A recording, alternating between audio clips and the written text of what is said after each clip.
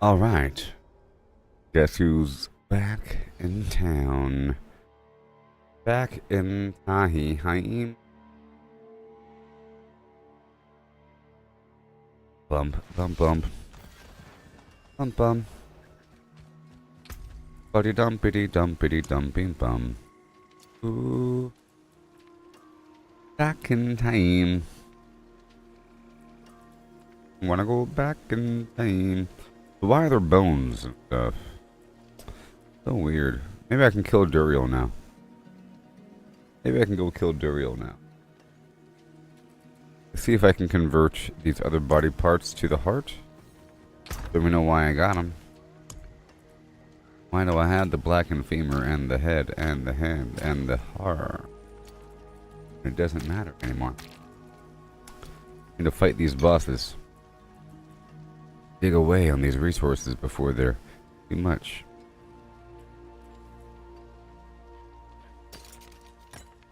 Alright, let's go over here to the occultist. I hope you're having a good day.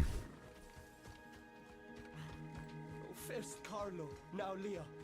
There's something out there killing us and no one will do anything. First Carlo, now Leah. Alright, all hearts. It's sort of like how they took all the different plants and it eventually just became bundled herbs, even though the plants still drop. Interesting. Crazy stuff.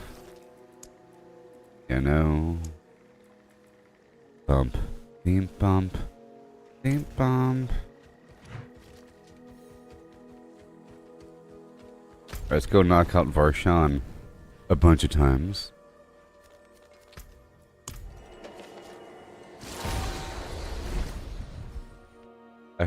I think that they increased the drop rate of Uber Uniques, of Mythic Uniques.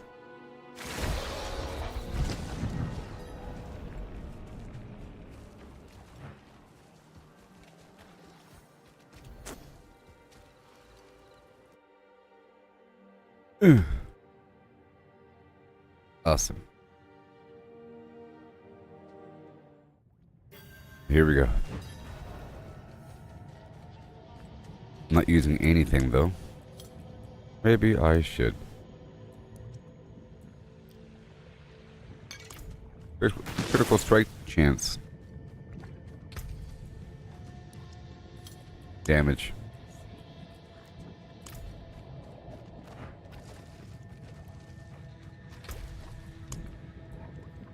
%, 35%. That's decent. Alright, 5 hearts. Let's do it.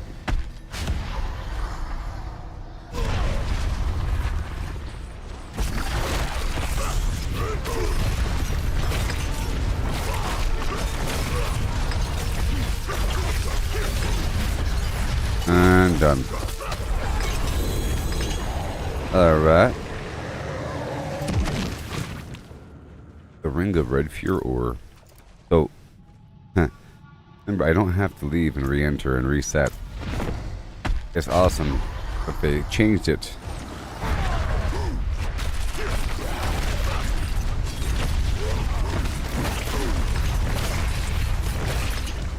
More. Oh, come on.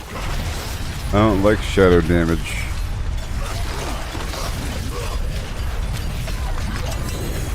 Okay. The Fields of Crimson. Again.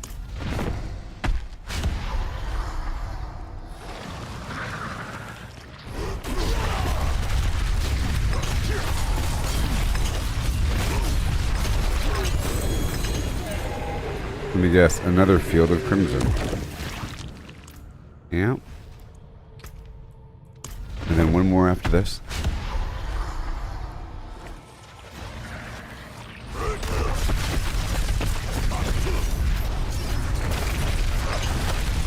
That was 1,000,000 damage.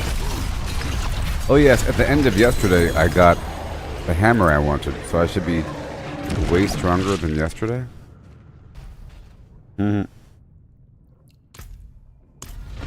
I got the hammer I was grinding for. I got it.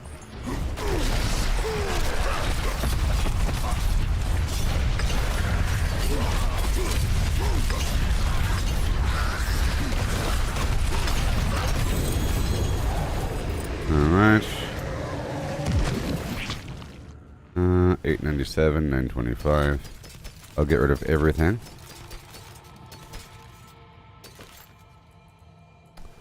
Like so. But that's cool. Now what else do we have? We have the glacial fissure. Let's go knock that out. I'm trying to get rid of these body parts. And then maybe I can do Andariel. Let's just knock out this glacial fissure now. Right? Now.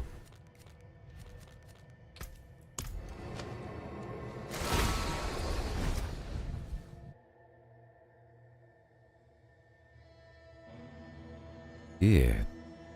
Hey there, LaTroy. I got the hammer.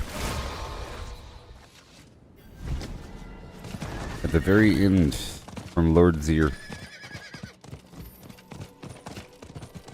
Now, they're making some substantial improvements today. Already starting off strong. And I do have the need to develop a bunch of other characters. Like 3 others. I think you have to get at least 4 characters to the end here to get these resplendent sparks, which are used to generate the mythic uniques at the end.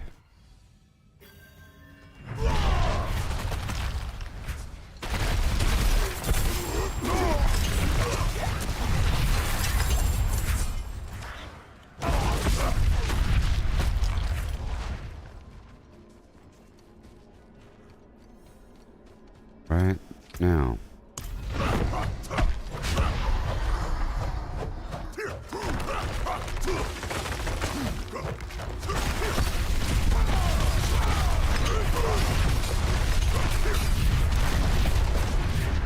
Almost.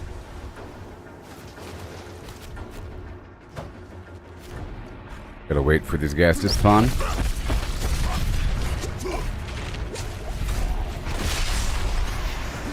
Why can't I move, son of a flim? Sometimes I can't move.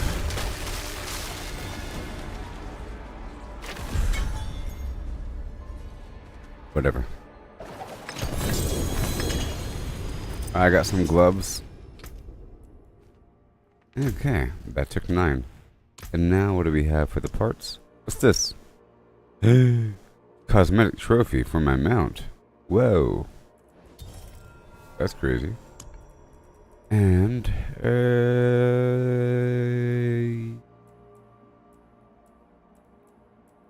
let's go do Andariel. Andariel time.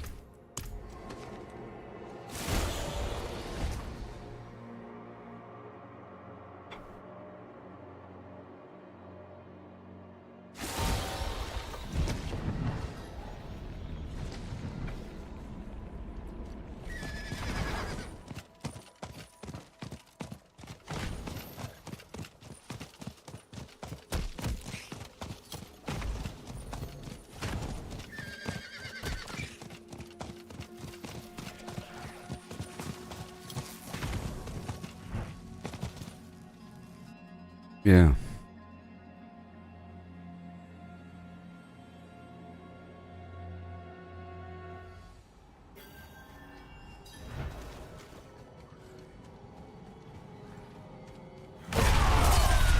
Okay, now we're heading on down to Andariel. It's the boss. It really is.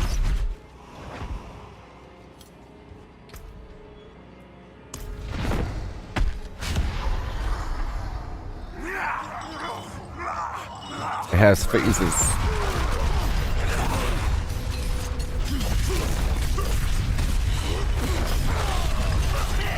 There you go. Gotta destroy these things.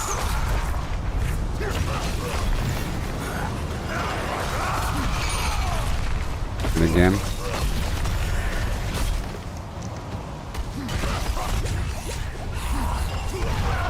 Oh boy. Then I have to do like a lot of nightmare dungeons to level up my glyphs to 21. The ones I'm using. And then I have to do a bunch of the pit to do some masterwork.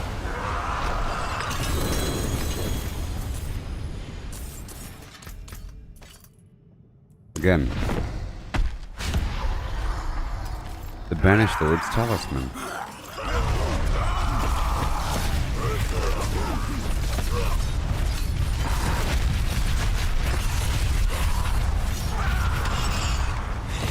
Right there. Right there. Right there. You better calm down now.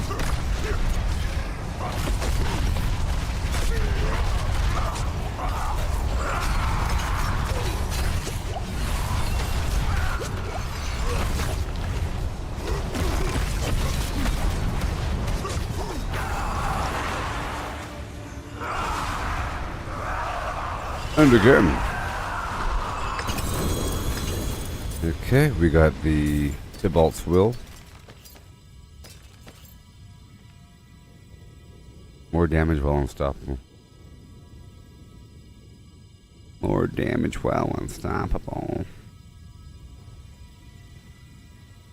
More damage while unstoppable. That's pretty good. And gain resources.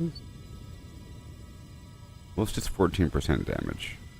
11% damage reduction while unstoppable. That's pretty good too. All stats. Chunk of life. Other thing has a bunch of dodge chance. I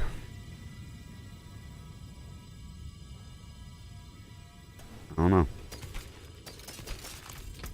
I just don't know. Again.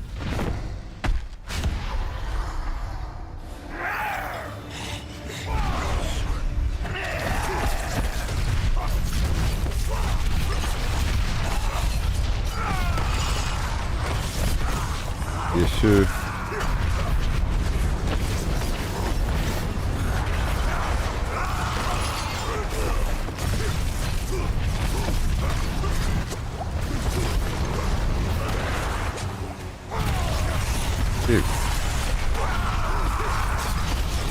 And all done.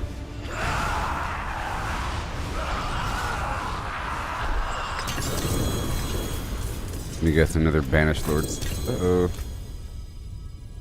925, 925, 24, 20. That's better. Well,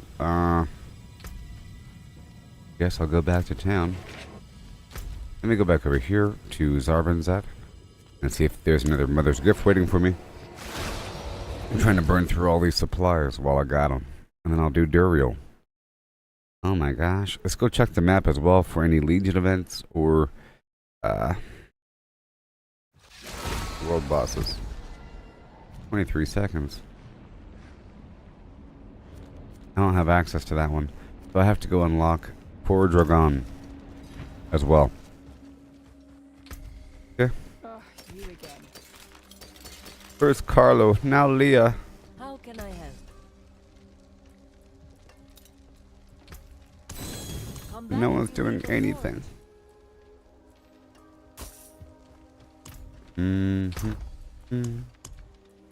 I'll have to go through all this again sometime. Yowza. Auga. We don't need you. Good fortune. Good business. Good business.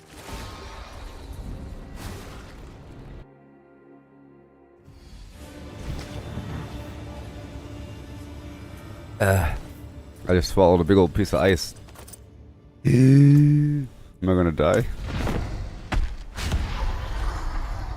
I swallowed some cluster of ice.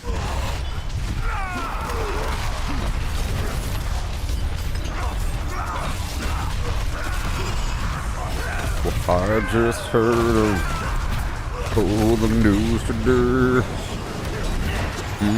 Seems my life is going to change. I take a look for. I take a Barb third. We're heading on the wild home. Not everything has changed. Thank you so much for the helmet, buddy. Again, it's so much faster with this new season. Before you had to leave and come back. I just got the Godslayer crown.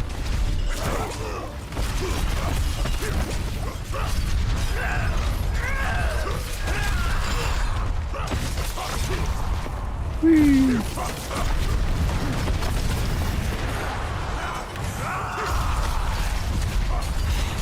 Yeah. Oh yeah. Excuse me, buddy.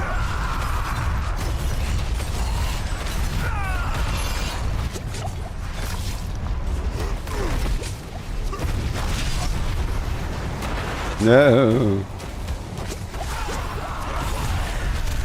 Okay.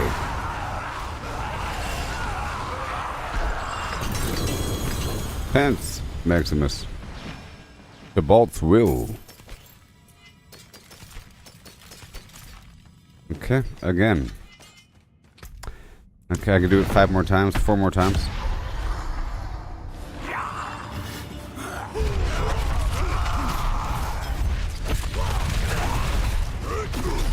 Going down.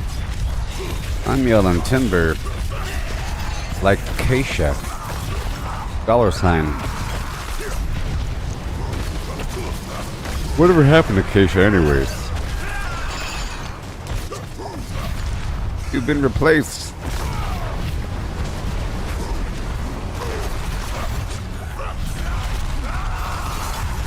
I feel like there's a certain role for people, you know? Like for artists. They create some figure to fill that role to appeal to a very specific demographic or to get people to turn from one demographic to another. It's like a shifter. Usually some sort of extreme situation. At 35, 38, 42, 48. Hike, go, boom, bam. Bing, bom, boom. 8, 64, 8, 43, 38. 6, 30, 62. Oh my gosh. Alright, you're done. Hike. Again. 3 more times after this. And then after this, whenever I'm settled, I'll go knock out the Core Dragon Barracks, which was that spot. It's the stronghold where that Legion event was that I didn't do. And then we'll go knock out Duriel. And then I'll make sure to we can do some nightmare dungeons for a little bit. But I also want to make sure to do Helltide. So maybe I'll knock out the Helltide and then we'll do Grigori from all the living steel that I get. Yeah, I'll do a full Helltide and then we'll do the nightmare dungeons. And then we'll do the whatchamacallit, the Infernal Horde for a little while. And then I'll do a bunch of pits. Because the pits is like the long-term situation for masterwork and gear. And it costs a lot. A lot of this material that you get from the pit dungeon. And you have to go deep into it to get the better material. It's just a harder dungeon, sort of. The enemies get pretty hard, all the way up to level 200. Which is beyond that of the Nightmare Dungeon. So it's really a challenge after Nightmare Dungeons. Dude, if Nightmare Dungeons are primarily used to level up the glyphs. First to level 15 and then to level 21. 15 is just so that they have the maximum activation effectiveness. Glyphs work by having a footprint over this board of different pathways, different activation nodes, and at first the glyph covers a certain number of these activation nodes. But as you level up the glyph, once it hits level 15, the footprint increases and it covers more nodes. You can increase the effectiveness of the glyph. But it only expands one time, and only at level 15. You then keep on leveling up the glyph to make it stronger. Not so much the footprint size, but the effectiveness of the glyph. There could be a glyph that says, for every 5 strength purchased within range, your damage while healthy is increased by 1.2%. Okay? But as you level up that glyph, it'll say by 1.4%, 1.7%, 2.3%. All of a sudden it says 5%. And that's a lot per node. I'm just making up some values here. That's the whole concept. So you gotta level up these things. Some glyphs are pretty darn good and provide a lot. Quite a bit. Others are more utility based or are sort of needed to make a build work.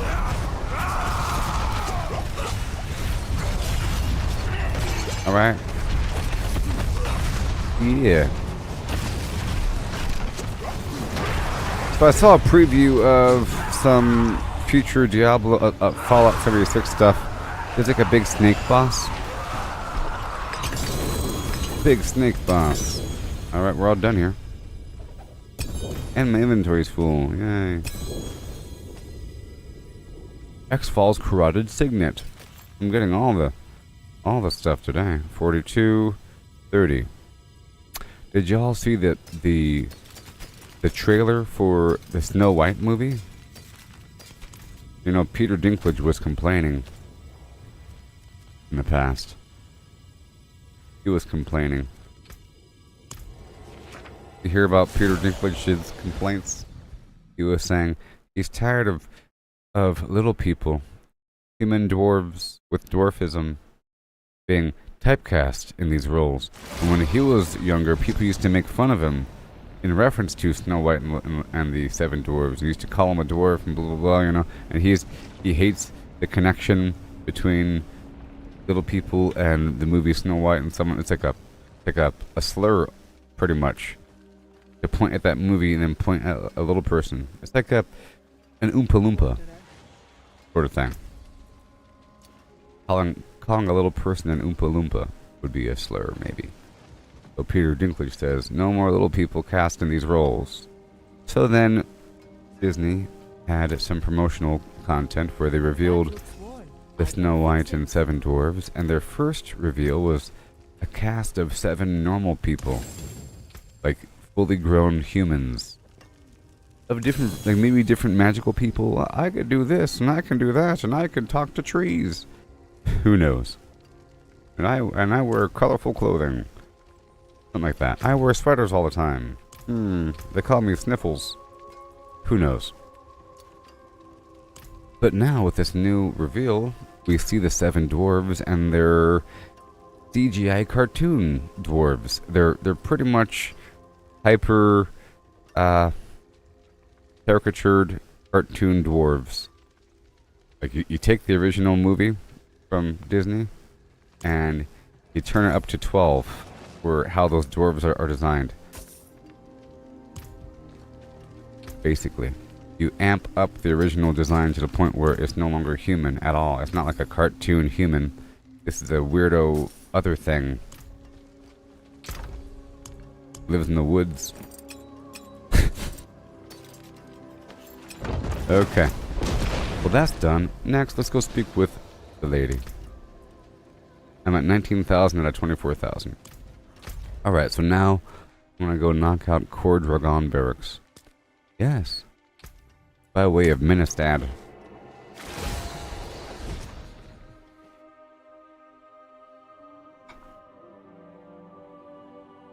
The zombies coming. It's crazy time. In this funky world, 7 days to die.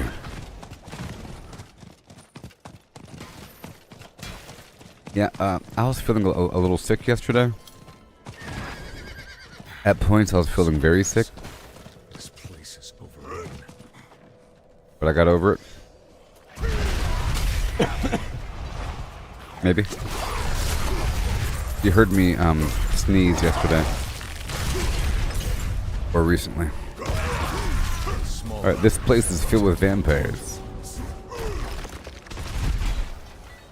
You know? But it's not really a sickness. It's almost like allergies. You know how with allergies you're not really sick, but your body thinks you're sick because there's particulates in your lymph and your body is using its systems to get rid of these funky old particulates. Meaning pollen. There's pollen all up in your stuff and your body's saying, oh no, I better purge it because it's a foreign body. And then it acts like it's sick. And then you have all the symptoms of being sick, but you're not really sick. You know? This is like that. The other day I was eating something and it scraped the roof of my mouth like a little gash. And I felt it, you know? And it's sort of in the same spot where a sore throat would be. So I had the symptoms of a sore throat, but it wasn't an actual sore throat. But because of that, everything else was getting all congested. My face was getting hot, like it was trying to cure the problem. I felt like my body was a machine, which it is, and it was shifting all resources over to cure this problem. It must cure the sealing of the mouth gash, cure the problem. All the resources were going over there, which is usually what happens. Most of the symptoms of an injury is your body trying to fix it, like swelling and everything. When you get an injury and you get all swollen and everything, that's your body trying to create a cast sort of thing. It's trying to immobilize the area to prevent further injury while the healing process occurs. You know?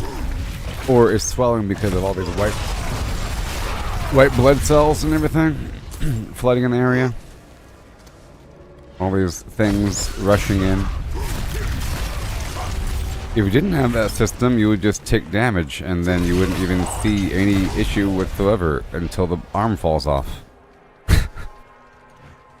Like, I don't think zombies have that system. Maybe. That'd be a good way to test to see if someone's a zombie or not, or if they're a vampire. I bet you vampires don't have that system. If you punched a vampire in the face, they probably won't get a black eye. Well, they'll get a black eye maybe because of the ruptured vessels. They still have some fluid in their body, otherwise they'd be rock hard. I know that the Twilight version of vampires were rock hard. They were. They're made of marble, but not really. It's like they're made of metal. Sort of. They had to fake being soft. And they had to fake shifting their weight. It was actually rather interesting how the vampires were described in Twilight. But most normal vampires, I think they have some sort of fluid in their bodies. It might not be blood, but they're squishy. You know? I mean, come on. Okay, I'm looking for this last corruption node. The bloom leads beneath the must be the source. Oh, there's a tendril right over here. No, I'm saying, be an interesting test if you punch or slap a vampire in the face, if their face doesn't get all puffy and red. Aha! This should be some sort of indication of damage, but it won't be the same. Or have a snake bite them. You know? If a snake bites you and nothing happens besides a couple little holes, or if a bee stings you, sure. We will now perform a series of tests. You got a bee, a big old beehive, you know, like in whatever Nicolas Cage movie, Wicker Man, whatever. You have a snake, and you have maybe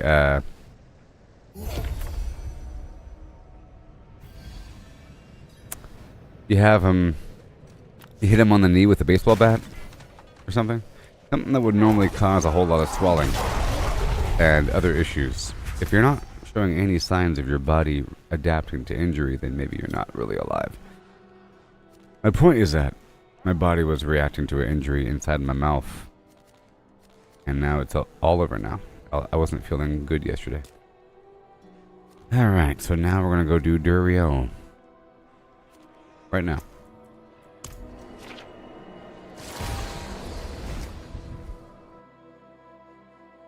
And I think I slept extra long because of that.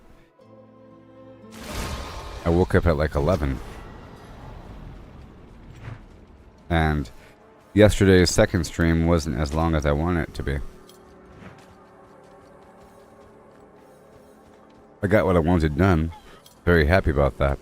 In 7 Days to Die, yesterday, I built up a series of cement mixers and extra forges for cement production. So now I'm in the process of making a ton of long-term cement. Let's go ahead and clear out this stronghold while I'm here.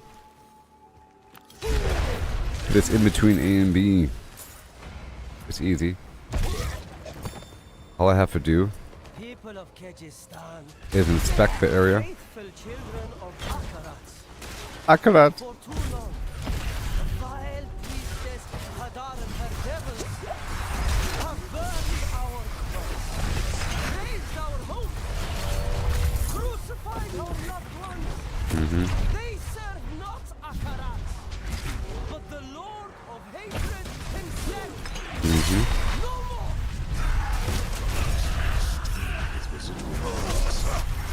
The aftermath of a volcanic explosion.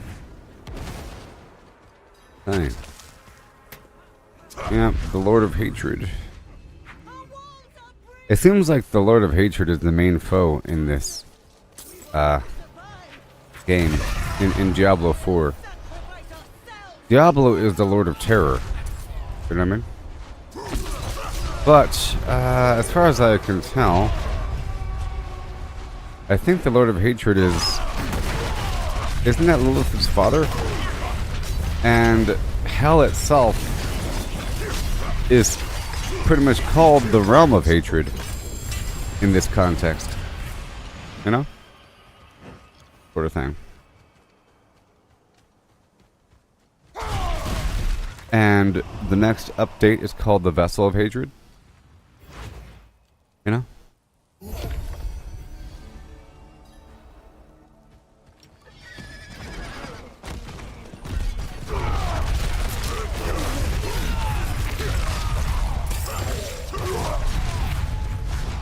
Okay, now we're heading on down to Duriel.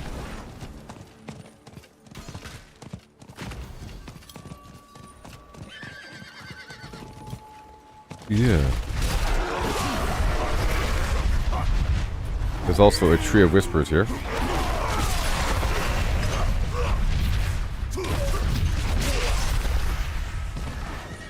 And then we'll do a Helltide. You know?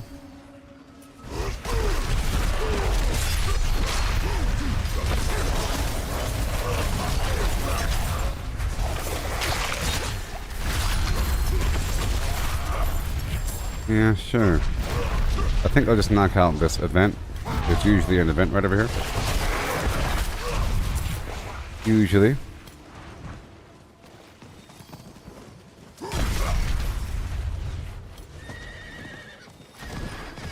Usually. We go around the bend here. We'll be doing Duriel before you know it.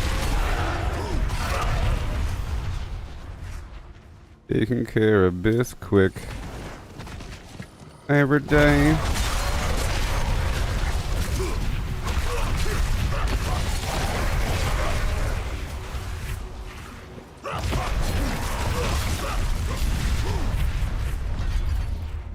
Alright. 97. Yada yada yada. Oh, I'll go around the bend here. I can do the cellar really quick.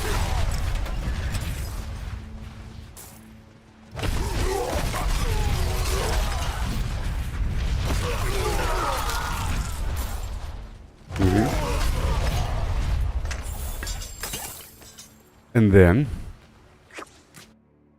Woohoo! Professional dashboard flies.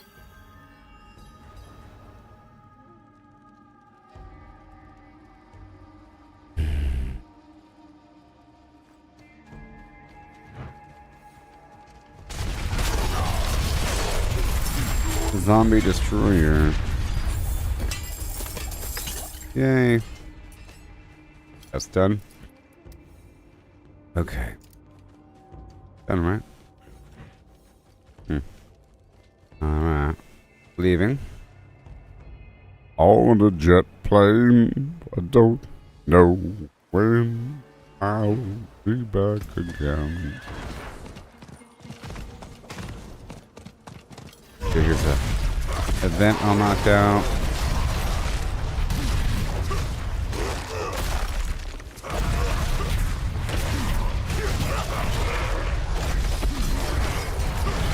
Yeah, I'm trying to spend these special resources when I get them.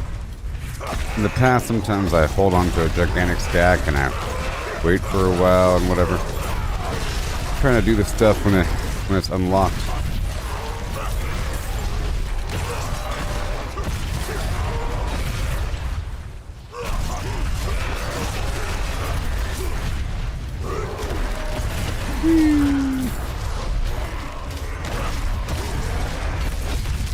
Yeah, those dust devils are doing some damage.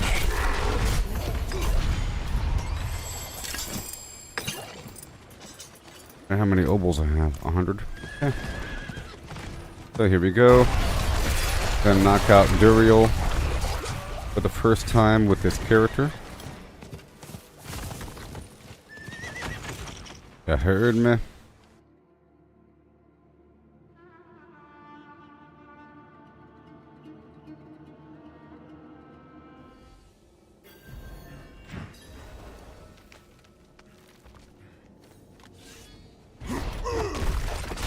You know when people say, I'll pay someone to carry me through the Uber Duriel, whatever. There's like a stronger version of the boss that is like level 200. Have you no shame, sir? You can then brag about how strong you are. See, there's a stronger version. Requires a Stygian stone. Level 200. Have you no shame, sir?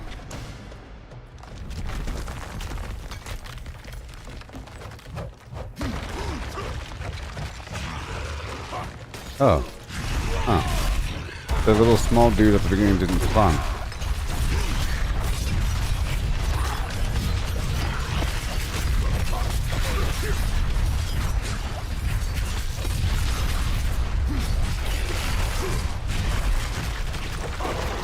Okay, we go around.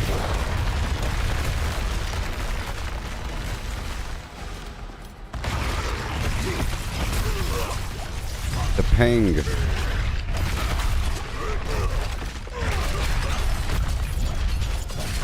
All done. Again. Okay, I got a sword. I got the Azure Wreath. Mark all the stuff as trash first. And we do it again. 7 more times. Do these guys in front no longer spawn? Yeah, hey look, they changed the fight and that little thing in front no longer spawns. Interesting.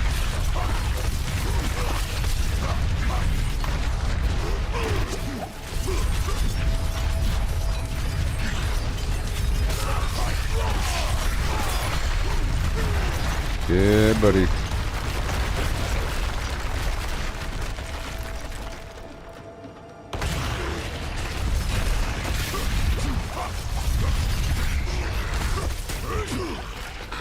How dare you? Oh no, he's eating me now. How dare you? He ate me. Another sword. And me the sword. Okay, what do we got? Ooh. Alright, well, I'll have to go back to town after this one, huh? Bum bum bum bum. Buddy dum be dum be bum. Bum bum be dum. Jurassic Park? I can't wait for that Jurassic Park survival game to come out. You know I'm going to be playing that one. Yeah. I haven't even seen the later Jurassic Parks. Kind of sad. There, no, I like the original. I like the original. I like the novelization for the book. I guess you shouldn't call it a novelization if the novel came first, huh? Novels, it's sort of like if there is a Diablo game first and they made a book after the fact. There's been a lot of novels based upon the Diablo universe. What do we got? Soul Brand. Alright, I have to go back now. Gotta go back, Kate. And then we'll do it again 5 more times.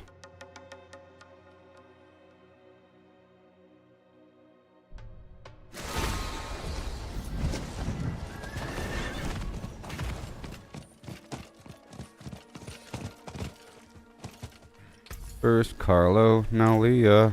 What the heck is going on? Salmon. All items. Well met.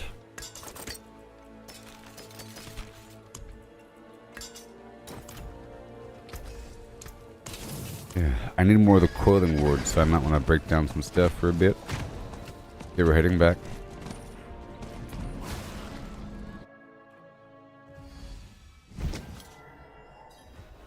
Right now.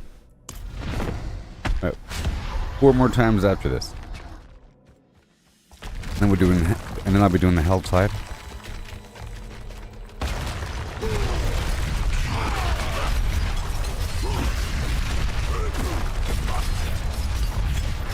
Go for a bit. Why can't I move? Keyboard issues. That was a stun though. Sometimes I think my spacebar gets stuck and the game is trying to have me evade, but then the evade's on cooldown, so then it makes me stop moving until I unstick my spacebar.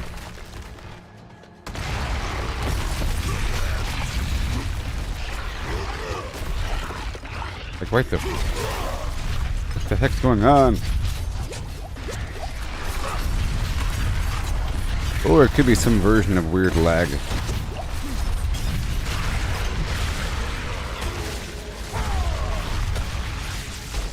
Right there. Alright. The Tusk Helm of Jords the Mighty. At least we don't have to... See, before you used to have to teleport out of the dungeon, go to the map, hit the reset button, run back through the winding passageway, and then do it again.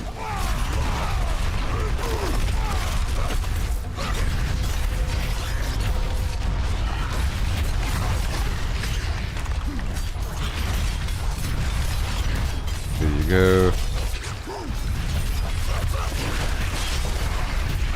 There you go. That works. Okay, the Helltide just started.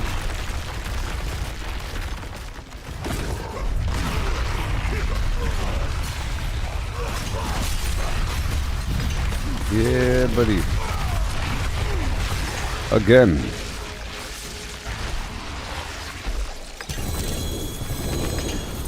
An amulet. The Banished Lord's Talisman. Well, I have to go down to the Tree of Whispers really quick. Thank you very much.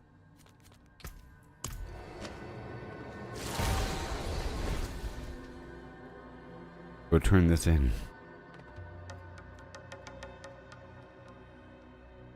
I don't know if it's always worth Grim Favor, but you think it would be.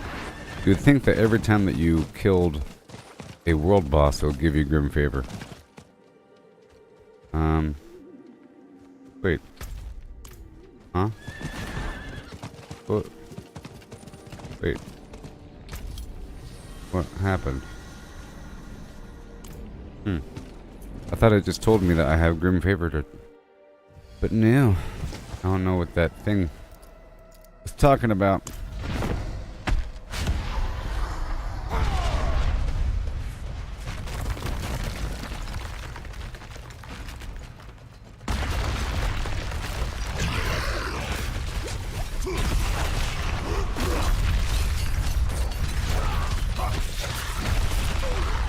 Oh my gosh. Be careful. Okay, gotta be careful.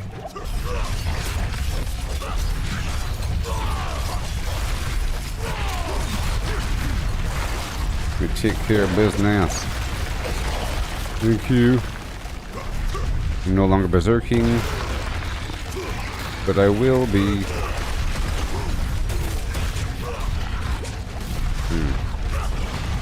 What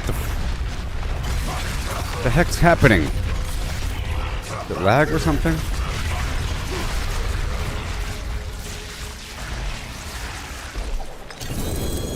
Anyways.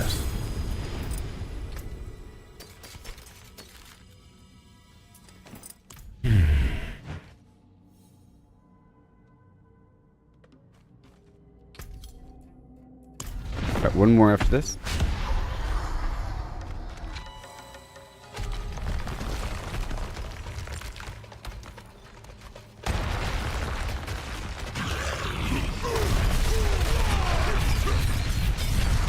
There you go, and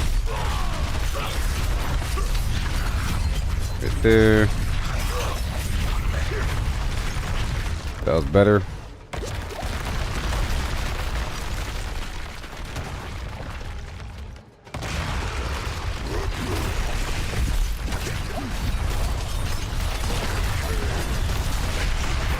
Done. Yay. Mission complete. Chest armor. Good job. Full brand. This is the final time.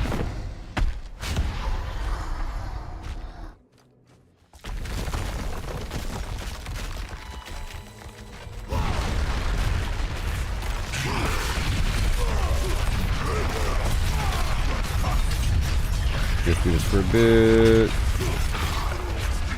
In that case, I am stunned.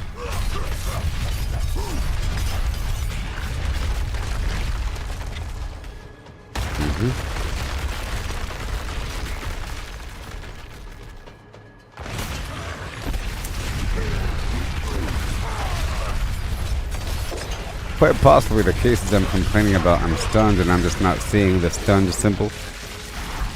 Oh boy. Well, that was that. Got some good farming. Alright, let's go back home.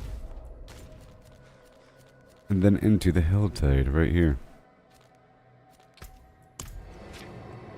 I'll knock out the Tree of Whispers in the procession.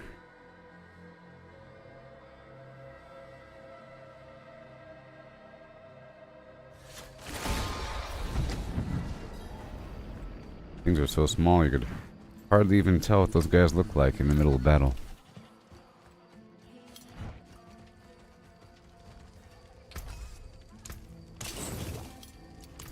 Alright. We go drop this stuff off.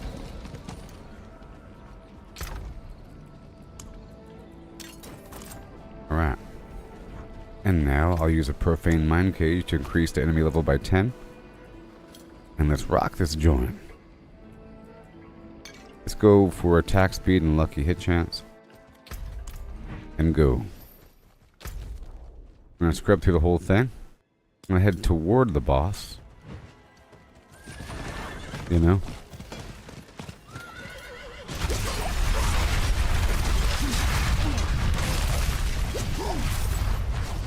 But I'm also looking for plants. Consider this to be like a plant scrub combination. But I'm going to need a lot of plants if I want to make a bunch of incense. I need plants and gem fragments. Okay? So knocking out the Infernal Horde challenge and going for the materials alone is a good idea.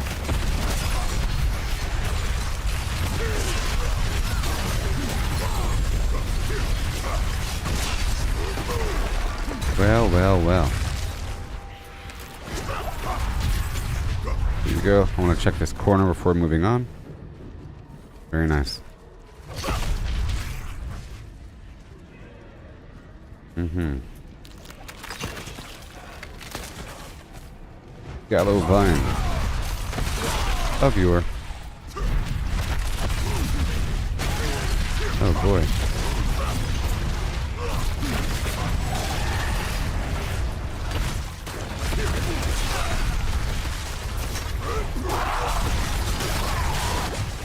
Dude. All these cultists.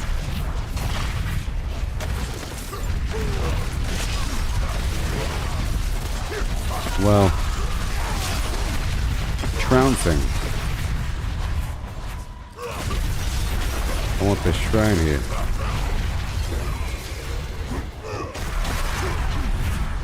It's crazy. I'm gonna pay 1 heart, maybe.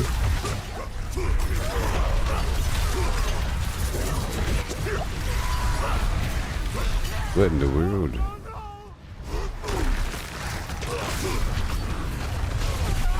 I will save you. Yes, sir. These harbingers. There's some tree whisper stuff here. I have to kill 75 cultists and probably speak to these hellborn or these hell callers.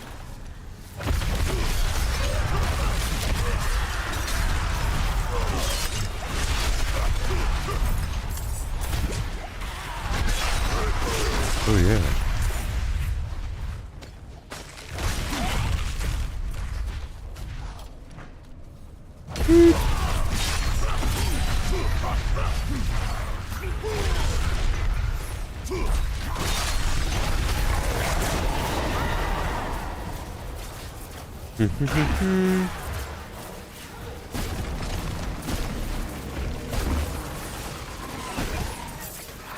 I'll pay a single heart and carry on. That will make my next harvest of that event provide more loot.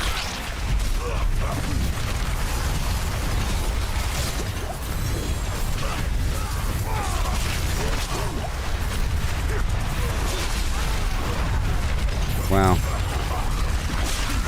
Just some random pile of enemies. Thank you. Alright, there's an event right here. Jar of Souls.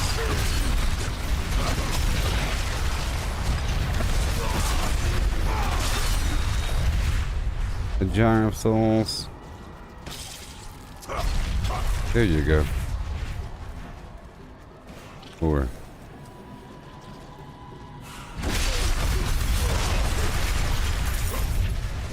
And more.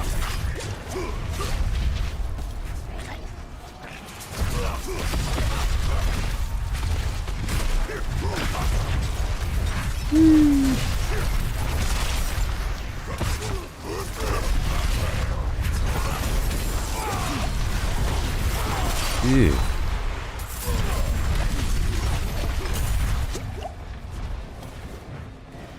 Boom.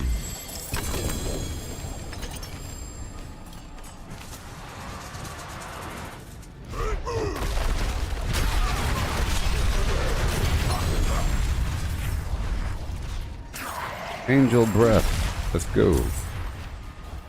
Moving on right.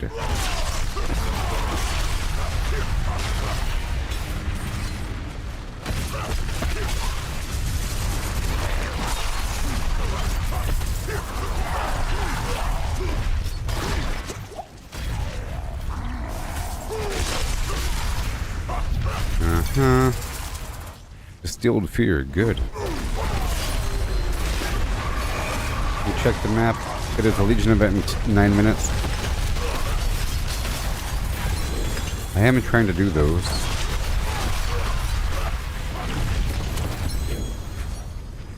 I think. Okay, these enemies are swarming in.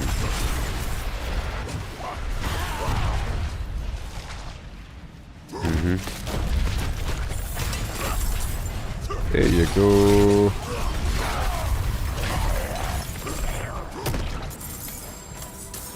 A ton of everything.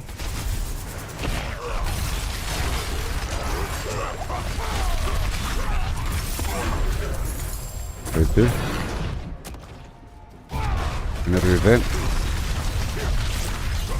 And my Hellborn should be showing up. Right here. Don't you dare kill me now. I'll try to have him follow me.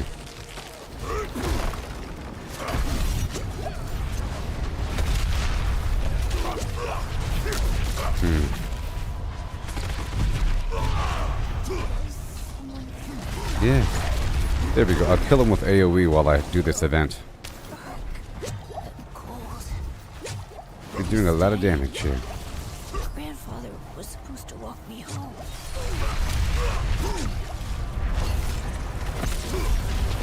Stop it.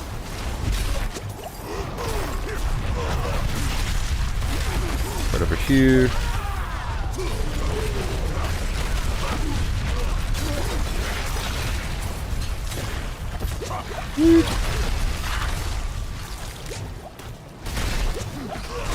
I gotta play it cool around these Hellborn. Still.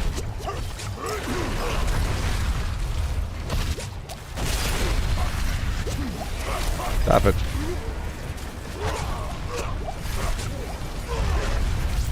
And he's teleporting away.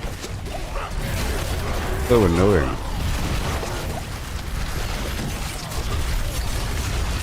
Back and forth, back and forth. Here we go.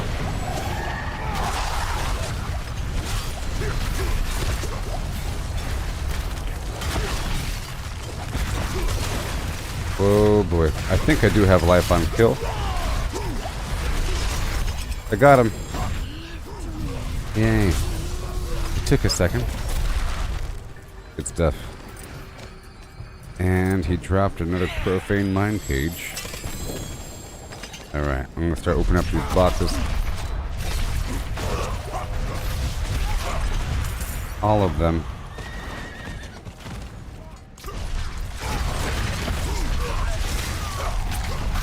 There you go.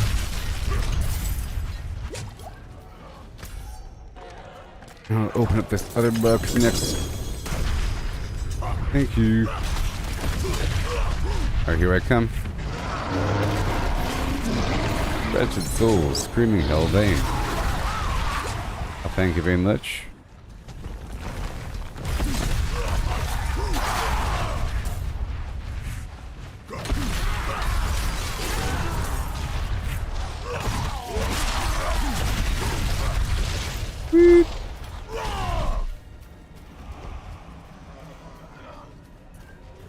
Amuletta. And then down to the boss. Okay, someone just spawned the boss. I'm gonna head there right now.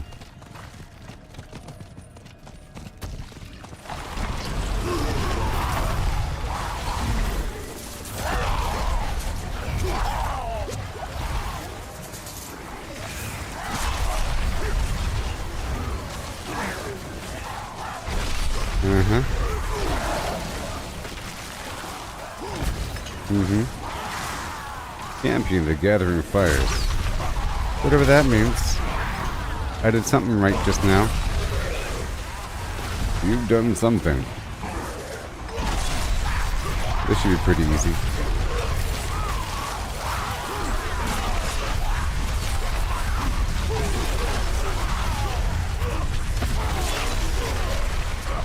Oh boy. Up and around.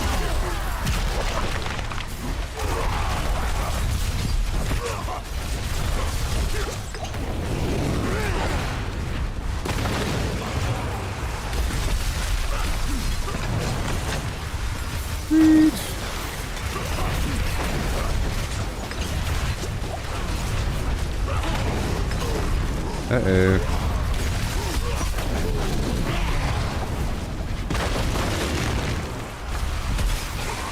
All together. I helped. Okay, I'm gonna pay another heart. And I did. Hey, she had 3 exquisite blood. Very nice. Guess we'll be doing it again. I paid my heart.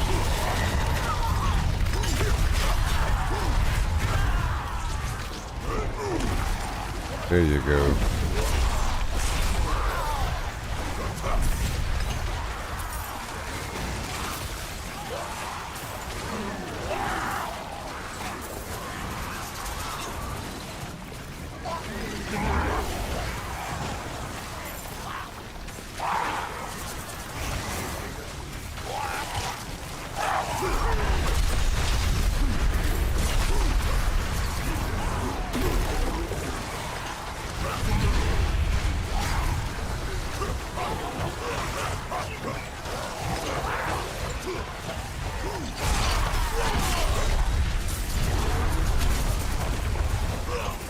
Yeah.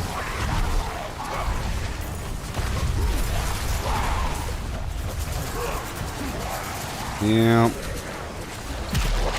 What happens? Let's save this charge.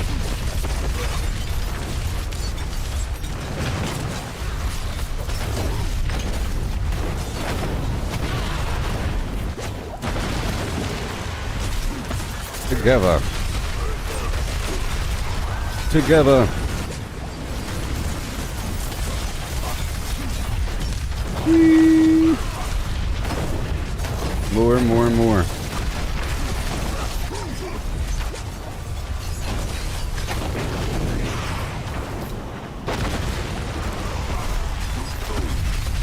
Sweet.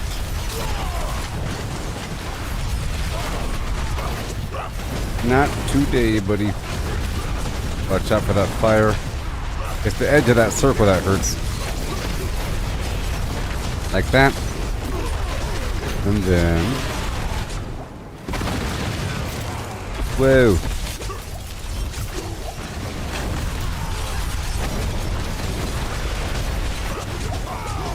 Goodbye. All done. Pay another heart. And then move on.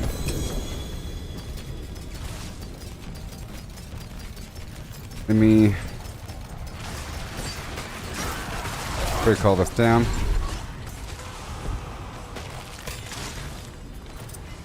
I'll be right back. Yeah.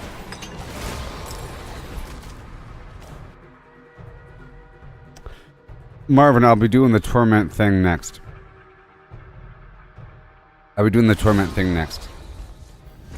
So, just saying, welcome to my stream. We are an hour in.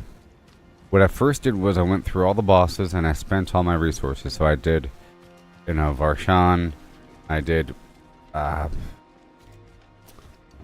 them all until I lost all my resources. I didn't do Zero because I did Zero last night until I had no more blood. I did Duriel just now until I had nothing. But now I'm doing a rotation of the Helltide to then do Grigori. And then I'll be doing Nightmare Dungeons for a little bit until my glyphs are level 21.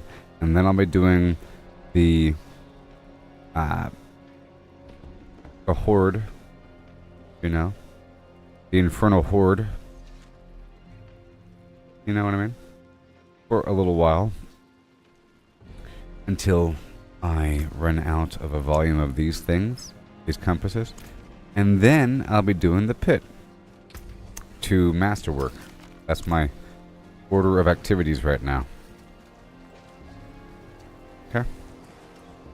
What we gotta do. Let me hurry up here. Yeah.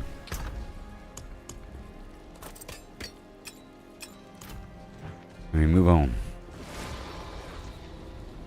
Right now I am doing the Helltime. Then I'll be doing Grigori. And I'm doing the occasional stronghold. I've already done 2 strongholds today. And... yeah.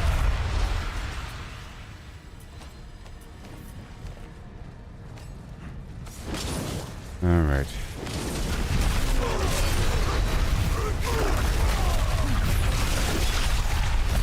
So I'll do that boss one more time, and then we're going to march on down the road here. Let me open up this box first. What the heck? No, I don't want to go in here. Fight Torment. What are you even talking about, Marvin? Just going to write 2 words and disappear. Fight Torment. For that means.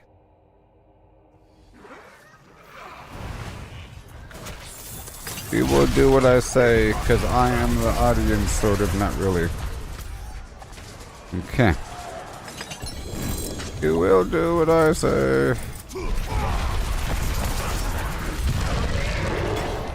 Oh no.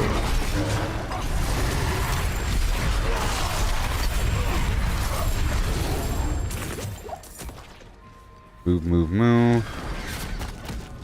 Right down here. Whoa. Oh, there's fire.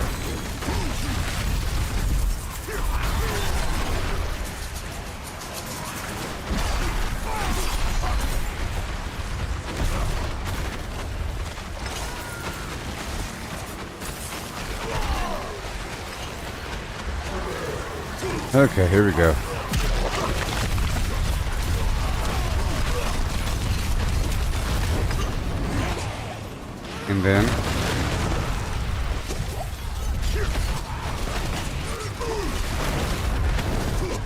And then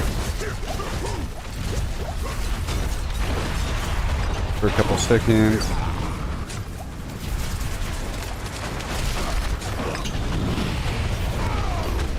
There you go. Right on top of them. Perfect. Pink, pink. Oh, that is dangerous stuff.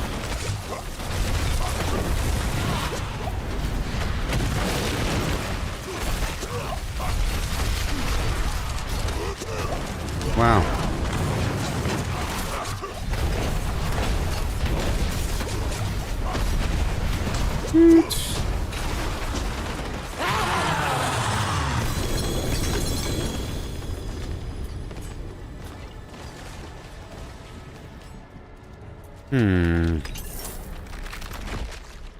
And we're done here. Move on down to the other end. So I can get this stuff done, my friend. I am trying to farm Grigori.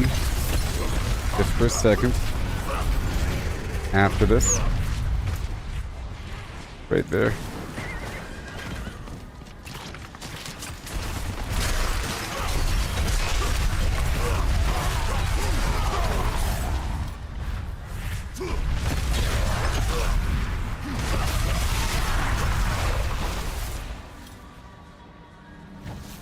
Oh, there's a goblin down there, I see. Got him. Good thing I'm a barbarian.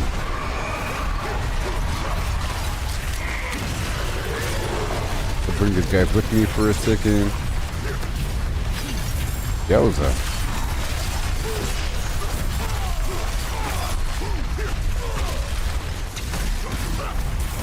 Awesome. I'll be right back. Let me go save this doom caller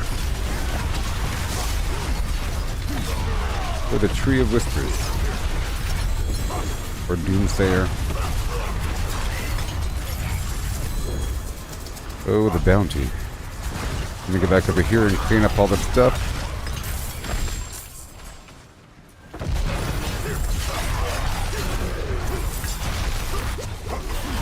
Okay, here's the Hellborn. Gotta be careful, because he can kill me. In theory.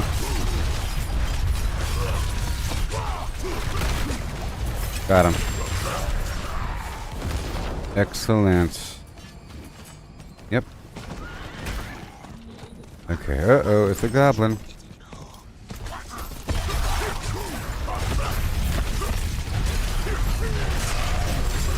Another one. Yeah. More. But I'm full again. Of course I am.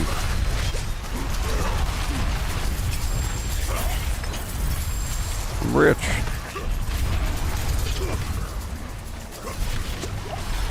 I'll be right back there in a second. Let me get this around the corner. And I'll be right back. Okay. Gold.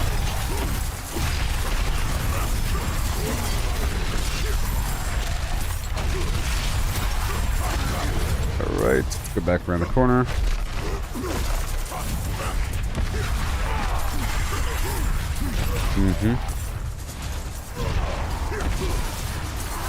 Beautiful. You're too full.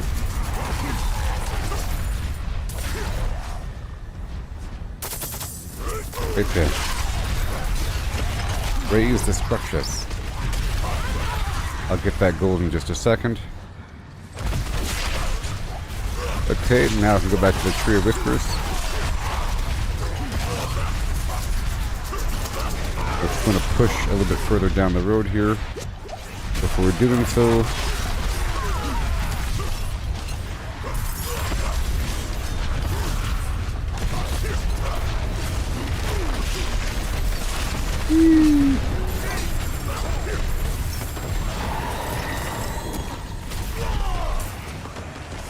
wow. Again with the flim flam.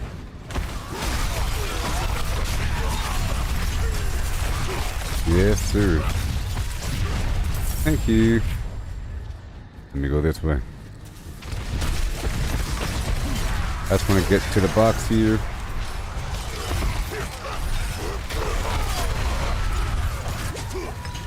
Okay, right here. I can go down to the Tree of Whispers.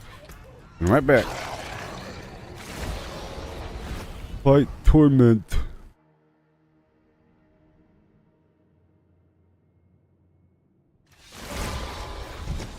Babies.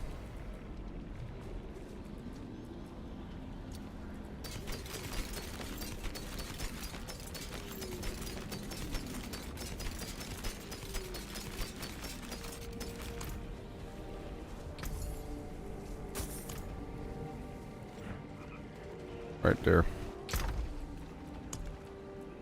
Right there.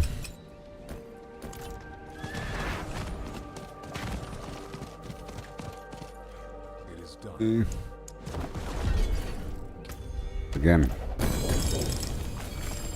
Whoa. That's weird. Got a unique item from that. Oh boy. These guys are getting all filled up. Don't want to do 4. Okay, let me break down this. All the sigils will be destroyed. There you go. And in the box. I'll put this away for now. And then we resume.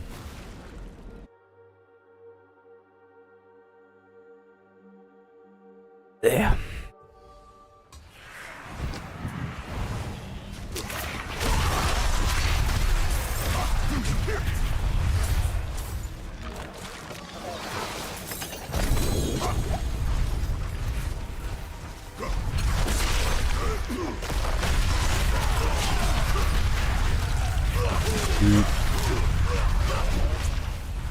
We're still heading to this box.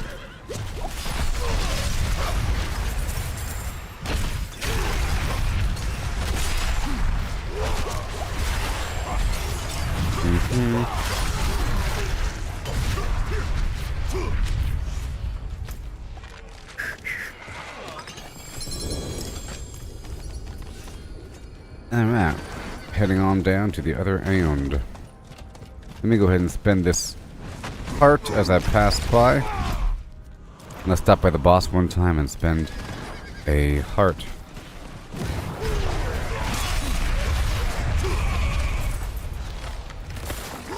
It's a harbinger.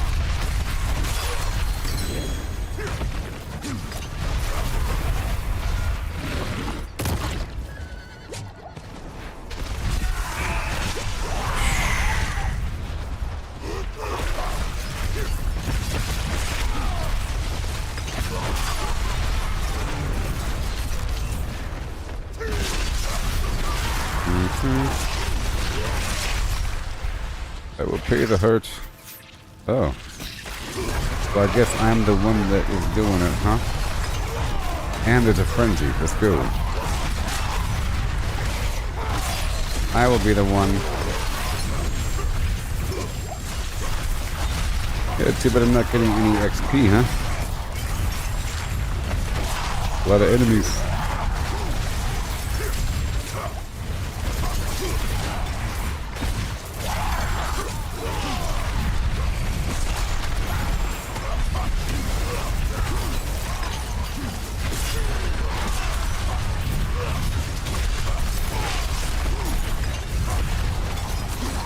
Wow.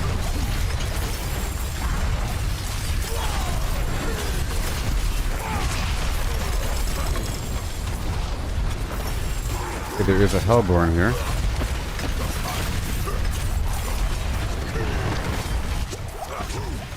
Okay.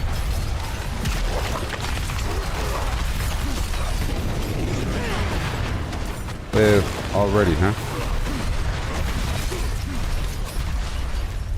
It's all in the mix.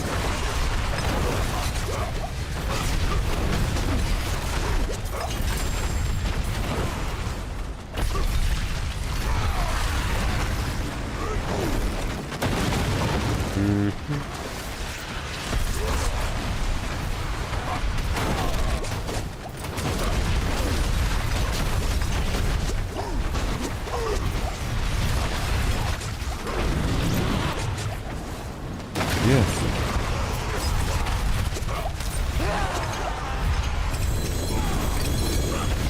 That's all done. Yay. Moving on.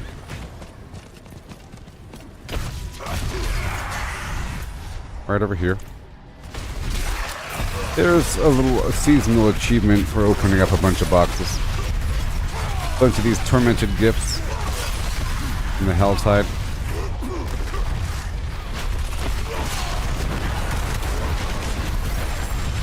Awesome.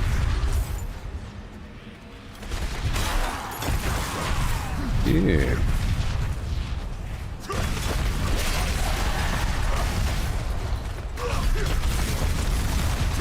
Wow.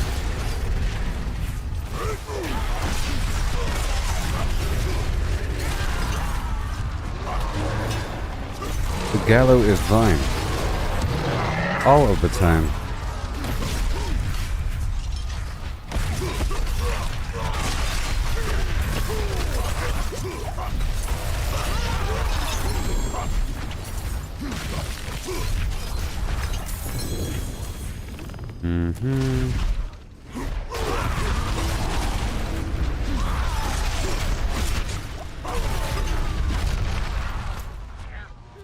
And right in front of me, right now.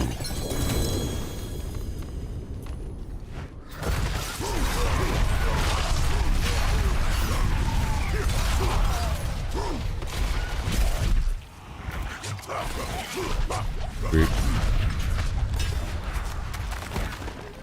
The gift of mysteries. Thank you, Cancer. Rune shards is what we need.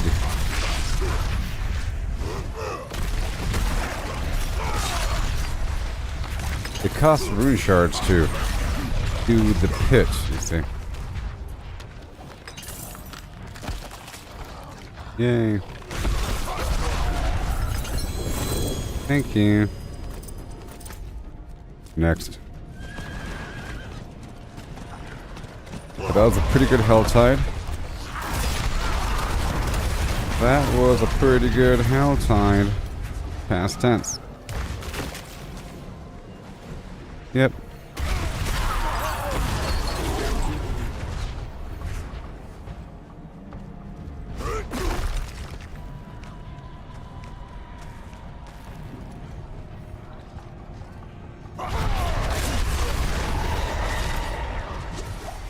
Okay, next. Next.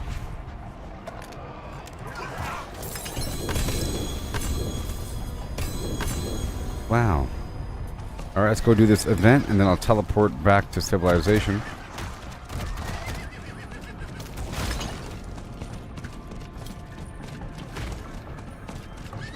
Yep.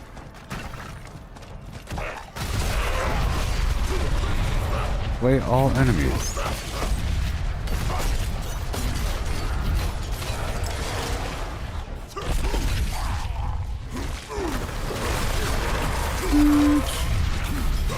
Come on down. And say hello.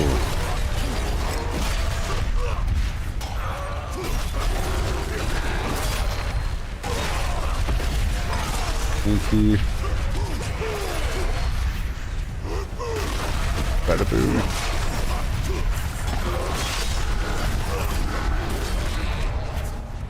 That was easy. And right over here. Right over here.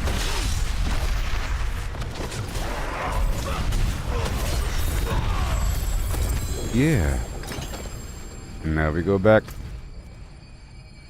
Now we go back. How much longer? 7 minutes. I have to go knock out this stronghold location, the Bastion of Faith. After this Helltide.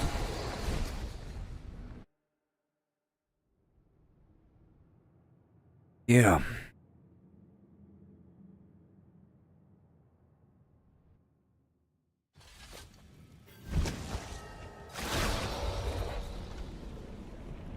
$4,005.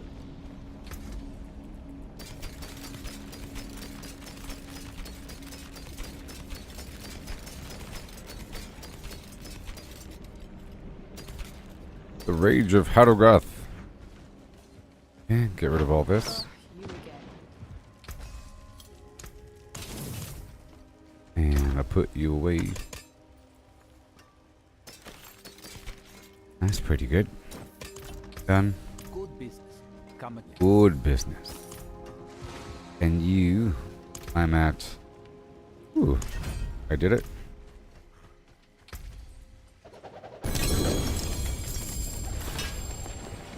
I'm at 12,000 out of 24,000 now.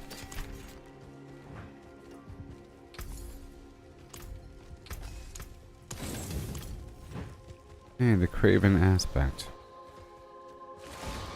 Craven mad. And we go back. The event might have reset, because that's what happened. If you teleport away from an event, you can teleport back. I gotta make sure to put Marvin on my bad list of people. Strike one. Sometimes I forget about the nature of certain people. He gets to be put in the bad list. For telling me to do something.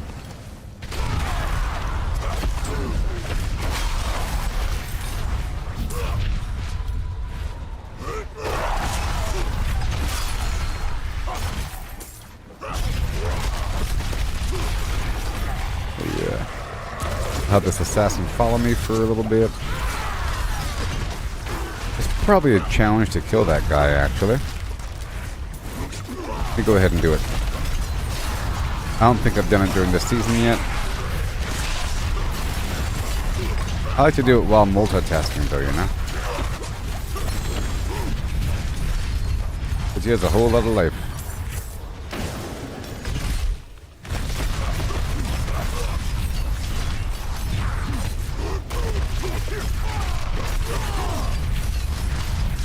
Go, go, go, go, go, go.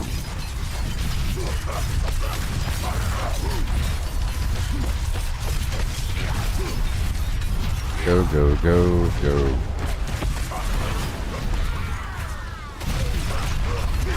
Now I do way more damage to injured enemies. Yeah.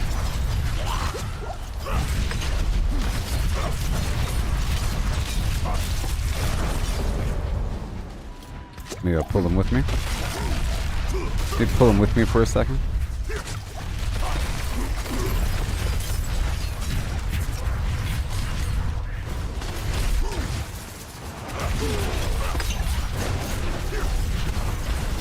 There it is.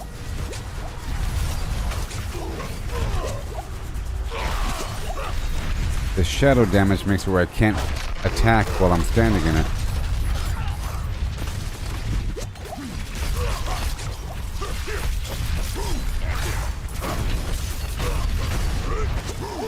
And it hurts, I guess.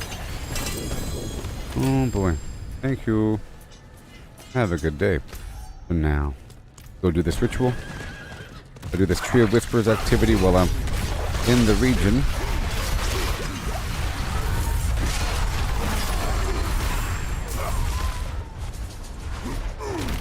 Over here. Got this plant.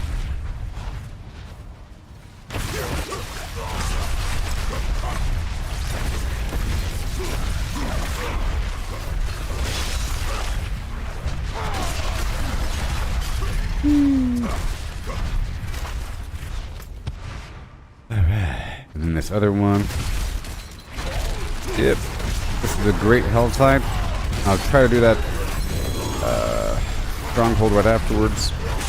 I'm trying to do the Legion events, but they're locked behind these strongholds. Typically. And then I'll be doing Grigori until I'm out of Living Steel. And then I'll be knocking out some Nightmare dungeons until my equipped glyphs are at level 21. And then I'll be doing the pit for a while. Well, not the pit, but the Infernal Horde, because every time I complete a dungeon, it gives me one of those Infernal Compasses. And I might want to grind the material. So I think I'll grind the material whenever I do it, so I can keep doing it over and over again. I'll go for the single loot box that it has a guaranteed greater affix, and then the rest will be material and then gold. Whatever.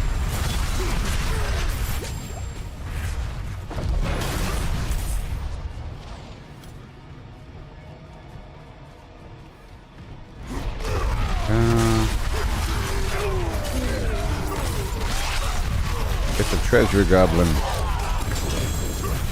Okay. Distilled fear.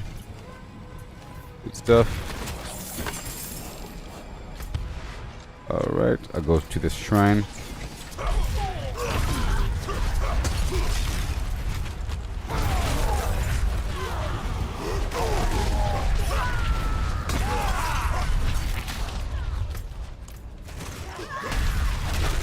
Well,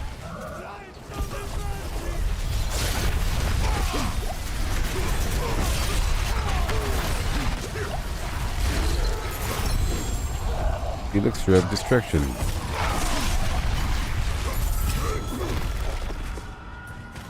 Gallovine. Yeah.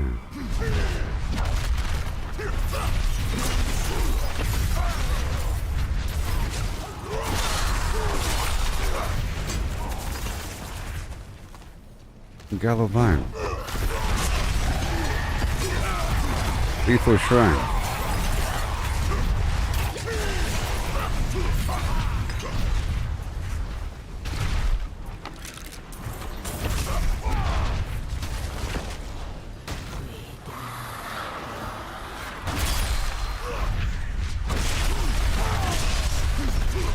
On down.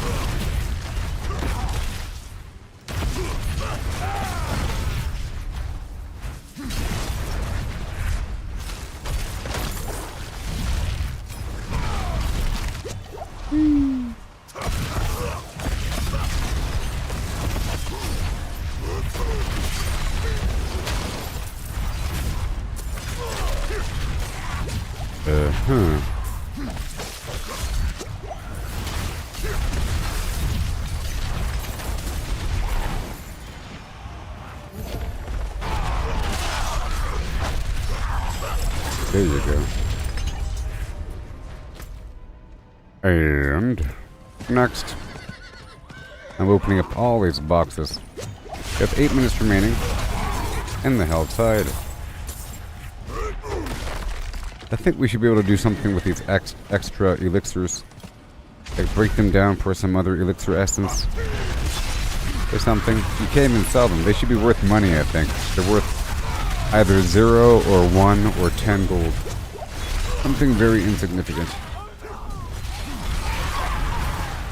Very. Yeah, it's clutch.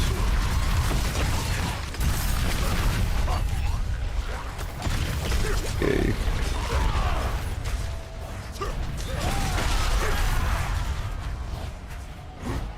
Wow.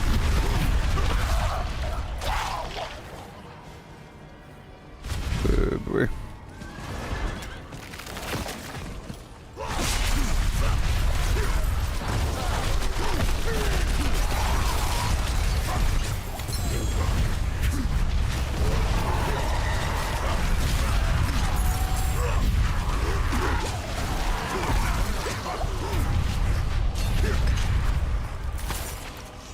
And then there's an event around the corner and another one of those rituals. Go that way. This is relatively quick and easy.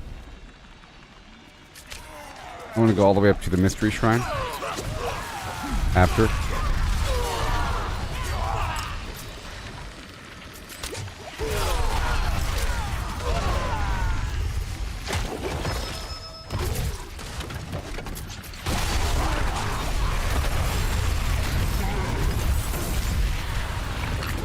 Uh-oh.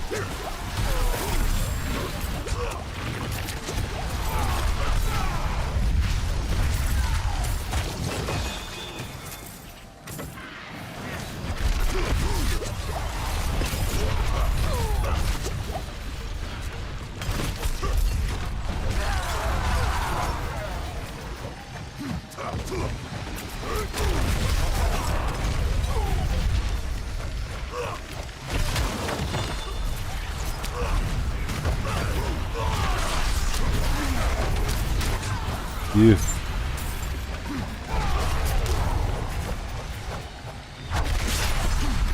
$29,000.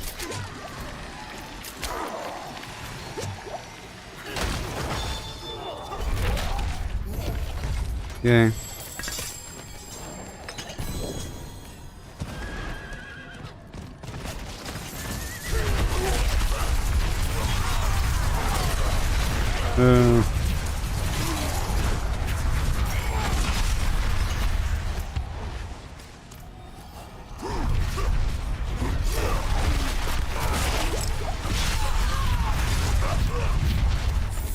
Yeah.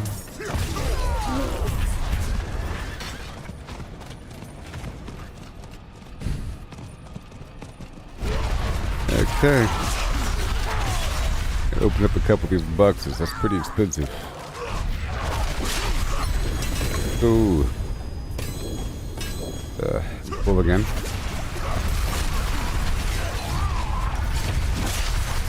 We'll see about that.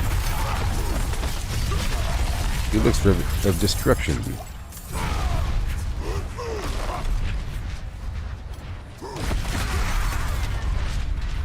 It's a secret chest.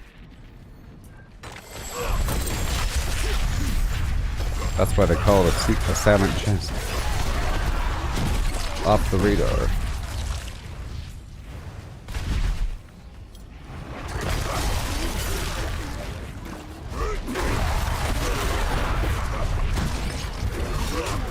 Okay. It's the assassin, the viewer.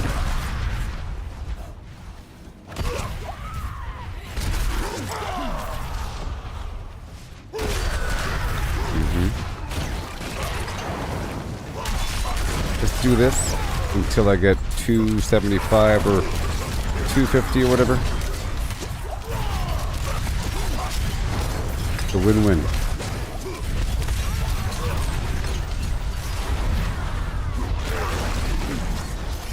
Berserk, berserk, berserk. Uh-oh. All the shadow garbage in between. I can't do my abilities in the shadow damage. Alright, that's done. And now it's my frenzy event.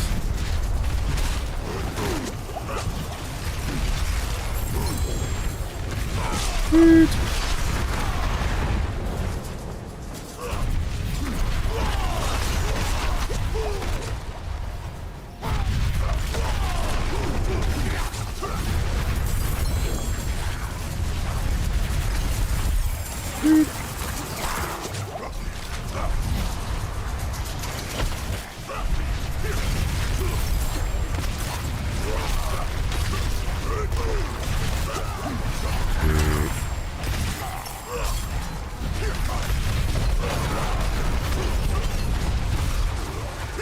No.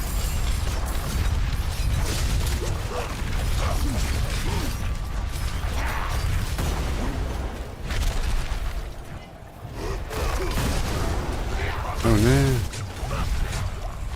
Got 2.5 minutes left. This assassin's really annoying. Mixed with the Hellborn. Super annoying.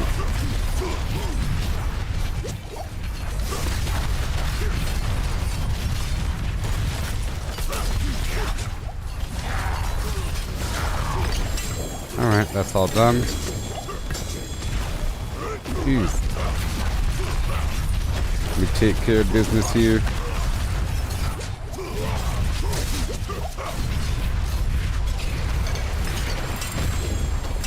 Alright, and now a lot of items on the ground here. Crazy.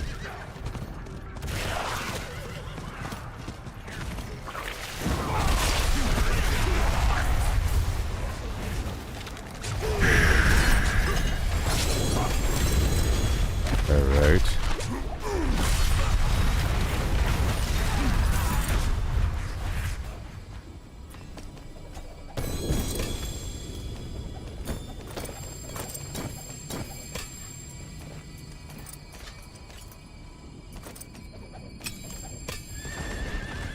Okay, let me go over here. 'Cause I can only... You're able to leave items in the field, okay? But it only keeps track of 10 items. It'll appear in your inventory box. And just legendaries, too. I'm going to pick up these extra legendaries. That's fine. And I'm going to try to rush toward the boss. To spawn the boss right before the Hell Tide is over. Because the Hell Tide's basically over.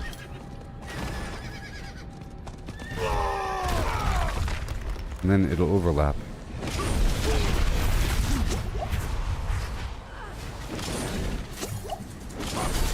There, I spawned them. There. There's also a Tree of Whispers activity here. Yeah, so I want to knock up that stronghold right after this. And then I'll be doing the Gregory boss.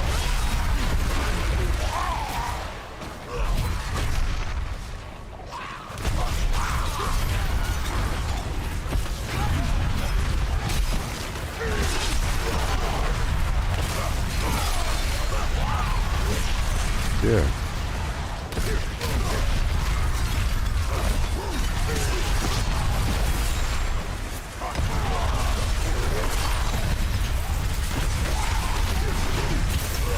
Congratulations.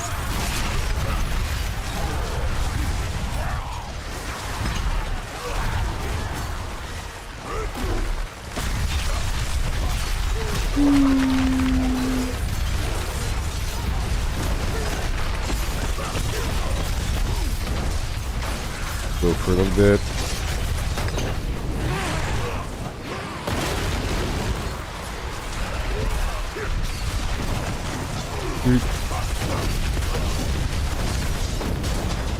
Where are you?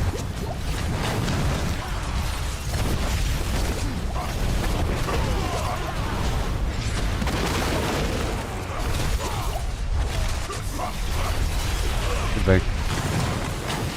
And nice. Crazy, I know. Now, let's go back to town. A bit too many items left in the field. I'm gonna go back to town, drop everything off, or sell everything, and then come back and pick up some loosey-goosey items.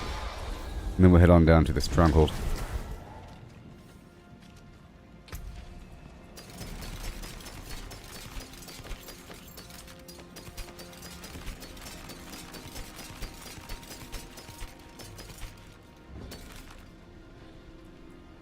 Alright. Break it down. Bob's still got some good in it. 30 clothing boards, nice.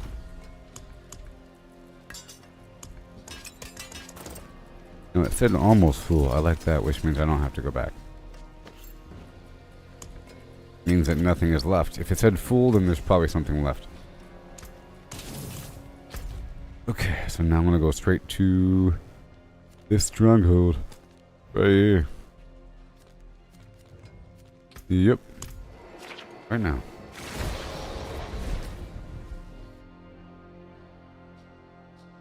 I'll probably knock out the Tree of Whispers on the way. And then I'll do Grigori. And then it'll be time for a bunch of Nightmare Dungeons. Go. I'll do some Tree of Whispers stuff along the way.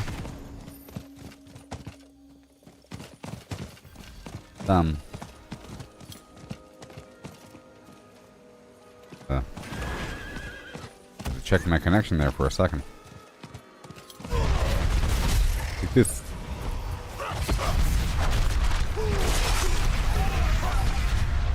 Wait for the dudes to show up.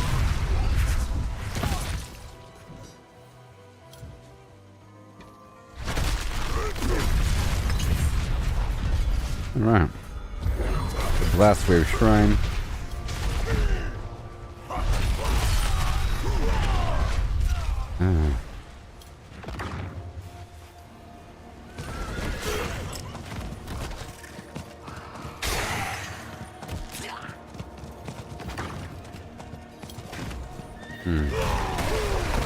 I'll knock out this event here. Just for the heck of it.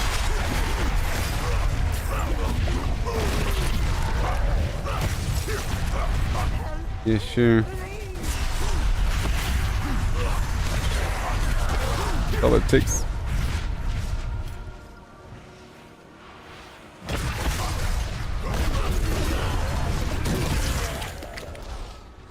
Mm-hmm.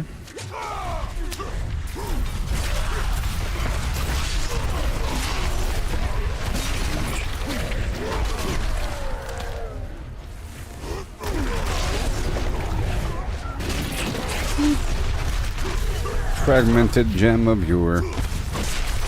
Beautiful. 28 more seconds.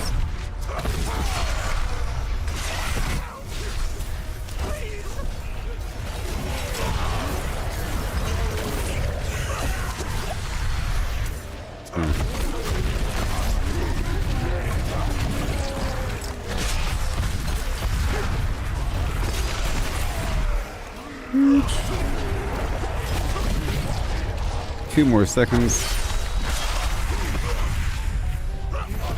And done.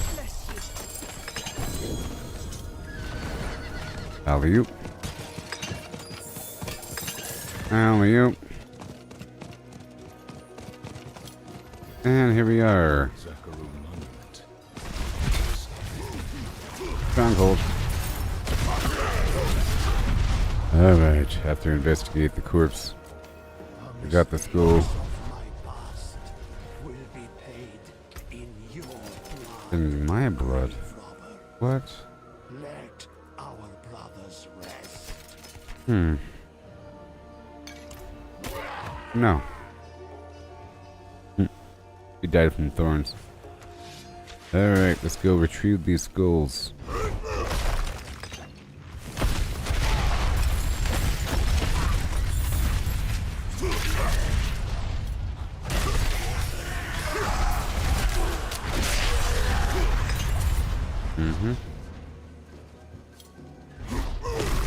Okay, right over here. We will cleanse the skulls. There's one. Yes, sir. All these bodies.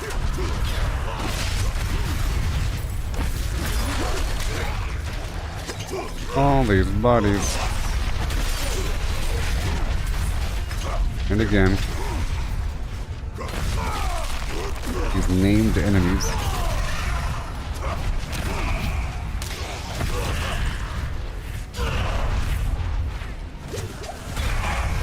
Where are they coming from?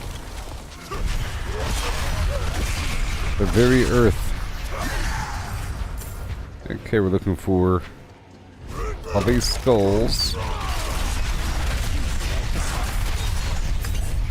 Thank you.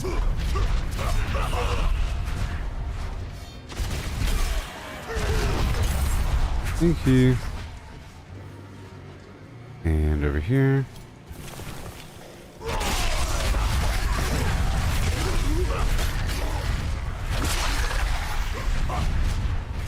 And then It took a few grave battles, robber. but the good surface.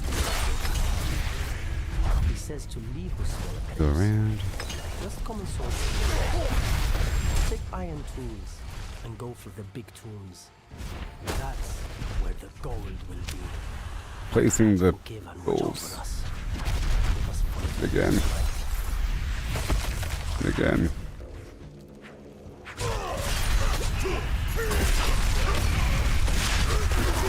And again. Done.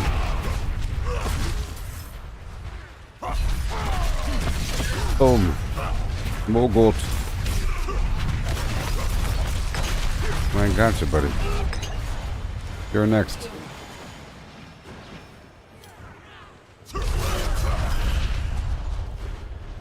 Mm-hmm.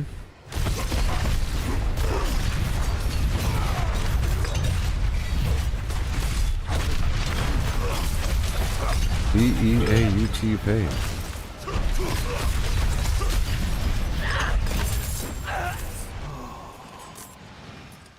Thank you. You're welcome.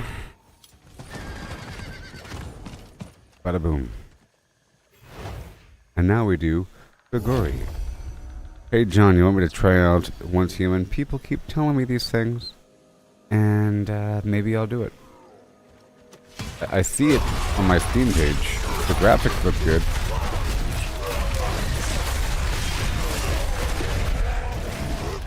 Maybe I will.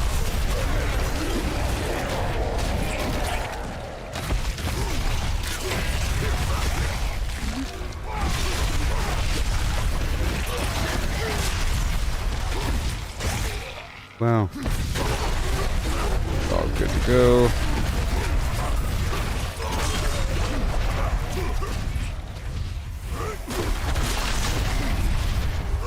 Okay, so now we go right down to this boss.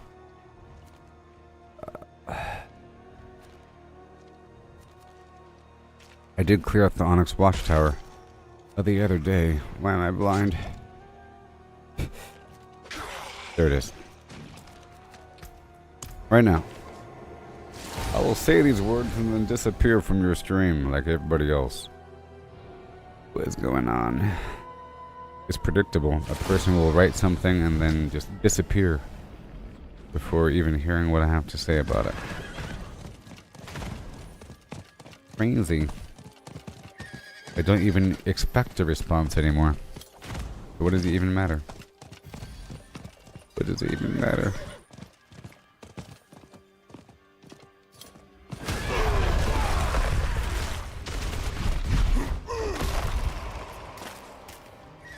People treat a live stream like it's Twitter or something. Or X. Like a Facebook post. Or a YouTube video. You write a comment and then leave. The live stream. Oh my gosh. You understand?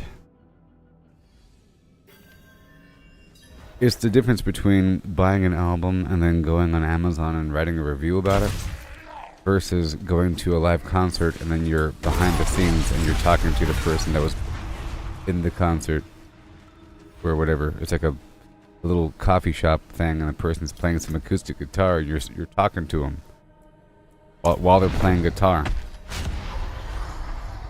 What do you think about Yankees versus the Red Sox? And you just disappear. Crazy stuff.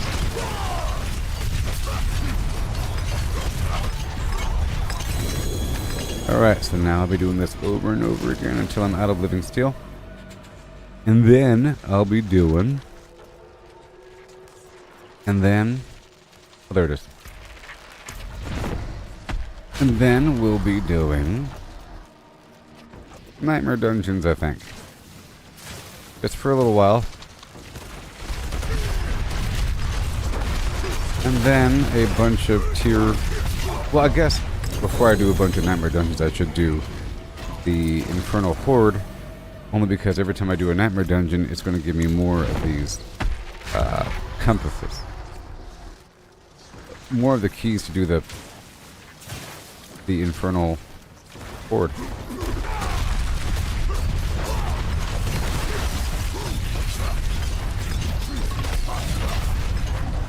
You know? Again.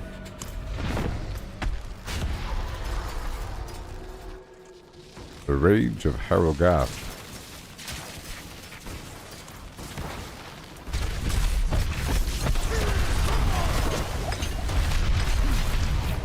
Yay.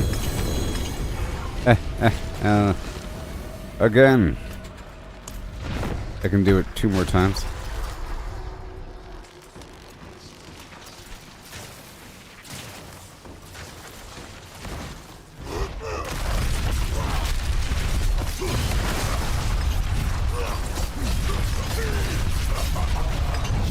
Yay.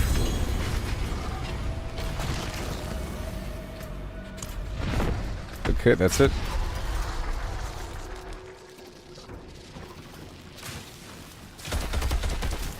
Oh.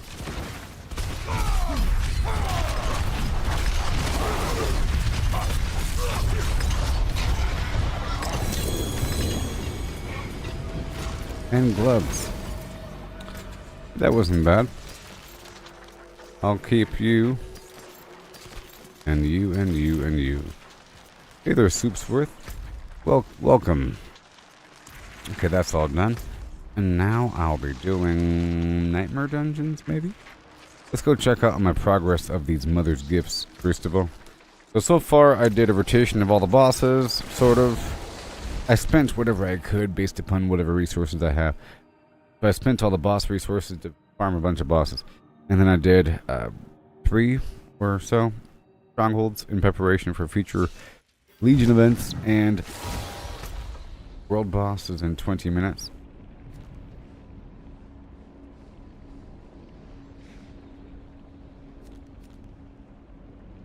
Yeah, I'll be doing that when that comes up. What build are you running? Something from blablabla.com perhaps? What build am I running? Does that imply that I look up my build from the internet? I don't like how that's phrased, friendo. They phrased it the wrong way. The forge is always hot.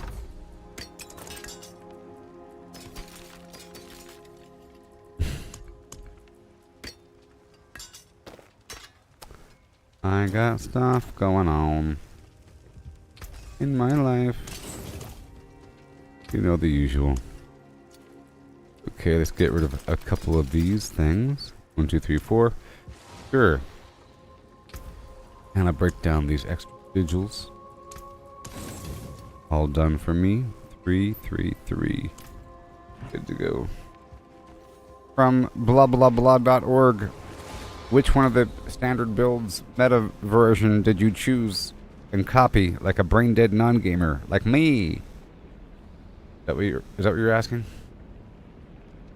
Like all these other people that just look up things and then beg people to carry them through stuff and then take credit like they're somehow good? If you look up the build from the internet and if you beg people to run you through things, you can't ever like talk about how good you are. You know, just cookie cutter. But they do. Becomes the new standard. Okay, so now I think I'll either be doing the Nightmare Dungeon. Yeah, we can do the Nightmare Dungeon. Series of Yore. I got all my stuff on my own. Except for those other times. When I'm begging people in the chat box. Please, will someone help me do something that I can't possibly do ever by myself? Oh. In my opinion, a person should be able to do something on their own, and then you do it with other people for fun, or to make it a bit faster. But if you can't possibly do it on your own, then how are you, you know? At that point, you're asking for someone to completely carry you, and it actually makes it harder for them because you're not contributing to the fight. But at that point, you say, I'll pay you a bunch of gold if you carry me through. And at that point, you might feel like it's justified because you paid them something. You know? It's only viable if you're dealing with another player that is super duper duper overpowered to the point where they're bored because everything is too easy and they want to feel like they're helping and they want a bit more of a challenge because they're already super duper overpowered and they're already running level 200 content. You know, so if a person says, can someone please carry me through? That kind of person says, sure, I'll do it because I'm already overpowered and I want to show off. You know?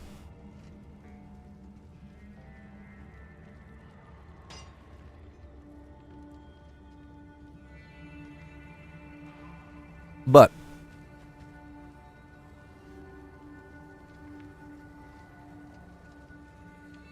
oh, see, there you go. You say, but when they carry you, if they carry to level 100, you can use the help that they give you to help more people. That's exactly what I'm saying. And because you said that, that means that that's what you did. Yes, and then those same people go on to help more people and corrupt the entire cycle of the universe. And just like I was saying, the person that is running, you know, level 200 content that says, sure, I'll do it because I want to show off, that same person was carried to that point. And it just takes... I don't think you understand. I'll be right back. I'll be right back. I'll let you think about it for a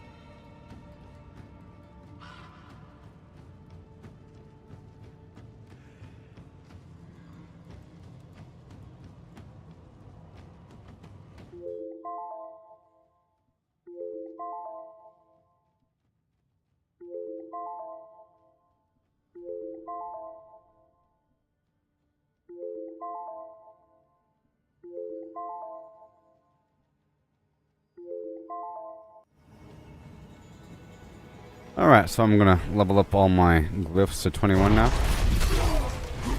Okay, that's my main goal, to breeze on through here and level this stuff up.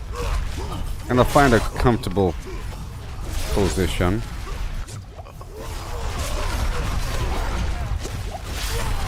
Yeah.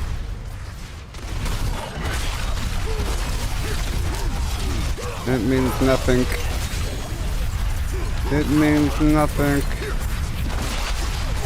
There you go.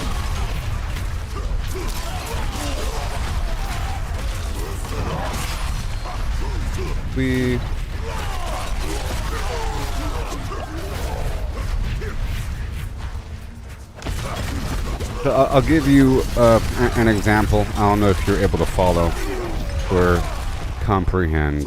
If your brain allows you to, with, you know, guilt and everything, and other fallacies. But let's say that there's a game where your goal is to chop down wood, and when you sell the wood, and then you get upgrades for your tool, you can then chop down more wood, you know, and then you start chopping down the big trees, which give you so much more money. So you could build up. So in theory, you could just buy 1 million of the old tool. You keep upgrading and upgrading. It gets really hard until the trees are made of obsidian. The trees are made of marble. It's crazy. But you're still wailing away, you know, working hard. And it's taking a long time. There are certain plateaus where it seems like it's taking twice as long as before, but you can see that you're wiping out entire forests with a single swipe of your amazing laser katana. Okay? But then next year you see someone say, "Can anybody carry me to the Emerald Forest? I'll pay you." And then if the reward for the Emerald Forest is an emerald katana that can chop down everything below emerald trees, all of a sudden they just skipped a bunch of the game. So you skipped the game. The game is growth. You know? That's what I was saying. You might not understand. It's a whole different perception of the universe about the value of things, the value of struggling, the value of growth. Some people just want to win, but then the actual win state is garbage, and you only want more because you didn't earn it. I'll play the game I want to. You play the game you want to. If I want to skip content and beg people to carry me through stuff, then so be it. Listen here, pal.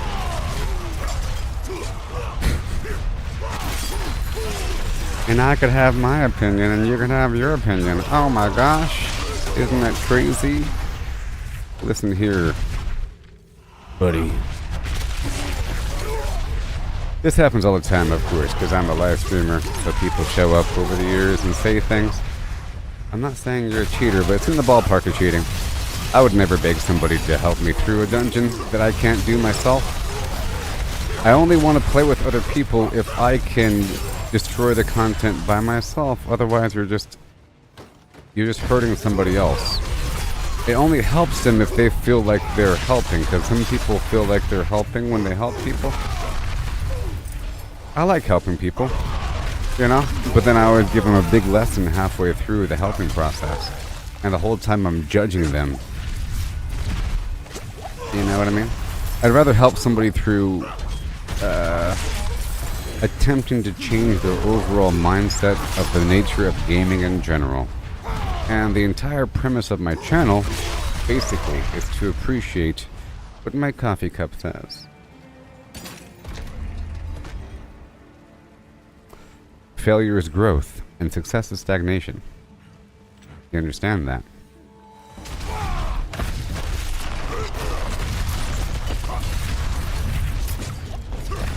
I'm just saying, if you don't have to earn the reward doesn't mean as much. And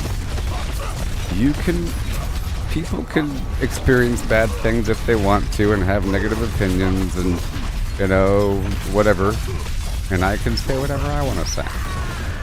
See how that works?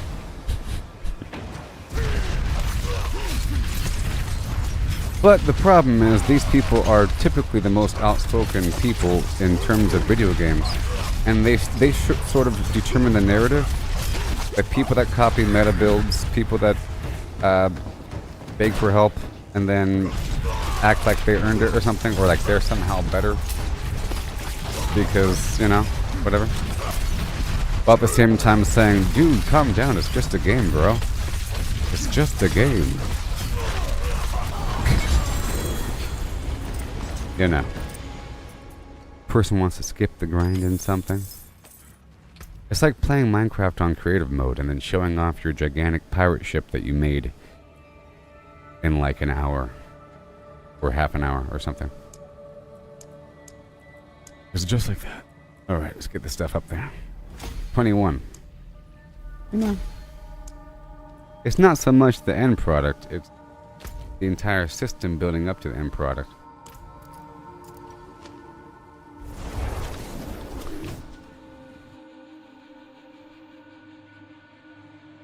I'll just say in general, if a person's never played Diablo 4 and you're watching this stream, you know, and you're thinking about how to play, you could watch a bunch of videos on the best builds and try to copy those builds without knowing what any of the other abilities do.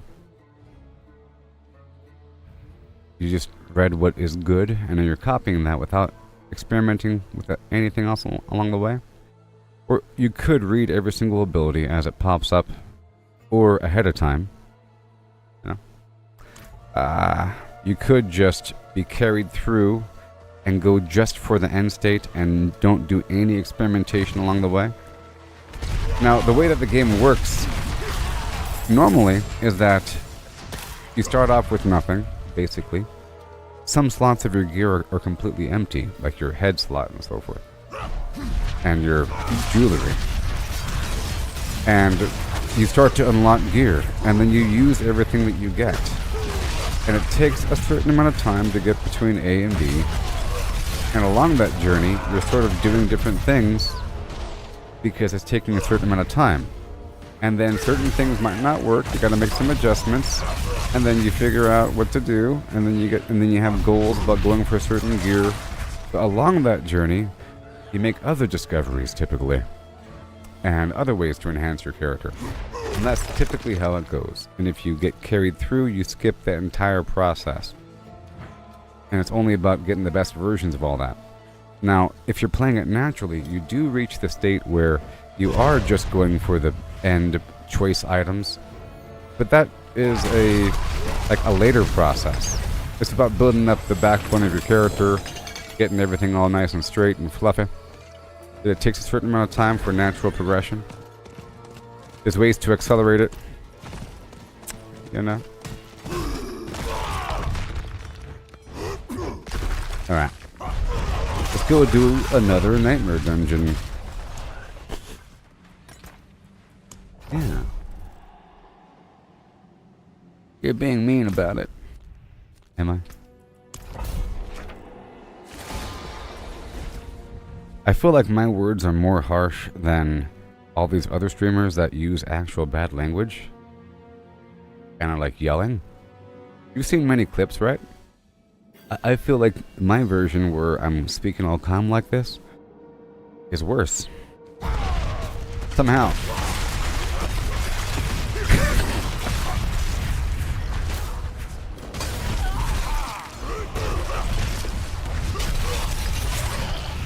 Because it's true.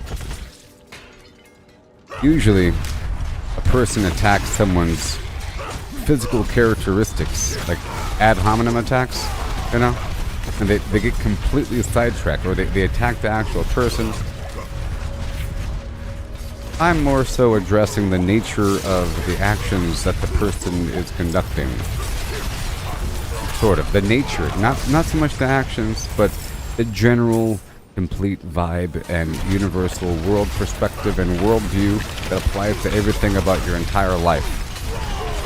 Which can be harsh, you know, to confront that as a person. Because it's not just with video games. It's with everything. You think a person that cheats in video games doesn't cheat in every other aspect of their entire life? You know? If a person... It's the same exact thing. Think about a buffet or something, or about a line, or about any sort of anything. They're going to do the same thing. A relationship, the same actions. About going to a theme park and having a good time. If you go to Six Flags Magic Mountain and there's the best roller coaster in the park, and you wait in line for just that, and you do just that over and over and over again, and then you skip everything else, well, it's going to feel kind of bad.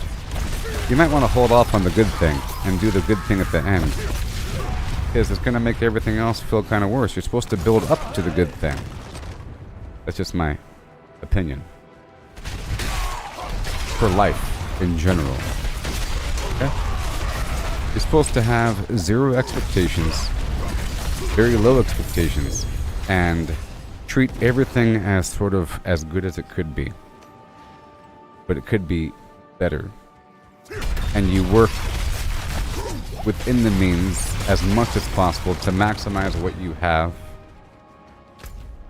And then you start stepping it up a little bit to expand the possibilities until you enter a new echelon, where you can then start appreciating that next thing.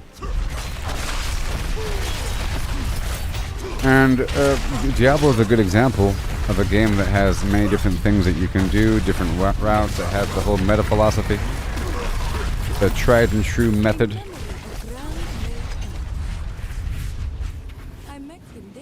If there's baseball, for example, baseball, and if you go to baseball school, you would learn about all the different methods of throwing a baseball.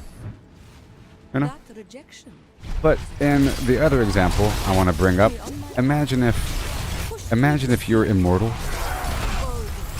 and you had 85 bajillion baseballs and you never got tired, and your goal was to throw a curveball. I think that's much more fulfilling.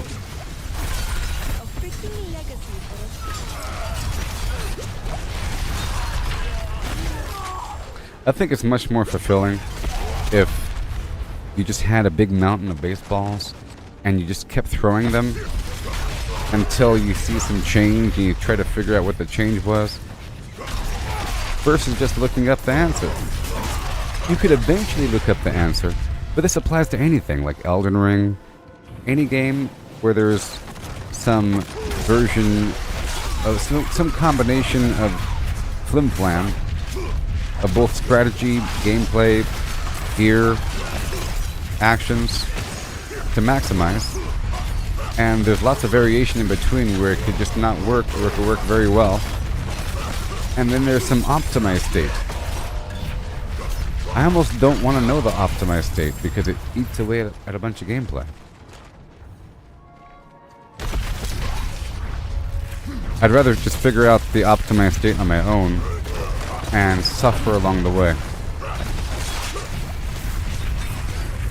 Imagine if there's a bunch of lines to a bunch of events in a venue, a bunch of different things, but there's a bunch of lines, and you can either just wait in the line, or you come back between the hours of 5:30 and 6 p.m. for the Fast Pass.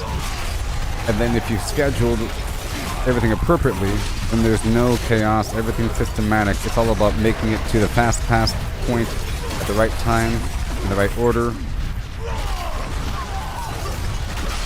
You keep breaking it down until you're doing just one thing, eventually. You figure out, well, this ride right here gives you the most flim-flam. The most entertainment per dollar is this one ride. Well, you might then have an opinion that this place sucks and that you wish they had more. Or something. Maybe. But just so you know, I have this opinion, you know, this always comes up in every single game I play. But this is my whole life motto. Okay? Failure is growth, and success is stagnation.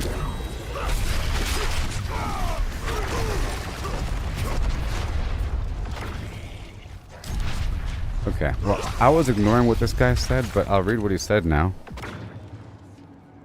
Yeah, but if you played since Season 1 like me, I don't know if you did, but it gets boring after a while, and I really just want to skip to the end content. Case in point. I was describing you. By the way. That's the end result. You know, you end up viewing things as boring. Relative to the good stuff. You know? You have to moderate the good stuff. You have to build up to the good stuff. And put it on a pedestal. Really build up to it. Do as much preparation as possible before the execution. I talk about flim-flam. I know that flim-flam means con man, but I have a different definition for it. Flim means preparation, flam means execution. Flim-flam means the whole deal.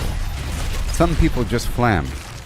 Some people might just flim, but you don't really just flim. If you just flim, there's always flam after. If you're flam, there's nothing after flam.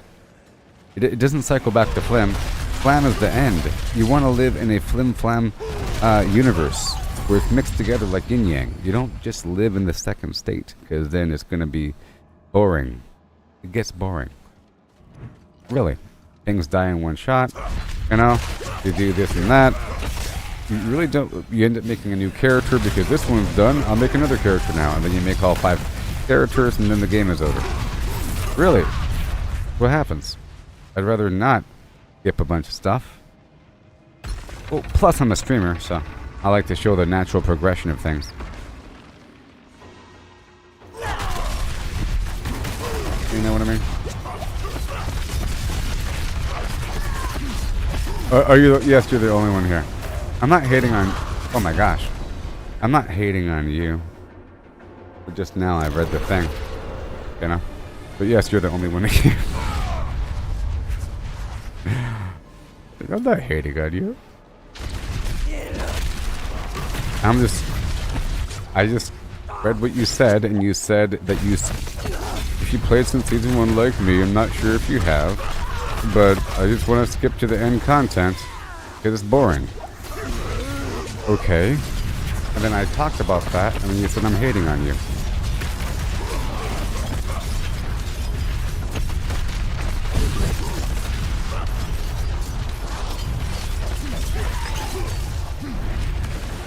I just gave a big old speech about how, in general, in life, if you moderate the good, has a higher value.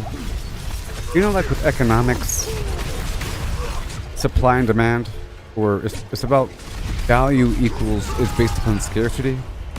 If there's a bunch of potatoes, then who cares about potatoes? If there's only 2,000 potatoes, then it's pretty important, you know? If cows grew on trees, they'd be really cheap. Or something.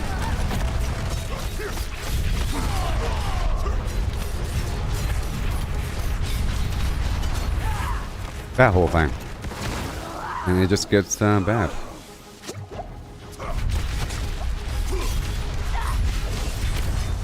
So if there's a game like Fallout 76 or something where you have to grind to perhaps make ammo, or for base construction, or for repairs.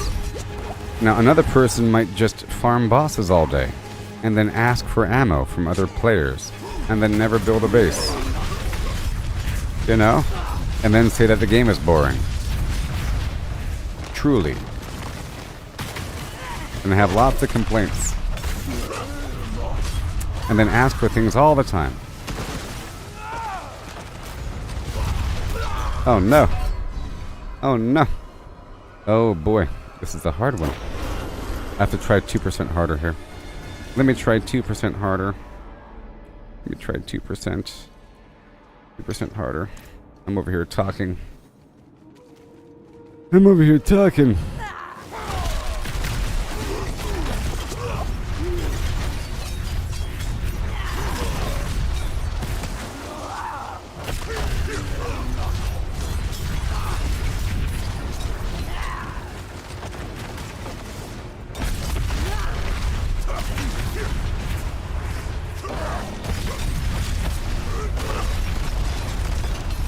not?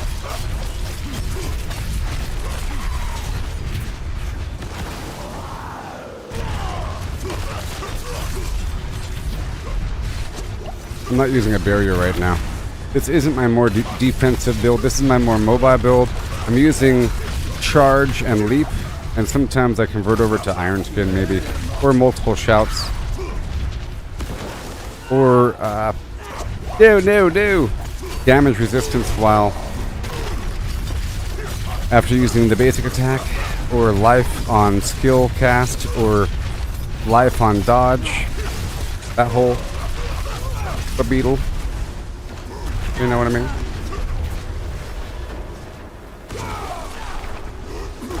And my resistances are, 70, and my armor is above 9230.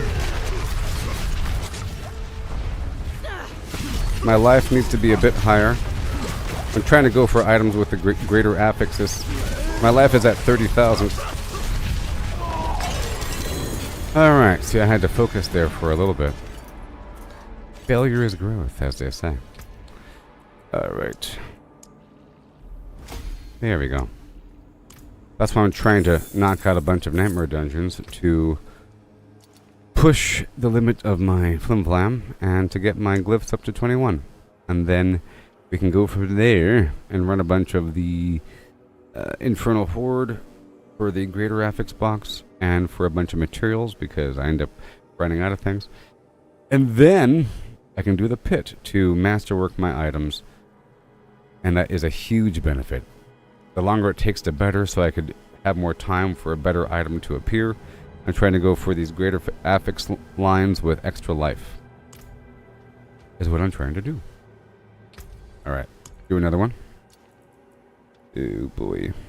130. This really is the edge of what I'm able to do. With my current build and everything, it's more like a 120 maneuver, or 118. And it really is the edge of my capability right now, until a couple more things change.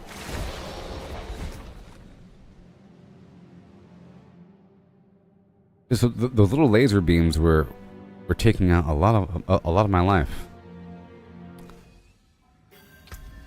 Yeah, I have 32,000 life right now. I would like to have over 40.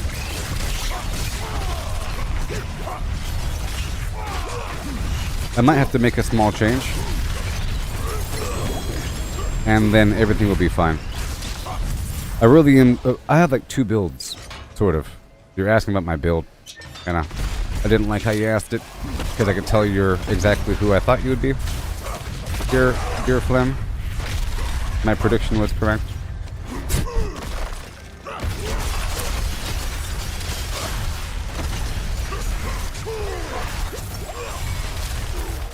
I'm just trying to work on the things that have to be worked on here.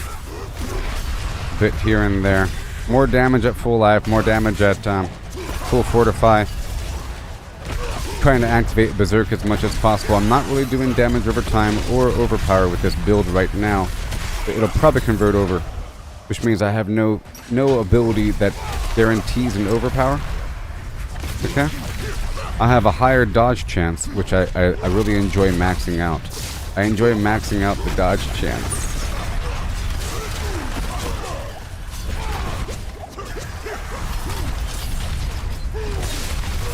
And specifically, I got this overkill weapon early on with this build, and I incorporated it and I liked it. Last season I didn't use Death Blow, but now I've been using Death Blow. It's really good. Plus the overkill weapon is just too good.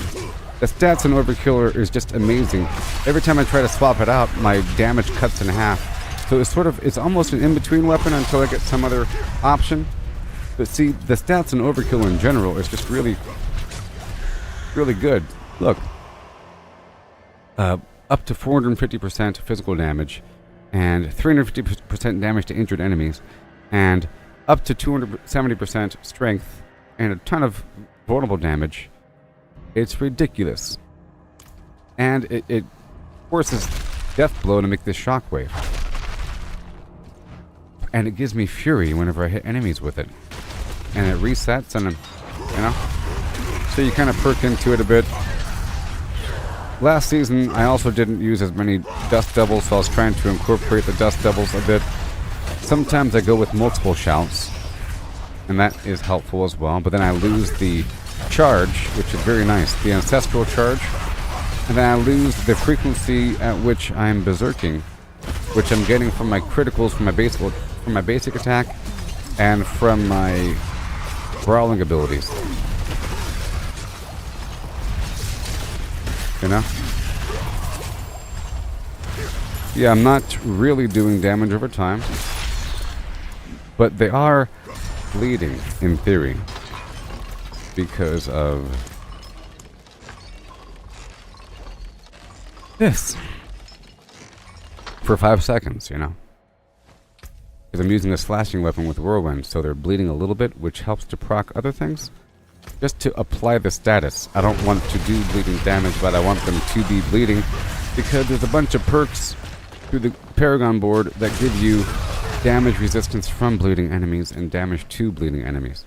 So it's just one more layer of extra damage.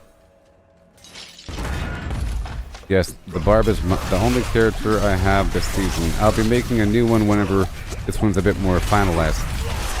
If that sounds odd to you, maybe it's because I don't skip tons of content. And like how I was saying before in my little rant, what happens is you end up... everything gets all easy because you're one-shotting everything and you're doing torment bosses, and then you feel like you've gotten all the slots you wanted.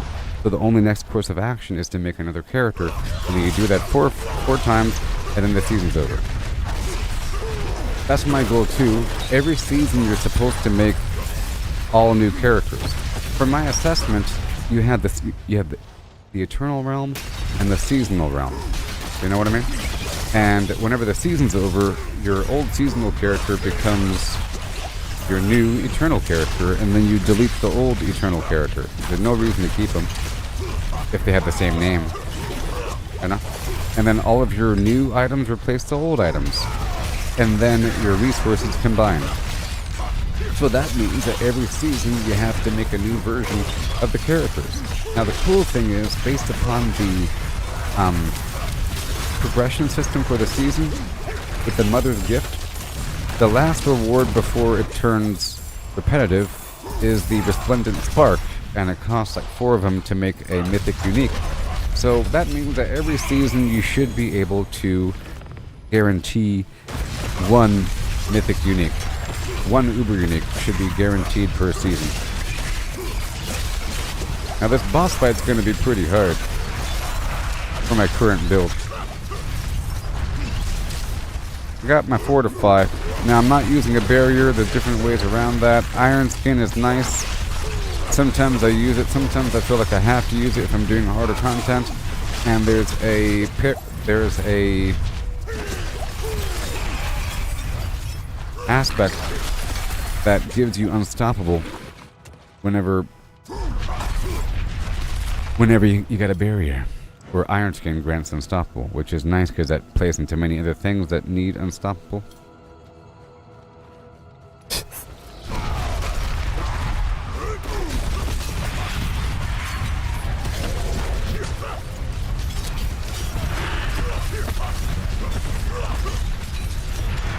What? You don't have 4 characters? Because you find all the content besides the endgame content to be boring, so you beg people to carry to level 100 in like half an hour? You look at the character and you judge people for not doing the same thing? What? Crazy.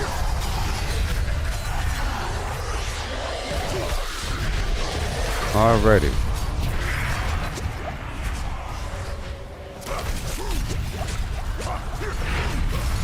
What?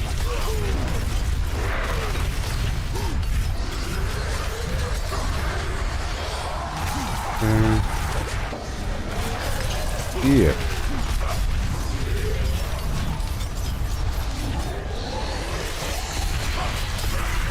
In and out and in and up. There we go. And we're done. Okay. Alright, so I'm trying to get my glyphs to 21 is what we're trying to do here. That's the whole point. of this maneuver. Yes. Yes. Until... Yep. Let me go back. Let me check out the mother's gift situation.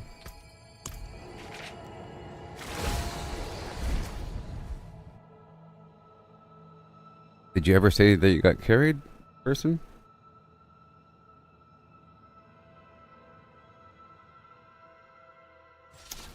Sort of, yeah.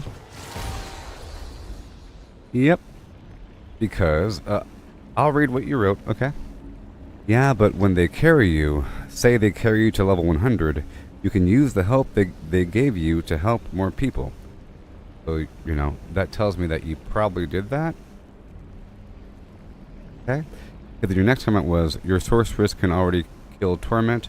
It's on the subject of being able to help other people. Right? And then you said you can play the game that you want to, whatever. Okay, which means, you know, that it's sort of what I'm talking about, because otherwise you'd say, that's not what I'm doing, you know? And then you said, if you played since season 1 like me, I don't know if you did, but it gets boring after a while, and I really just want to skip to end content. Okay? Right? That's my interpretation.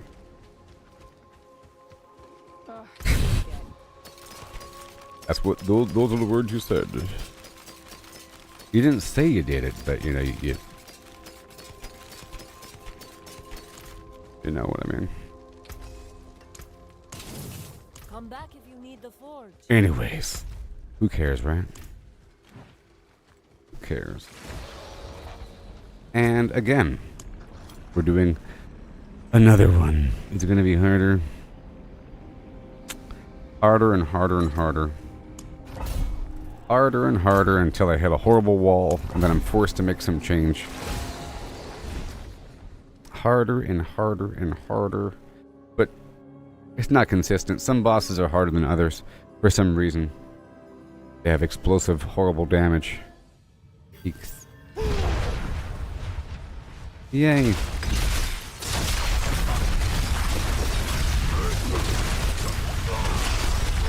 Ooh. Nice. We're just gonna push on through here for a second. Let me go back for a moment.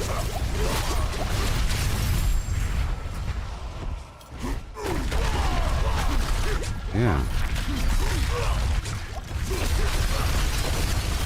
And there's several items that like the melted heart of Selig. And this new item, forgot what it was, that offsets damage. But that's a big sacrifice. Unique items are a huge sacrifice. With the past couple seasons,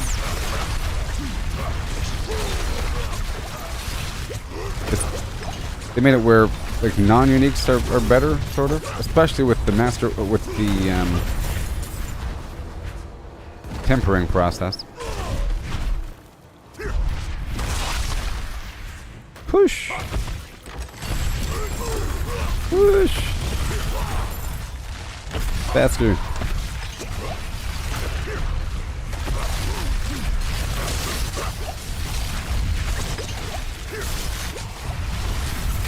Nice. Thank you. Come again.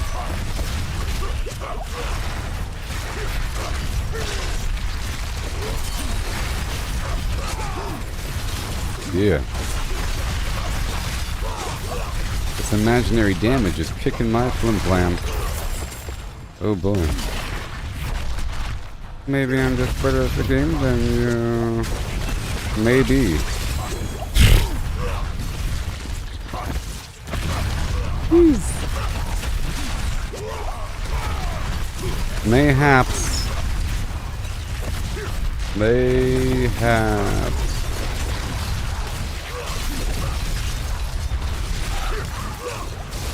Maybe.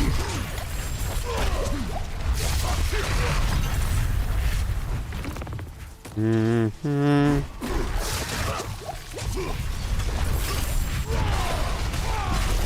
Bada boom.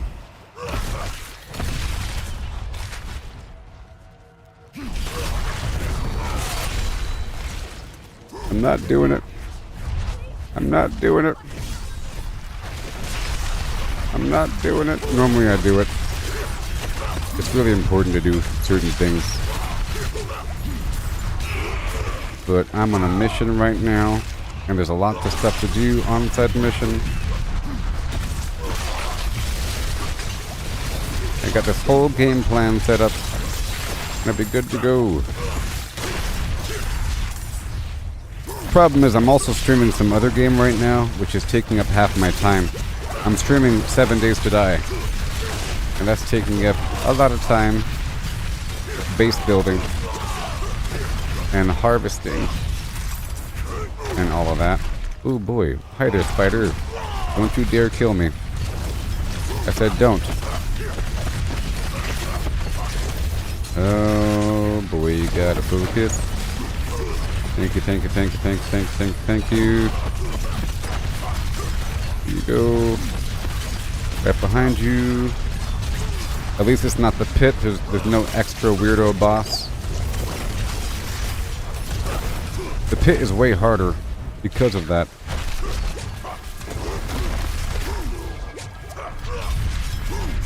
The pit is way harder because of said things.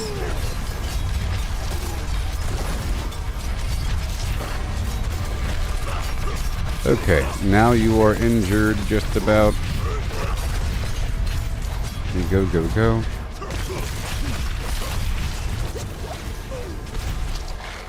Whoa.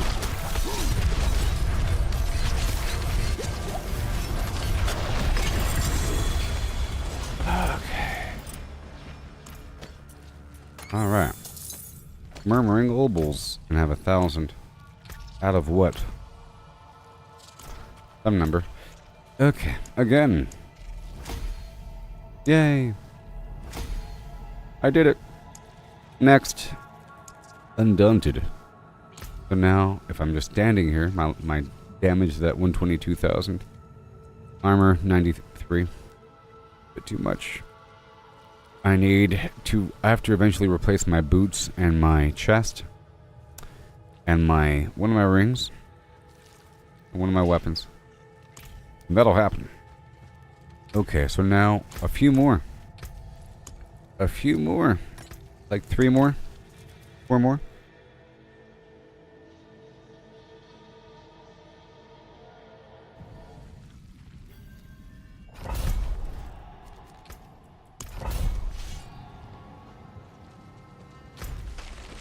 Let's see how this fares. And Heathen's Keep of Yore. I really enjoy the new Infernal Horde activity. Tons of bad guys. But there's tons of bad guys everywhere. Like if you're in the actual Helltide. Difference is, you can raise the level on the Infernal Horde more than the Helltide, I think. Uh-oh. I'm starting to feel the resistance. Now this is a tier 78. I've been creeping it up. Before I was doing a tier 60 something. So I'm getting stronger.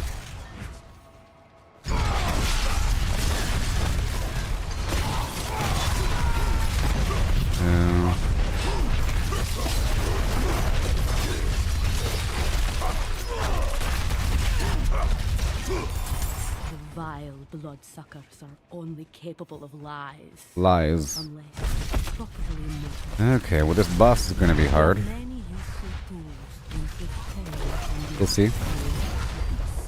Once I get going, it'll be fine. Especially once the twisting flim flam shoots out of them. Once we have these dust devils going. And send their demented souls back to hell. Oh, show.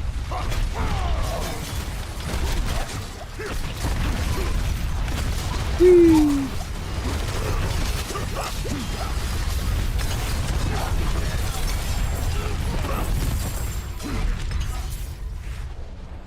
And then, and I'll travel to the sanctum of Yore.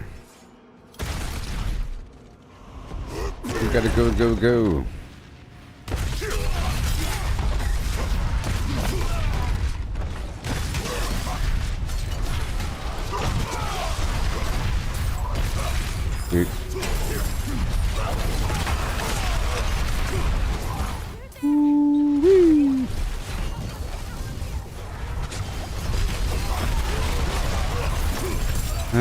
there's an event.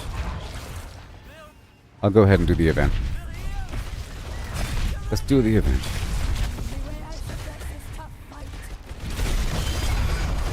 I'll do the event, and I'll save the people. I like the fact that I have to run around.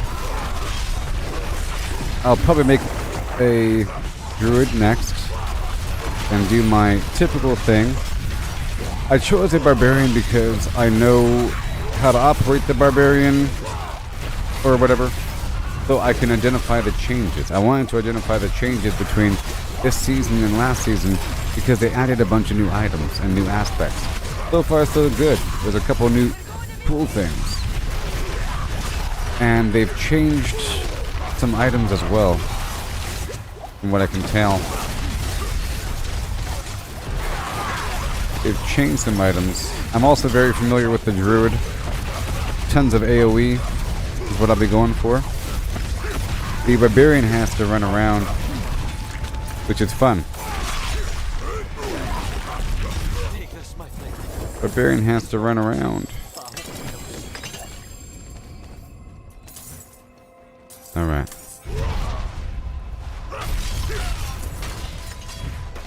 Inner Sanctum, here I come.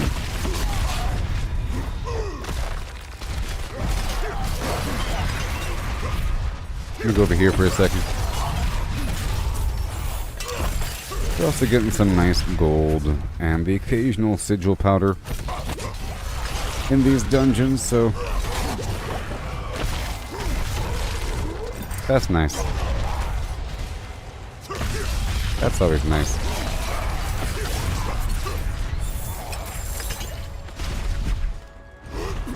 Wow. This room for no reason, huh?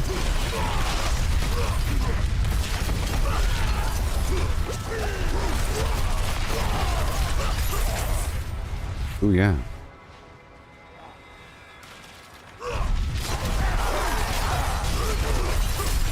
Yeah.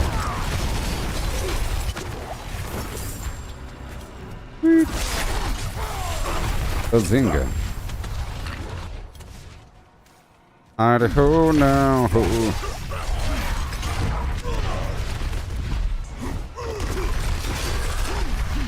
Since you were gone. Ooh, gold. Gold. I need the gold. I like how this season really has me needing everything, and I like the overall progression. I hit the occasional wall, and it has me focus on going for something. I think them giving me the overkill early on really affected the rest of my gameplay, because then I was forced to sort of look out for a new one, and I didn't want to replace that slot. And then once I hit tier 4, I really needed one because it was my lowest level item and it was affecting everything. So then I was forced to farm for Exquisite Blood and then farm Lord Zir. Is what I was forced to do.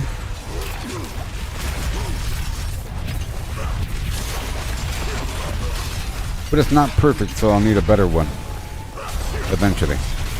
So I'm still doing the Helltide and all that. You got the two-handed weapon box, the possibility.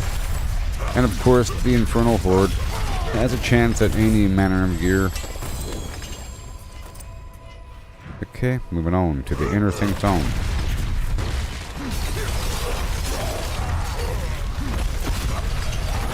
Mayhaps.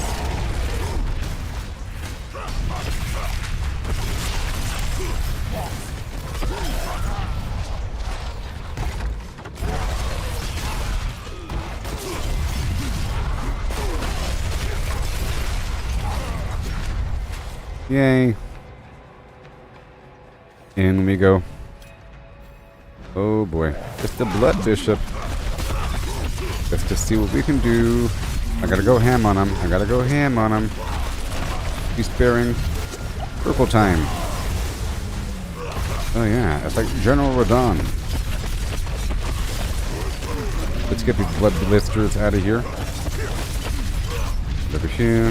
Very nice. Get behind him. Oh boy, he's down for the count. Go until we're out. Beautiful. Go over here. Boom. Right behind him. 3, 4, 5. Let's go over here for a second.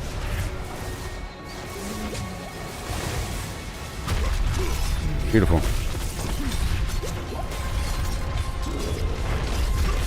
Okay, let me go ham, ham, ham.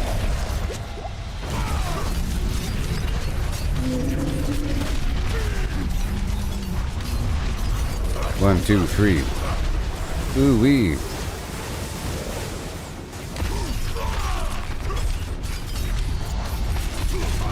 Oh, there he goes. Oh, good job. Good job with the little wind-up. It was kind of obvious. I'll look out for that in the future. He kind of puts his tentacles right behind his head before grasping forward. Go, go, go, go, go, and down for the count.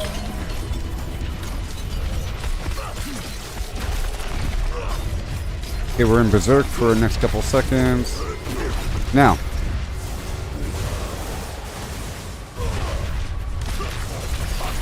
I'm watching him. I'm watching him. Oh, I'm watching him.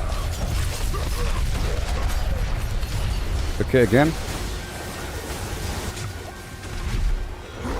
Okay, run away. Oh, I saw him do it. It really is a split second. He brings his arms behind his head dramatically. But he also does the arm thing when he does the purple attack as well.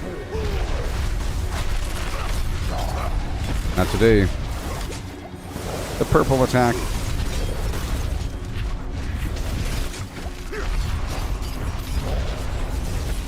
Let's save my next unstoppable status for when I get all stunned up.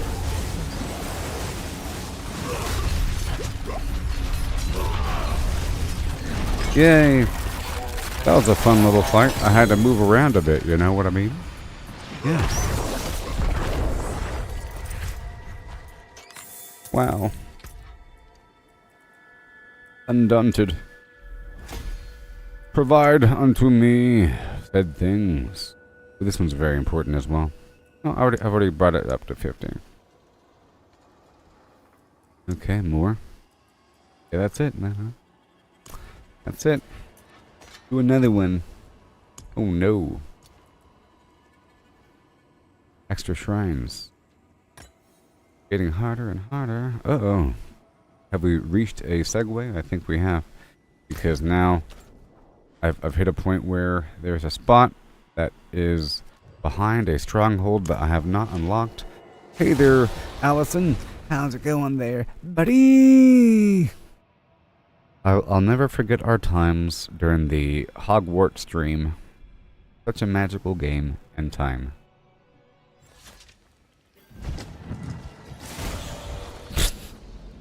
Such a lovely time in Hogwarts land. Kind of wish it was a bit. Kind of wish it was more than about stopping poachers. Stop those poachers. Or whatever. It was a great. It never had that Quidditch update. Maybe it did. I don't know. I haven't really been following. The epic Quidditch update?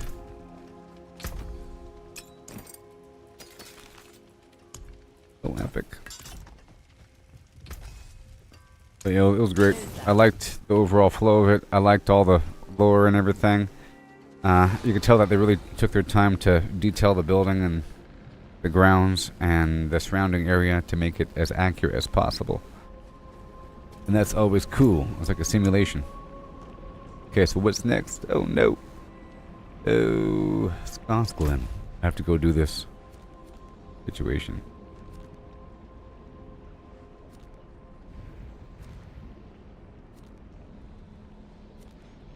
Or not. Fine. Let's go craft another one. Go craft a few. What level? We're doing 79.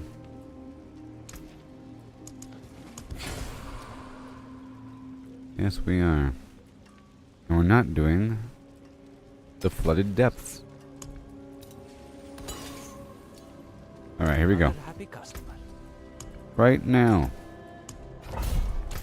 The Conclave. I'm doing good. This new season started in Diablo recently, so I'm doing this. But I'm also doing the 7 Days to Die, which is a really fun long-term growth game. One of those long-term growth things, like Valheim, or whatever. Building a kingdom, some gigantic, intricate fortress full of traps. The progression's nice, but how long it takes to unlock things, and how new technology is unlocked is pretty cool. So, it's a pretty awesome survival game. 7 Days to Die.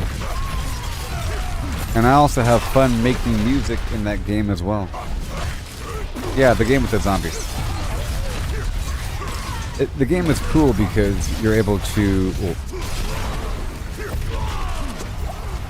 so you level up through XP, right? You earn XP by doing things, killing zombies, crafting, looting, you know, the typical stuff. But that's cool. Not every survival game actually has XP. Surprisingly. Which they should. Okay? And there's different stats, but within the stats are different amazing perks that affect your overall gameplay. It's sort of complicated beyond the surface. Now beyond that, to actually craft things, you have to learn the plan or something. And there's a bunch of books out there in the field of different categories. Like one for every subject, pretty much. Like a cookbook for cooking, for example. A tool book for your tool skill. A robotics book for the robotics skill. But you find them in the appropriate spot. A kitchen will have cookbooks. Okay? But then, if you place your points into the cooking skill, it increases the frequency that those specific books drop. So, for my case, I needed the, to unlock the cement mixer, and that requires the Forge Ahead book that you normally find within workbenchy sort of areas or construction areas. But if you put your points into advanced engineering, it affects the forge rate, but it also affects the drop rate of those books. You have to go out there and get them. Sometimes you find a bookstore, or a place that has tons of books, or there'll be a desk with some books on it. That's very nice. And then some books give you an overall permanent bonus. For example, now trees have a chance to drop honey, and honey prevents infection. Or now you have a chance to get diamonds and gold whenever you mine anything. That's cool. Now you can loot coffins. Like some permanent bonus. Which is awesome. Yeah, 7 days to die. 7 days to live. Whoa, whoa.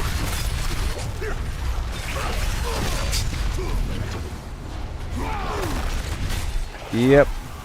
And the game, so that's pretty cool. So you level up, survival game, whatever, point allocation, magazine droppage, skill acquisition, and so forth. It's sort of unique. That's pretty cool. Also, you have to break stuff down. So salvaging is a big deal in 7 Days to Die. And there's different tools to do it. Of course, there's an axe for wood, and a pickaxe for stone, shovel for dirt. See, that's pretty interesting. Shovel for dirt. You can use a pickaxe on dirt, but it's really, really, really slow. You know? But then there is a wrench for mechanical things. And a hammer, a carpentry hammer for upgrading walls and repairing things. But then all those tools get upgraded. The axe becomes, you know, a better axe and a better axe and a better axe, and then eventually a chainsaw that takes fuel. The pickaxe gets better and better and better until it becomes a handheld auger drill that takes fuel. You know? And that covers both the shovel and the pickaxe. And it doesn't require stamina anymore. That's awesome. Okay. Also, like, the wrench becomes an impact driver. You know? which is really cool. And it's really interesting breaking out different tools to do different things when you're in a mission. There's also gear sets where you get different bonuses for wearing different clothing items, and that's always cool. You know what I mean? Very cool. You have this upgrade hammer, which becomes a nail gun. Becomes automatic. The whole idea of going back through your construction to then upgrade everything is pretty cool. I don't know if Valheim had that. I don't know if Lego Fortnite had that. Or if it's even clear if the different pieces have different strengths. Where you can just go back through and upgrade everything.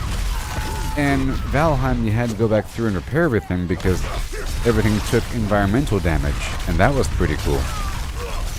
And because your building can collapse if it's not built properly, there's a risk of your whole house collapsing if you don't maintain it. And that's pretty cool. This game, you have to repair things. I don't think they take environmental damage. But you can upgrade things, and that's pretty cool. From like the basic plywood blocks to wood blocks to cobblestone to concrete or cement, whatever, and then to metal. Very cool. And the actual building is pretty interesting. You put down a block like Minecraft, but then you could change its shape. And it seems like the way it works is they allow for any possible shape within the realm of that cube. Like the cube is just a boundary line for anything that could be in that cube, and you can't have overlapping cubes. So they can have any sort of shape. Round, curvy, a small little floating orb, anything within the realm of that cube. And they have a nice system where you're able to copy the shape and copy the rotation of existing blocks. The base building is nice. So for example, you might have a staircase, you might have a railing, you might have some sort of frame around the door, some sort of structure, like a something to block a gap or a half of a block to make something a bit narrower that you can shoot through that the enemies can't fit through. You know? You can shoot through it, enemies can't fit through it. That whole thing. So you can build quickly in that regard. Or you might want to have curvy corners or angular corners and not just a right angle to make it have a better flow. You know what I mean? So that's pretty cool. You could also deform the terrain, dig holes, dig mines, and that's always nice. Build high. Not every survival game lets you dig in the ground or alter the terrain or make the ground flat. Some games you have to suffer with uneven ground, and it sucks. You're like forced to deal with a bunch of bushes in your house. You can't do anything about it. I'm looking at you, Fallout 76, even though you're not really a survival game, but you pretty much are. I'm not saying Fallout 76 sucks, I'm saying, no.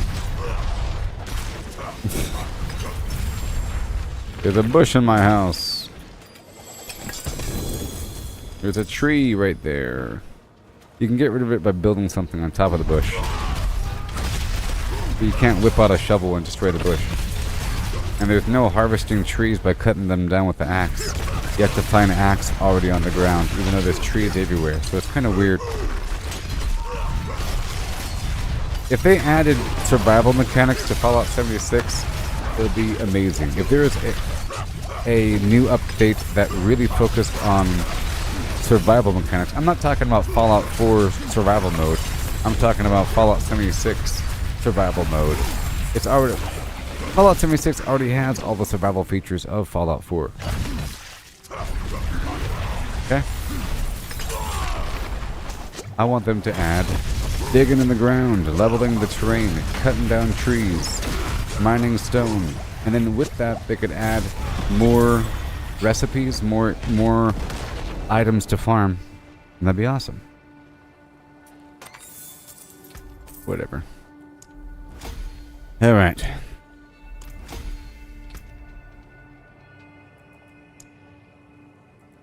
Right now I'm trying to get these glyphs to 21. That dungeon took a second. By the way. Again. So 7 Days to Die is cool. And recently there was a new update that brought it to version 1.0. I streamed it like a year ago. Or something. Or maybe more, I don't know.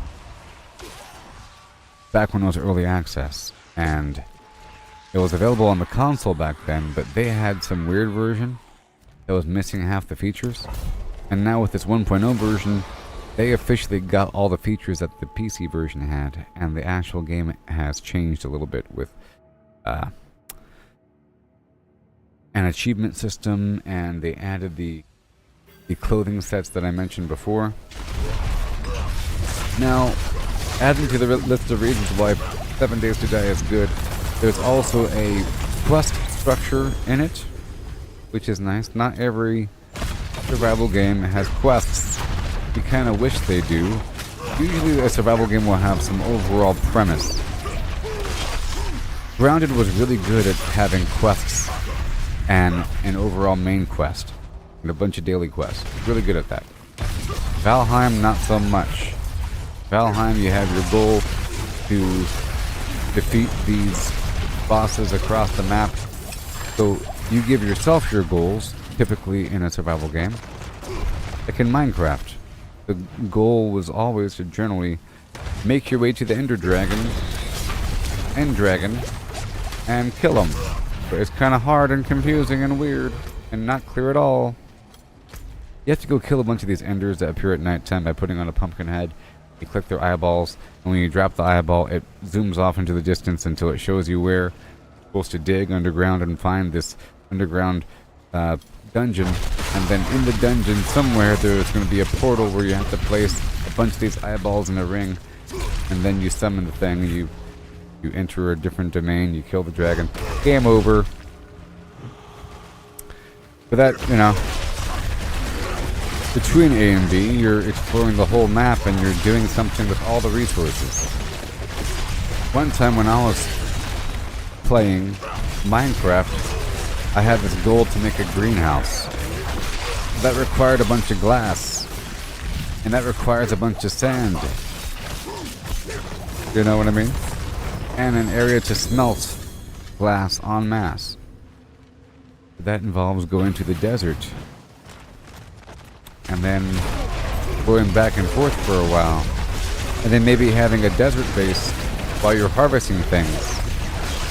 And then going back and forth. Just because I wanted a greenhouse. Because I'm not playing on creative mode. So you give yourself a bunch of gameplay, for example.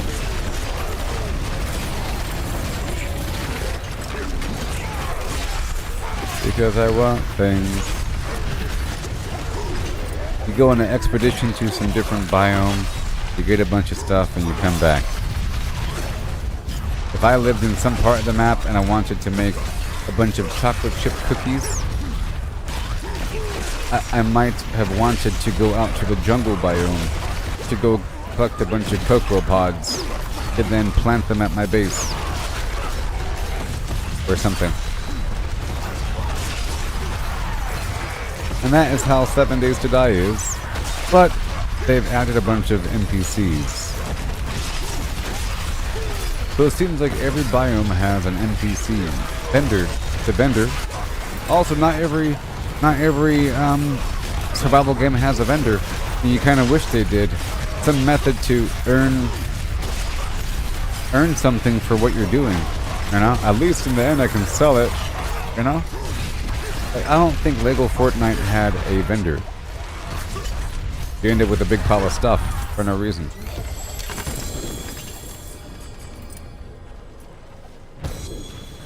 You know what I mean?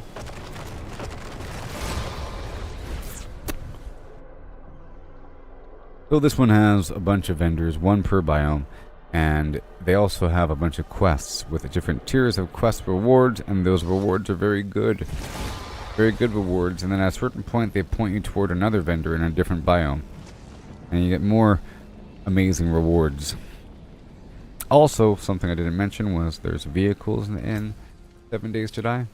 There is on your own 2 feet, a bicycle, a mini bike that requires fuel, but it's better than a bike because it can go uphill, and it can go backwards, I think. A bike is great and all, but it requires some stamina to go, and it has a hard time on uphill environments. Going uphill. Unless you're already kind of going fast. But there's a mini bike. There is a motorcycle. Bicycle. A 4x4 truck. A gyrocopter. And maybe something else. I don't know. But each of those things have their own upgrade slots. And storage. It's a big deal. It's pretty cool. So, as you complete these quest rewards at the vendors across the map, you could unlock something amazing. Either one of those skill proficiency books I mentioned, or one of those power tools I mentioned, or vehicle components. You can make your own vehicle if you have the skill, or maybe a robotic turret. Also, 7 Days to Die has a bunch of traps. Not every survival game has a bunch of traps, but it seems like the traps are like a big aspect. Traps and turrets for your base. It becomes almost a tower defense game at that point. If you can funnel the enemy through a series of mazes through the perimeter of your base while damaging them the entire time with spike traps made of wood, like from Predator, or made of metal. Electric field traps, gigantic spinning propeller blade traps, and then you have a series of different turrets. But I don't know. I haven't explored the depth of it since the new update. I explored the depth of it before. My base was pretty good. I had a bunch of traps and a nice system to flow the enemies around. Another cool aspect in 7 Days to Die, given the title, every 7 days there's a massive wave of enemies and you have to defend against the event. It's a blood moon.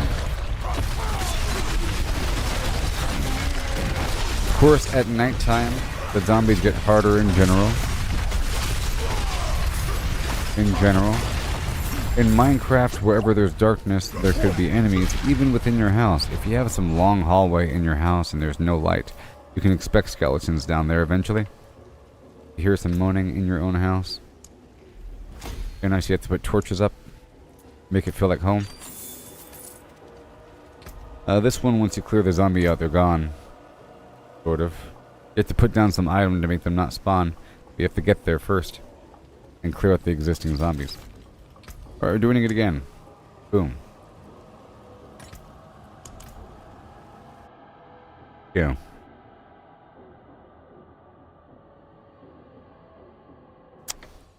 Yeah, these zombies that spawn, and they're interesting. The graphics are surprisingly good on these zombies. That's the first thing I want to say.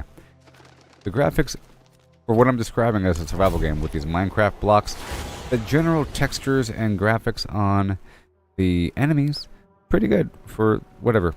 And there's physics, so things kind of wobble and move around and jiggle. Jiggle physics, so their bellies and so forth, flopping around. And there's dismemberment. Okay. And the voice acting on the zombies is excellent. The zombies really sound scary. They're snarling and seething and almost drooling. And they sound incredibly angry without just yelling. And so forth. And there's a nice variety of zombies. There's like a normal zombie, male, female, and a couple different versions. And there's a construction dude, a biker dude, a big fat tourist dude, a big fat lady, a big fat cop, there's zombie birds, bunch of different animals of all varieties. A weird thing that jumps at you. It's called a spider zombie, I think. But it jumps pretty high and far. And it makes weird sound effects, and its jaws split open like some Resident Evil monster. And then it starts clicking and clacking. Terrible. Terrible. There's a weird banshee zombie called something. And when she screams, she summons a horde. You know, the typical thing, like in Left 4 Dead or something? Exploding zombie, whatever. You have radioactive zombies, which are like the glowing ones from Fallout 76, and they heal. And there's a couple different weird boss type enemies. I've already met a gigantic glowing pig, and zombie pig, you know. And I've already met this weird zombie wolf that I thought was unique on top of the roof of some dog place. But it had like orange eyes and everything. It's horrible, with its spine popping out. It's like a zombie wolf. But then I realized that they're all throughout the cold area at nighttime. Maybe it's just nighttime, I don't know. But it's a nice variety of zombies, so it doesn't feel as boring, maybe. Also, the zombies have very interesting mechanics. They hide, or their spawn points are sort of hidden. It's to be expected. If you're in an area, they're going to be like right around the corner. They're going to be in that cupboard. They're going to be like in the ceiling tiles and then break through. The floor itself might burst out and then you're in an area full of zombies, maybe. The whole wall might open up like a sliding door. And a bunch of zombies pop out the second you trigger something. It's to be expected that there's going to be a sudden burst of zombies. Sort of. If you're not careful. And when you enter an area, there's usually a couple of sleeping zombies that you have to take out with stealth. They'd be on the ground or laying there or sitting there. Or behind the counter, behind the table. Very interesting. They also do a great job at getting in. They can break through the door, of course. They can break through the windows. They can break through the walls. I hope you know the whole idea of zombies breaking through walls is really horrifying. It's horrifying. It really is. I don't think creatures typically attack existing tiles of the world, but man-made stuff, like in Minecraft. I don't think the skeletons will try to get you once you seal yourself in. They'll wait for you to get out, but they're not going to try to blow up the walls. A creeper might, but I don't think the skeletons and zombies are going to be attacking the ground tiles to get at you. They'll attack a door, you know? I don't know if they'll attack dirt, but the zombies definitely do. If you can imagine zombies surrounding a house and trying to get in, and they're bursting down the door, oh no. Well, you barricade the door, yeehaw. But then all of a sudden you hear a noise and they're on the side of the house. You know? And there's a lot of them. Then when you start barricading the entire lower floor of your house, like every single wall, that's what you have to do. And then you think you're safe, and then you hear a noise under your feet, and you realize that they burrowed under the wall, and they're coming up from underneath the house. They dig. If the easiest way in is down, they will take down and then go back up. You know? If you have like a wall made of iron, and then dirt in front of it, and then dirt behind it, they're gonna dig down. It's just natural. Even accidental. Just imagine a bunch of things pressing forward until they find purchase. Like water trying to push forward until it finds a pocket, and then now there's more water pressure in that pocket. Here's a little segue story about my time in Hawaii. I used to go down to the tide pools and wander along the beaches all the time. And I used to look at the water. Where the water meets the rock, it was beautiful. You see, there's little divots in the rock where the water will push in and pull out. And then every so often, once the water pulls away, you look in those little divots, and some of them have sand in them. Like the water hasn't completely emptied, you see? And then that sand creates more of a corrosive force, which creates a larger pocket and more of a concentrated focus for the pressure. So then you eventually have a bunch of pockets, and then when the water pulls away, the water stays in those pools of the tide, you see? And then eventually life forms. It's like looking at a bunch of different petri dishes. You look at these different... As you go deeper into the beach, away from the shoreline, the holes get larger. You know? Kind of how it works, until there's like just a surface level coral reef, basically, with different little experiments and science experiments is what I call them. Different states of life inside these pockets. Little structures, little creatures. You know, this one might have a fish in it and it's stuck. It's like little fish tanks. Well, that was a little segue. I'm talking about how you can have a smooth surface, but once you have any sort of pocket form, that becomes the focal point for the future pressure. So if there's a wave of zombies, like fluid, and they're pushing universally against the wall, the second that there's any sort of deviation in the earth, there'll be more zombies in that spot, because they're all flooding forward. They're not thinking about it, you know? And if they're occasionally exploding, because they might, some of them explode when they take enough damage, and if you have like traps or something, then it might be happening, okay? And they're all sort of attacking the wall, but they're not accurate, perhaps. Perhaps they're not accurate and they occasionally miss and hit the ground. Well, occasionally there might be all of a sudden one pocket dug, and now you're going to have a bunch of zombies fall into the pocket, and now they're pushing forward, but they're not pushing forward exactly, they're pushing forward and down. And now they're creating this tunnel, and once a tunnel is formed, in any sort of manner, or once a pocket or a depression or a tunnel is formed, all the enemies will go in that pocket, because that is the closest spot to you, you know? They were at a wall, and now they're at a wall +1. That becomes the new front line for the enemy, and they're just doing it automatically.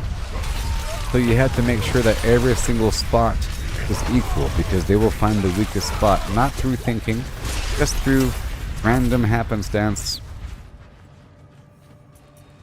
They're kind of thinking. They kind of go with the flow. They kind of go to where you are. I believe that they're trying to use the...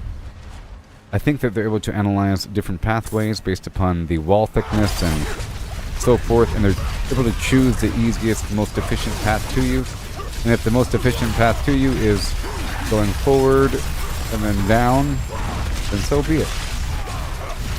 And they will.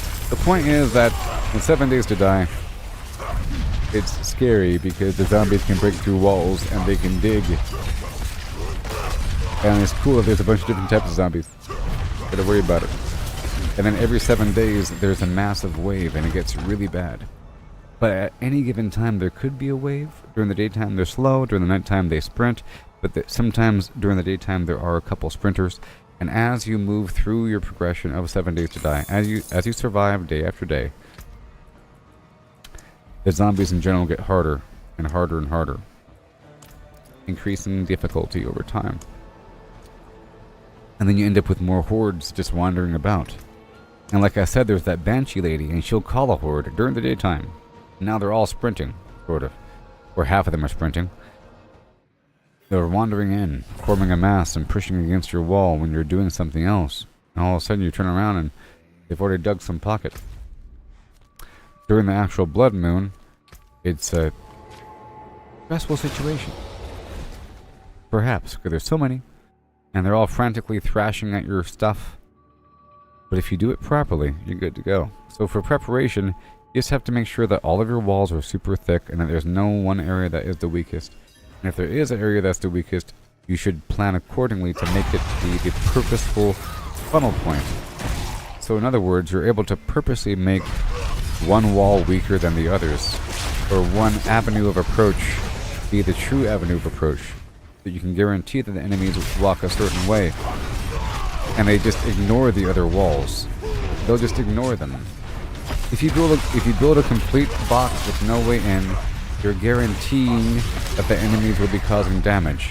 But if you make a way in, only a couple of them are going to accidentally maybe get sidetracked and hit a wall. And then you just got to figure out why are they hitting the wall, and then make it easier for them to get to you. They don't just wildly hit walls. They're trying to get to you. You know? It's not as much like in Fallout 76 where enemies will just start attacking your stuff. They're attacking your stuff to get to you or to get to something. They're trying to get to you. In Fallout 76, you have a bunch of rad rats attacking your crops, and only a couple of them are attacking you. You have to kind of get their attention.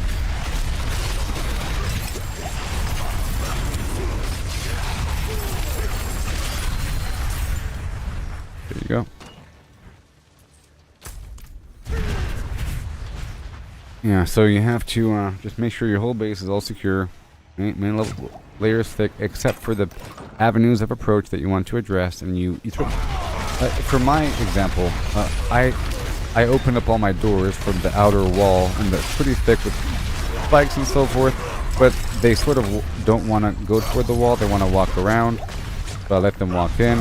But the goal is to have it turn into a massive maze where they're always walking. I want them to always walk toward me.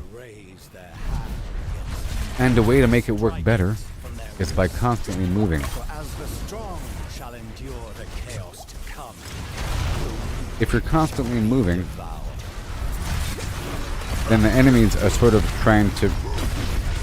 Eventually they'll have to reposition. For example, if I'm way over there, like right here in this game, if I'm over there north of this position and there's enemies over here, they might get stuck trying to walk their way toward me, and now all of a sudden they're forced to attack this wall because I'm over there.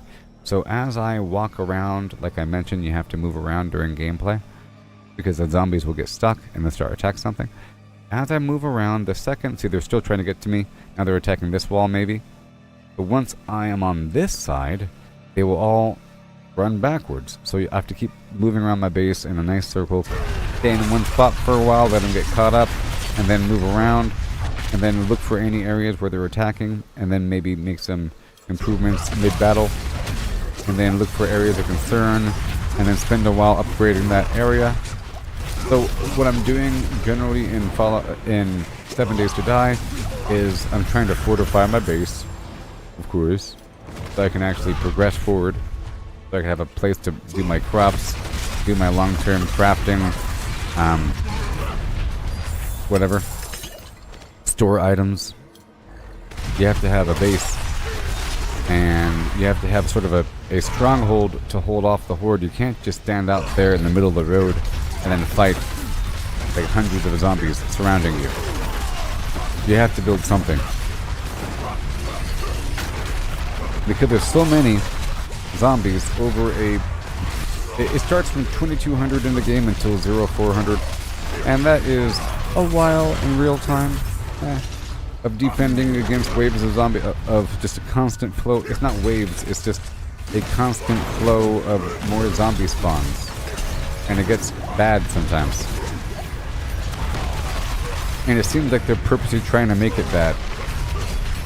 Like it's, oh, you thought that was hard? How about this? All of a sudden it's more and everything. So I have a fortress. I took over this property. I replaced much of the walls with cobblestone. I barricaded all the entrances but allowed myself to still shoot. I filled in all the bathrooms and side rooms with cobblestone with super thick walls in those positions. I extended the wall outward in all directions pretty much, put spikes all around it, and replaced the floor around it. And then I dug underneath it to build a cavity, but I'm making sure that the floor is 2 levels thick underneath my house, because that's really the ceiling of the cave I built. So I'm building this big cavity under my base to serve as my primary mine for stone and dirt. Stone, because you need a bunch of stone and dirt for cobblestone. I'm getting the dirt as I'm building trenches and whatnot automatically. So you need that for cobblestone. You need a bunch of stone to turn into sand and turn into concrete and cement and so forth. So I just need a massive amount in the future, so it's underneath my house. But because of that, I have the walls really thick down there. And there needs to be torches and whatnot. It's really thick underground and everything.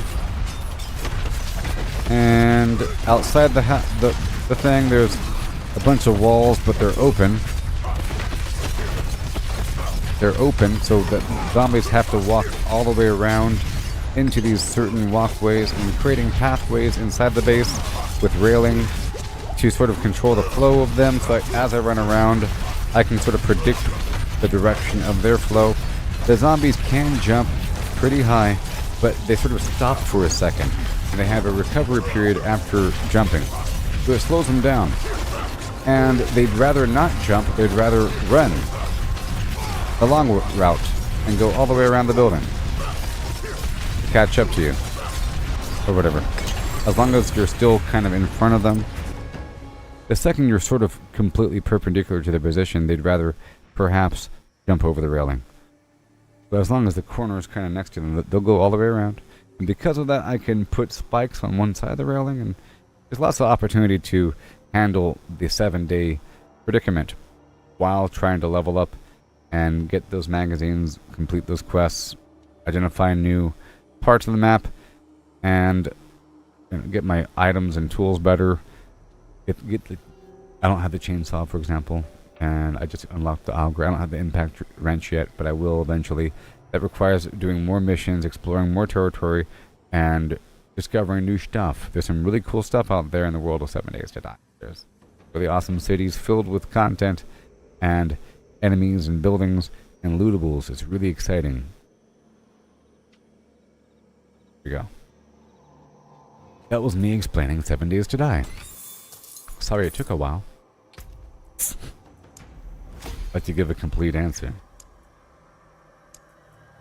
And now we're down to the final glyph. Again.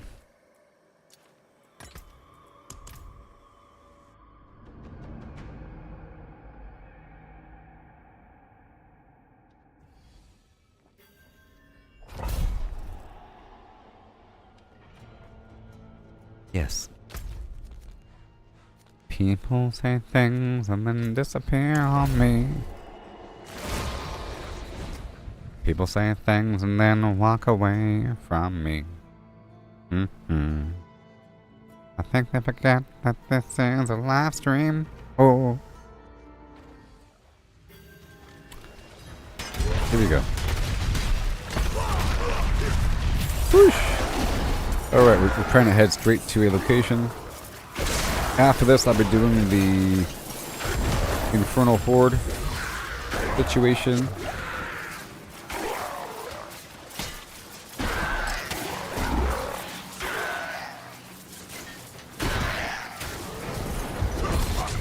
This must be an extra shrine dungeon. Okay, we're heading to the Battle Chamber. We got separated.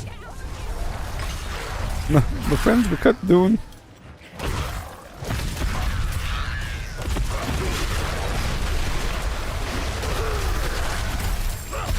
Ah, yeah.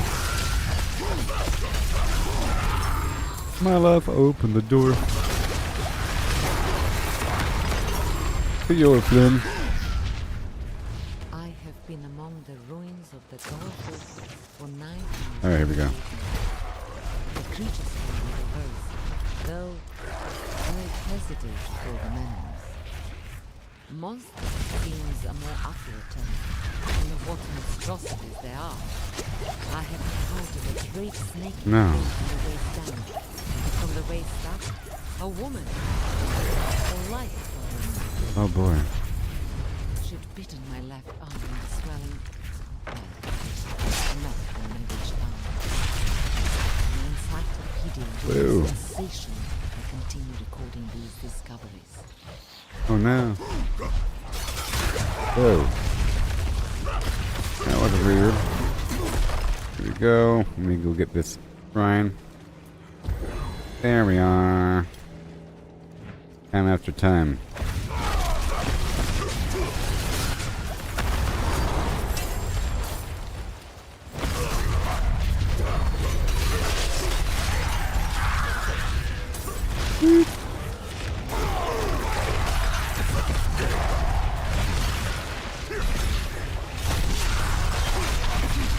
Yay. Rock the cat Barb.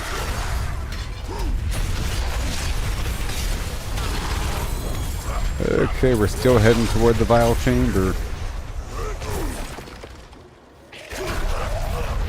We currently have 26 million. Yeah.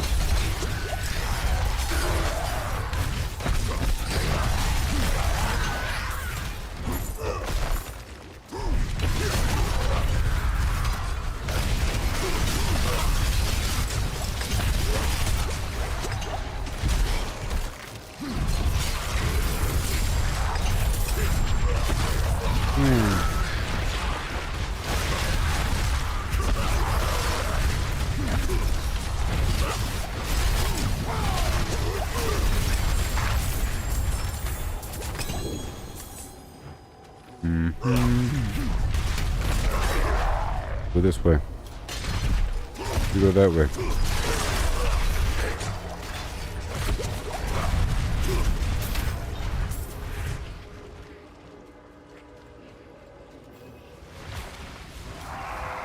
And here we go. Go, go, go, go, go, go, yes. And then after knocking out a ton of the infernal horde, I'll do the pit to level up or to masterwork my gear.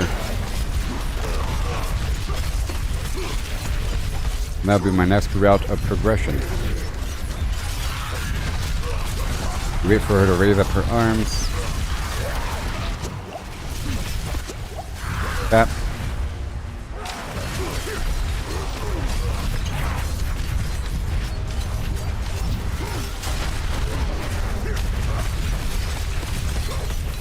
Good.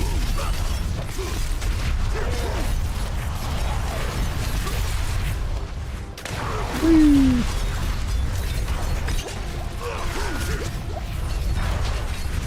1, 2, 3, 4, 5, 6. Level 130.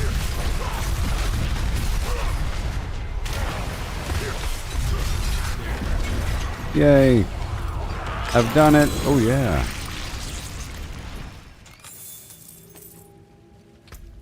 Oh, baby, I've done it. 18. Just a few more times, huh? I think we should go back.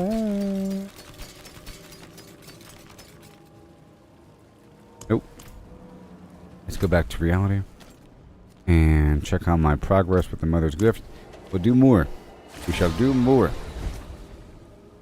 Might have opened the door. Go, Flim.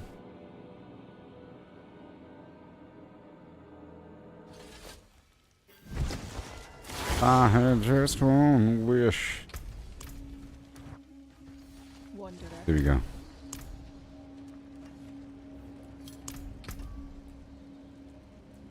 One.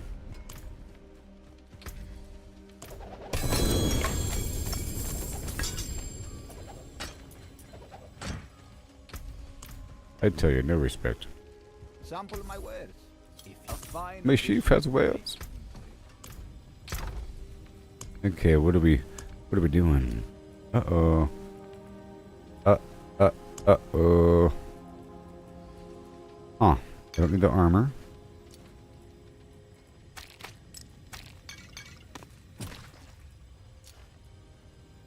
Nope.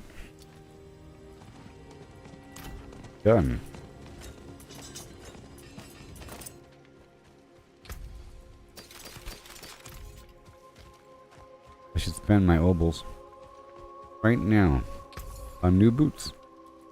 Fair bit of magic. It seems you're perfect for bad luck. Try again. Mm-hmm.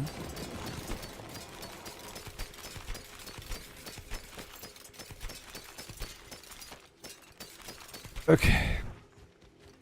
Hail to you, traveler. And hail. More boots. A few more keys. Fair bit of magic in that one. Until next time.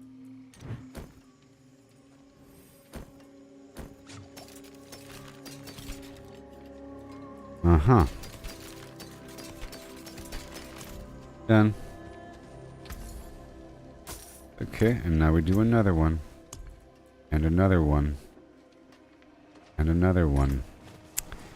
And probably one more after that. Let's go.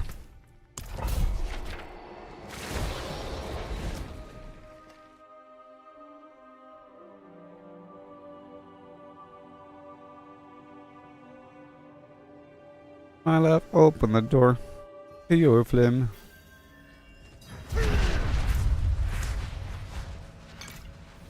There we go. So we're looking for the animus carriers.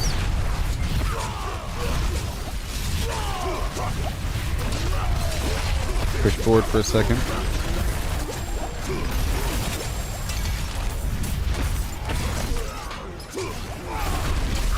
Done. Thank you for the animus. We carry on. Oh yeah, exquisite blood. Let's go. How exquisite. Thank you. Moving on.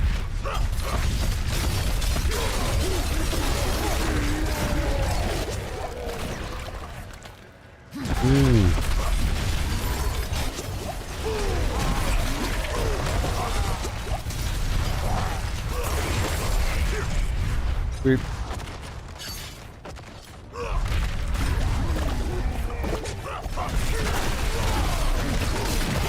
Sweet.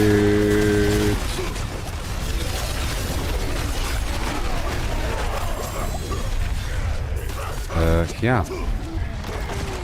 Rawhide. Moving on. Gotta find these animus carriers.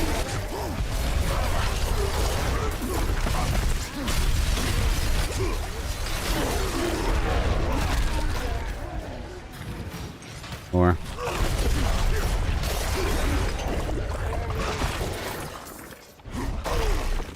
Nope, the door ain't open yet. You can jump over walls if the door is already open.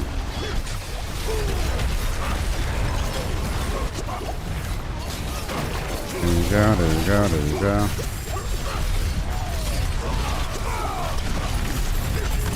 Yay. That was almost painful. Almost. Explosions. Let's go way over here.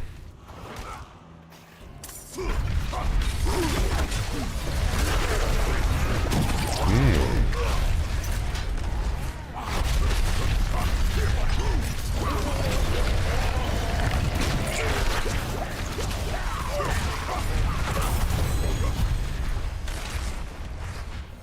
Oh. Why can't I do anything? Oh, public owls. Owls appeared. They scared me. My name is Pomuk Shlichek. Pomuk Shlichek. I write this Yeah. as I bleed out my last.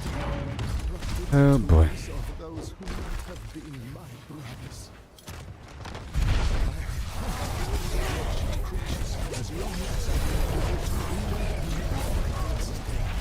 Mm-hmm. Thank you. I have chased them into this mess. We're heading to the bloodstone. Their leader and race. And I fear for all who wander unknown into its crypts. Hunt them down. Do not Not today, buddy. my death be Or not.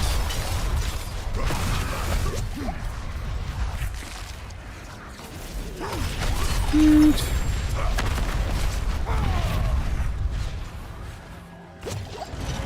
And the Blood Bishop, yeah. Just like that.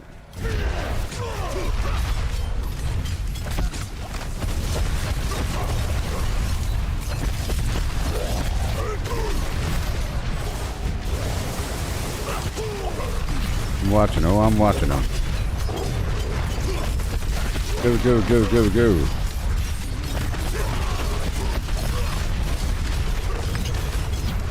More, more, more, more, more, more, more.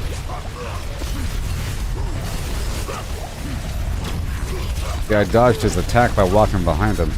When he raised his little tentacles behind his head like that.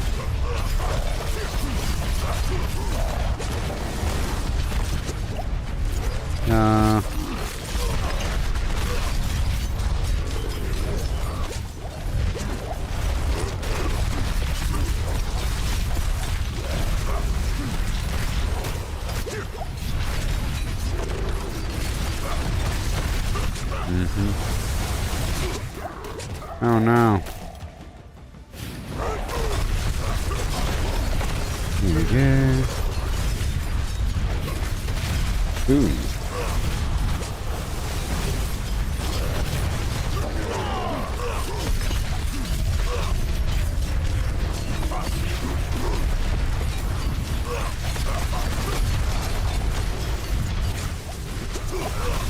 Boo. Okay, soon. Okay, I went behind him. It worked.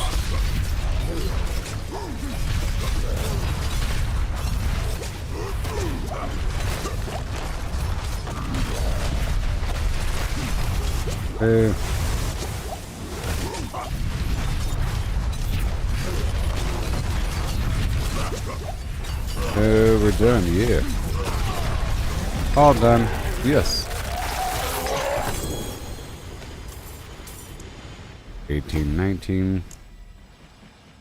Okay, just a couple more. Couple more. Couple more.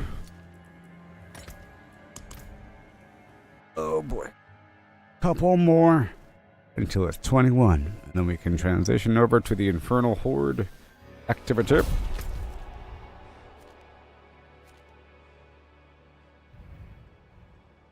Where is it? There it is.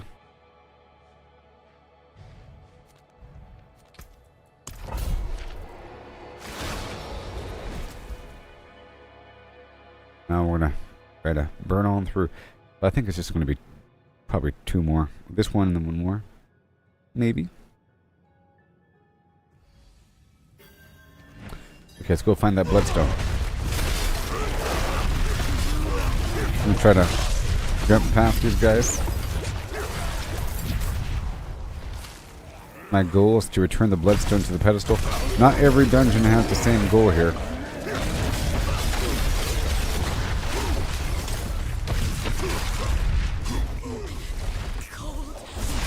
There it is. Thank you, goodbye.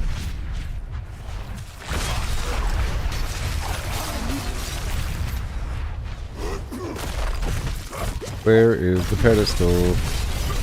Buddha.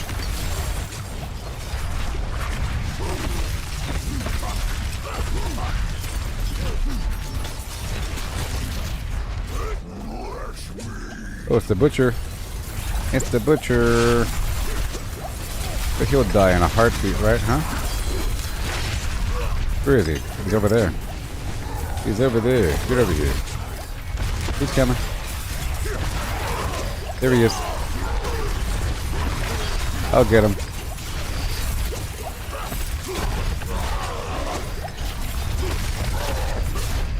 Oh, he's actually hurting me a little bit. A little bit.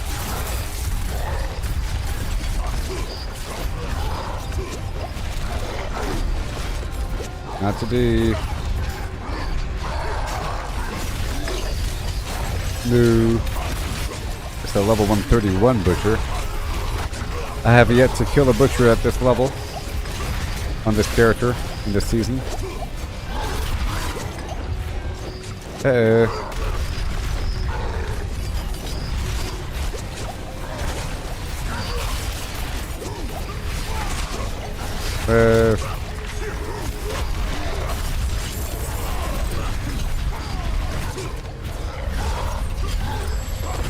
Okay. Oh boy. Got him. It is the butcher. He has a butcher's cleaver and a mount skin. I already have the stuff. So here's the butcher's cleaver, like I mentioned. I already have it. The axe that causes fear, but it might be slightly different now. They've made some changes, some more damage to injured enemies. Yeah. I don't really want to fear them. But do I? Maybe. Maybe. More damage to feared enemies. Maybe. Maybe. Maybe. Meh. Okay, 108, 9, 32. 110, 9, 32. Okay. Alright, I'm just gonna do it just for a second, okay? Just for a second. Just for a second. Movement, attack speed, movement speed, physical damage, critical strike chance against feared enemies. Ooh, really, really, really high. 175% damage to injured enemies, which is nice. Critically striking enemy has a chance to fear them and slow them. Unlucky hit. Good. Good. That's actually pretty good there. That's actually pretty good versus losing... What would I be losing? Movement speed, injured enemies, all kinds of stuff. I'm losing a chunk of damage, but not really. Because I get 67% physical damage. And critical strike damage, I'm losing a nice chunk of 47%, which is a big chunk. So I'll make sure to put an emerald in it. Let's do it right now. Let's put some emeralds in those bad boys. And I'll see if I can make this elixir to increase my crit chance and my lucky hit chance.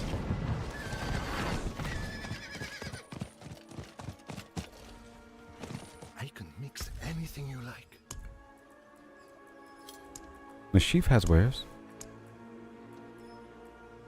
Advantage. Yep, there it is. Advantage, baby. Attack speed 15%. Lucky hit chance 15%. No. The other one was what? Precision? There it is. Critical strike chance 6%. But, you know.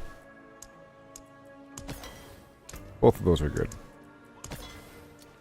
Differences though. Go for critical strike chance. Alright, let's just see what happens. And I'll put a gem in it. I'm Gemini Jones. I think I probably have enough. And I can swap out this ruby.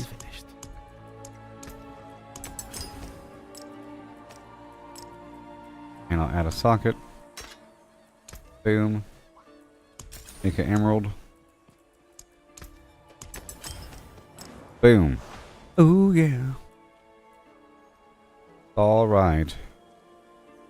Alright. I'm gonna hold on to the old item for a little while. Because it's nice to use this weapon every so often. Whatever, sometimes I don't. Sometimes I do. Sometimes I hate it. I say, ew. It's weird.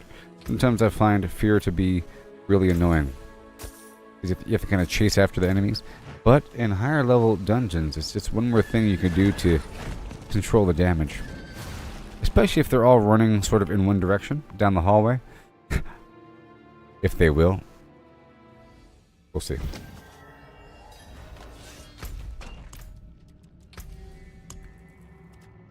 Alright, here we go.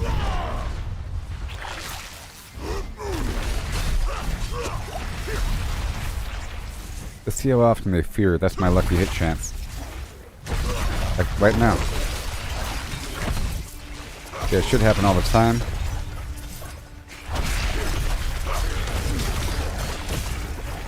They're afraid of me.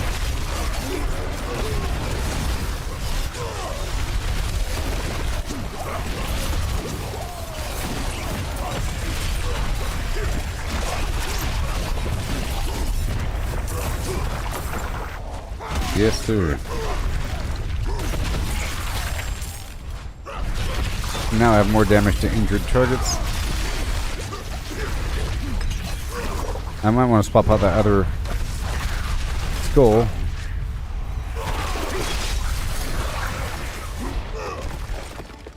For another emerald. Let's go, go, go. Now I did lose some attack speed and movement speed from that vampiric blood rage aspect I just took off. And I lost a tiny bit of the whirlwind size. Or the dust devil size.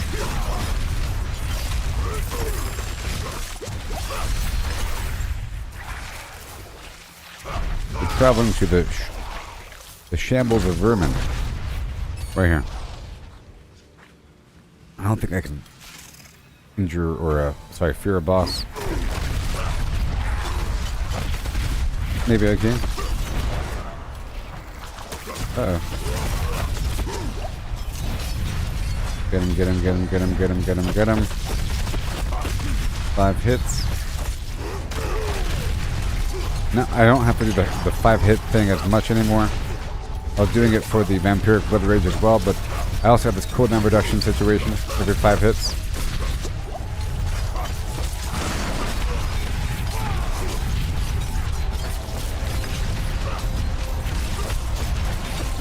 I'm gonna wait until the enemy is injured before doing the death blow.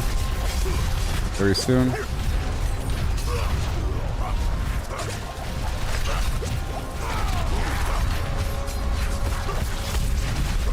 That was good. Oh, that worked. Yeah. Again. Okay, one more. One more dungeon and we'll be good to go.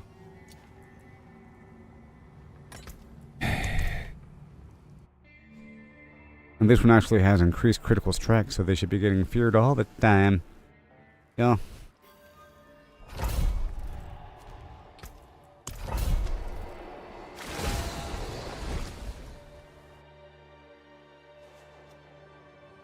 Snap your fingers, do your step. You could do it all by myself. Let me see you do it. Yes. Hey.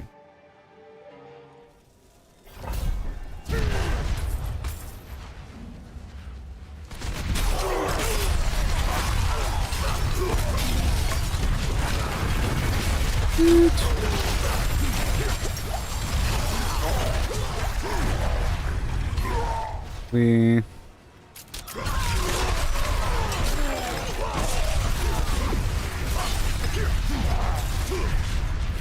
go.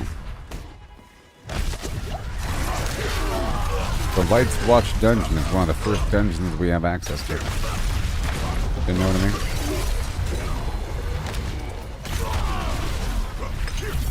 Excuse me. You must slay the watchman. Sure. Nope.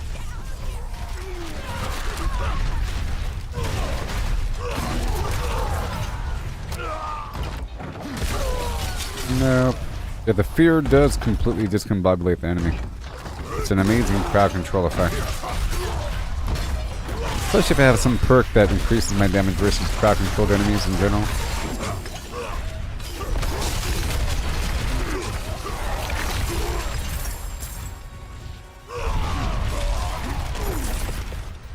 We better get scared.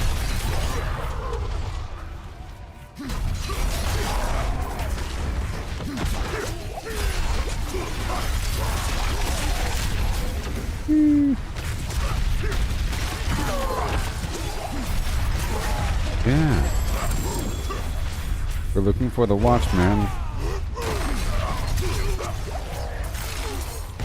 Ew.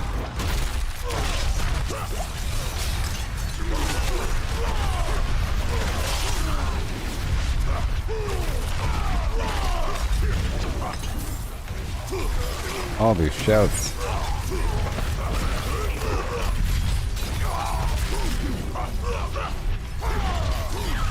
There you go. I have the key.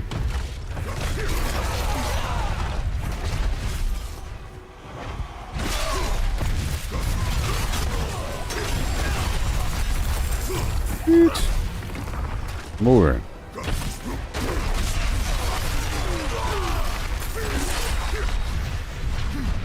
And now we open up that door.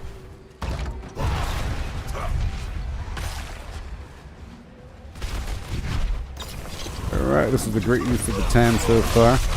Oh, I did a little boss rotation. I did a few health strongholds. I did the Helltide.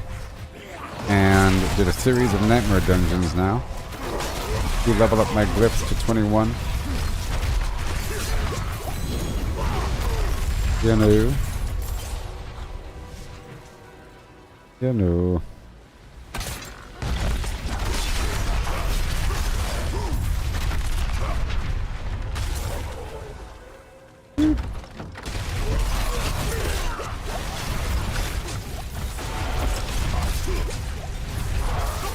Yeah.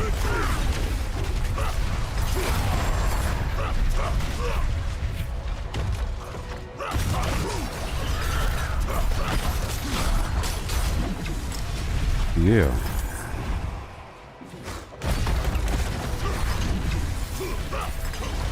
Great.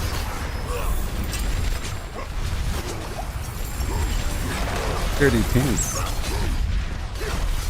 We're traveling to the Lights War Room.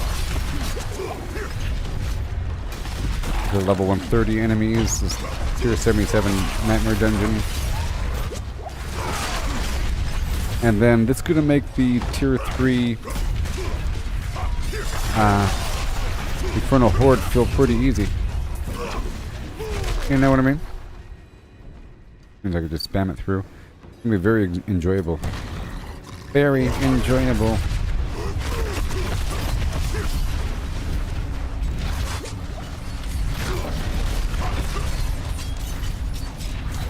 There you go.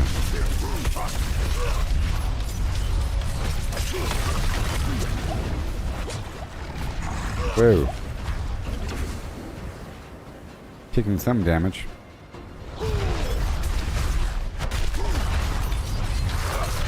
How?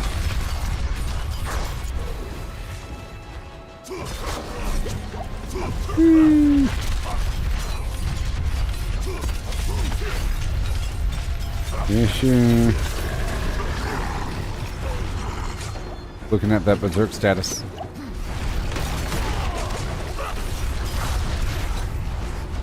Go back. Okay, now the enemy is injured. Oh yes.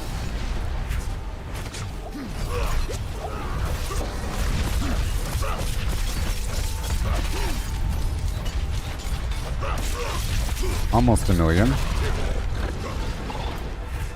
225,000. The attack power. Yeah.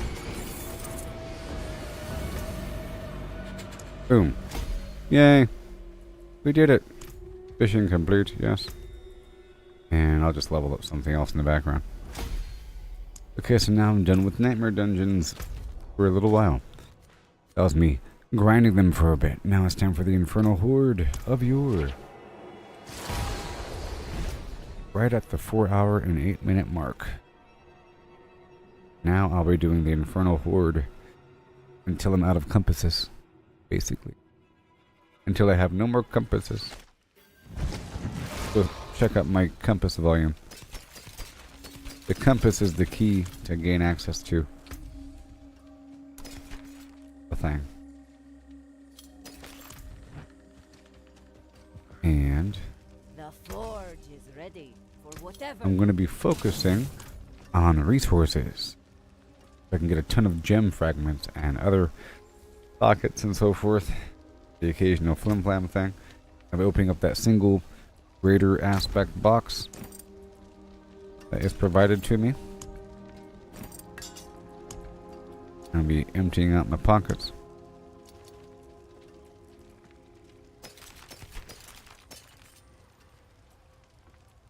I'll break those down. Critical strike, resource cost reduction, attack speed, lucky hit chance, overpower, we don't want that. Max life, put this stuff away. Yep, it's all good to go. Put that away. And these are all tier 3, right? Nope, tier 4, 4, 4, 4, 4. Uh-oh. Like I need them. I'll be doing these 1, 2, 3, 4, 5, 6, 7, 8, 9. We'll see where we are from there. Everything's looking good. I have to go through my items eventually. Okay, so now... Then. Once I break these down.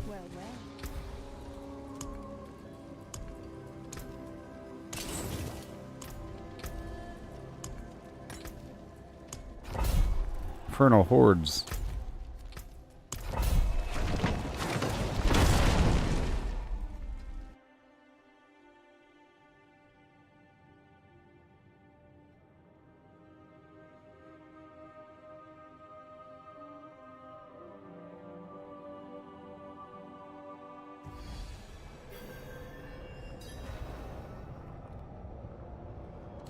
Alright, so I'll be right back. We'll do this for a while. It's gonna be fun. So fun, yeah.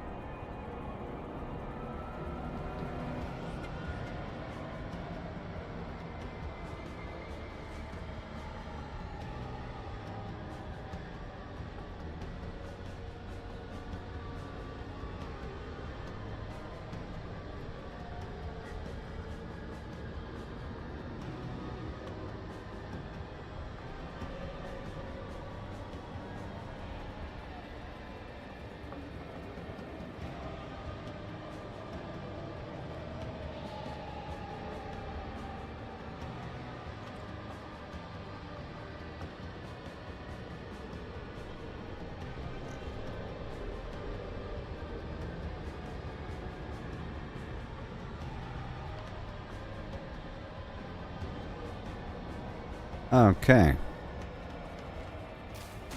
And boom.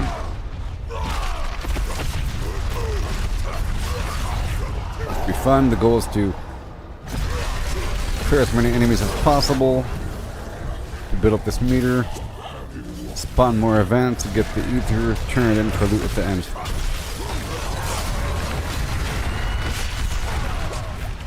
Come on.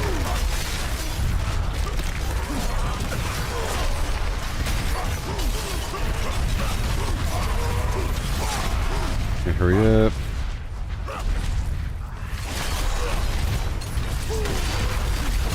Goodbye, goodbye, goodbye. Right over here. Got 20 whole seconds.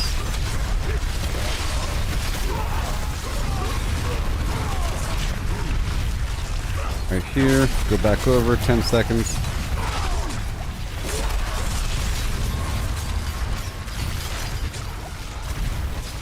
Five seconds.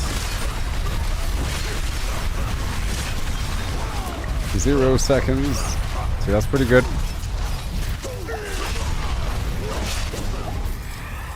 Awesome. Let's do the summoned Hellborn.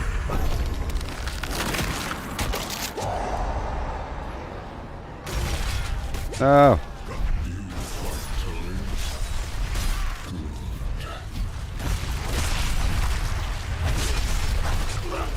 Oop.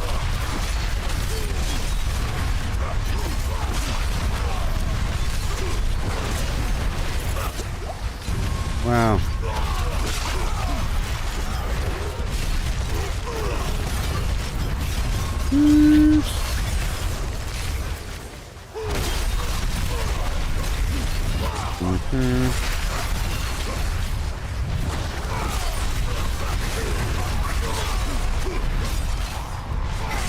Beautiful. And we go this way. No, there's a gift for you. Oh. Oh. Okay. It told me. The mother's gift. I thought that was the Tree of Whispers last time. Okay, here we go.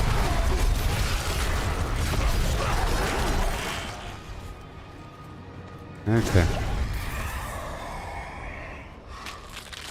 Also the masses. Yeah. Beams give me +1 ether.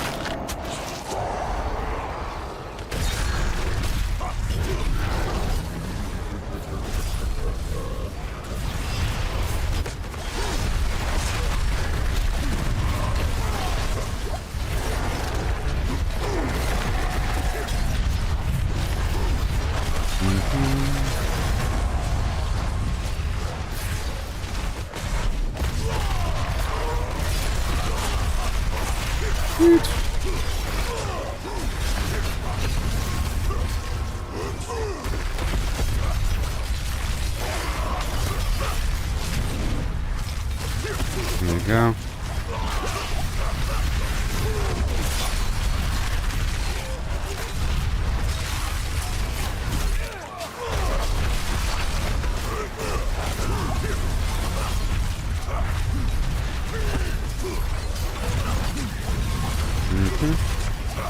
Gotta get these enemies right away.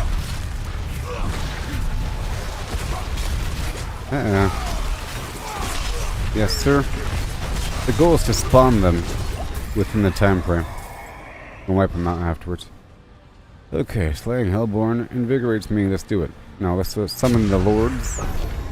+3 ether.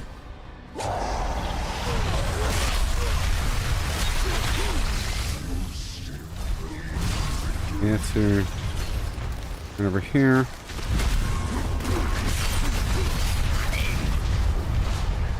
Come on. We head over here. Spawn the dude. Back over.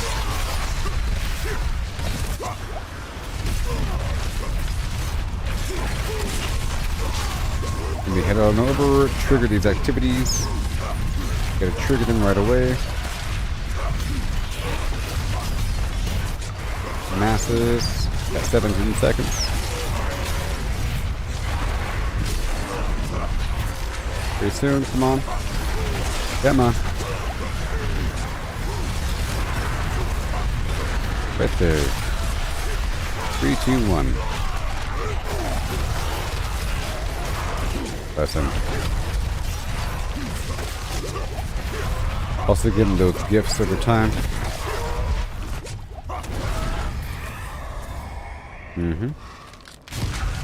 It have the spires to pull enemies inward.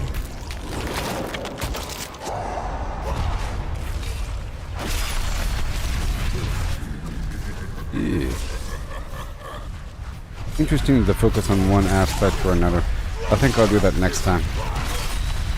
I'll just choose something and focus on that. See what happens. Alright. Oh boy. And knocked them right out.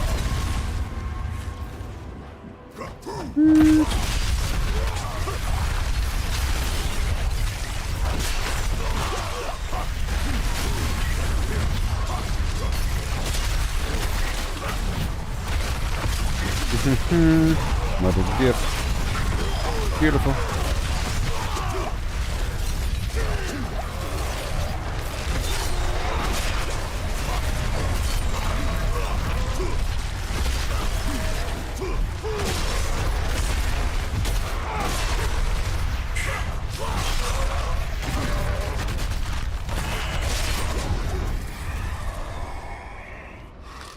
The Exalted Hellborn. Do it. Now the Hellborn are harder, but they give me +1 ether. Go. Right there. Right on through the group. I almost always love the Exalted Horde. It's the best.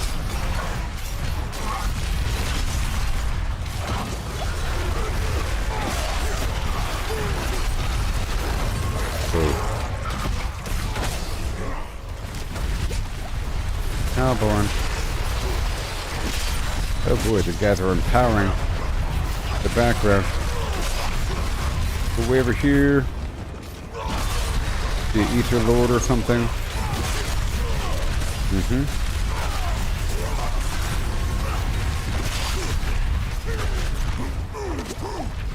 Wake up.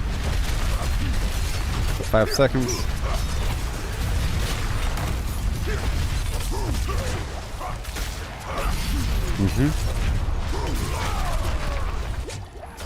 Now I'm free to swap out one of my weapon slots with something else.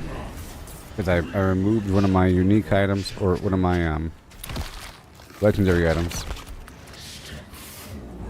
Here we go.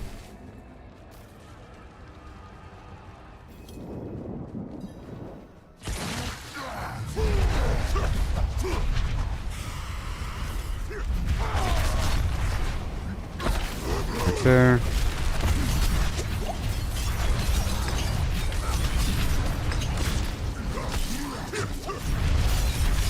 Let's go tippy tap on these guys. Berserk. And goodbye.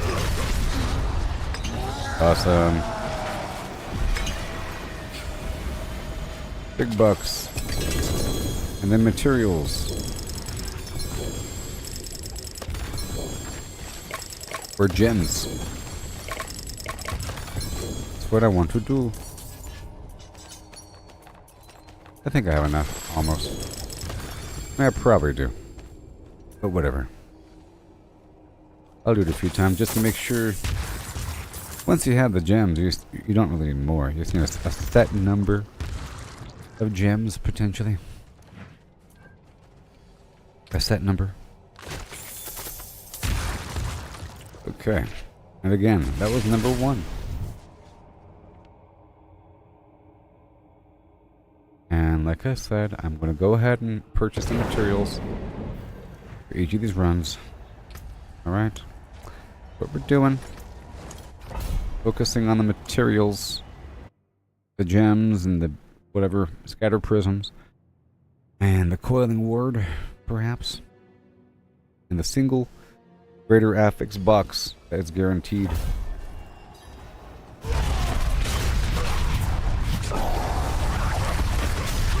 goal is to kill these enemies ASAP.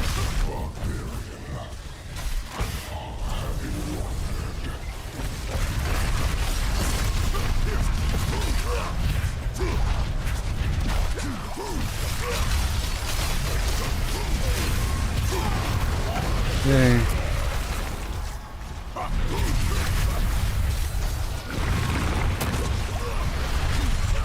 Yeah. Here we go all the way down.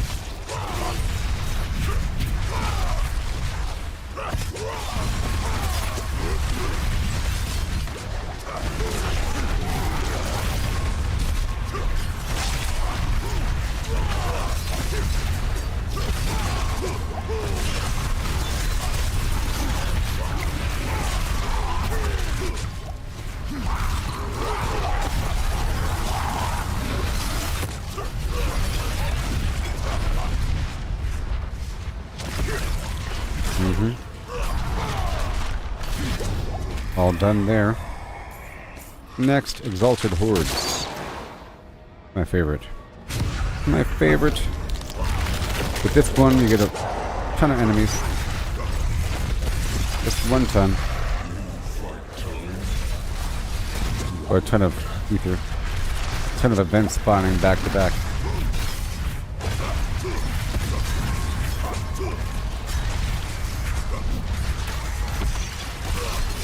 Come on.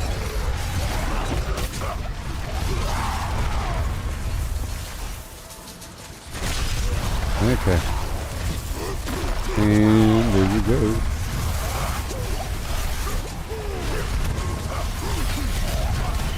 Over here, way up there. Super important. Spawn these guys. Back down below for the mass. And that's why it's my favorite. It's clearly awesome.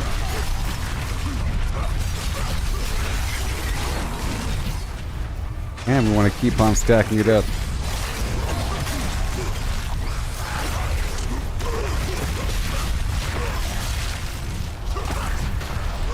Clearly, it's amazing.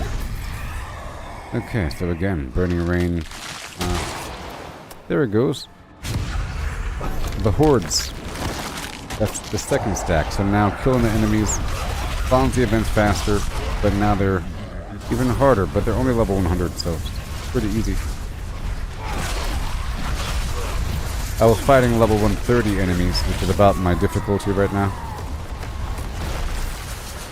Make sure to knock out these activities when they pop up. That guy's interesting.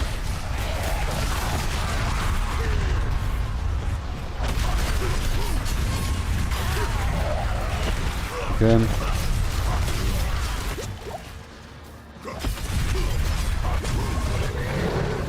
Right over here, have them follow.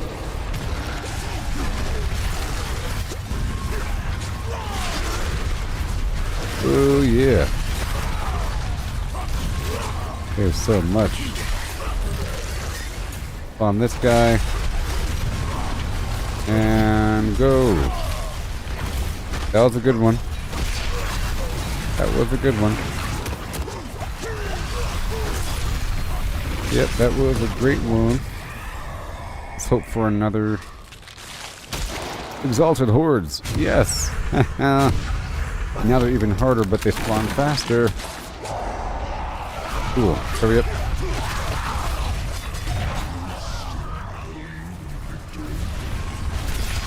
Yes.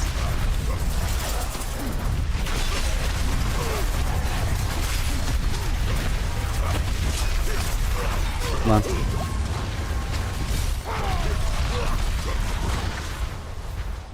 Bond. There, hurry up. There's a mask for you. Way over here again.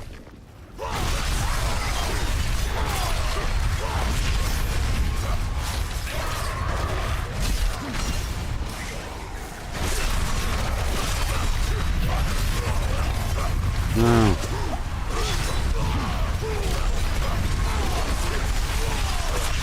Whoa.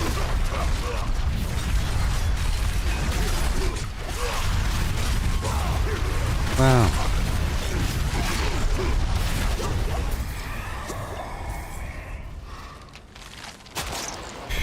exalted masses. Soul spires.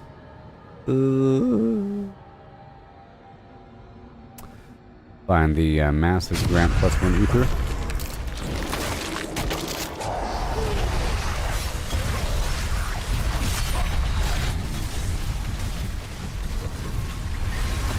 There we go.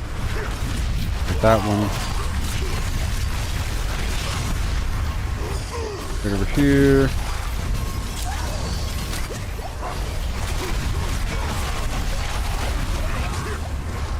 Right over here. Wake up, wake up.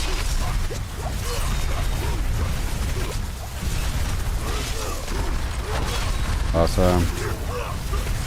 Wake up.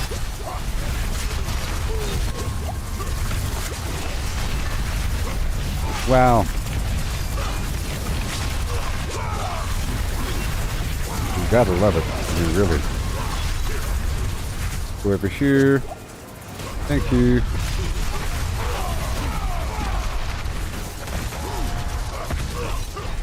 One second go.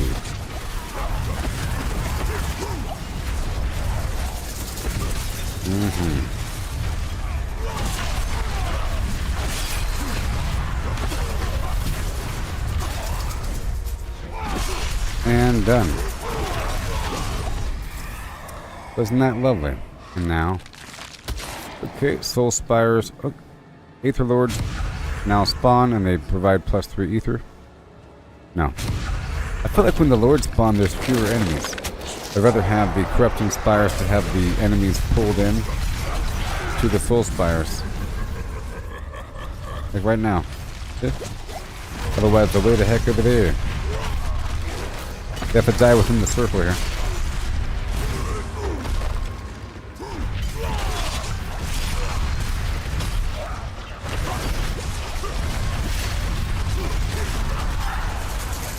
Yes, sir.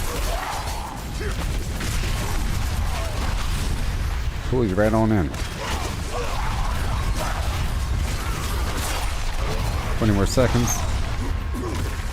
Spawn.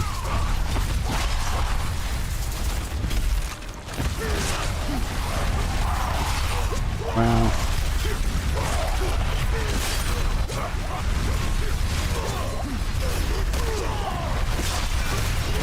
Woo.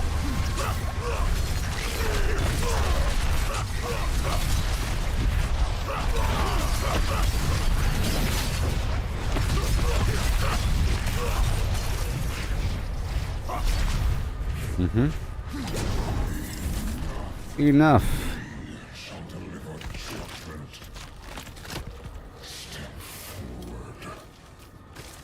And here we go.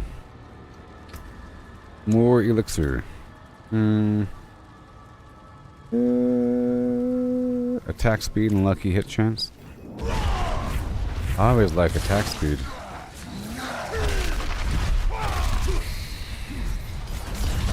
Go for the flame. And here is the shadow. What's happening? Golly. There you go, there you go, there you go. Each of them equally.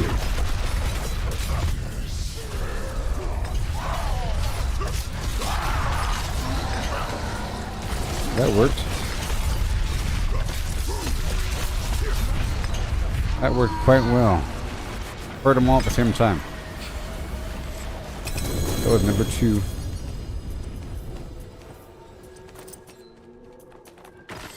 And opened up the box with the goodies. Ooh, wait a minute. Oh my gosh. Oh my gosh. There's masterworking material in here. There's obdusite in here. Oh my gosh, it's so worth it. There's obdusite in here. That's mind-blowing.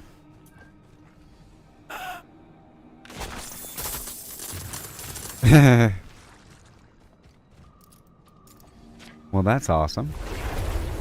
That changes everything. That means if I just farm this all day, then I can masterwork my items up to a certain point.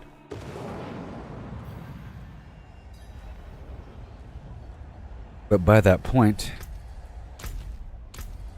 I'll be strong, you know? Awesome. Awesome!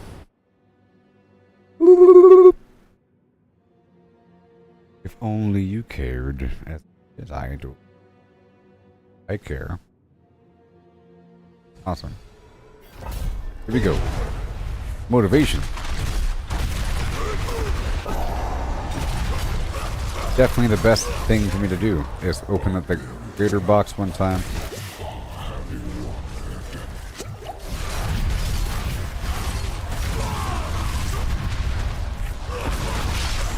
There it goes.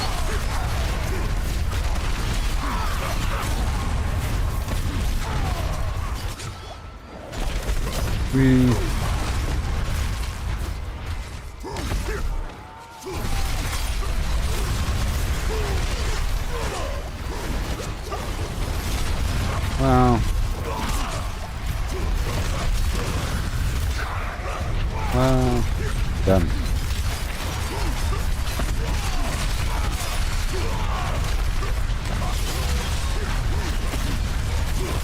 There you go.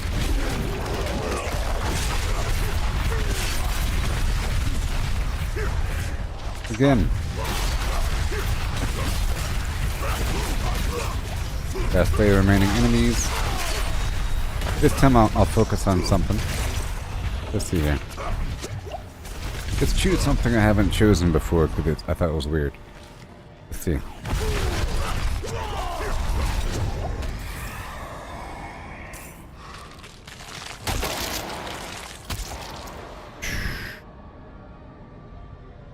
Let's focus just on Soul Spires. Soul Spires drain health, grant +2 ether.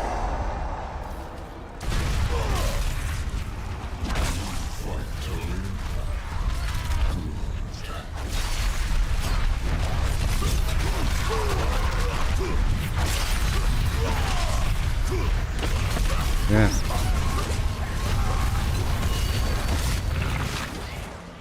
Okay, drain my health, I dare ya.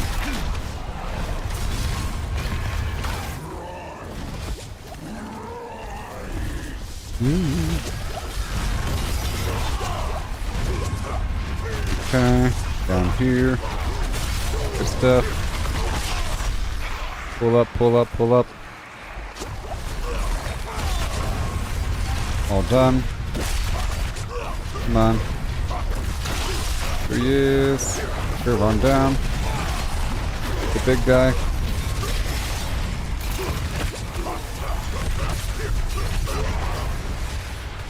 Okay, that's all done. Oh yeah.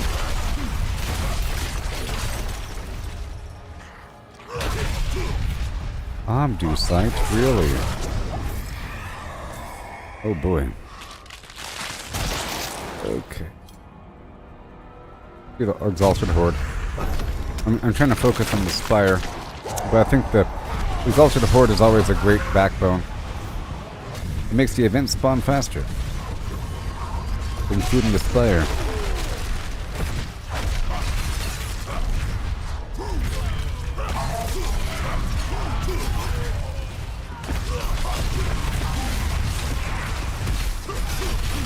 Yes, sir. Here we go.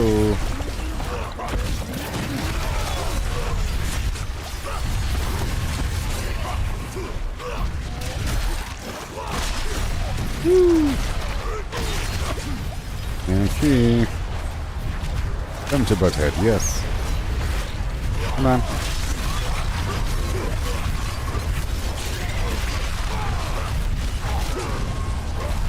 Okay. Oops. Yeah. And that would be it. That will be it. Okay, next. Aether Fiends. Gathering Aether increases movement speed. How about the Fiends grant +1 Ether because I think we can make it work. Do that. Maybe something to do with the spires.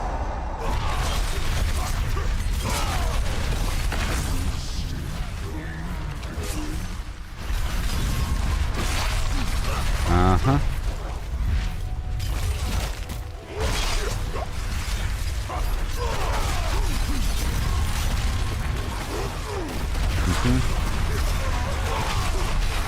Another spire has popped up.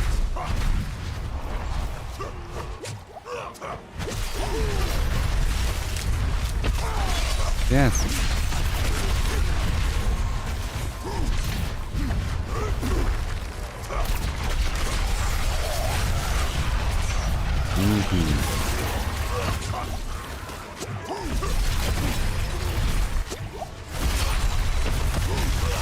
Here we go.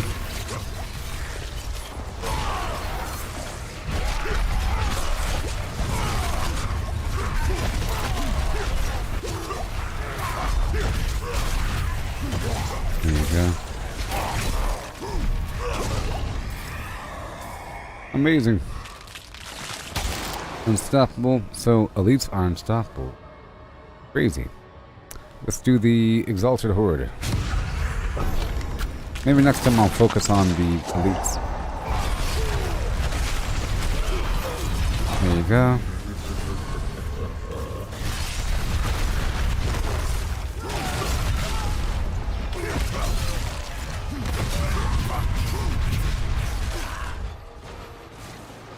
Boom.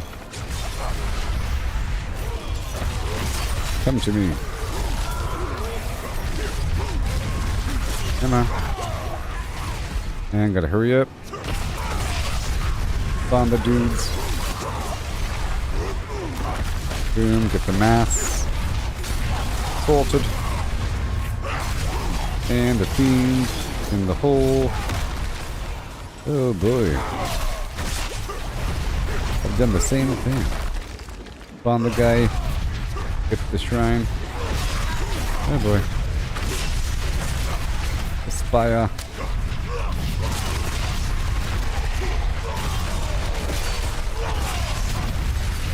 Now that's done.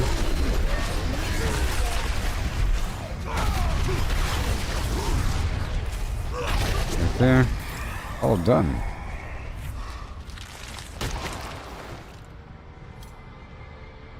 Transfer elite doubled and Aether Fiends grant. Yeah, so next time I think I'll focus on the elite. Because it seems like there's a bunch of stacking flim flam that's possible.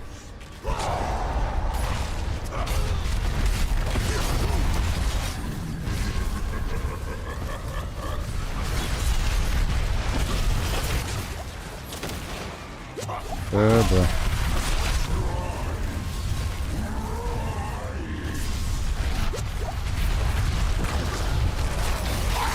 Well,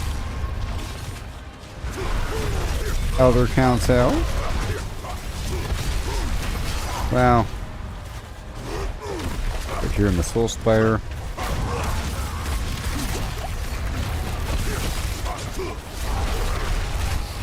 Okay, now we gotta go.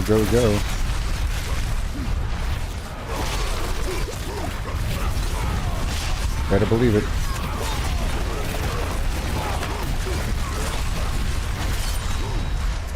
Bad seconds. Spawn.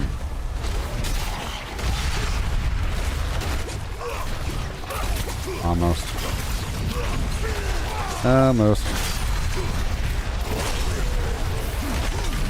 That was a good one, maybe.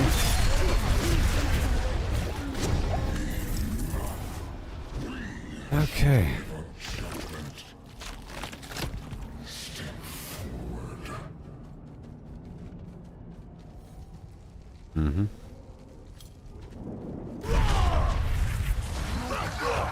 So let's see what happens here. Stagger.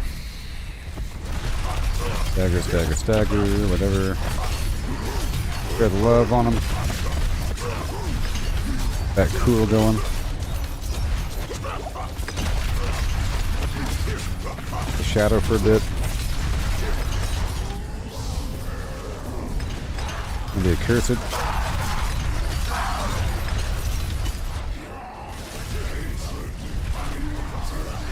Yeah, I did it. Let's see how much material I have now. I have... Yes. Come on. I get it. Stop it. Okay, so 176 Obducite.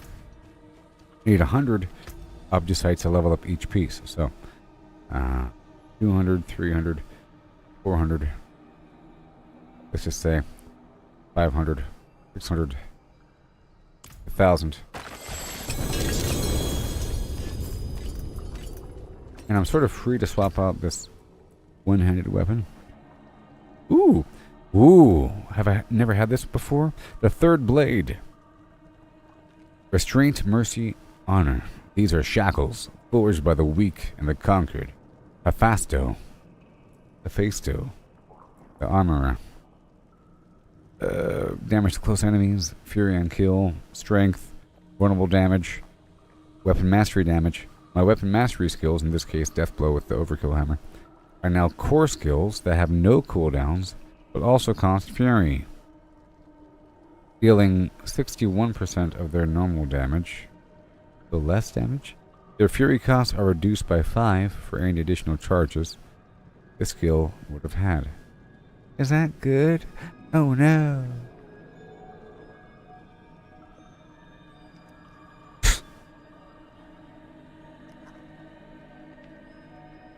Oh boy, I'm kind of curious. I am kind of curious to see what happens.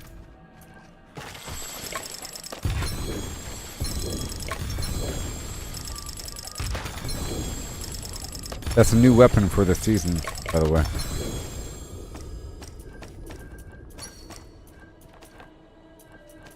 A week. Alright, so that's gonna be weird. I don't know if I like it. But we'll see. It's made up if I have a ton of sources of Fury. But I don't really right now. I was sort of using Death Blow as a method to give me Fury. Because it was free, and it gives me Fury. You know? But I'll try out this first wave with it on. And again, Weapon Mastery, I don't have a gem socket in it right now, so that's kind of iffy. Fury on kill. That's good. Fury on kill. In this case. I could always make adjustments.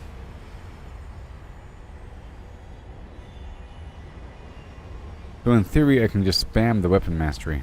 In theory. But we'll find out.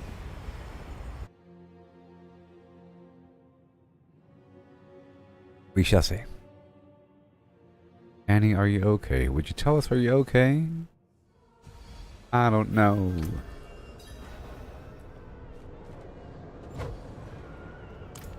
Here we go. Oh boy. Oh yeah. I climb my way to the top of the flume.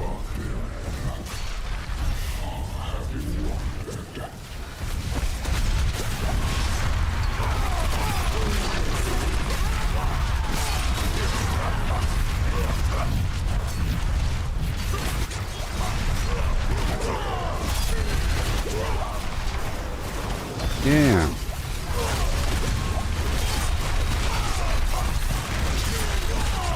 Jeez. Alright.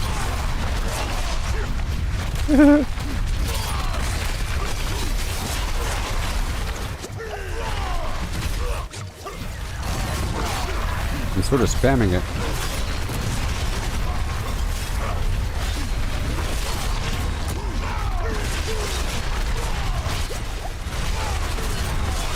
I'm sort of spamming it.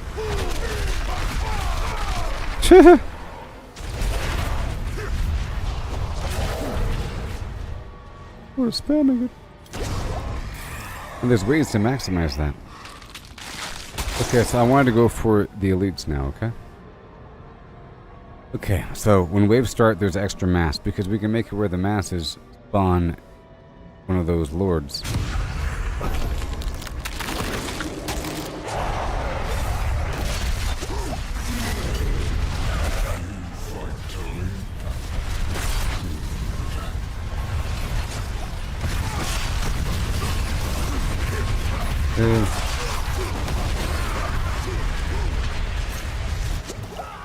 Okay, gotta go.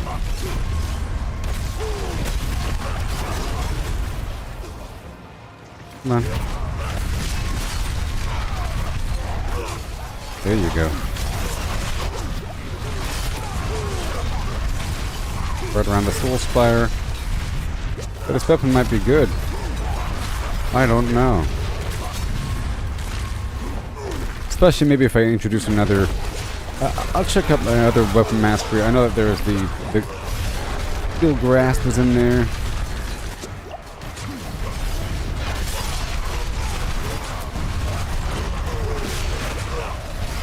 Because it fundamentally changes how it operates if it completely removes the cooldown. It makes it be based upon fury. Because as you can see, sometimes I have full fury.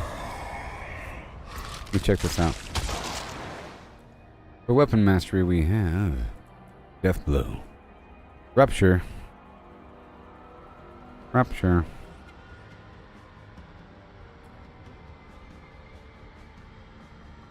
Now it's specifying the fury cost. Steel Grasp was nice. And but there's many items and so forth that work with Steel Grasp. So you sort of have to have all of them. You know? I don't know. Same thing with Rupture. Both of those you sort of need a bunch of other stuff. Yeah. Boom. I'll make my bleeds slow the enemies. Okay, so bursting masses, yes. When the wave starts, extra masses.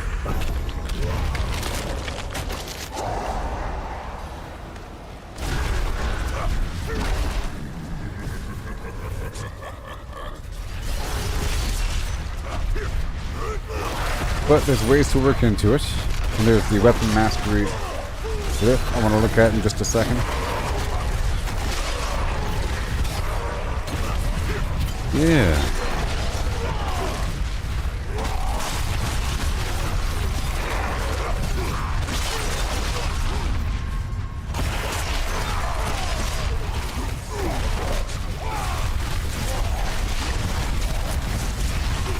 Oh.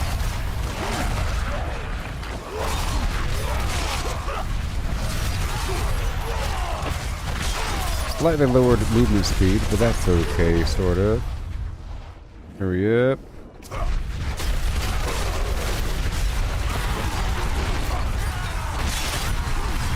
It's quite amazing.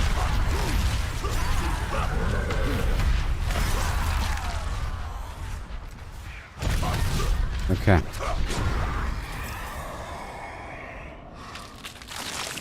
Okay, so another spawn. Now there should be 2 or 3 masses spawning at the very beginning. You know? It's awesome. Go across here. Yeah.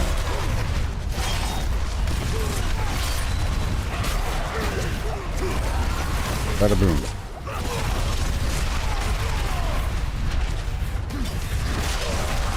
Way over here, boom. Gotta let that leap.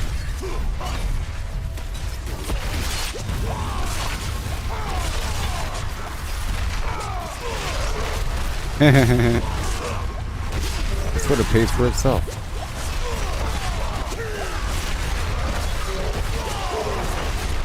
Way over here. 8 seconds. Whoosh, 2, 1. And go.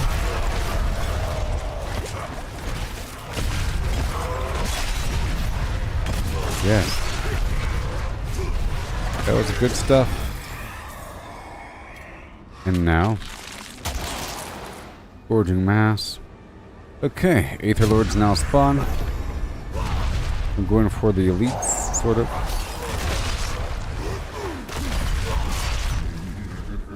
Wow.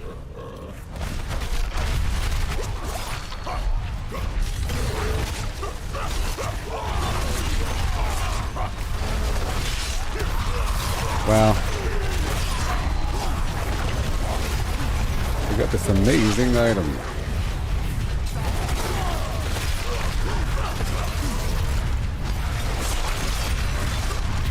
Well, okay, we dash on through here.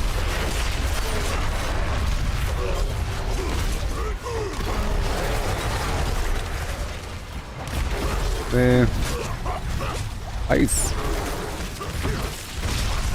I just have to barely increase my resource generation. Just a tiny bit.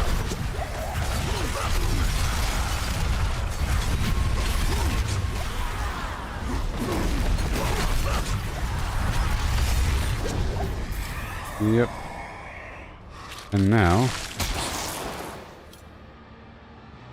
I'll make Hellborn hunt me. Wow.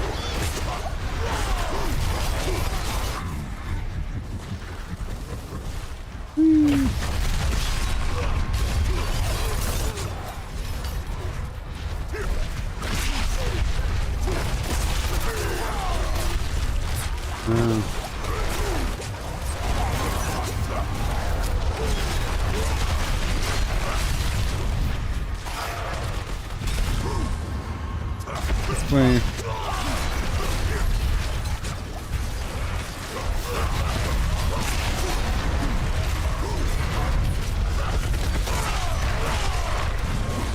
Kaboom. A viewer.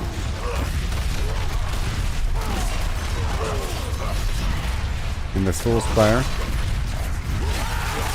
There you go.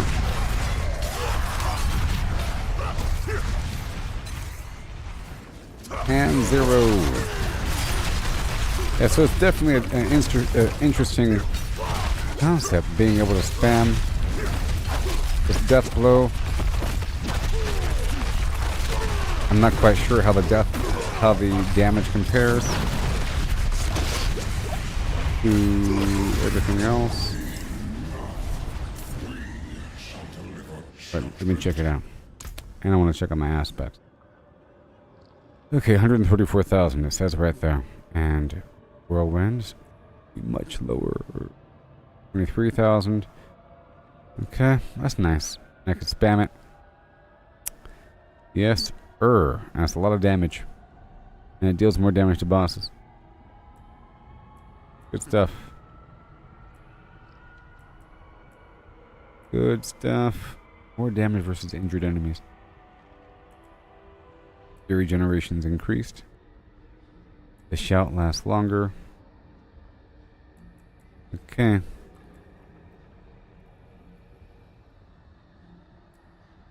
We're here for Paragon.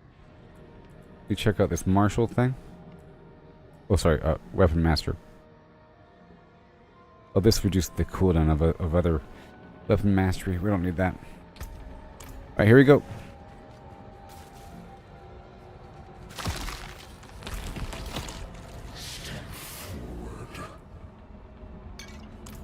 Again. Attack speed. Well, I guess the resource generation elixir would be good, huh?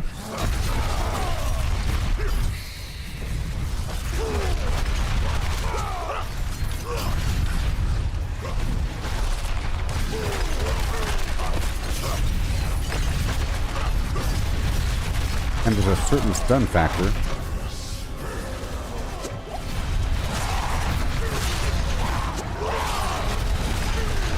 That was a lot of damage.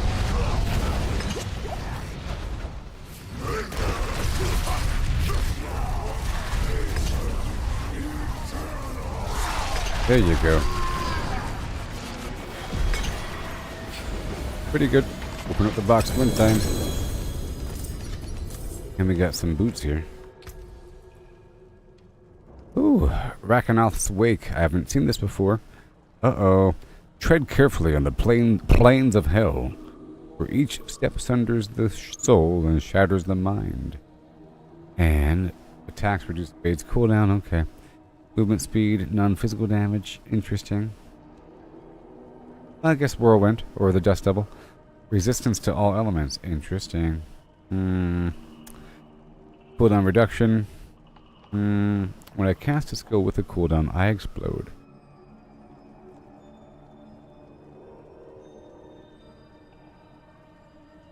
Dealing a certain amount of damage.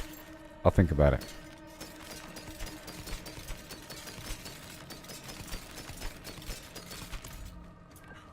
resources.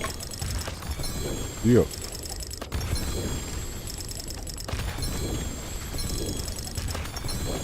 Stacks at 13 object are dropping. Awesome. Awesome. And like I said, I want like 1,000 of this object site stuff before I look at my gear so I can level it up all at once. And right now we have 301. A lot though. It's enough for 3 items. Okay, again. Have a few more of these to do.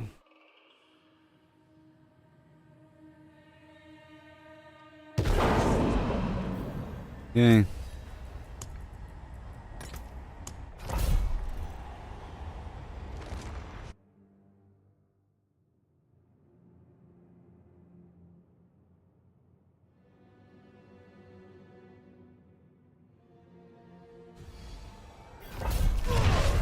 Yeah.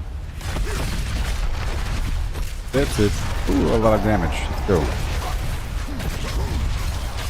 Right now, I'm basically going to be using the Whirlwind, or the Dust Devil. The Whirlwind, I should say, just to get the Dust Devils out. And to move through enemies.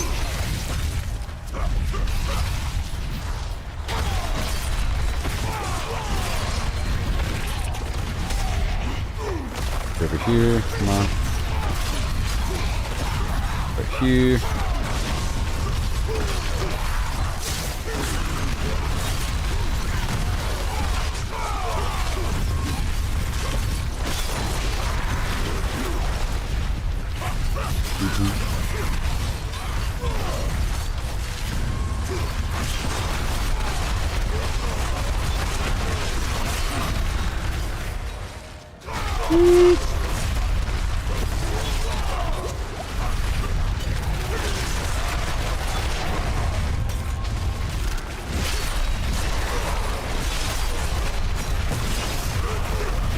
Oh, yeah.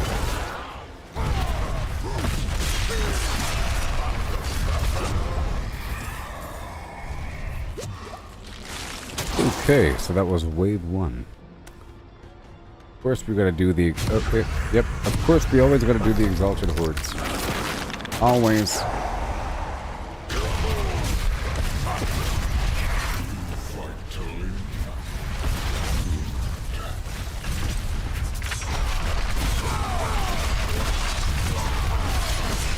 Oh boy. Oh, it pays for itself, totally. Because it generates fury. That's what I'm realizing. And I really can spam it. And I should spam it.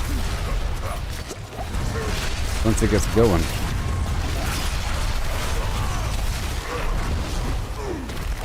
Come on. 10 seconds, let's go. Come on.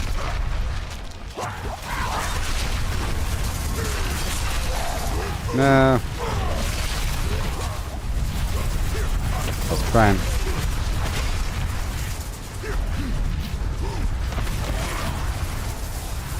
It actually does fill up my fury bar.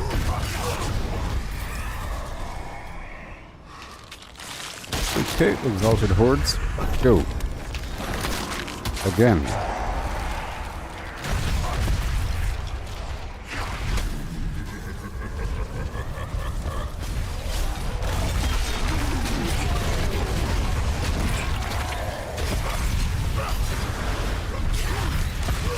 Yes, sir.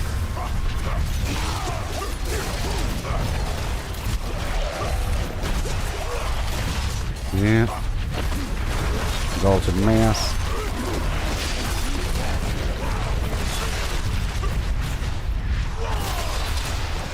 Come on. Thank you. All the way across.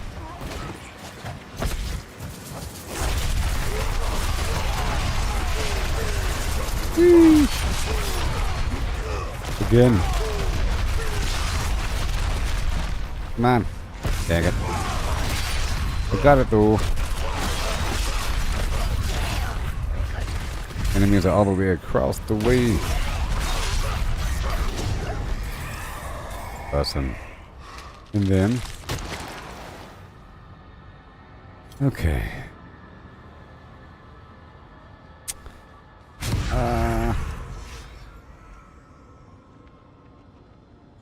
I'll make the fiends explode. No. I'll make the etheric mass grant +1 ether.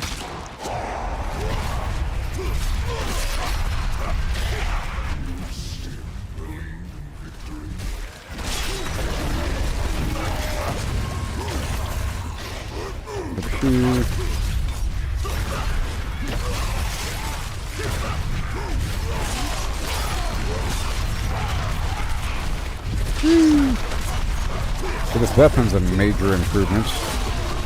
Tell you what. I think.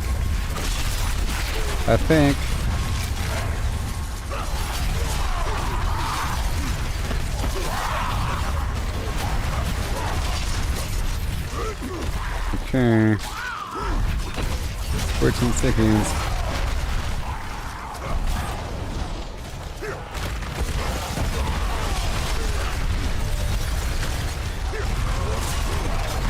Whoa. That's what we do around these parts. It's pretty awesome. It might work well with something where I'm able to spend a bunch of fury within a couple seconds. We'll see. Burning Rain, Exalted Elite. Go for this one. It's elite, so whatever. Gotta go for the rare stuff.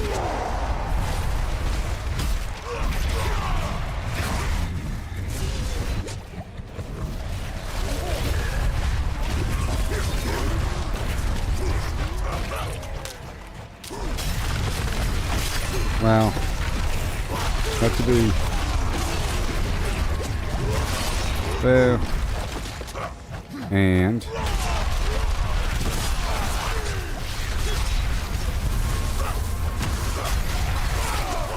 Wow. A whole lot of them to go across. Take care of business.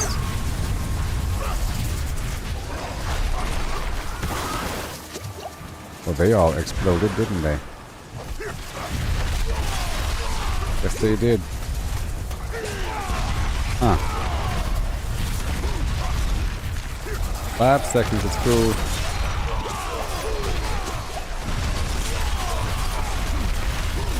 I think we got it.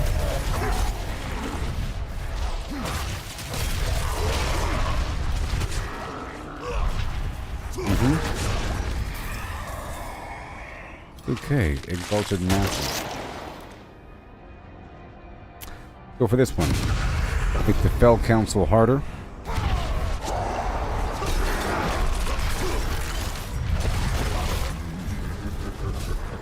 I am now berserking.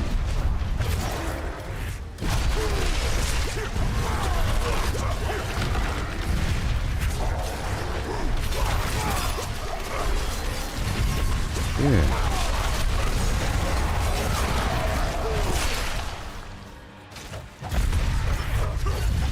Yay. Well, there you go. Way over here.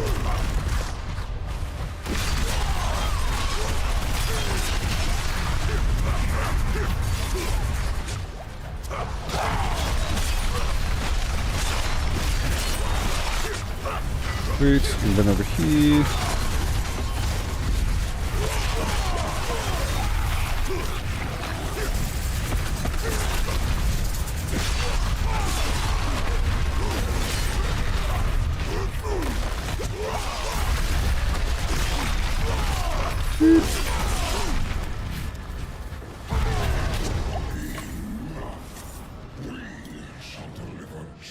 Right now.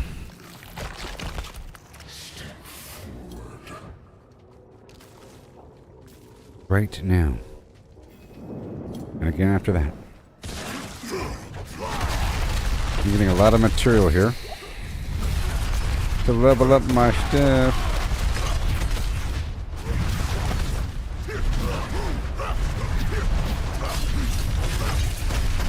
I want to get the flame here. That's actually pretty good. I really can spam it on the boss. I really can. Wow. It's working.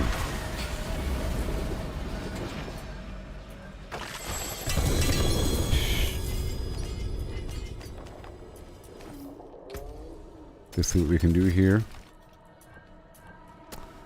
Attack speed. Strength. Scattered prism. And resources. Every time. Every time. Ooh. I think every time I open one of those up, it gives me like 12 or 13 object sites. This time it was 12. I think last time it was 13. Cool. Let's do it again.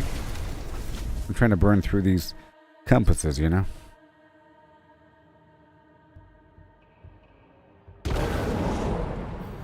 Right now.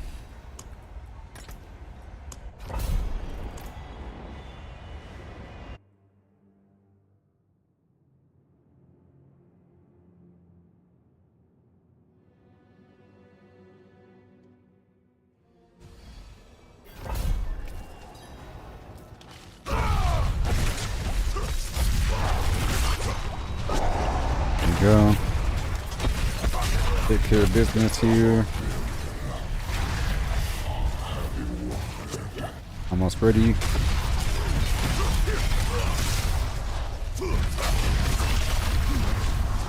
Over here. Get the mask going. Thank you.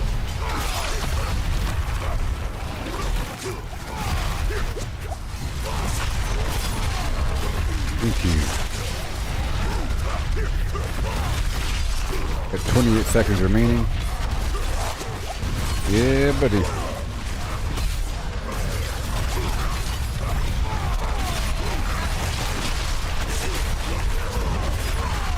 Wow.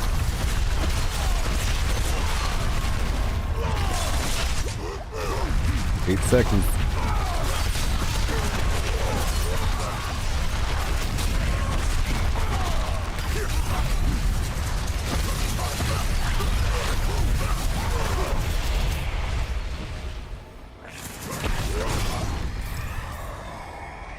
Okay. Alright, when waves start, there's extra mass. Hopefully we can get some elites to spawn, or some fiends to spawn from these masses. But beyond that, we're going for the Exalted Horde. Perhaps.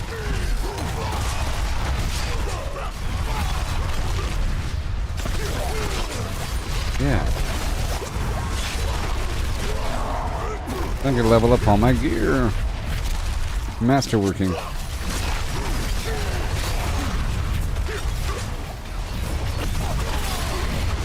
Thirty seconds.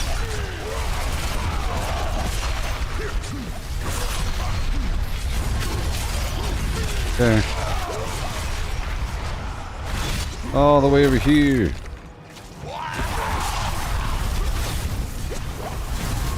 Okay. 9 seconds.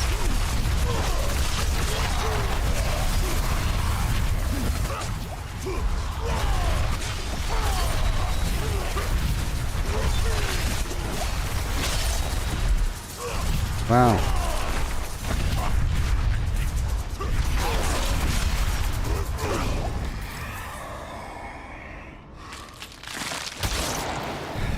Okay. Corrupting spires. The soul spires will pull enemies inward. Go quickly.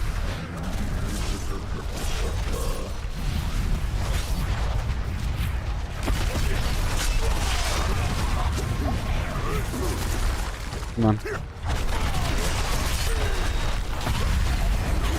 the dust devils out to increase the overall damage.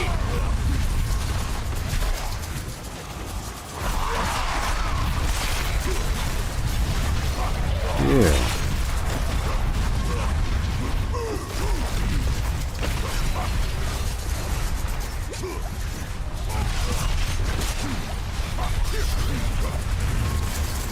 Oh my gosh.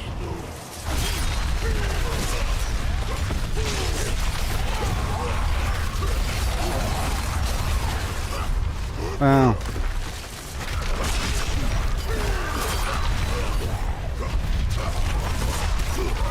Perfect.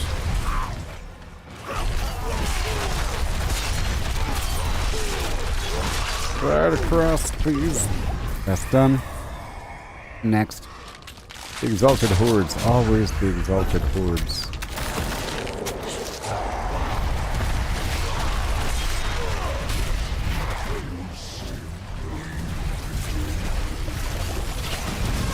Make these events spawn faster.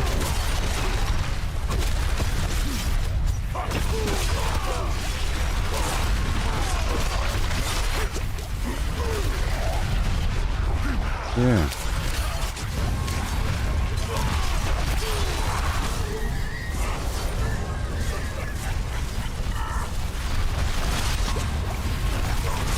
Wow. Woo.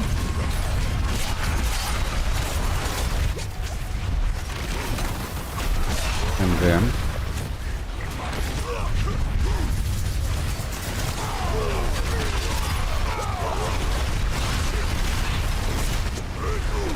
Woot.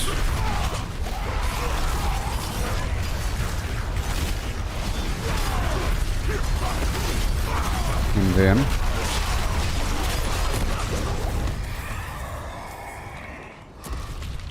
okay, so now exalted hordes, yes, gotta love it because you have to.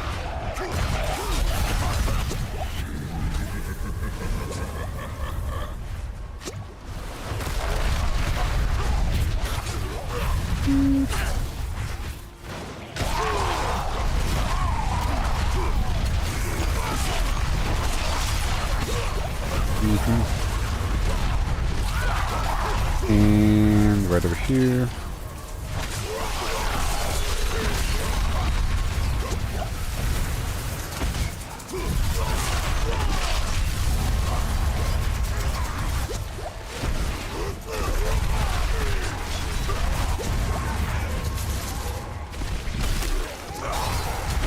Yeah.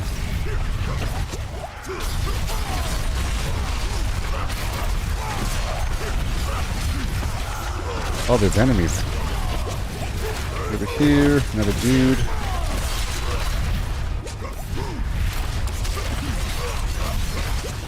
All these dudes. And then what do we got?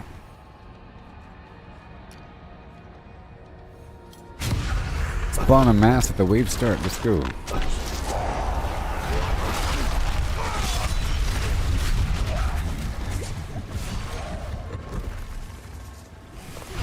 I've grown quite a bit during this session here. You know what I mean? I got a couple new items where I replaced my weapon, and it affected my gameplay so far. And we realized that this is unlocking Obducite, which means I'll be able to rank up my items with the master working process by the end of it. I was going to be doing a series of pits afterwards. I still am, but it's for the purpose of master working my gear. Getting everything up to the first tier, pretty much, rank 4. Because every rank for the master working, the affix lines on gear increased by 5% in every 4th rank, or 4th, I believe. A random affix line increases by 25%. And if you have the right affix lines, that's pretty significant. Attack speed, crit chance, dodge chance, health, percent damage, percent strength. These things start to become pretty significant when they are leveled up. You know?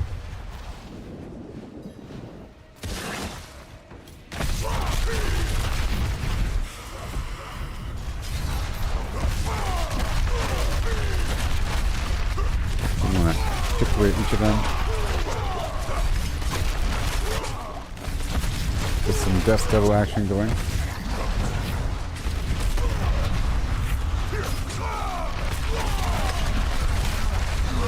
It really is self-sustaining.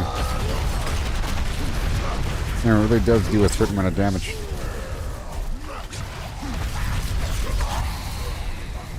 Oh, Spectre, okay. It is true.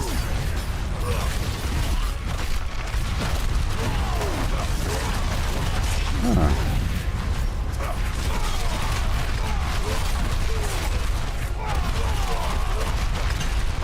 Huh.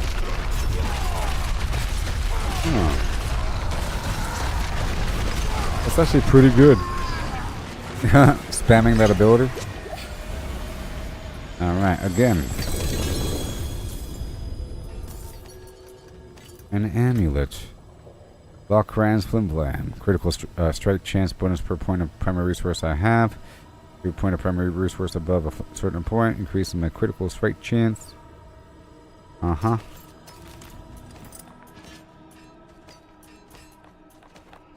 Looks like I'm full now. What it looks like. Oh boy.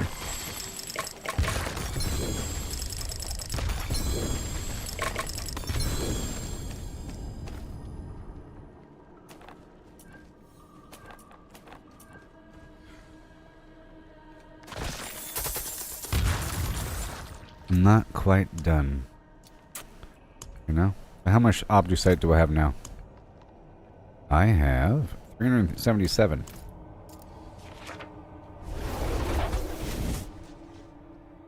Hey there, buddy. You're in World Tier 4 now, and you're level 61, and you're so good. Awesome. Awesome.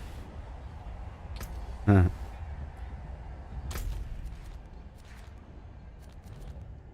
Okay. Let's go do this real quick. I'm not quite done with this venture. I'm not quite done. I want to do a couple more times and then go from there. Gotta masterwork my gear.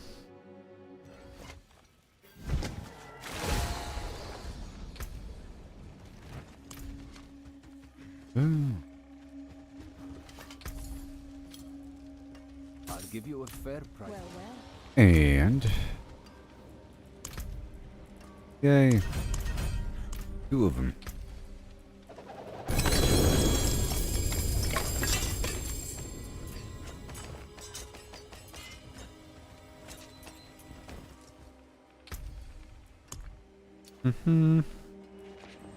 Oh boy. Oh boy. I guess I'll go ahead and masterwork right now. I'm sort of holding off. I'll do it. Oh. And I gotta put a socket in this item. I just picked it up. I put a socket in it. And give it dexterity. Beautiful and handy. There. Flop.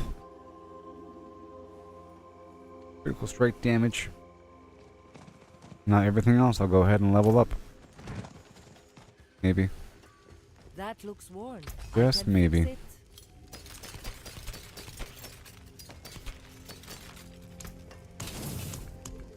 Temper some stuff here. So what's next? You? You. Boom. No. Masterwork. I'm sorry. You. So expensive. Boom.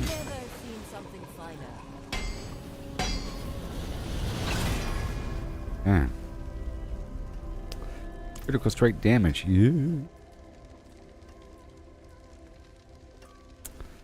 Let's go for... This one has a bunch of resistance on it, which is weird. But you. Let's go for this one. Yup. Whee! And shadow resistance. Garbage. Okay, what about this ring?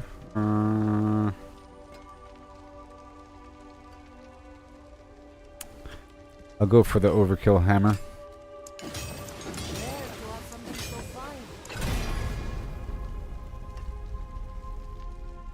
+6 to death blow.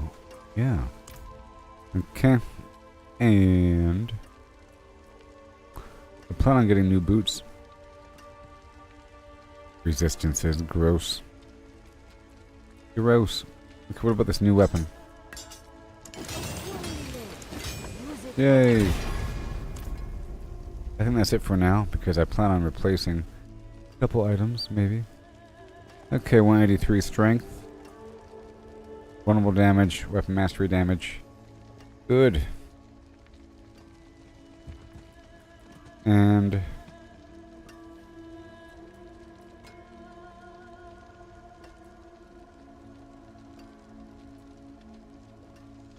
I'll go ahead and waste a bit. Yeah. Never seen something finer. Better 133, 9.5, and 33.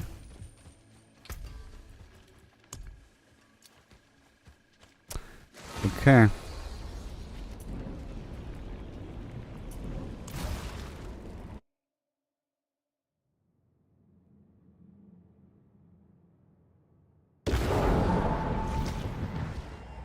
So far, so good. Have a tiny gem here. 48 life on kill. Hardly anything, pal. Don't really need it. And I plan on replacing this ring. I might have some other item that could work with my current setup. Let's see here. Let's go back. I probably do have something.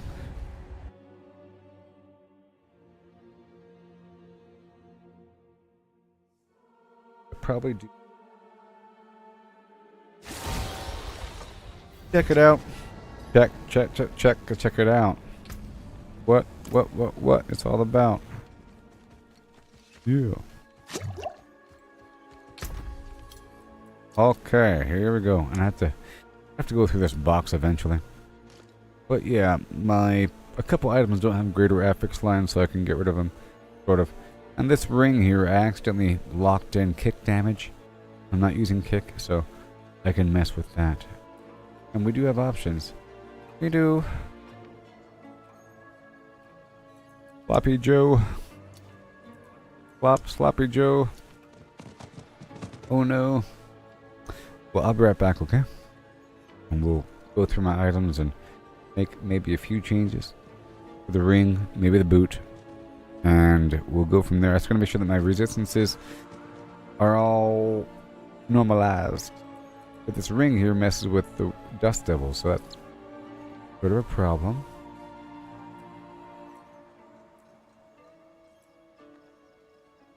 Sort of a problem. But we always have a couple more slots for moving stuff around. Like this right here, after casting 5 skills, one of my cooldowns is reduced. I could swap that out for something else. Because now this Death Blow no longer has a cooldown, but my brawling skills do. But there's options. I'll be right back.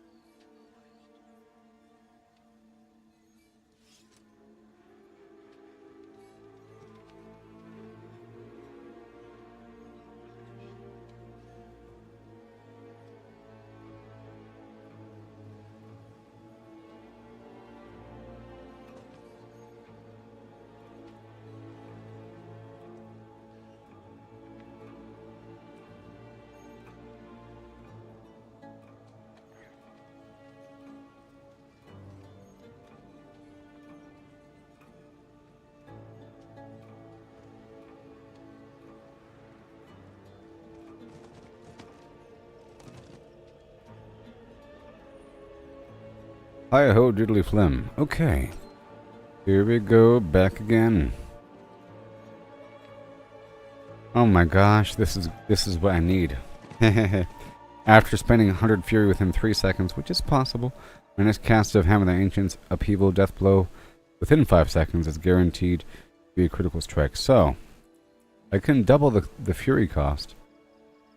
This fury cost is 35, so I'd have to be able to cast it 3 times within 3 seconds. Yeah, that's easy. Cold. Cold. Okay. Check out my resistances. Boom. Hey, nothing changed. Awesome. 125, 9.4, 33.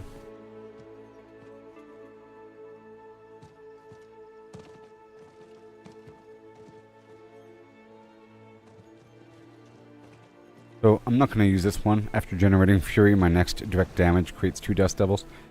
Because I already have the Shout version and the Whirlwind version. Yeah. I'll put this away for now. Alright, that's done. I already had it all set up. I was using it before. And we have max resource. Critical strike damage. Very nice. I can probably remove that red gem. Okay, so now go check out my chest.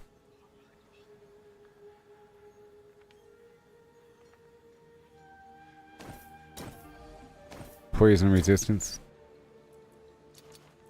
Go check out my chests.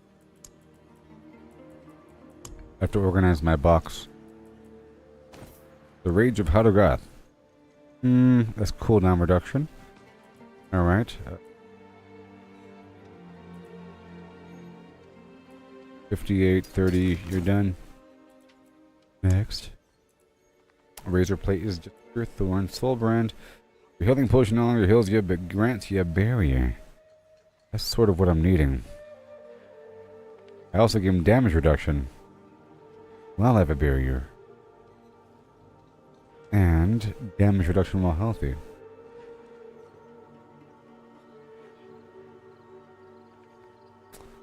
And it has more life on it. So I'll be losing a chunk of strength. 125. 121, that's not bad. Put these gems in it, just so I can see the comparative health.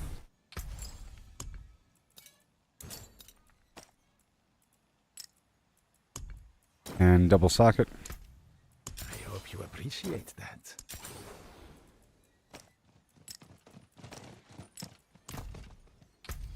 Okay, we're back up to 33. Your healing potion no longer heals me instantly, and instead grants a barrier. Yes.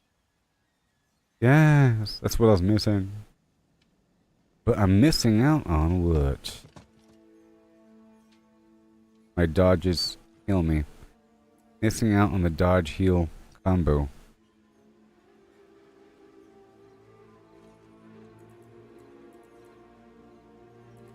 Okay, so I'll change out the aspect on my helmet. My helmet currently has it where my basic attacks grant me 20% damage reduction.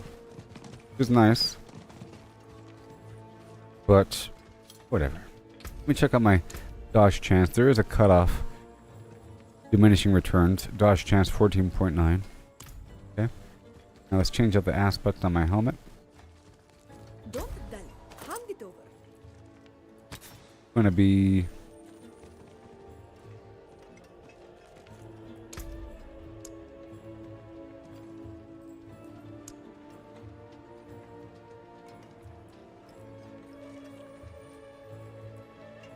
life.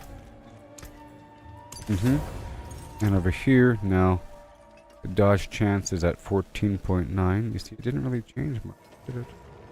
Oh no. We're at the threshold. Okay. And now we have this poison resistance issue. I can swap out this gem right here on my ring. I think I'm already over the threshold for fire resistance. You see that it shouldn't have changed, in theory.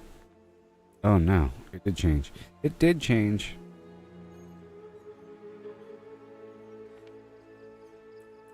And let me remove this gem right here.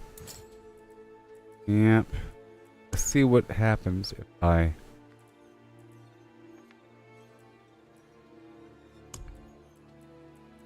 if I throw in some diamonds. It's just 8%.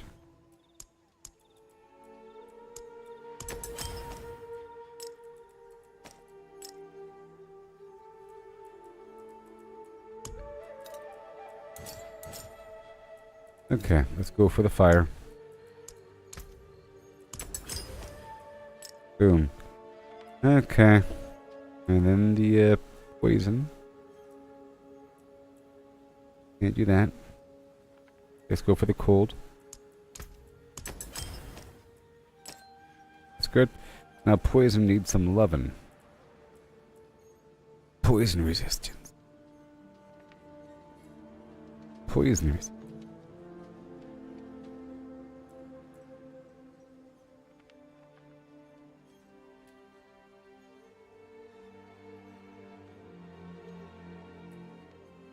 Poison resistance. Nice chunk. Kinda sucks. I can re-roll something. See here. This right here.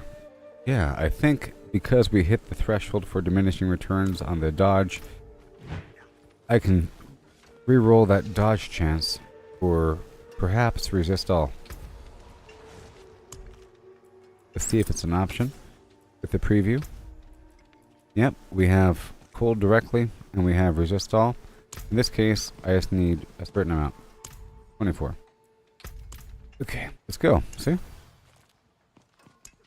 Now that I changed it, let's look at my... Before I change it, right now it's at 5.2. My current dodge chance is at 14.9. You watch. It's not going to drop by 5. It's going to drop by point something. Maybe. It didn't even... 1 second.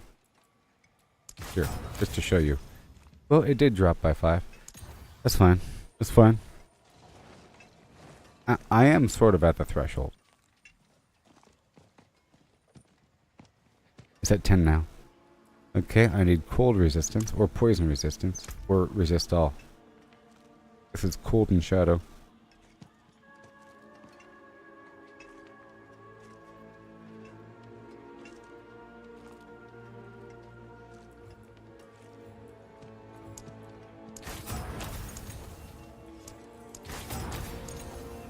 $2.9 million. Oh, so 2.9 million. Oh my gosh, I only have 7 million. Oh no. Oh no. Oh no. Poison resistance. Phew, that's the last possible one I could have done. I only have 1 million remaining. My goodness. My goodness, and now we're good to go. So basically I swapped out the ring, but I had to balance out the resistances. But this is going to be way better now. After spending 100 fury within 3 seconds, my next cast of Death Blow within 5 seconds is guaranteed to be a critical strike and deals 24%. Well, I guess it's a lower roll. Bonus critical strike. I'll see if I have a better version of it before committing with master working. Let's go check out my master working. And we're looking for the unique items. I have to clean this thing up. Unique jewelry. Alright, 39%. That's better. Slightly lower attack speed. Slightly lower critical strike damage. Better fire resistance by 2. But almost perfect roll on that critical strike damage. I think this is slightly better for now. 37% is what I care about. I'll get rid of that other one. Check out the other category. What do we have? 31%. No. And that's it. Yeah, so now we have this slightly better. Missing out on a tiny drop in the bucket of critical strike damage, but I think I can make that up by swapping out this skull here for another emerald if I could afford it. Okay. I want to destroy the old.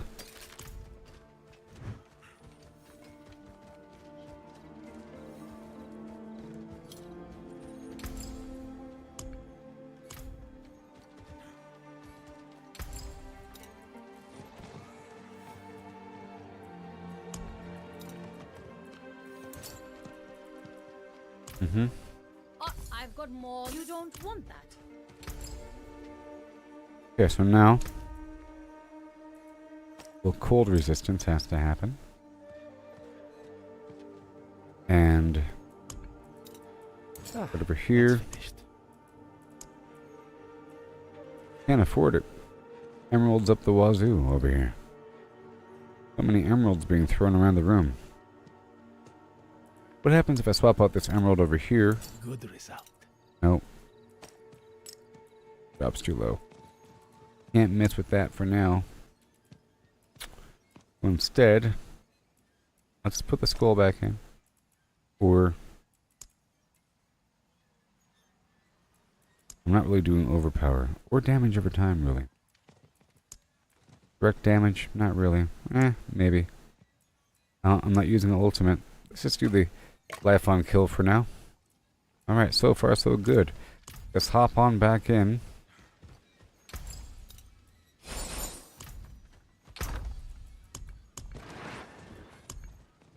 Aha. There's one.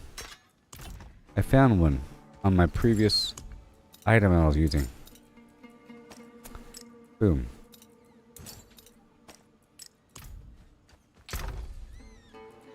There we go.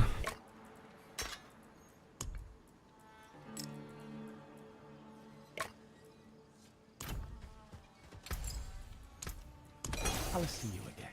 Okay, so now with these new changes, we want to identify whether or not proc this Ring of Red Fuhrer by spending 100 Fury within 3 seconds. I might have to swap out my key passive so that it forces me to spend more Fury with my attacks. My core skills deal more damage but cost more Fury. As opposed to Unconstrained, where my Berserking duration lasts longer and the damage bonus is increased by 60%. Decisions. Alright, there's a world boss over here. Let's go there to Garbin's at. I'll knock out the world boss, but I'll kill some enemies between A and B.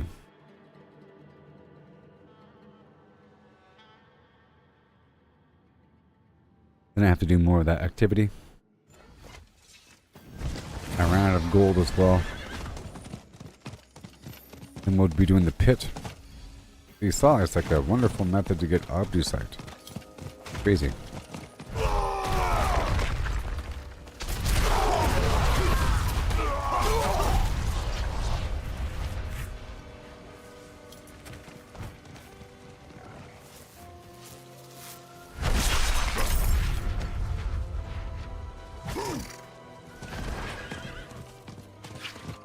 We'll see.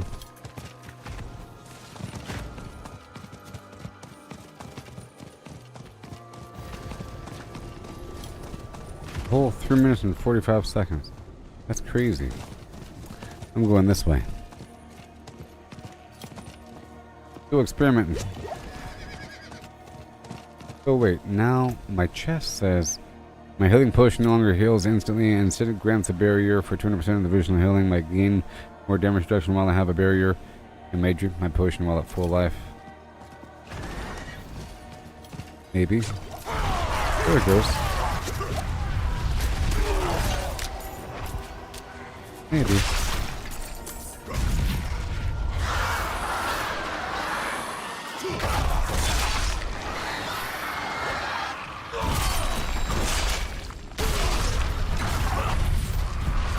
Yes, I did it. It's easy.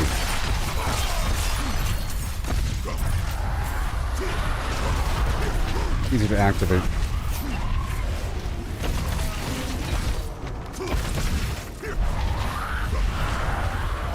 Whoa.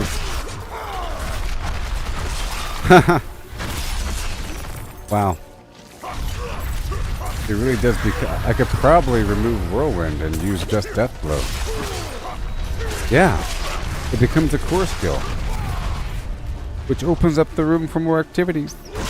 And I could probably take off the Dust Devils. You know? Really. But I do like the fact that it boosts my damage.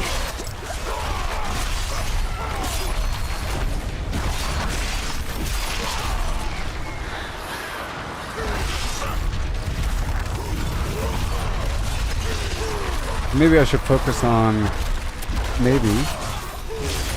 either another weapon mastery like Skill Grasp or another shout. I don't know. War Cry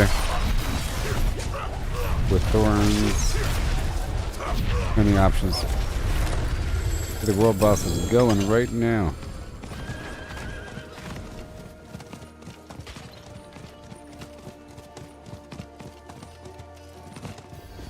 Right now in about 1 minute. So, now I have time to look at this stuff. What do we have? Oh, it's so cool. Ground Stomp. Iron Skin. Challenging Shout. Kick. War Cry. Rupture. Skill Grasp. Ultimate. Wrath of the Berserker.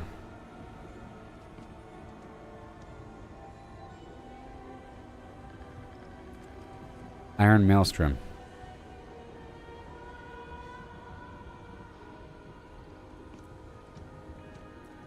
Call the Ancients.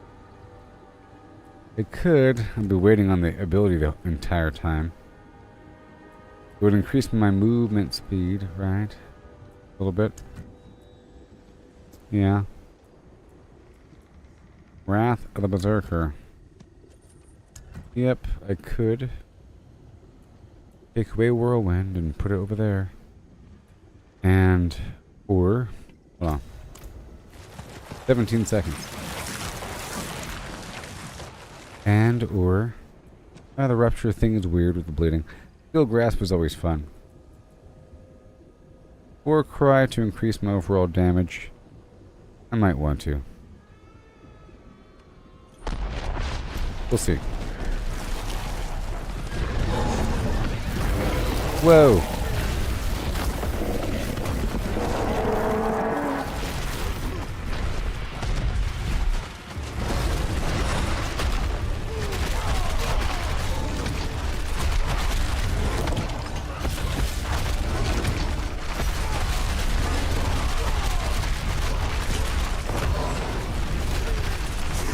Wow.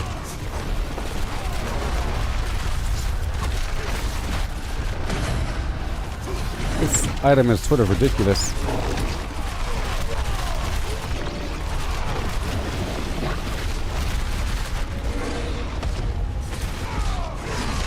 It's sort of ridiculous.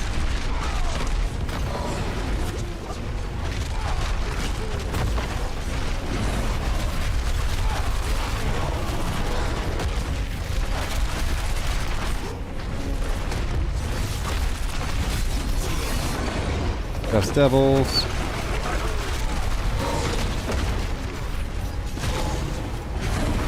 Okay. At least I can focus on overpowers, I think, now. Yeah, so I think I'm gonna shift some gears.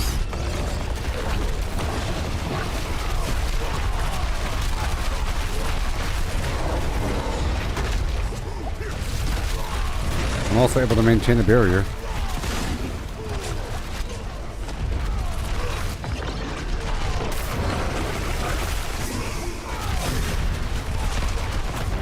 Yes, sir.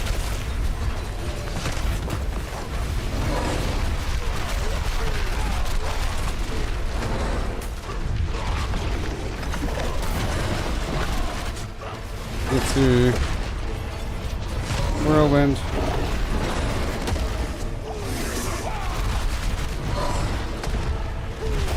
Oops.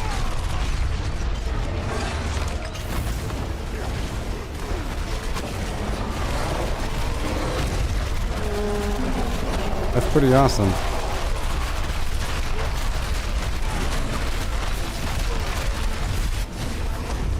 just ridiculous. Now I really have to enhance it.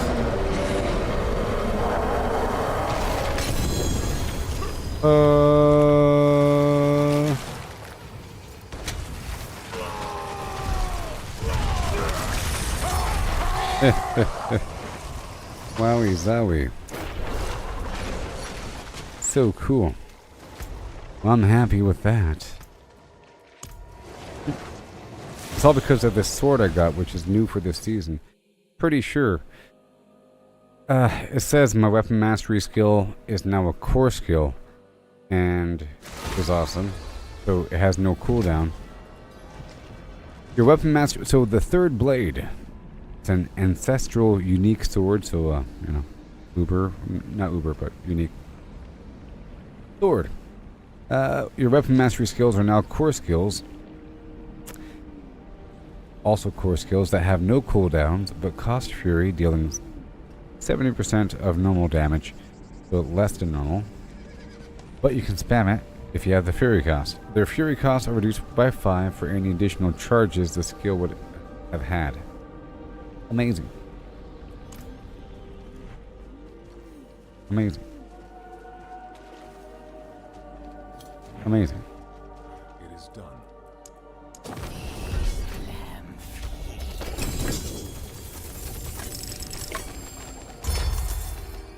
This changes everything. Right, I'm gonna try it out on this boss over here. Ways to enhance it, like the Banished Lord's Talisman. Wow. But then my build starts to shift a bit.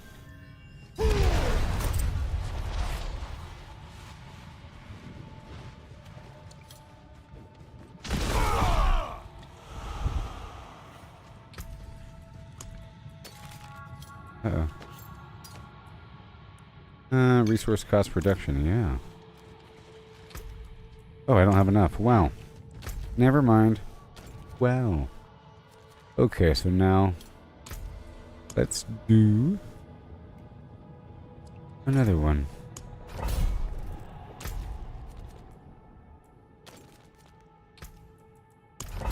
Infernal Hordes. That's awesome.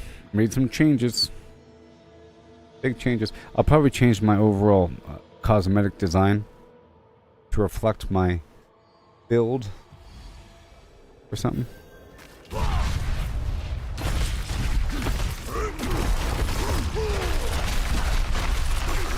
Okay.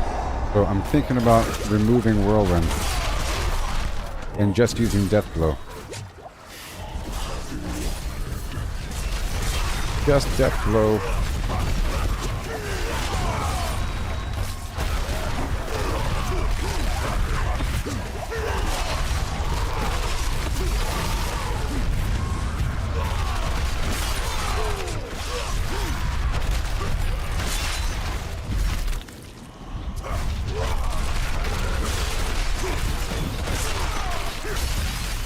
Yeah.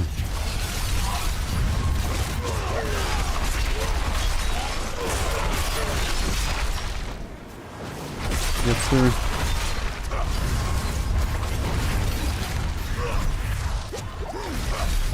There we go. Very nice. I still like the leap, I tell you what.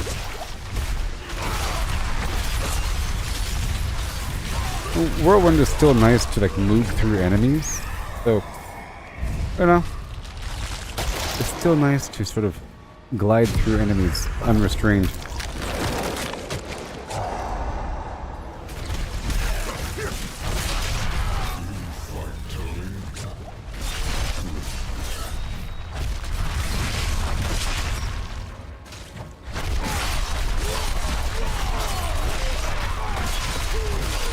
It's the most amazing thing ever.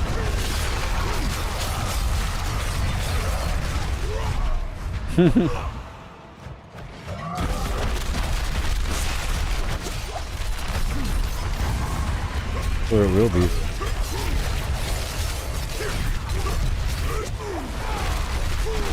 There it goes.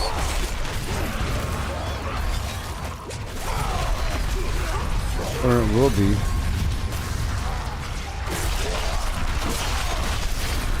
Once I integrate overpower damage, it'll be good to go. I also solved my defensive problem because now I have a barrier. Now I got a barrier. Good thing I didn't waste the Obducite on those items. Like I said, I had to swap them out. The boots are still open position. Sort of. Go, Exalted Hordes. I love it.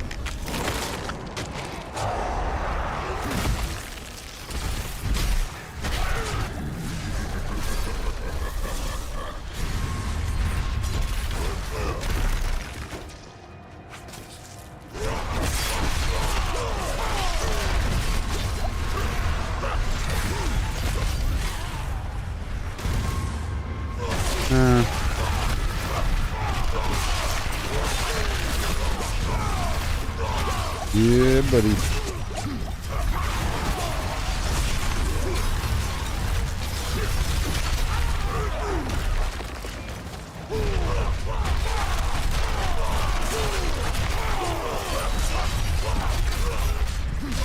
Thank you very much.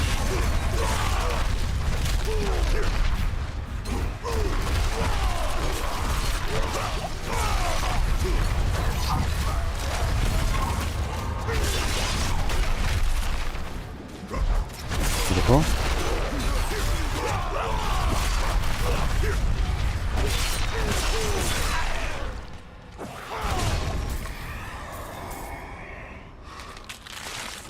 Bursting fields. Etheric mask. Go.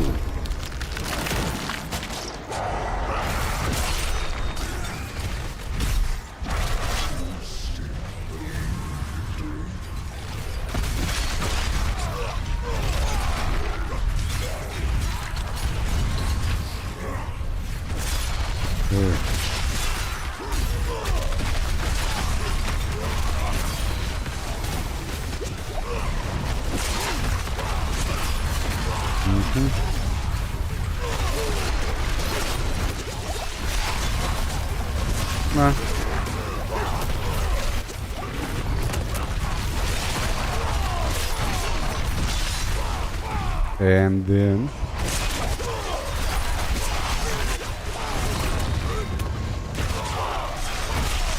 okay. Oh no. What's going on here? What's happening? Like I can't move sometimes.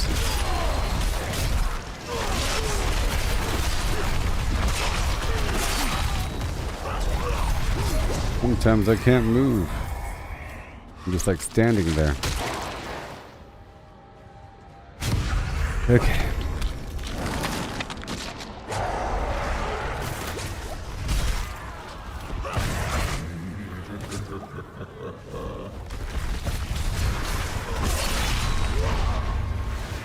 Thank you. Awesome.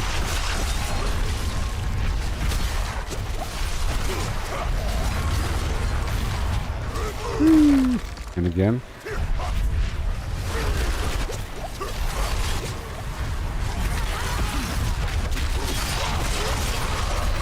No. All the way across. Got the masks going. 18 seconds.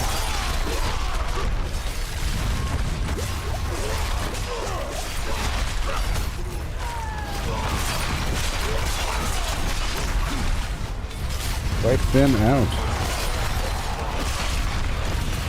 I don't know.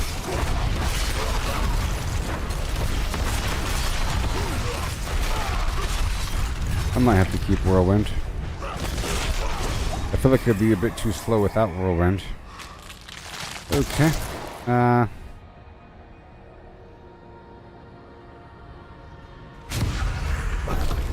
Yeah. Exalted Massive.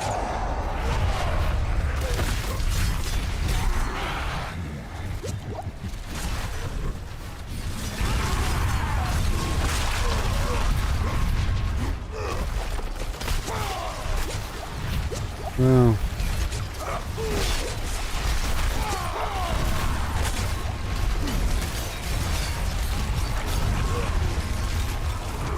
Come on.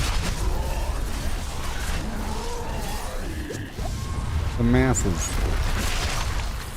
25 seconds to go.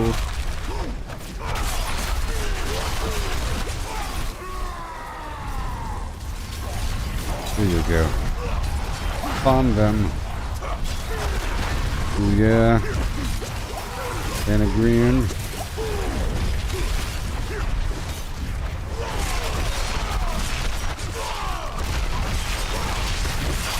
Yeah. I'll just try to maximize. Oh my gosh. I'll try to maximize all my weapon mastery skills.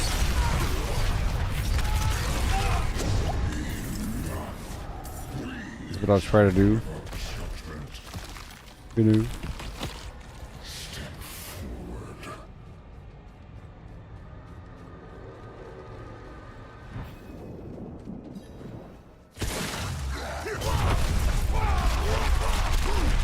Go around to each one and chip them away bit by bit.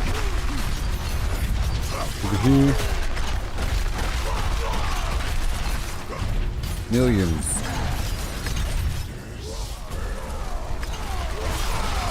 Well, that works.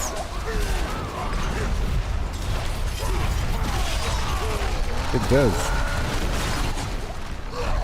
Wow.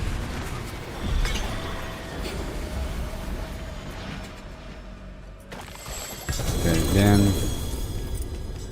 And as you saw, I need a lot of money. But we have to go for this material. 12. 13. Not much. Okay. Because I had some problems during that run there. I had some weird problems where I wasn't moving.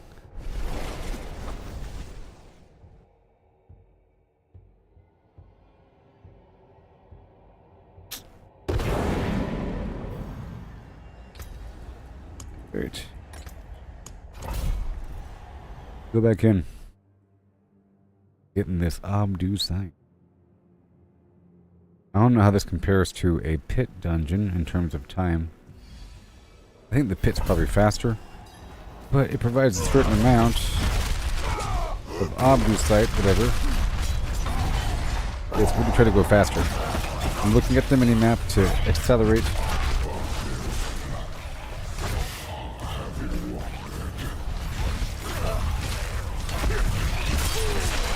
I also took off the vampiric blood rage, so I'm moving a bit slower.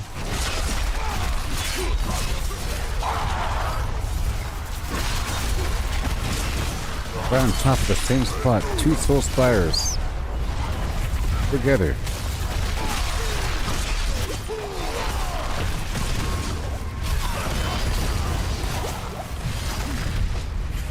Over here. Yep. Not the soul spires. We can if we round one, right? Sure.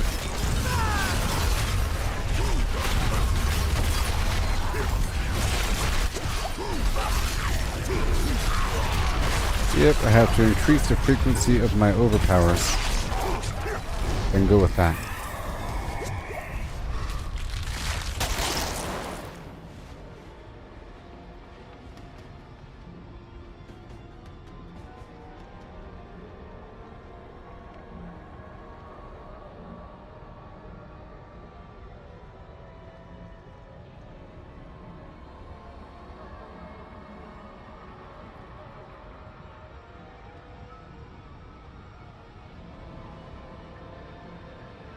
My mouse pad.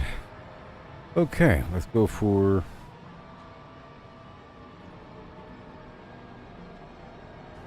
increase my movement speed after gaining ether. Ether rush.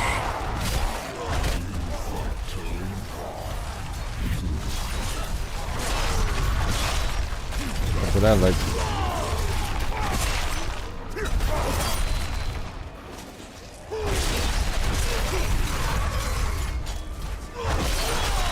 Okay.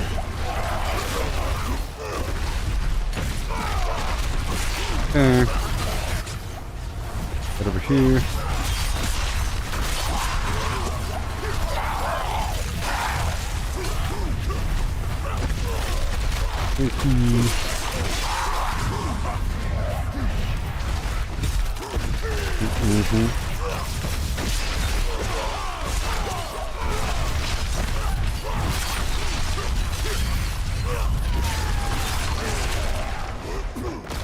Yeah.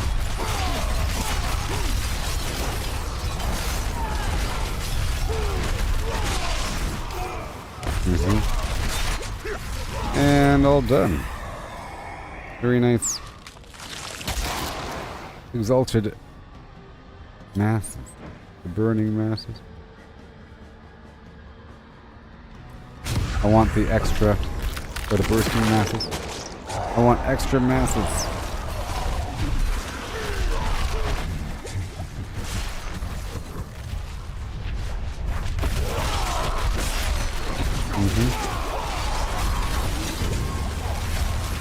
Awesome.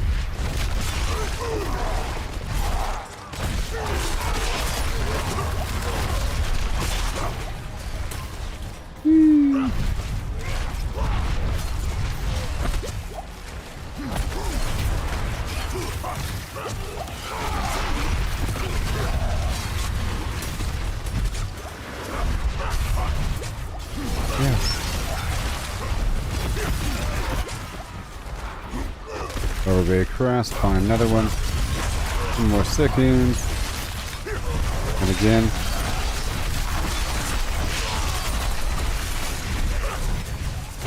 Yes. I'll see if I can use that amulet. Maybe.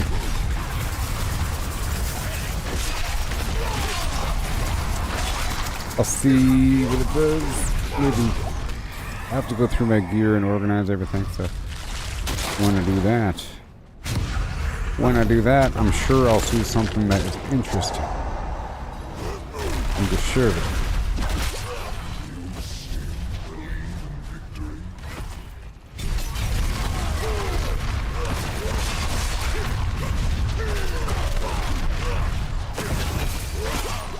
Okay.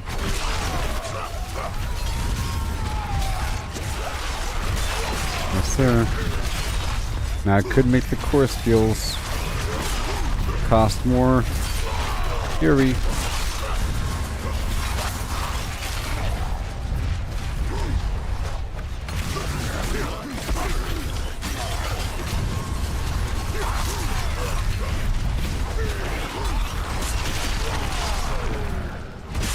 Wow.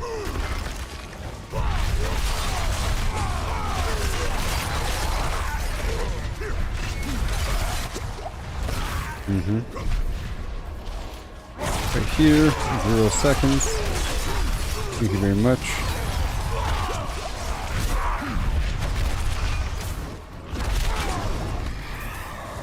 All done. Okay, masses spawn a Lord on Death. Let's do it. Masses spawn an Aether Lord on Death.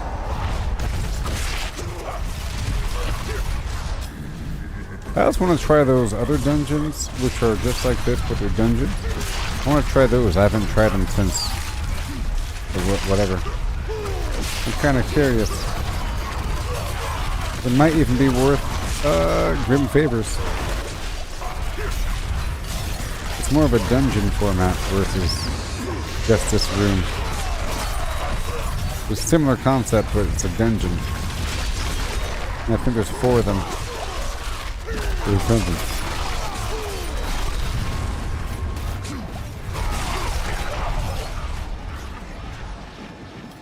There you go.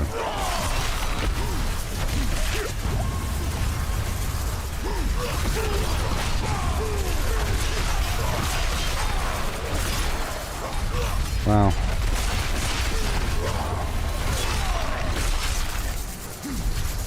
Wow. Wiped out, baby. Awesome. Okay, at the wave start, there's another mass. Let's go.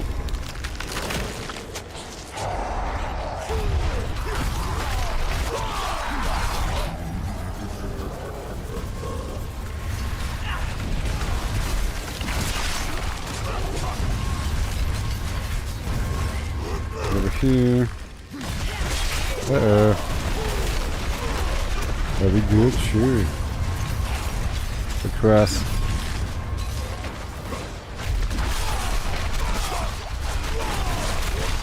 Just like that. We're done. All the way across again.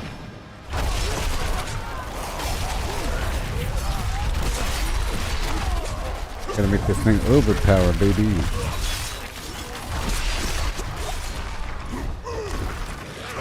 For sure.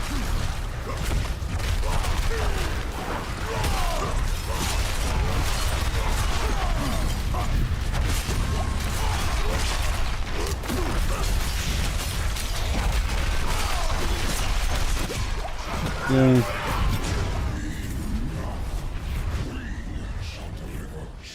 Now it's time. Go strong.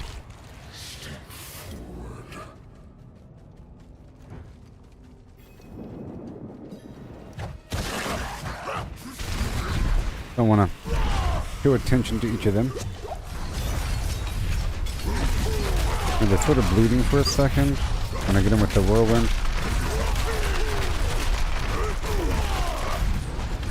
Go across. Get each one.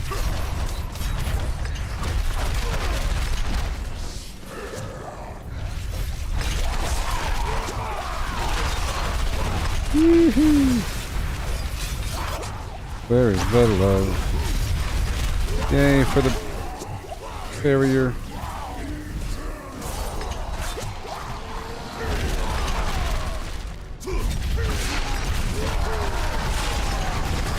Yes.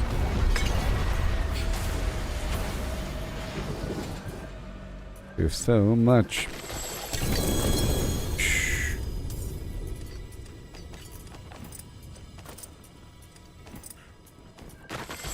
Yeah.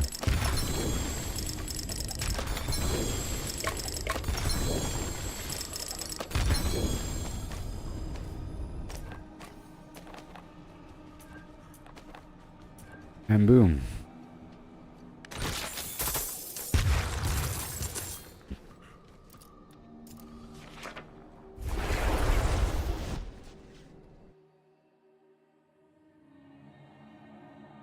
Yep. 6 p.m., yeah.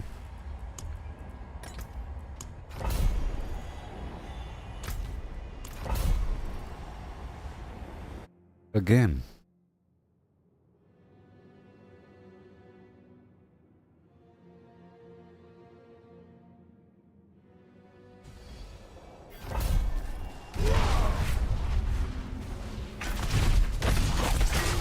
Trying to make sure that all my gear is up to the next tier before doing the pit again.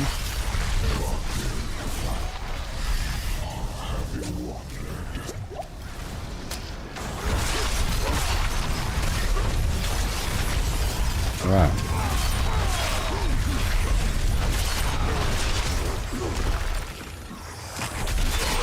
Yes. I have to maximize effectiveness of my weapon mastery. Good plan. They have to enter the circle. Right, gotta move.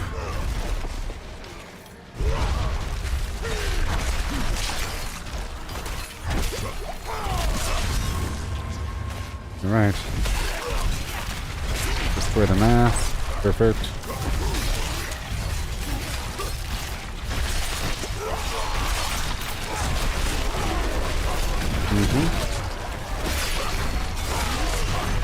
Beautiful.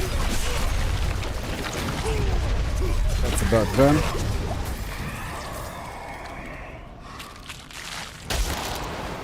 Okay, at the start, spawn an extra mass, please.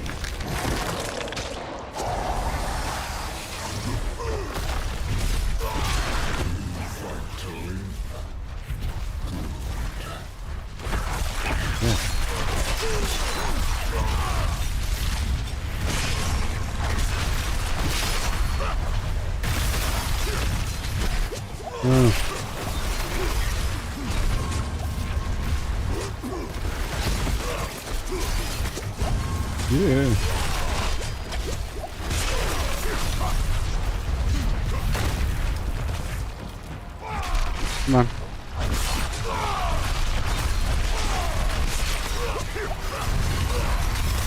Wow.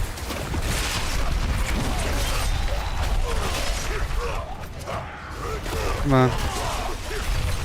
Full spire of you over here. Spawn the dude. And I'll be good to go.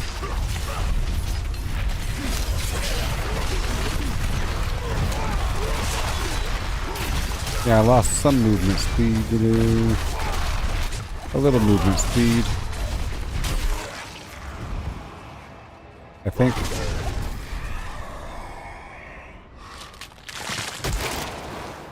There we go. Soul Spires will pull enemies inward.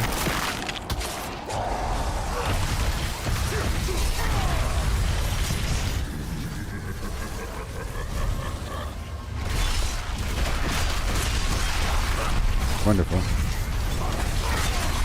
As you can see.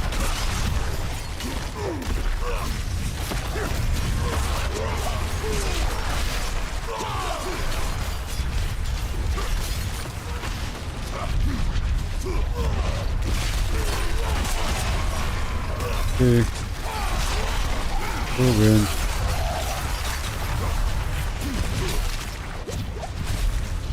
Come on.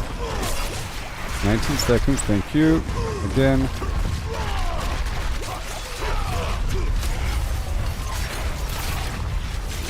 Hurry. Then.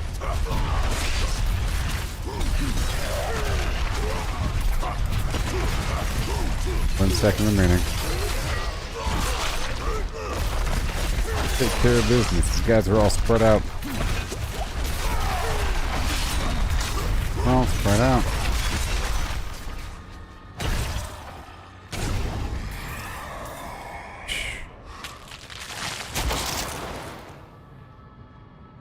More masses. The bursting masses.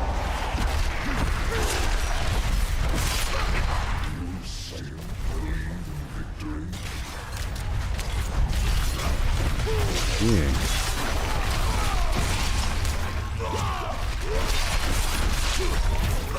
More.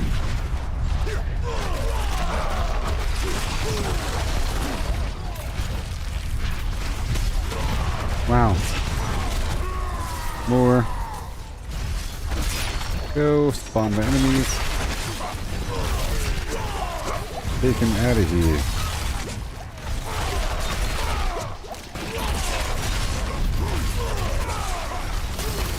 Next to the Soul Spire, please.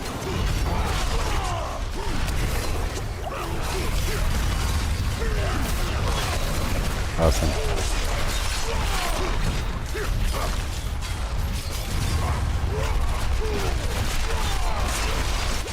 Come on. Time's up. Awesome.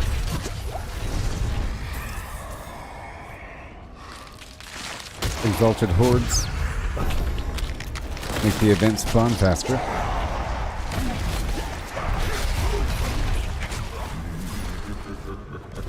Let's see.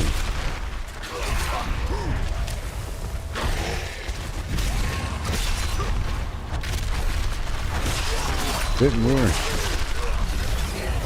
Thank you very much.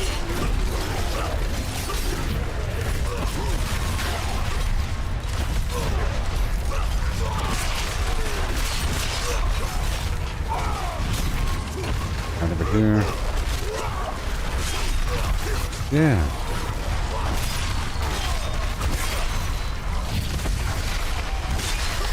"17 seconds.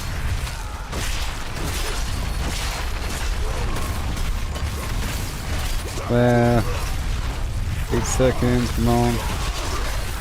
Beautiful. And that would be it. The fiend is down.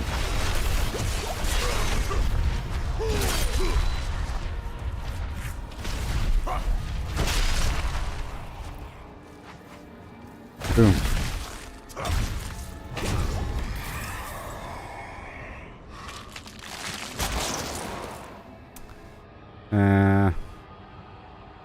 Hellborn. How about the Ether Fiends explode? Damaging foes.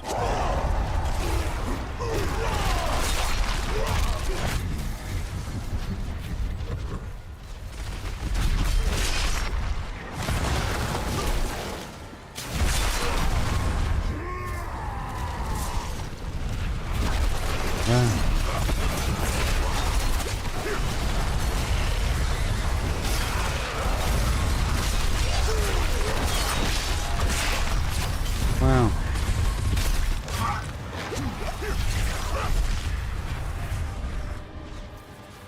Hmm.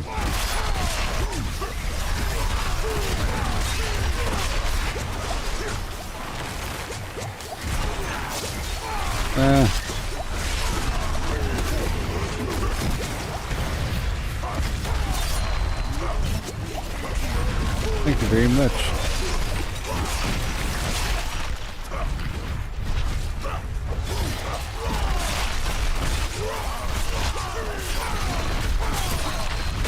Okay. Beautiful. And again, wave 6 begins, or the boss begins. Sure.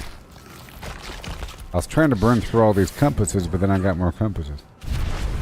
And then I got a greater reason to do it, with the masterworking material being delivered upon completion. I didn't realize it was the reward from this challenge. That's just awesome.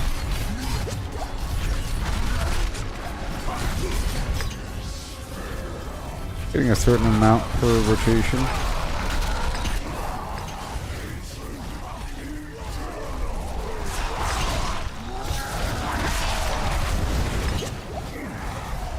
Oh.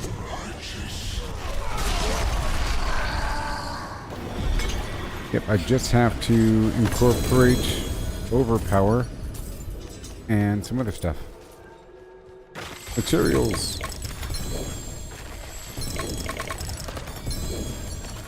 And a drop of dollars.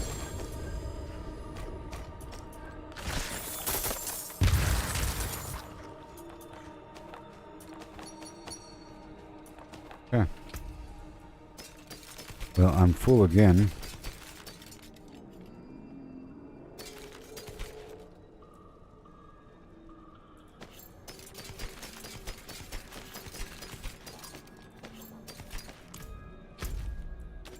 I am full again.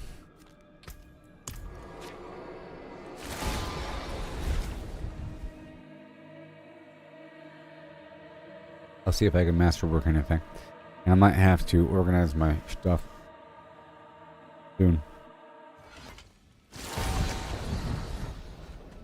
Soon. We check on my mother's gift production. Well, I'm at 23,249 out of 2,400. That'll happen any second now. And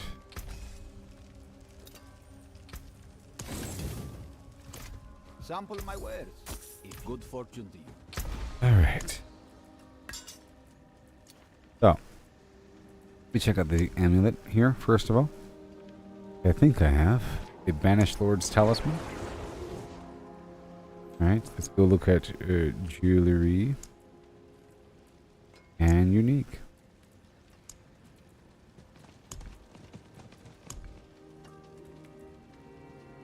Okay, +3 to core skill.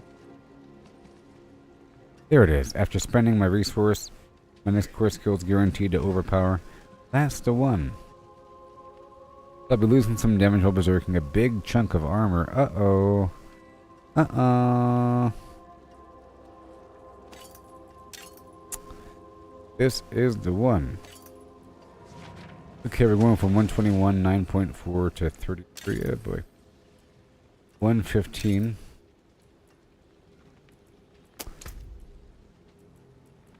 Let me add the gem.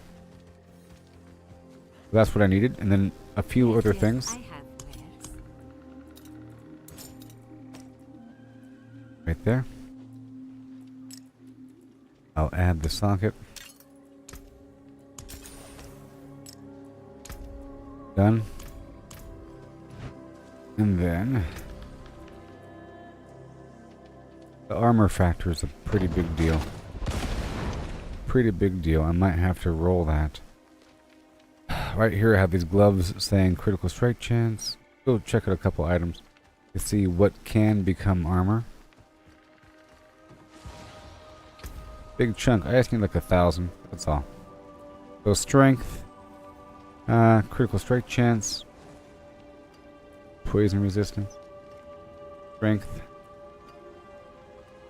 nothing. So strength, critical strike chance.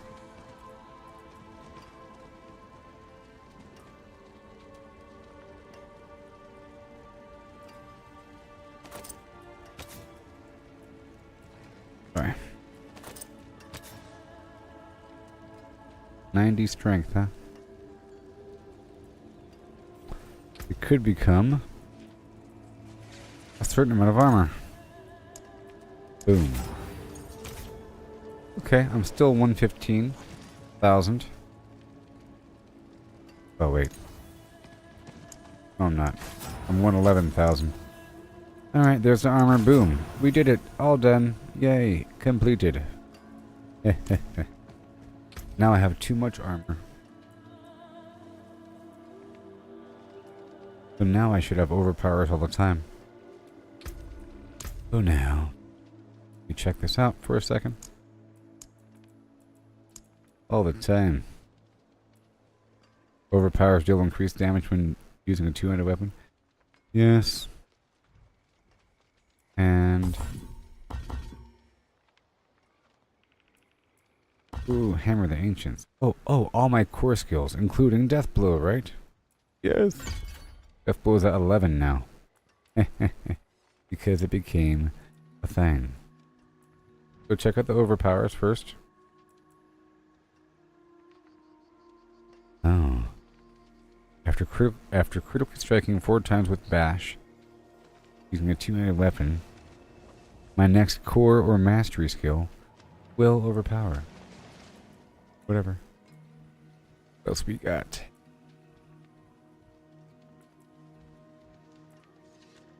Oh, overpowering a bleeding enemy creates an explosion. No. Weapon mastery. What do we got? What do we got? Nothing? Nothing. Cool. Very cool.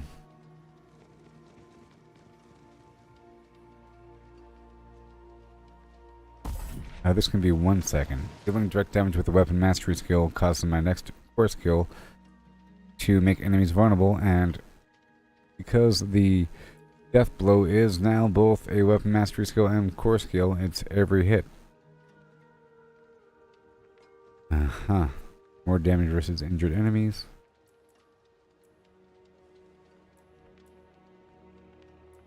Damage reduction while fortified. Uh-oh.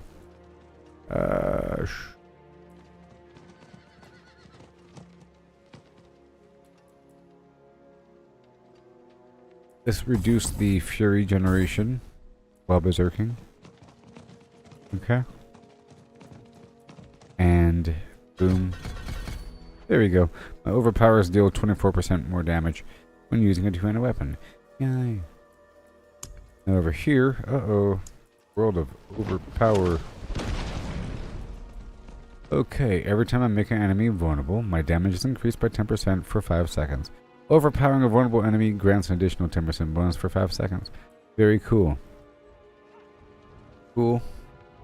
On these boards, let's go check the other boards. I'm looking for overpower or weapon mastery. Damage to bleeding enemies, damage over time. Every 12 seconds my next skill will overpower. Damage with two-handed bludgeoning weapons. See? Overpower damage, you see? This is the one I need. I need Bone Breaker. Right now I'm using this other skill, which I'll get rid of. This Decimator. Or whatever. Right here. But I sort of need it. What about this one? Yeah, I think I'm going to get rid of this entire node here. Yep. Yep.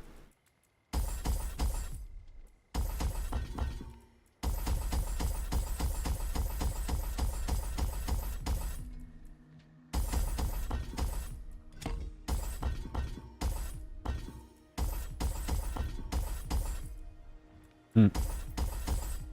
Yep.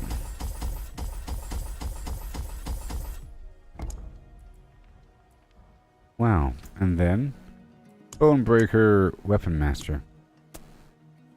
Buffing weapons grants me more fury, but whatever. No.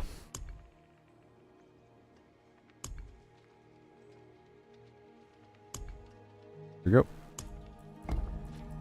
So, every 12 seconds, my next skill will overpower. But it's already sort of happening, I think. Damage reduction while fortified. That's cool. Damage while fortified. Very cool as well.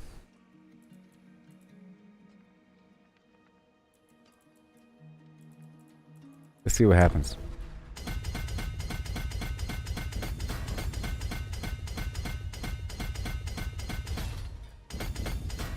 Okay, overpower damage and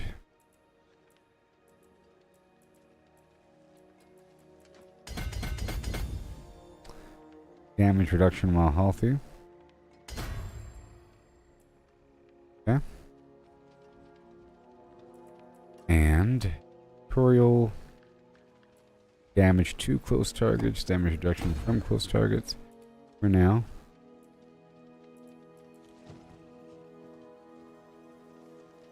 Or this one, Crusher. Increased damage while wielding a mace. You know? Or Dominate, increased overpower damage.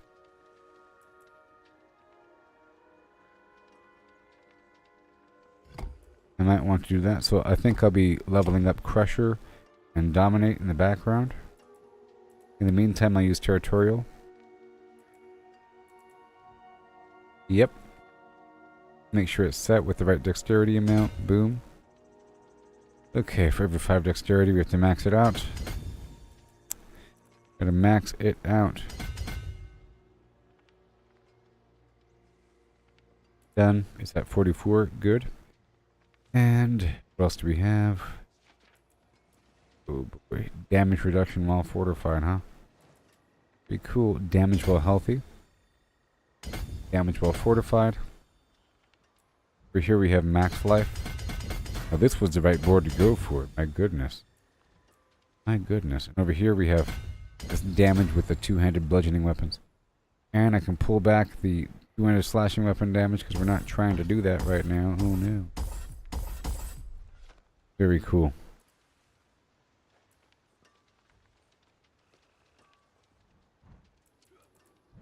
Yep, over here. Very nice. Even more damage reduction while fortified. Overpower damage, damage with two-handed bludgeoning weapons. Yes. And all this damage reduction is awesome. Every 12 seconds, overpower, which means the first hit when I enter battle will be an overpower. In theory. Extra armor here. Overpower damage, I see you.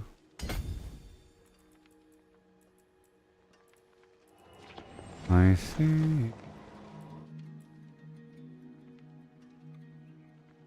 I need one more point from somewhere else.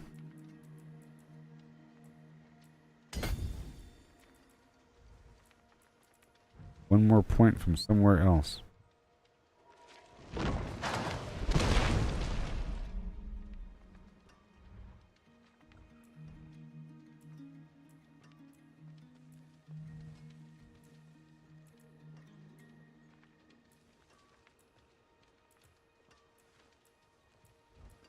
Damage while berserking. Vulnerable damage.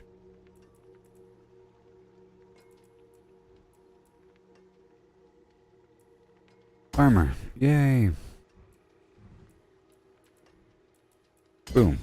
Now I should be way stronger than before. It's ridiculous. Okay? It's ridiculous.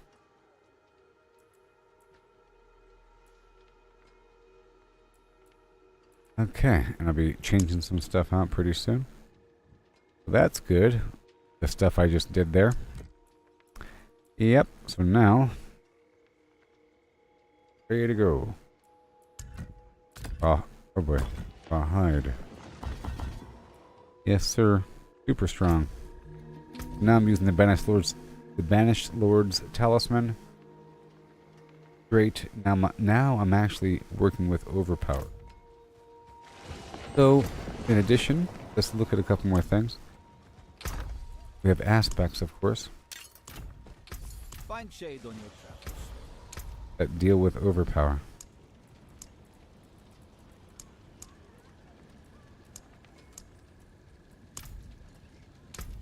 Yeah, just 3. When my core skills overpower an enemy, I spawn 3 volatile blood drops. Collecting volatile blood causes it to explode every 20 seconds. My next skill will overpower. After swapping weapons 8 times, my next non-basic skill will overpower and deal more damage. This can go on my gloves right now.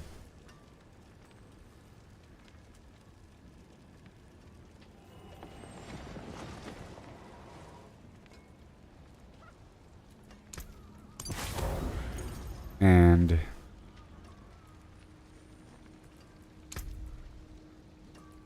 that boiling blood thing's pretty awesome. It's almost too awesome.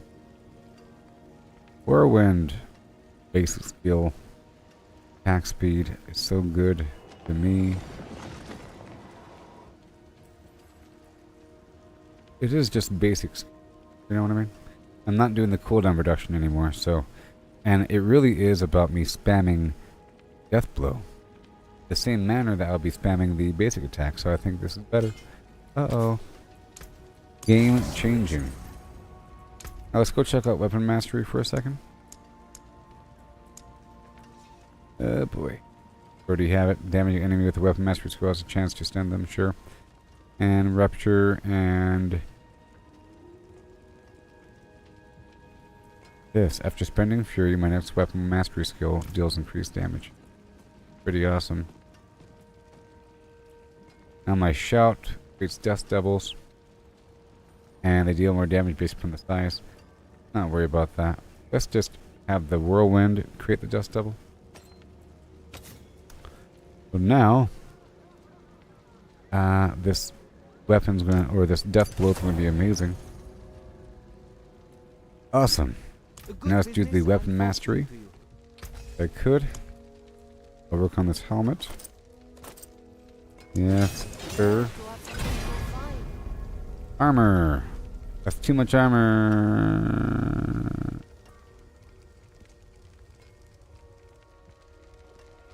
But that's okay. Fine. Fine. Let's do the Soul Brand. Never seen something finer. Very nice. More life. Damage reduction while healthy. All very nice.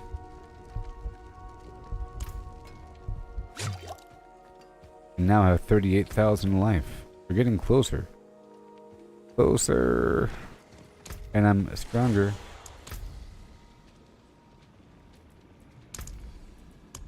My emblem.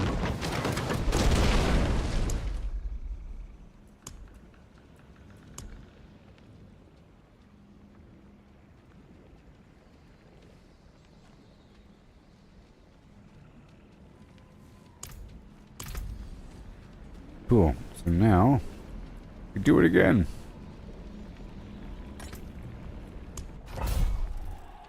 It's great. Now this is going to be exciting. I made some changes. It should be pretty good.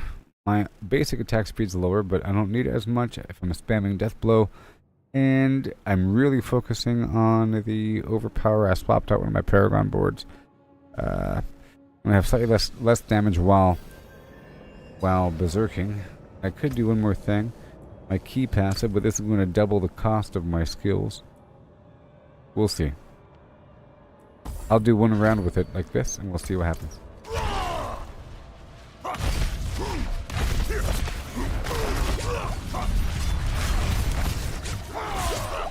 Uh-oh.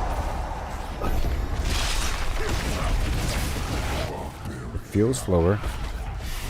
I feel slower.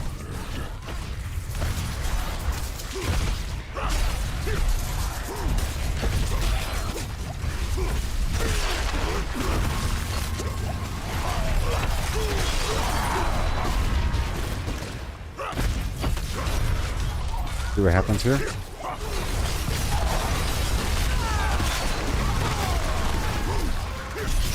Let's see what happens.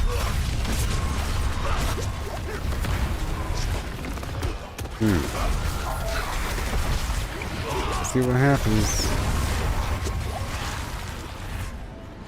Gotta make sure that I'm berserking.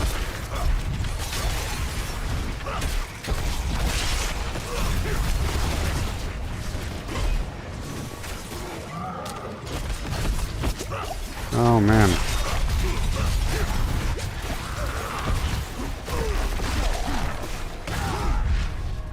I'm starting to do millions of damage.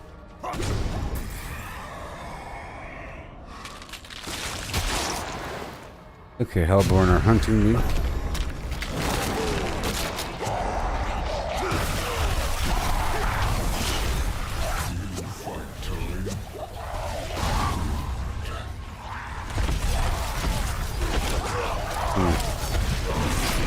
I think I'll swap back.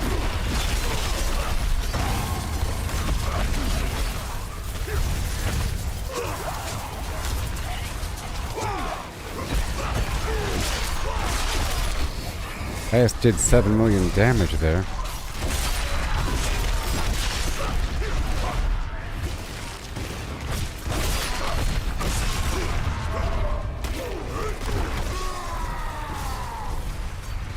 Oh boy.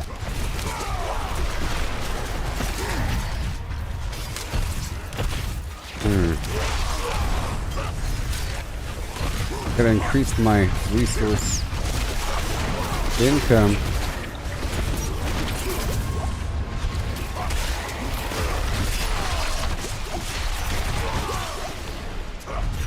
There's always a loss somewhere. Exalted hordes, let's go.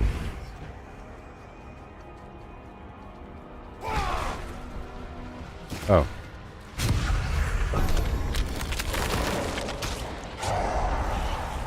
Okay.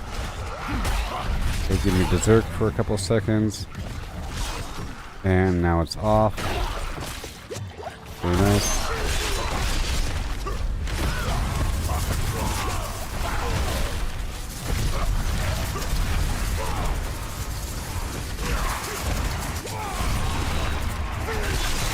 Yes, sir.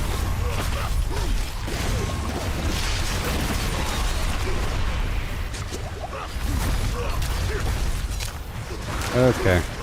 Yeah, I think I'll swap out that key passive. Just making my skills cost too much fury.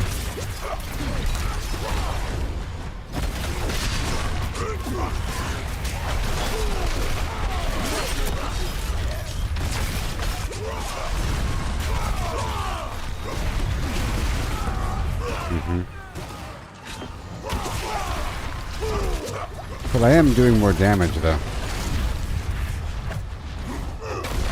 It's just weird damage. Okay, let me swap that out. There you go. There, I'll make the Hellborn come after me.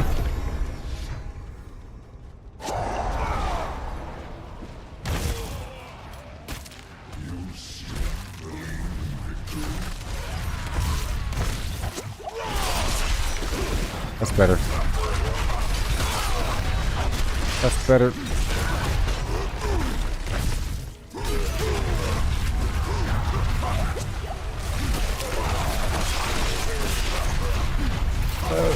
I could maybe do some other item, like the muttered gift or something.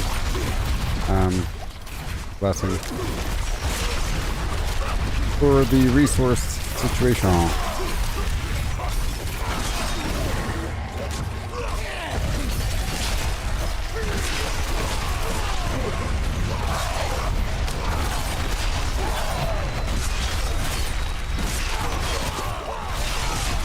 Awesome.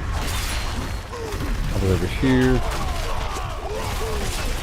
Okay, it's starting to become a lot of damage. Good stuff.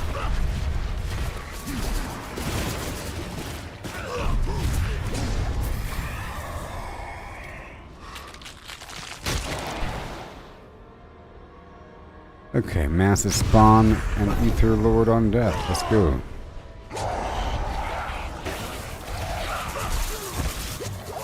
Oh wait, I meant to swap out. That's what happened. I lost one of my aspects. I took it off. It needs to go on my glove or something. I lost the ancestral charge. So it needs to go back on my glove or something.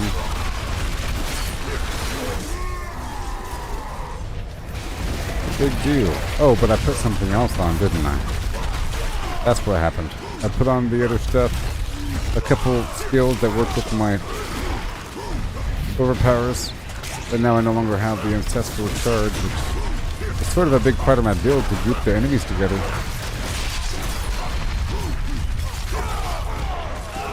So if I'm not using ancestral charge, it means that maybe I don't need to use charge, and I could use another shout, perhaps.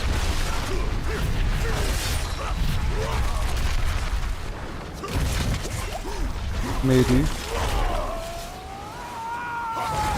Or something else.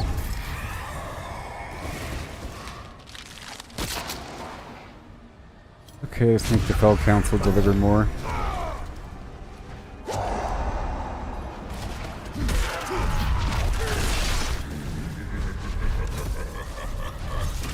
Oh yes.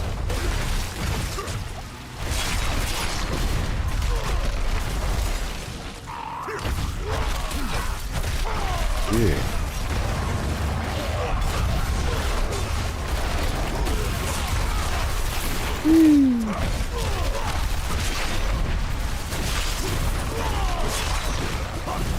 Yes.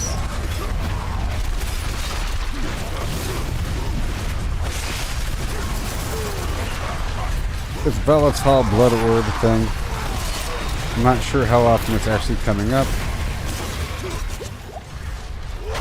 I'll put on the ancestral charge again. It's also enhancing my overpowers. However,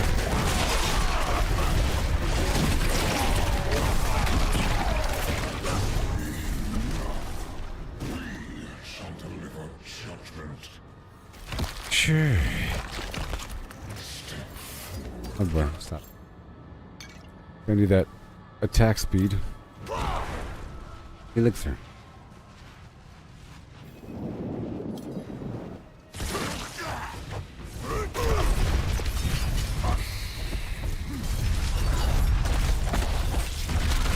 Hey there, Sheepsworth McGee. How's it going? I just modified my build and I'm so much more powerful now. I can spam Death Blow now. I can spam Death Blow. Right now I'm trying to farm this for the Obdu site. A little bit before I do more pits. And along the way I keep making some changes. Which is so cool. Now, yeah, I'm going to swap out this aspect for the ancestral charge.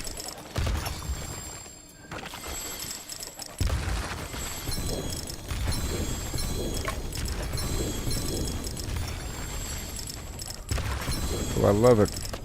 There's Obdusite in them hills. Obdusite. Yes. Oh, it's okay. It's okay. It's okay. Just know that. That entire interaction happens all the time with different people. So it's more on my end than your end. You just happen to be the person. You know what I mean? That whole interaction. It happens all the time. Okay, so I want to swap out this aspect.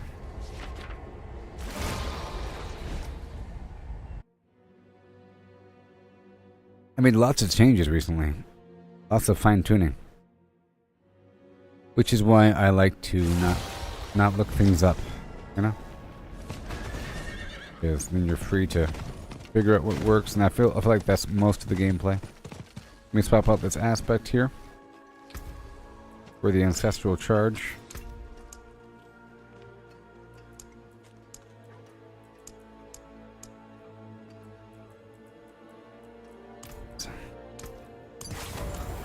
That'll work. Let's see how much more of this stuff I have.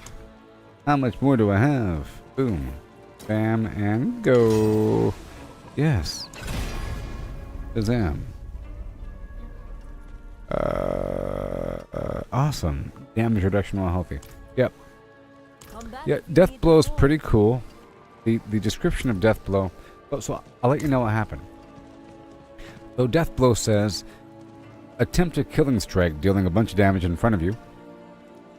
No, it deals more damage to bosses. And that's cool. However, I got this item here that says Death Blow creates a shockwave that then projects out the damage, you know what I mean? Boom. Enemies who die to this effect reset Death Blow's cooldown. In general. Which is awesome. And got this other thing here. My weapon mastery skills have an additional charge. And has a chance to stun enemies. But then I got this sword just recently that is brand new for this season. Your weapon mastery skills are now also core skills. What? So before it had a cooldown, now it doesn't. And I'll probably swap out this skill here because I don't need as much. The whole charge thing. But 1 second. It says it costs Fury, dealing 70% of normal damage. The Fury cost is reduced by 5 for any additional charge that the skill would have had. But it also increases weapon mastery damage and all that stuff. But then, I like I was saying before, I wasn't working with overpowers. But then I incorporated overpowers. Yeah, I swapped out my ring just now, where after spending 100 Fury within 3 seconds, the next cast of Death Blow within 5 seconds is guaranteed to be a critical strike and deals a bunch of critical strike damage. And I just swapped out my amulet so that I get some overpowers. Right? After I spend 275 of my primary resource, which is Fury, my next core skill is guaranteed to overpower. Yeah. And because I'm spamming it, this lets me spam Death Blow. It's amazing.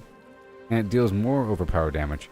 And I just swapped out my Paragon board. Like this board right here was something else. I just swapped it out so that we can have 200 blunt weapon, bludgeoning weapon damage, overpower damage, damage while fortified and everything.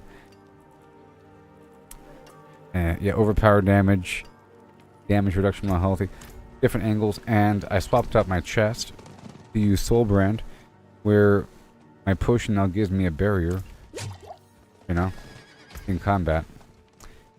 So yeah, fine-tuning that, and I'm running the Infernal Horde to get the Obdusite, just so that all my items are Masterwork level 4, and then I'll be dipping into the pit again to unlock the Indicite, whatever. Go with that, but along the way I keep sort of swapping out a couple things. And then I have to make the adjustment with the aspects to figure out what really works. I'm making some sacrifices. I'm trying to see if the sacrifices are worth it. I feel a tiny bit slower, but I just swapped something out to make it a bit better. Because I was using a couple different things. But my boot slot is open, so there's always options. Alright, here we go. Again.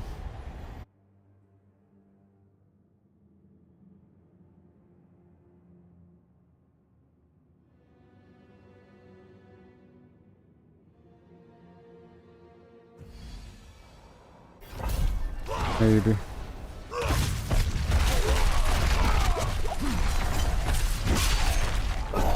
All right.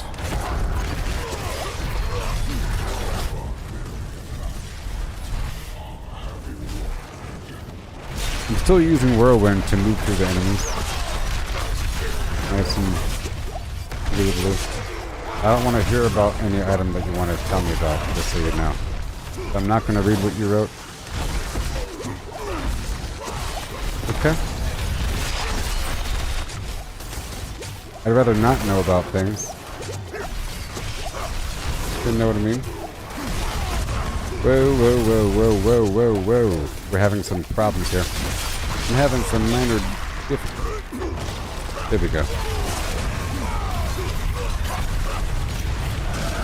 Person trying to give me recommendations. He's gonna get upset again.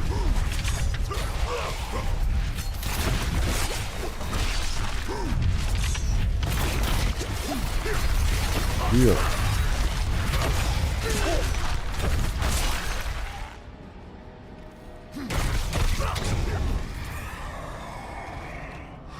Alright.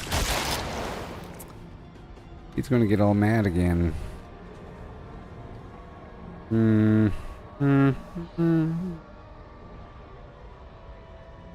More ether.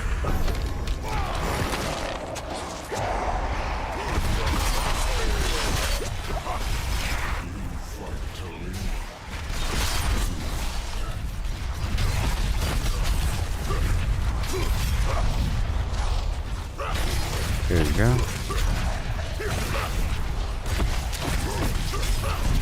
Until there's more enemies.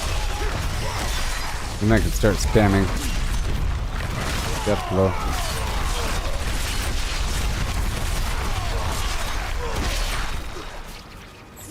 Thank you.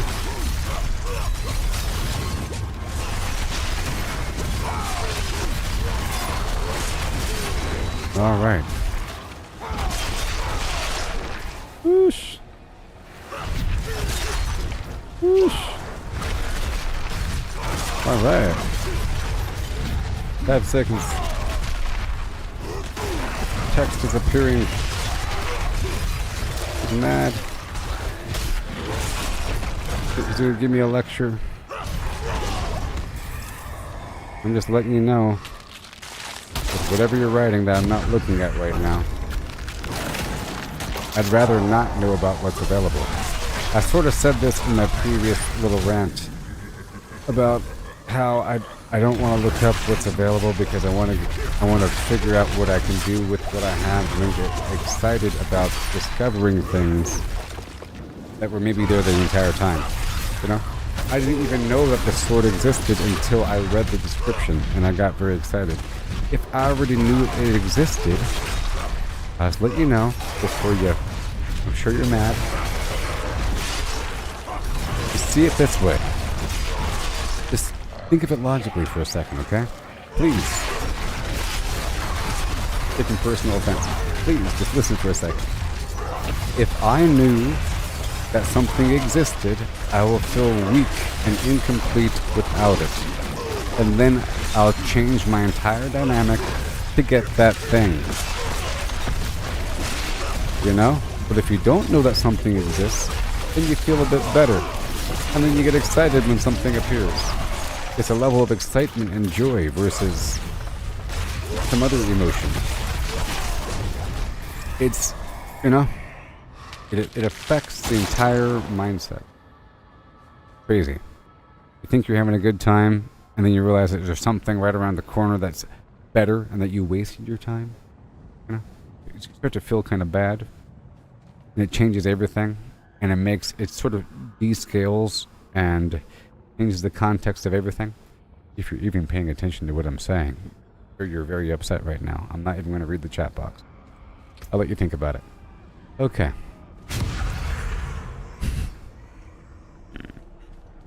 Oh boy. But I know. People want to help. I know it's just out of helping and whatnot. It's like, for example, think about Elden Ring. I don't want to know about some weapon across the map that's going to be awesome and that would help out my build. You think I want to know about that? I'd rather discover the weapon accidentally as I'm doing my thorough grinding 3 weeks from now. You know, if I have to suffer for 3 weeks with the bad sword, not knowing it's bad, and then realizing there's a way better sword that I never even knew existed, and then I use the sword and it's amazing, that's way better. You know? It goes from feeling weak the entire time and like grinding through the map, waiting for it to be done, getting bored the whole time, and then barely feeling adequate once you get the sword that you knew about the entire time. I don't know. Like I said, it applies to every single game. It applies to Diablo. People get really upset about it when I say don't help me. You know what I mean? Even if you see me doing something wrong, you have to like not tell me about it. I'll read what this person wrote after a couple rotations. You know what I mean? I'll let them think about what they wrote and come back and apologize or something.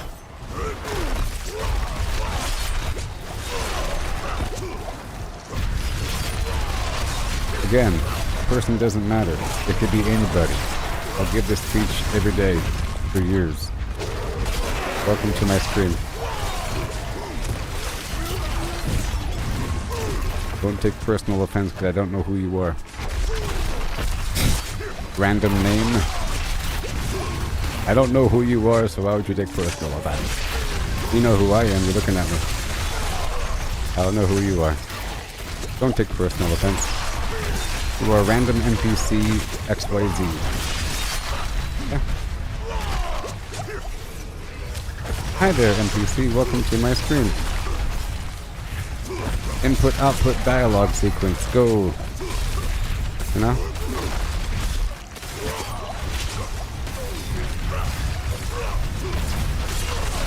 So angry right now. I'll read what you wrote a while later. I see the text moving out of the corner of my eye. I'll just ignore it for a while. Okay, we have the Exalted Council will provide 15 additional flimplan. So again, I'm trying to do this to unlock more Obdusite for a while. And just to let random items appear. I can read them as they come in.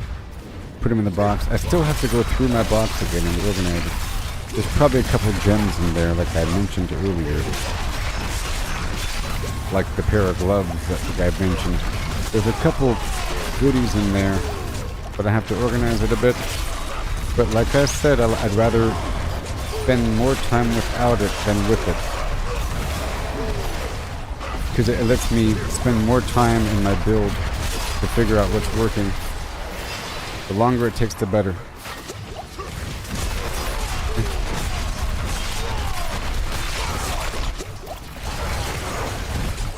Yay. I know that some people want help, and they ask for help, and they appreciate help.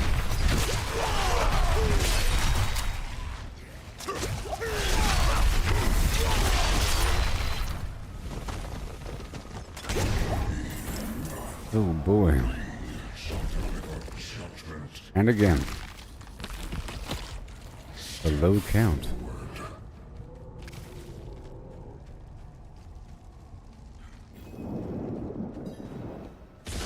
Yay.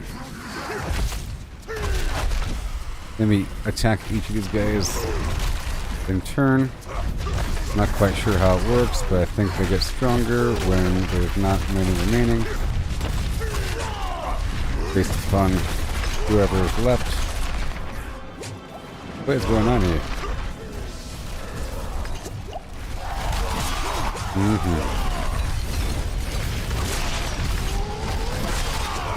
Some lag garbage going on over here. Yay. Alright, big bucks. And small box. Just a couple times. And the gold box.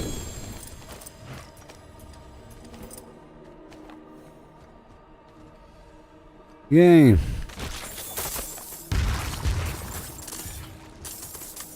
Nope, I'm not going to read the chat yet.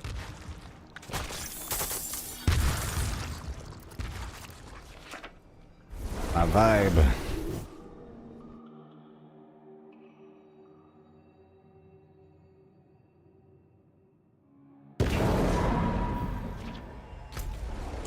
Okay.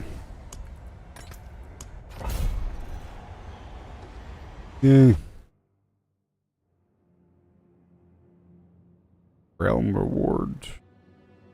I'm trying to burn through these compasses, but then I got a bunch earlier. That's sort of what I'm waiting on. I'm trying to burn through my resources when they appear and not have them stockpile. You move. Yeah. I see the text wriggling out of the corner of my eye. Yeah. Some commentary on, you'll see how far you get along in your streaming career if you can't take advice from backseat gaming from the community. Something like that. I don't know.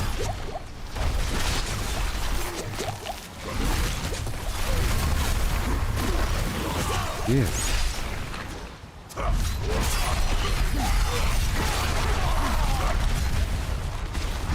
Sweet.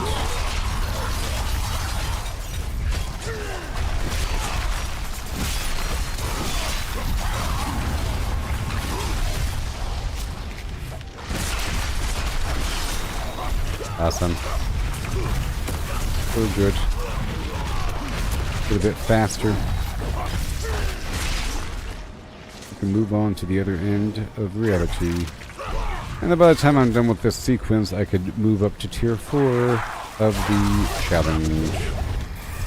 You know. Elite Hordes. It's my favorite. It's my favorite.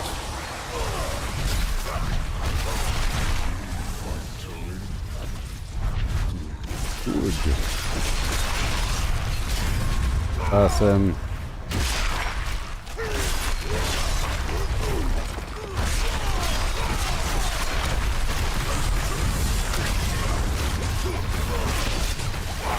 Okay.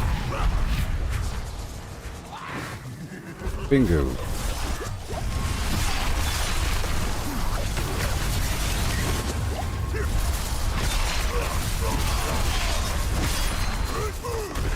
Okay. Spawn them up. Get across. Activate the flames. 13 seconds.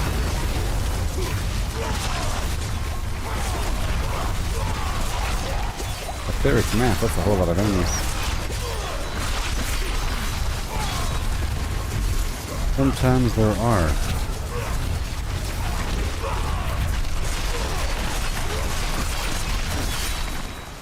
It's just awesome. I love that it's spammable.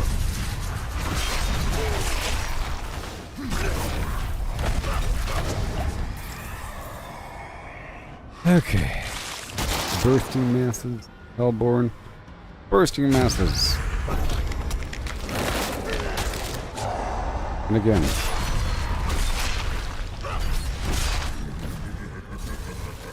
Go, go, go, go, go, go, go, and whoosh! Beautiful. See, last round I didn't have that aspect on. The ancestral charge situation.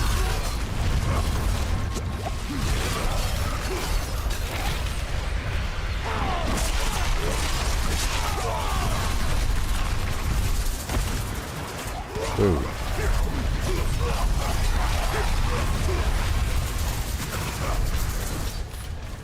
Again.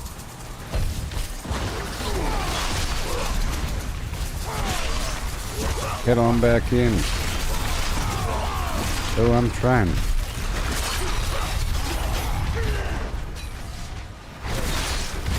Beautiful. Got him.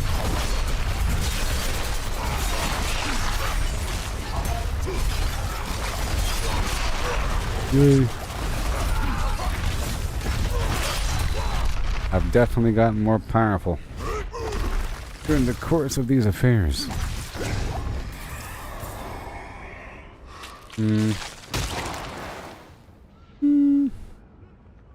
Hellborn are hunting me.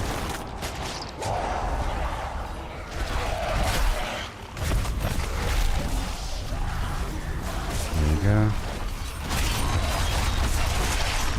Push across the map, please. Oh, that's nice. Oh, that's nice.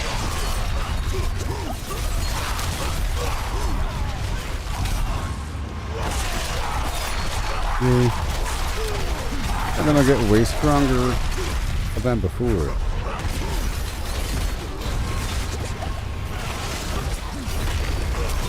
Just push my way on through here.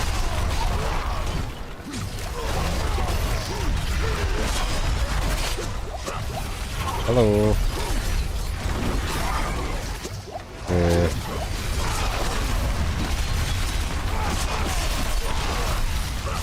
Hello. Thank you.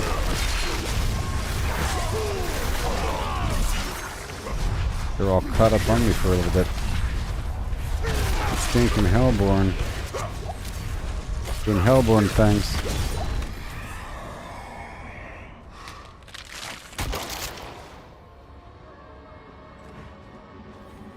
Okay, massive spawn and an Aether Lord on death. Let's go.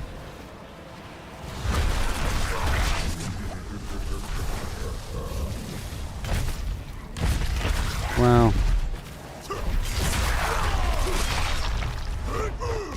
Perfect.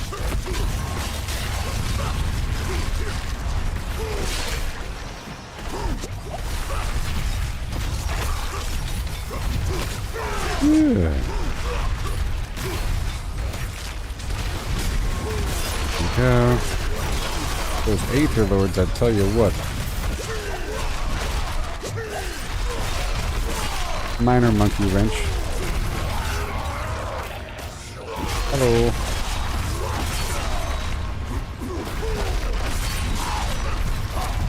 Oh, it's Hellborn, yeah. Over here. Over there. Thank you. Spawn them up.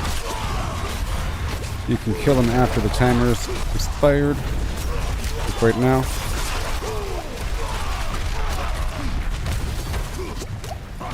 You will comply.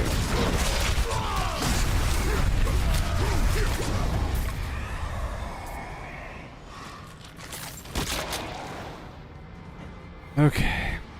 Exalted Hordes, it's my favorite.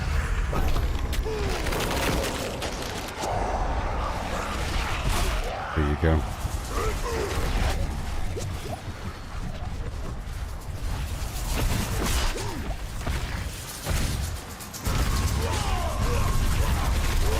Please.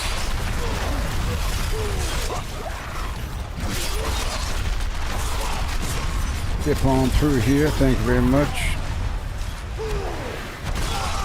We go straight to the events. Spawn the enemy.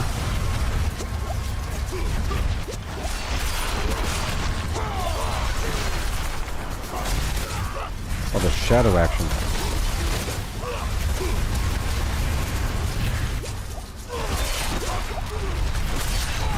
Thank you.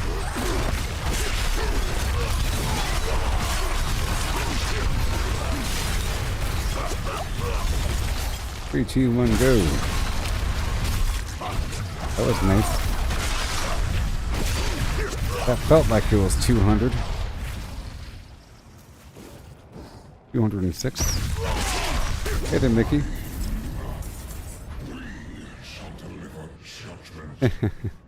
Hey there, Mickey. I'm glad that you wrote what you wrote. You said, you're not trying to be rude, but how do you play this game over and over again? The first time you get the character 100, you try the season, you just don't have the motivation to start over every season. Well, you know. Sometimes I don't have the motivation. Sometimes I don't have the motivation.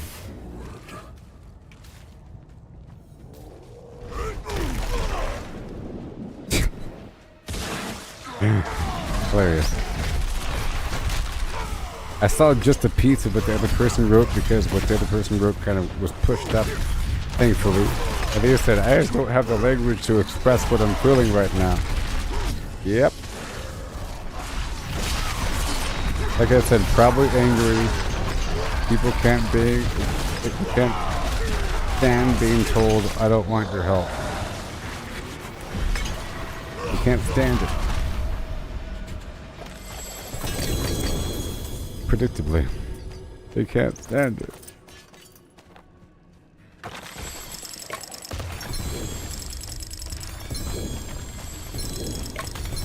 Oh boy.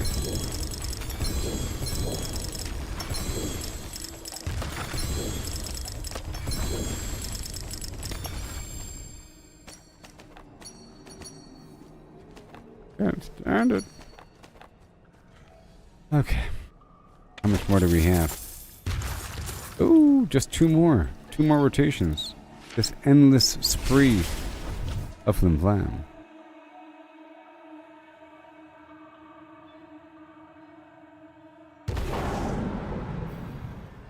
Again. One more after this. And then I'll be free to do the pit. Yes. But to answer the question about the motivation, well, it's always interesting to see what is up with this season and how is the overall progression and how are the changes affecting gameplay. If you go into it trying to make your own build, generally, but with options open, and if you don't try to skip content, you know, it's a different experience to see what it's like. What's it like to progress? What does progression feel like? And that's why I'm doing it. And then it's nice to try to see how it feels. And then you get new items, and there's a random nature to it all. This season feels different than last season with this activity I'm currently doing. You know? But the goal is to make level 100 versions of everything and get them as strong as possible. At least unlocking all of the seasonal contents to get the Resplendent Spark and get the Mythic Unique. And then these characters become the new Eternal characters for next season. And the old Eternal characters get deleted when the new season begins. The cycle continues. And then somewhere in there, there's a plan to actually play on the Eternal side. I do plan on playing on the Eternal side again, but... Draining Spires. Let's increase the etheric mass. We only have one more after this. Very exciting. I feel like we've been here forever. That's okay. Because I'm stopping in between to make small changes. You know? Small changes to the build.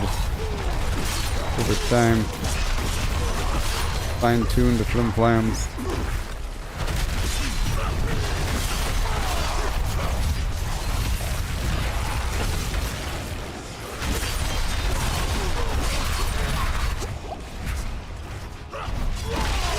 Wow.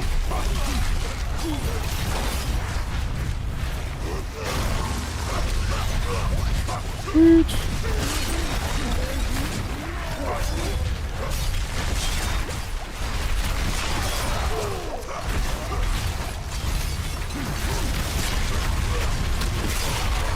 We attack him in the Soul Spire perimeter.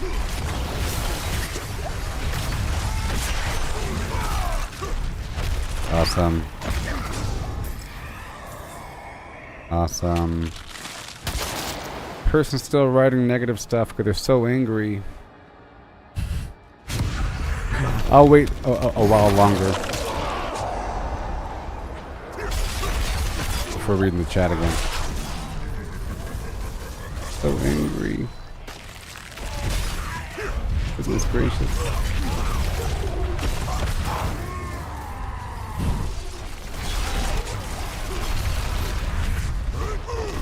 Hilarious.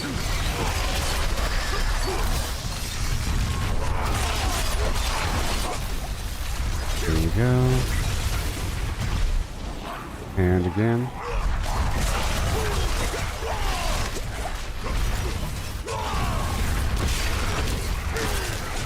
Wow. Keep on watching, brother.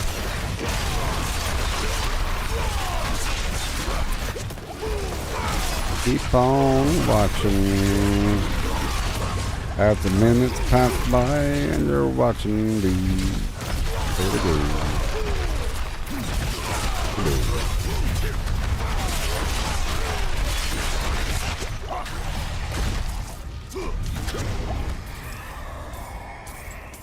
See, I know that people get upset when I say the things I say, but I don't know why they would get upset.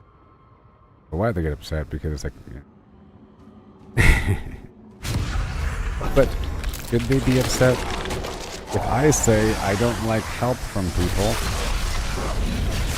because I like to experience suffering and development over time? Why would you get upset about that? Think about it for 5 seconds. Really?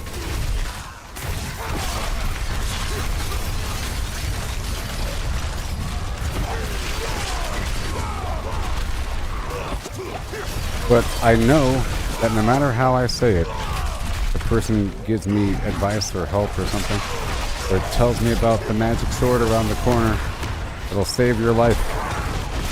You know, I've watched you play this game for a bit, and you've entered this room 5 times, but you haven't gone through that secret door on the right to get the magic blue sword that one-shots the entire room. You know?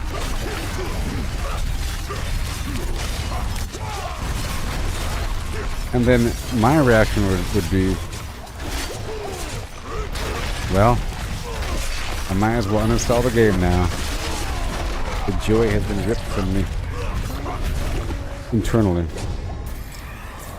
Because the second I learn about some magical sword that one-shots the entire room that was behind the door the entire time, I'd rather find it on my own. I'd be super duper happy if someone tells me about it.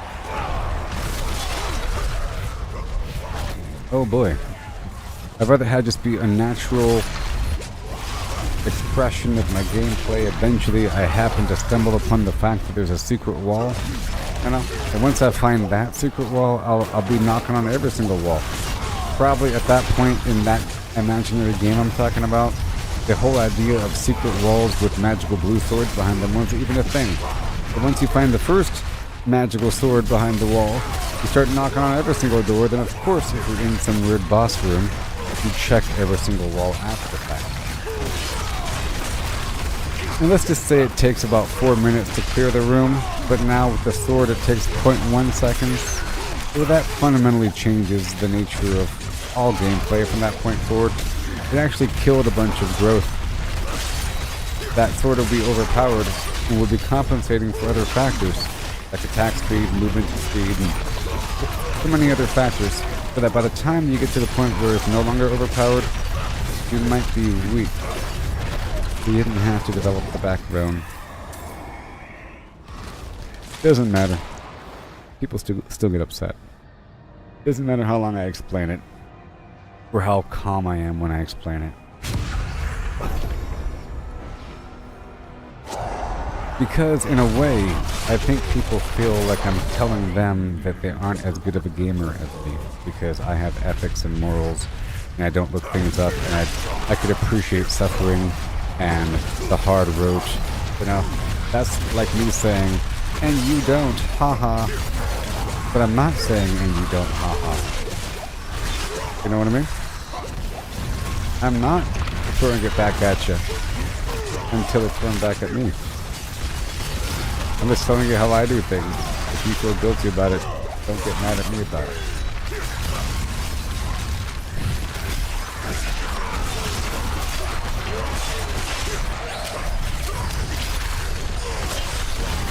Here's another long analogy since you're watching me.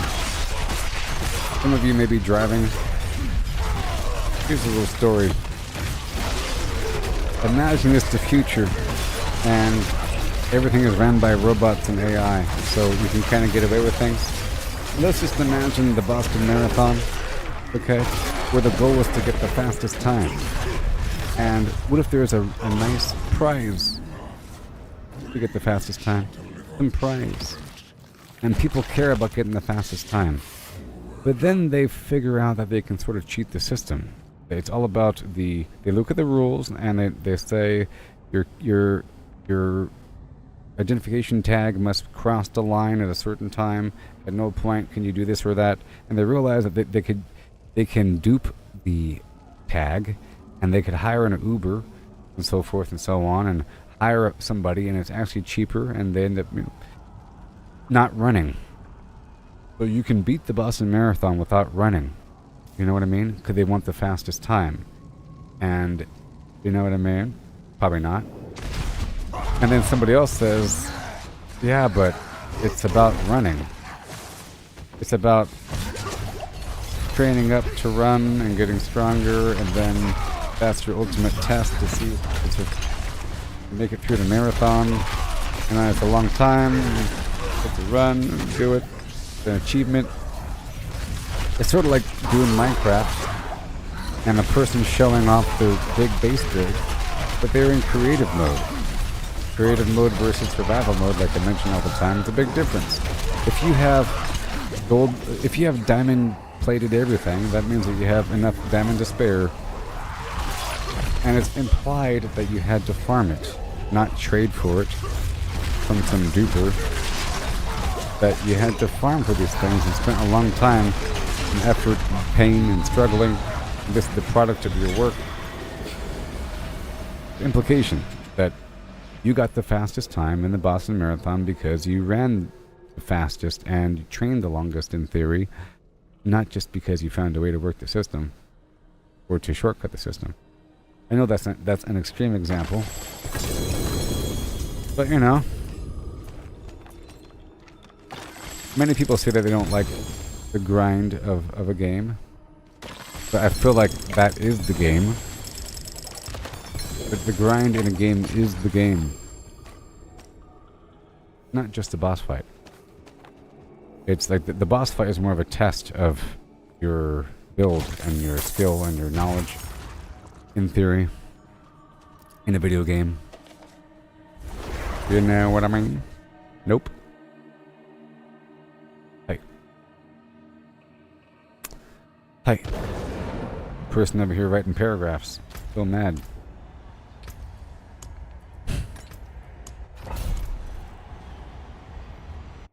Yee-hoo.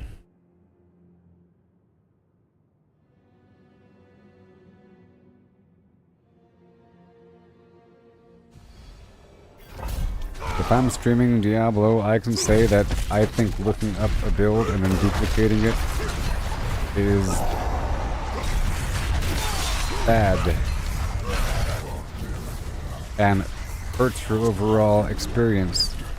And that by the end of it, you might get bored or have a slightly negative overall assessment of the growth. And that in a well-designed system, as you build up your character, there's many items that you should be cycling through because the growth has a certain speed to it. They let you accelerate quite a bit these days in these different systems. Sort of have to balance out. You can take it real slow, but I really feel like the slower the better, so you could experience it and then make small changes and see how it feels. But sometimes you might have to cycle back to some sort of skill, and you've already trained up on it.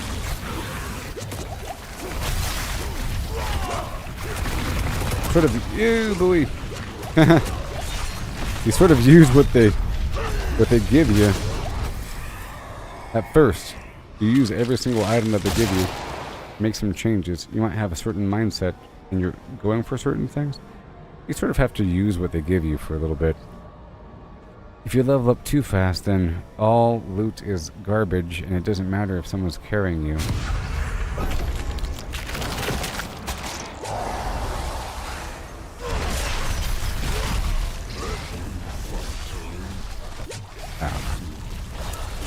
I know that people don't have all day to play certain things and whatnot.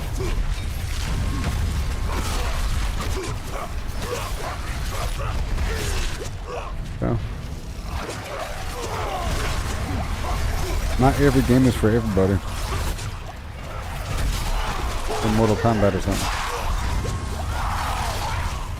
Like people use, I'm not saying that what I was describing was cheating, but people do vaguely unethical things in video games, approaching and superseding the concept of cheating, like speed runs, glitches, duping, trading with dupers.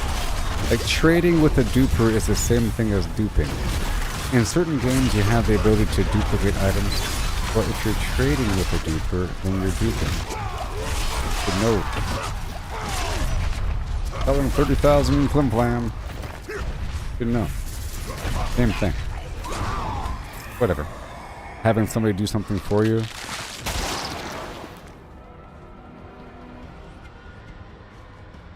Just imagine Elden Ring. It feels like Diablo.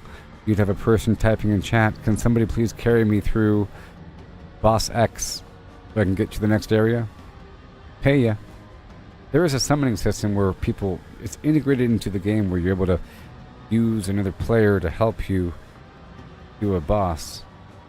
That shouldn't be your go-to, and it should be frowned upon from a gaming perspective. Clearly you can do it to have fun or whatever. But I like other people. I like to be around them. So whenever possible, I say, "Please, can you do this for me?" But I like to be in their vague proximity. Well, in a scale of 1 to gaming, it's not... do it for me.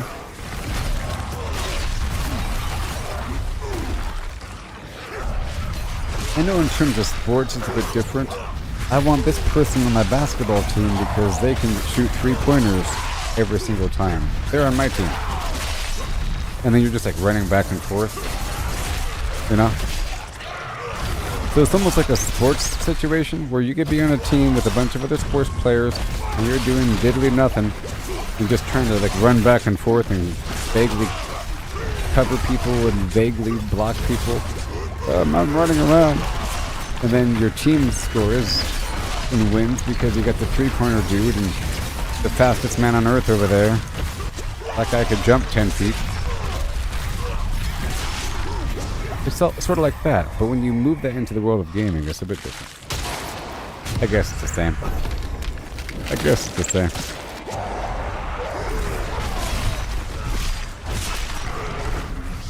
It really is just like sports. On my soccer team, this guy can juggle the ball the whole time and does like backflips and stuff. You're gonna lose. Check out my team. You know, it's like that. I'm the best in soccer because my team has a backflipper. You got a backflipper? Thought not. Next time, make better friends. Sort of thing. And then after winning these championships, you get the good shoes. Extra traction.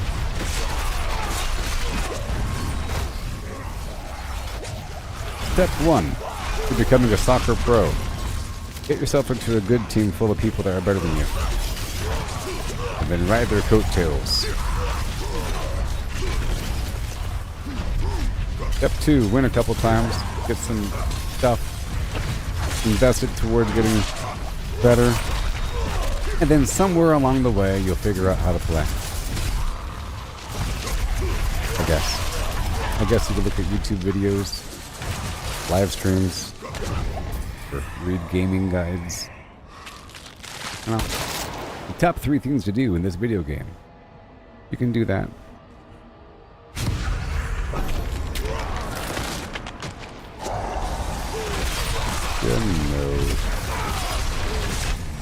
But on a scale between doing that and not doing that,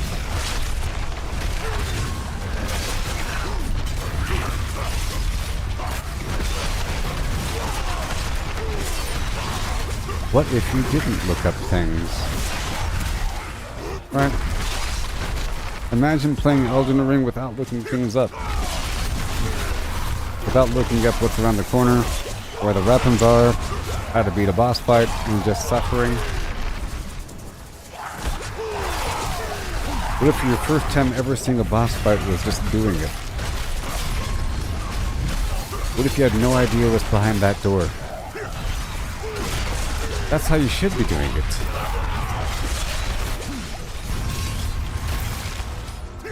And yes, people can do whatever they want, but clearly there's an objective truth here. Was the game developed so that you already know what's going to be in the room before you enter it because you looked up YouTube videos? You're able to do that, but was that how the game was developed and designed? No. Not. At all.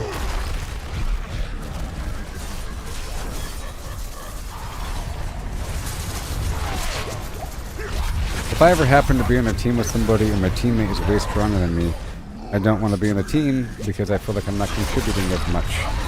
I want to contribute as much as or more than my teammate in any sort of team endeavor. But equal to or more than, but not less than. And if it is less than, not by a substantial degree, it could be a little less than, you know. If on a 10-digit scale, if my teammate is a 7, it's okay if I'm a 5, but I shouldn't be a 2, and they shouldn't be an 8.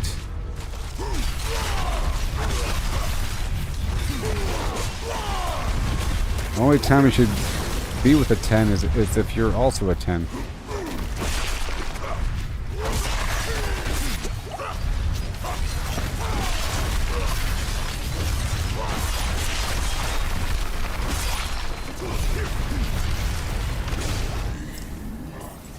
So this is a whole worldview I'm trying to introduce you to, so.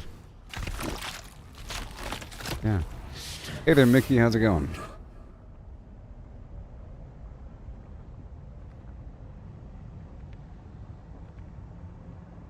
You understand the grind, that's the game. Grinding is repetitive compared to other games. Just playing the same dungeon over and over. Well, not forever. I'm not doing it forever. That was the last time I'm doing it. There's many different activities, and I'm trying to grind certain things, in case you're watching. I am doing the same dungeon over and over again, but there's many different things to do. And in this stream so far, I went through each of the world bosses. You know, I did a couple strongholds. I did the Helltide. I did a series of nightmare dungeons. And now I'm doing this. And this was the last one, actually. I was doing it until I was out of the key. I had like 7 or 8 of them. It takes a certain amount of time, so it feels like I'm doing it forever. But in reality, it's just like an hour and a half. Really. It feels like it's forever, but in reality, it's just a couple hours. Compared to the rest of the universe, it's not that much time. Compared to me just sitting here and talking, because I have to do certain things. Next, I'll be doing the pit over and over and over again, grinding it deeper. And it's not really just the same thing. I'm using it as a benchmark to identify changes that have to be made, and there's slight variables involved. You know what I mean? There's slight variables in the mix. Oh boy.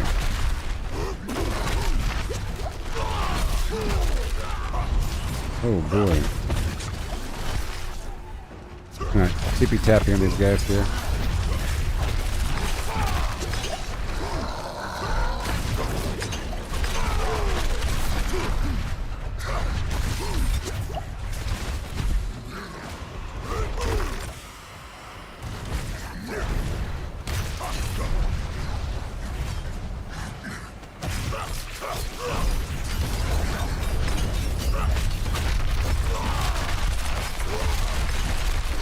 Very nice. Very nice. Very nice. And now I can't move for some reason. Awesome. Again. Well, now we're done with that. Yay. That was a nice chunk of time. And now we do this other action. And now we're doing something else. So exciting. So exciting. I'll put this in my trash tab. Because once I do the pit for a while, I will rank up to tier 4. It's going to be a bit harder. Be a little bit harder. Alright, here we go.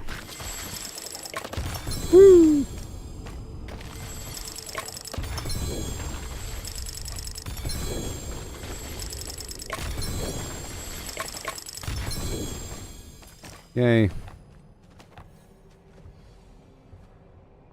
Boobity boobity. How much do I have now? Now we're done with this phase of gameplay. I appreciate the narrative. It helps time pass by. Doesn't feel as repetitive.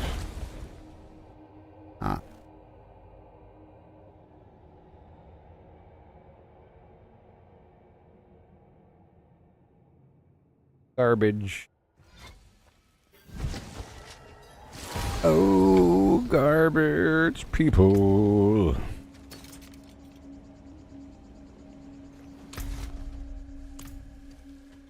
Garbage. What you got for me, baby? Ooh. Doing such a good job.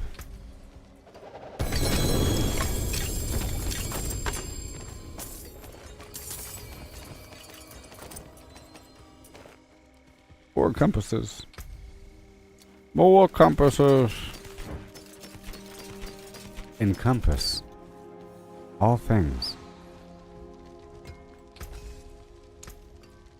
All junk. Okay, so now let me do some tempering. Peace. Goodbye. Well, I don't really want to upgrade this right now. I need new boots. I'm sort of holding off. I'm sure I have some option. I also have to organize my box and then change my overall design. But I think I'll do the box organization next, because I have some stuff mixed up in here. And I have some duplicate unique items. I'm going to round this whole thing up, get rid of a bunch of stuff, and I might discover some things along the way.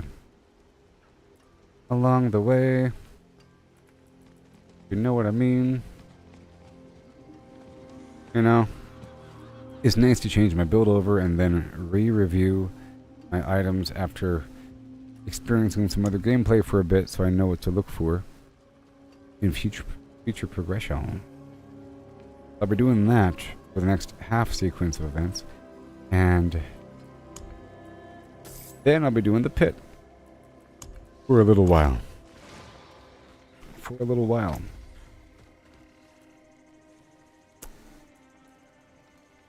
I guess I could level up this Ring of Red Fury and the Banished Lord's Talisman. Do that. Ring of Red Fury. What do we have? Oh yeah, a bunch of awesome stuff. Very good. Very good.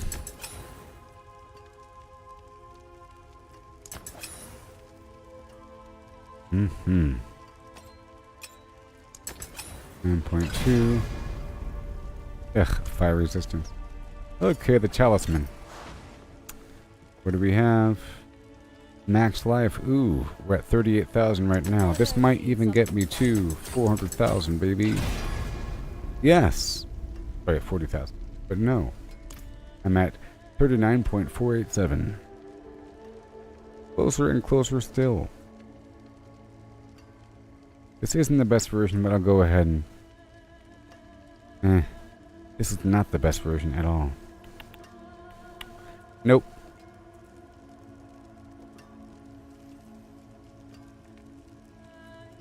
Let's see here. Something you. Yes, you have something so fine. Chance to stun. And oh, you. 13.8. So we're at 39.7 thousand damage. Amazing. Let me go check out the mystery vendor to go for boots. Very nice. Looking for that greater affix. Could be better. Okay, so now it's time to go through my box. So exciting. I'm sure I'll find something. I'm sure as I read things, I'll get some new ideas, make some slight changes, become even stronger than before. Right now, as I'm standing here at 107.10, too much. Too much armor. Too much armor. Now with last season, I realized there's a technique to, as you masterwork these items, it sort of lets you change out other items that you were using just to hit the minimum standards of defense, like resistances and armor and everything. Eventually, you get too much, so you can then rebalance. Plus, other items have a big chunk in there. 27% resist all. Some weird thing like that. So far, so good. I'm using this new weapon, the third blade. Yes. So good. I'll go through my items. Right? New.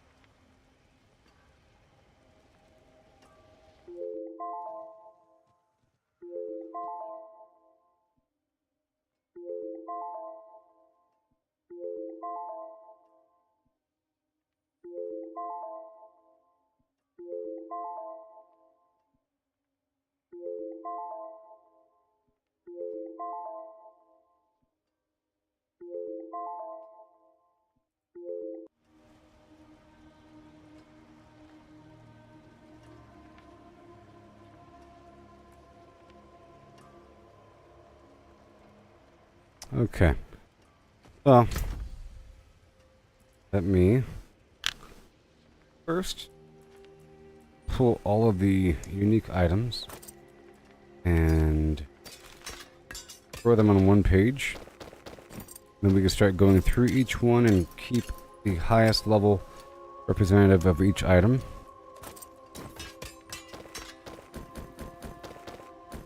And along the way I'll be reading things.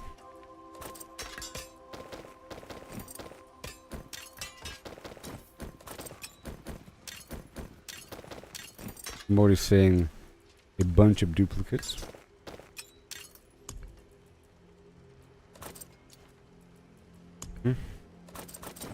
Quite a few. And I'll read everything, and I'll see if anything is applicable to my current build. What's going to happen?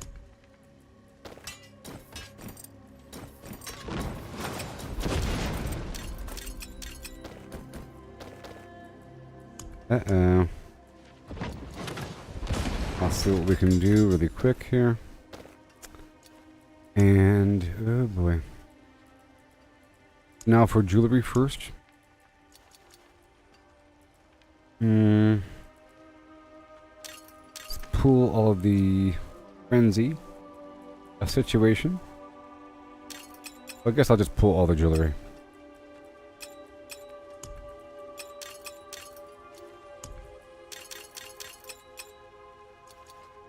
And if it's sacred, it's going. Now we have several different copies of everything. So, 925. Oh, 925. Let's see here. 55%. There. Ooh, 55%.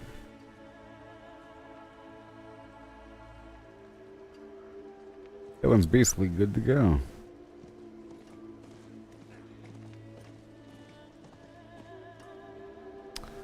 This one's better. Okay. I'll break down the rest right there. And this one right here. Get rid of you. Okay. Now for the Locran's Talisman. 0.25. 0.13.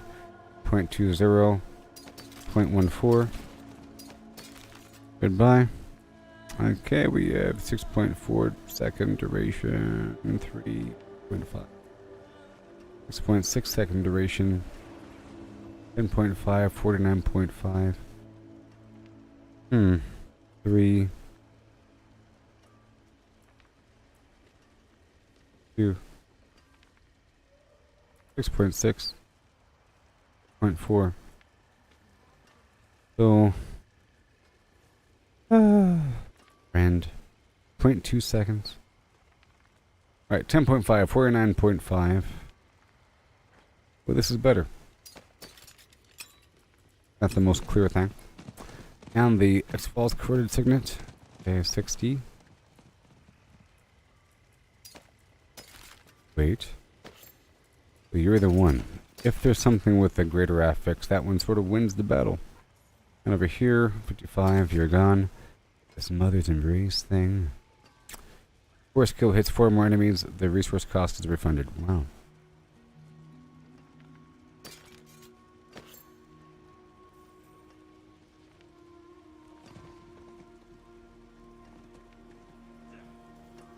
Whatever. Alright, this is all good to go. So. Done. The rest is trash. I'm gonna try to sell it. Break it down, sell it. Akarat's blessings on you. Sell it. 2 million. Next. Okay. We go in this other tab. All this stuff here. Hey, Lori. How's it going? My last 7 Days to Die stream was good. It was. I got a bunch of cement mixers up and running. Yes. And I found some zombie dog beasts. And unlocked the next tier reward for Bob. Or whatever. Yeah. So I'm going through my chest right now to make sure I have the best of everything. Best of everything. Okay, I'll be working with armor first. Armor first. And all these other items that don't belong. Let's look at these twin strikes first. Many of the same thing. Sucks. Oh boy. Let's look inside the box first. So, the Crown of Lucian, you have the greater aspects, so you're probably better. Go ahead and keep you. Rage of Hardogoth, you win the battle. Okay, 2 of, well, more and more. Your gun. There we go. And these are ancestral, yes they are. Gore's devastating grips. Okay, razor plate, yes. Now for gloves, we only have 1 frostburn, we do. 1 endurant faith. Probably more than 1, a whole lot of them. 925. 40 all stats, that's amazing. 41 all stats. 14%. 10%. 1 second. 27%. 29 all stats. 40 all stats. What's even happening? Seems like a pretty good glove. When you would be damaged for at least 40% of your maximum life at once, it distributed over the next 2 seconds and reduced. I'll probably be using this thing eventually, but this one's sacred. You don't belong at all. There you go.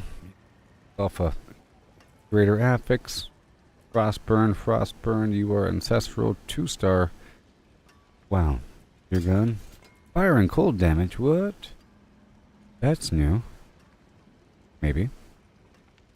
We'll see. Okay, Gore's devastating grips. You know how that flows. Take those items out of here. Boom. Alright, over here in the box of twin strikes, I already have the good version. Gore's grips, 52, 63, 43. This one right here. See how it compares. 63 is the one for me. Goodbye, everything else. Awesome and amazing. Penitent Greaves, the boot. Das Boot. Das Bootenstein.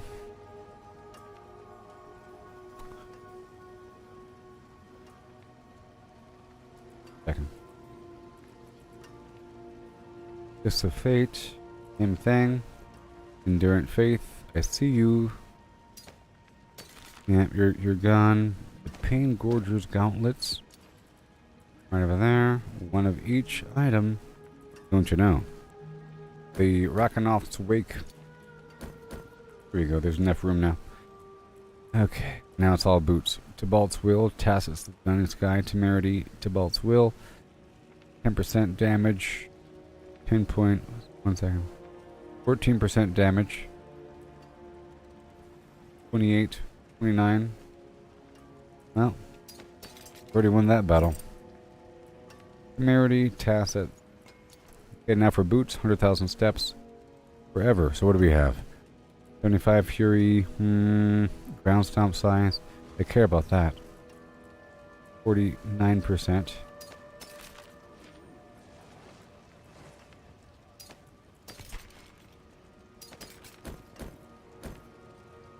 Okay, so there he goes.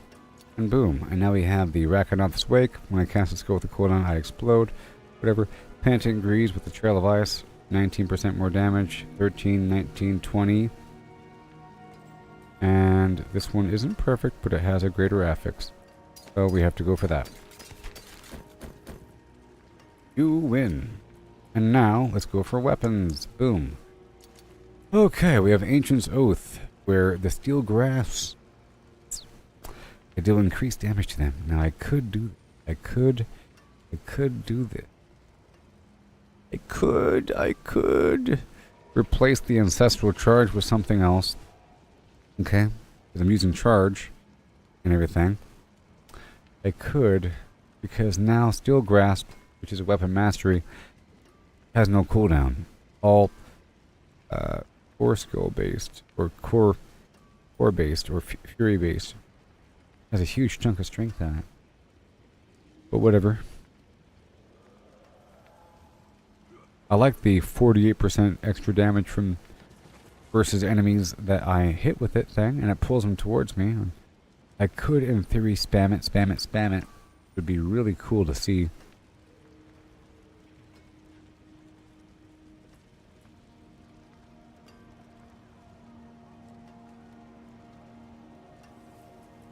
I could do it. And I had this thing here where I swap weapons 8 times. My next non-basic skill will overpower and deal more damage. I can move the ancestral charge to that glove and then use this weapon. And I'll just see how it feels. At this point, I'll be using 2 weapon mastery skills. In theory. Until it gets better. However, there's cooldown reduction on it. I'll be losing what? I'll be losing a big old chunk of damage. 69% damage on this thing.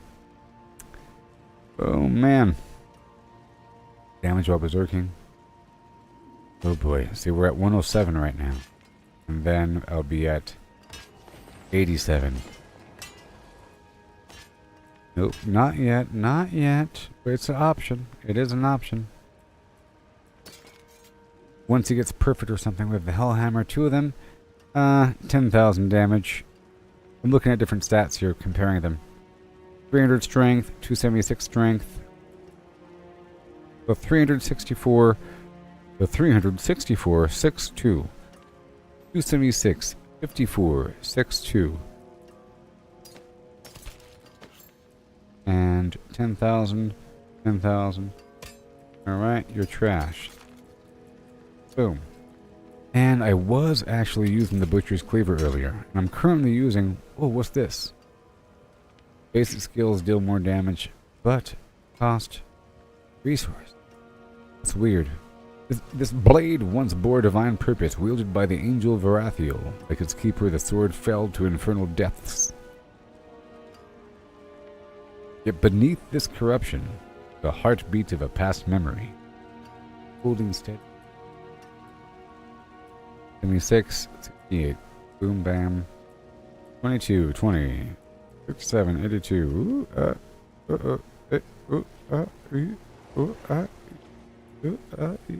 whatever.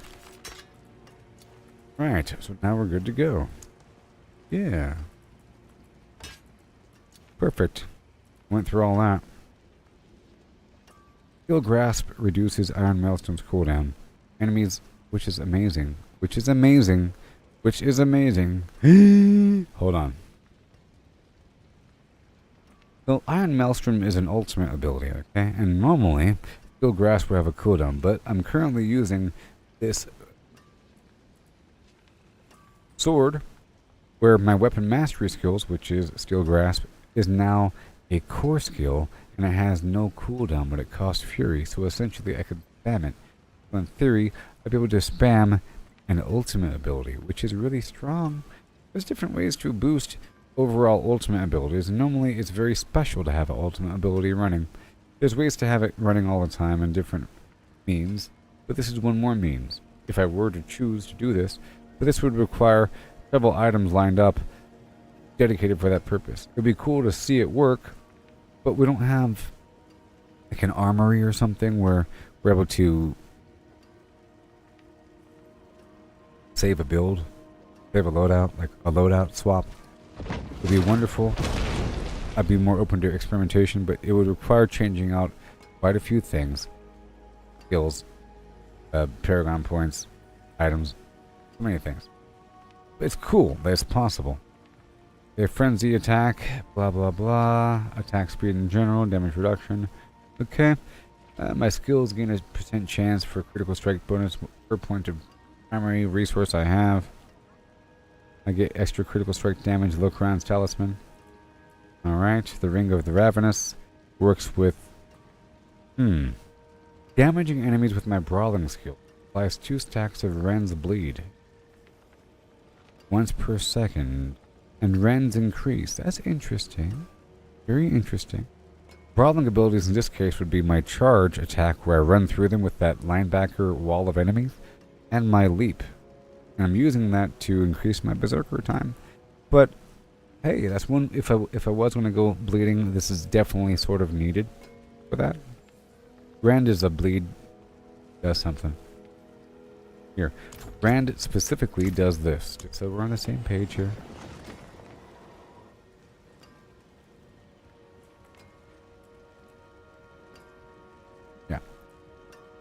Cleave enemies in front of you, dealing a bunch of damage, inflicting bleeding damage over 5 seconds. But because it says Rends bleed, that means it's going to apply whatever effect we have. So for example, dealing direct damage with Rend extends the duration of vulnerable. And Rend deals increased damage to vulnerable, or direct damage with Rend grants 5 fury per enemy hit. Good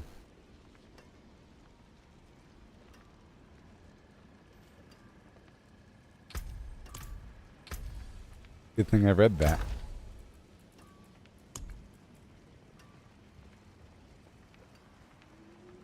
Okay, critical 10% critical strike chance. Ooh. Oh.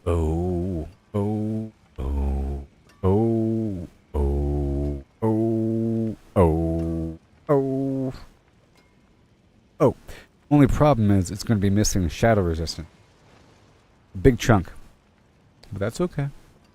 And I can't temper it, so I can't add these extra lines. But what I had was up to a 5% chance to restore 17.3% primary resource and 59.8% damage to close enemies, which is fantastic.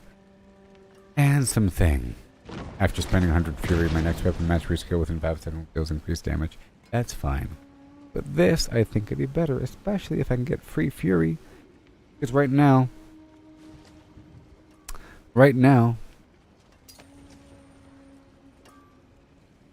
I can spam these abilities if I have fury. Anyways, I think I want to go for this. And oh boy, it's going to be weird for a second. My stats didn't change right there, which is fine. But as you see, the shadow resistance shot down. The poison resistance shot down. So I have to address that through some other means. It's a big deal. Let's address that right now. Well, first I'll pull this emerald out of this old ring, which is poison resistance. Right there. Boom. So poison's fine. Now I'm just way low on shadow. Way low on shadow. There's ways to get that. Now I have, actually, too much armor. I have too much armor, so I could actually re-roll this head slot to go for shadow resistance as opposed to armor. My armor would shoot down to 8,000 or so, and I could make up that loss through some means.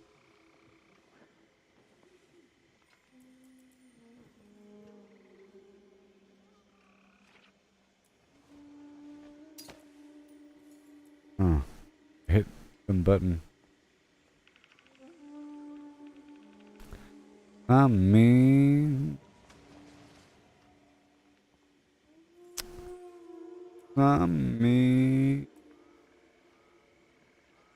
There's always a way if you try so hard. All you gotta do is think about it for 3 seconds. Okay, so I have an option. Options are, first of all,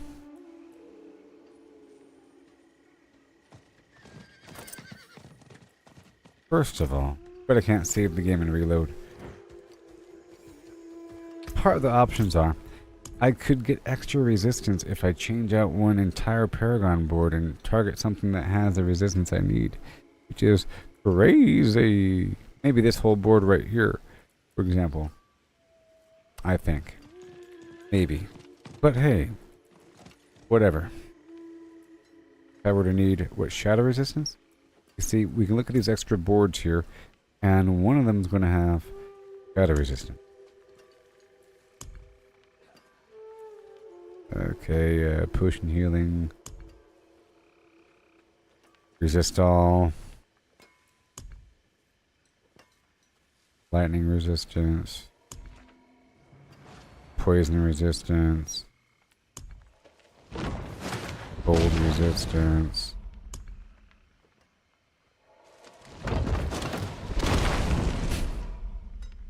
Hold on. Cold resistance. Cold resistance again. Fire resistance. Lightning resistance.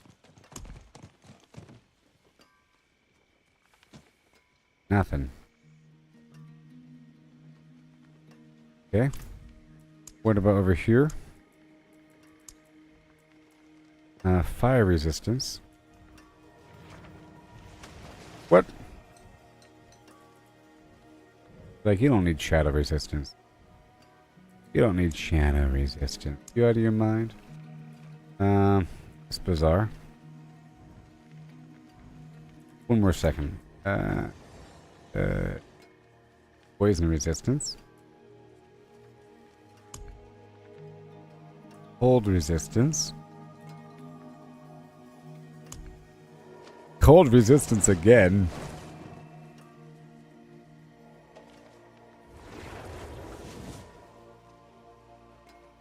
It's crazy. Fire resistance, and then lightning resistance, and a bunch of resist all. Whatever. Now, let me check out these swords and weapons really quick.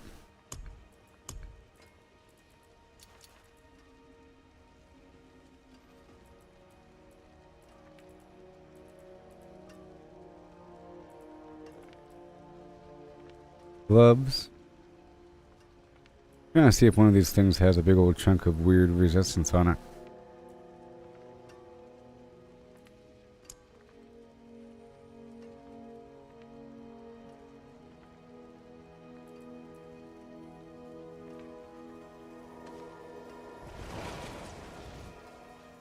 Cool. But you can do that. So these pants would help. These pants would help. Oh my gosh. They would help actually. Because they have resist all. And max resist to everything. These pants would help. Because I was going to swap this out anyway, so. Well, maybe. Unlucky hit, it gives my weapon mastery a big old chance to stun the enemies. And it does have poison resistance. But this has both 33% resist all, which is pretty good. So I'll think about it. Let me just pull it out. I mean, it's pretty good though. And it has movement speed. So 107, 10, 39 versus... we don't want 10 though. Good. No, this is option B. Option A was re-rolling that armor line to go for the other resistance. Option B was really to look at the Paragon boards to see if I can get the shadow resistance, right? But there was no board that had shadow resistance. That one was shot, so option C is to look at my other items to see if anything has any sort of resistance in there. There's a couple options. These pants here. And... aha! This head specifically has shadow resistance. Almost fateful. It has life, lucky hit chance, shadow resistance, cooldown reduction. Every time I use a skill with a resource cost, I gain increased damage. And the resource cost is increased. Wait. Hold on. That's weird. It does have shadow resistance, so it's almost like it's meant to be. The missing piece of the puzzle. And it looks pretty cool, probably. Lucky hit chance, shadow resistance, cooldown reduction. I don't need that except for my shout and my brawling abilities. I'll be losing garbage. Every time I dodge, I heal, but it's okay now. I'm using a barrier. I'll be losing 2,000 armor. Weird. For example. Yeah, it's not going to work out. Let's put this other socket into my pants for a second. I have a couple options. See? It's nice having options. Alright, so now I'm going to do the same thing as before, where I pull these strength gems out, just so that we're truly comparable. Right there. Alright, so 105, 10, 35. There was some armor hidden behind that strength. So I can probably pull that strength out and add rubies. It's too much armor. 10,000. There's a lot of armor. Ruby. 1. Boom. 97,000. Oh boy. We have other options here. We can do barrier generation. Well. Okay. My potion grants a barrier for 200% of the original healing. So we want barrier generation on the armor to increase that factor. There it goes, a diamond. Boom. Ho! Hey now. We're in the money. We're in the money. We got a lot of what it takes to... 33%. Resist all. Still too low.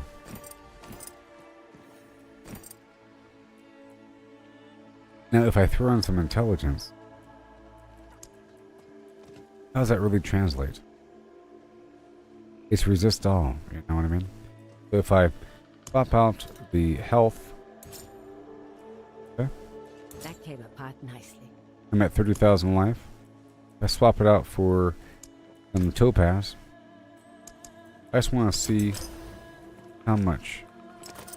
47. 52. Go 52.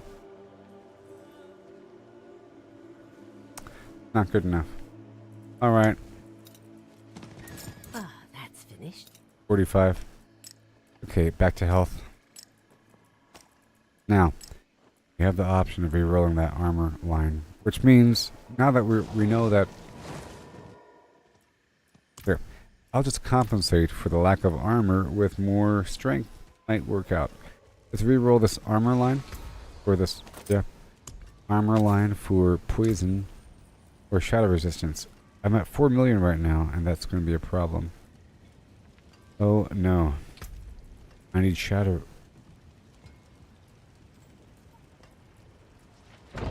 This line can't become what I want it to be. But this can. Okay, I'm going to reroll this critical strike chance line on my glove.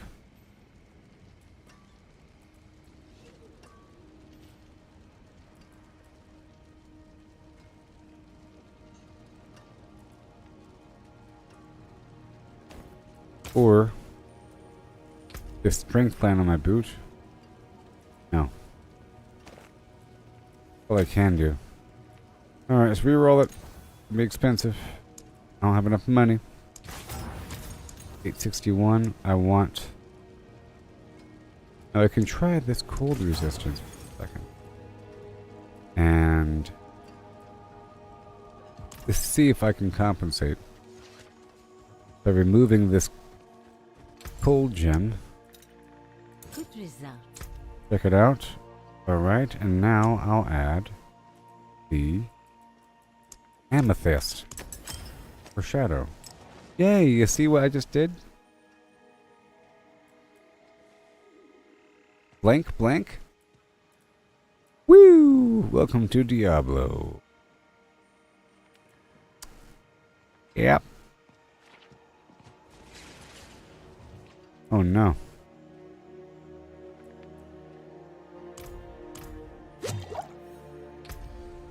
Okay, good. My damage is based upon my life. So just now, popped out the ring I had, which did some stuff. Whatever. I'm losing some lucky hit chance, some vulnerable damage. Shadow, whatever. Chance to restore primary resource, damage to close enemies, but I'm gaining this weird brawling, this weird rend situation with extra blood going on, extra bleeding, because I am lacking damage over time, by the way. So, that being said, I have to apply the skills into rend. Have to pull some points out from somewhere.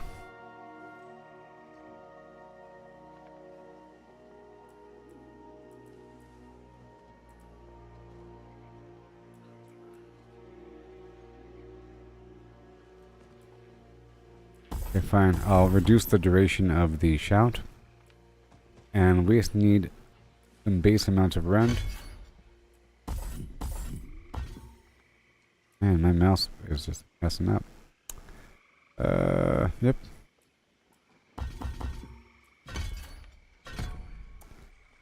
Yep. Dealing direct damage with rend grants me 5 fury per enemy hit, up to a maximum of 25 fury. Wow. Yes, And now, because the ring says that my brawling abilities gives me 2 stacks of bleed of rend. They should all be bleeding. But I have no damage over time. No damage over time. Okay. No damage over time. Now, I could use an axe. Or specifically avoiding axes. For damage over time. Hammers are for overpower. But I could use a hammer or an axe. Really. So...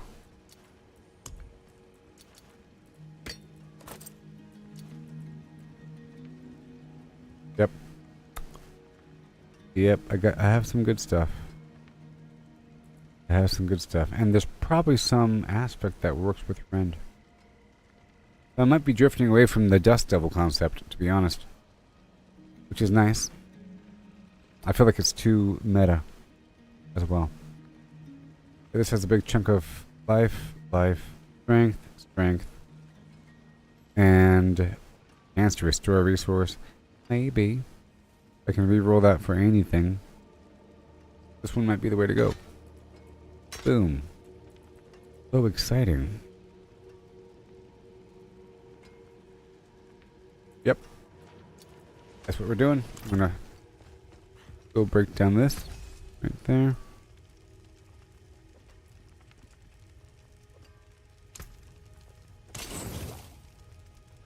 I've unlocked some transmogs for breaking down those unique items. Very cool.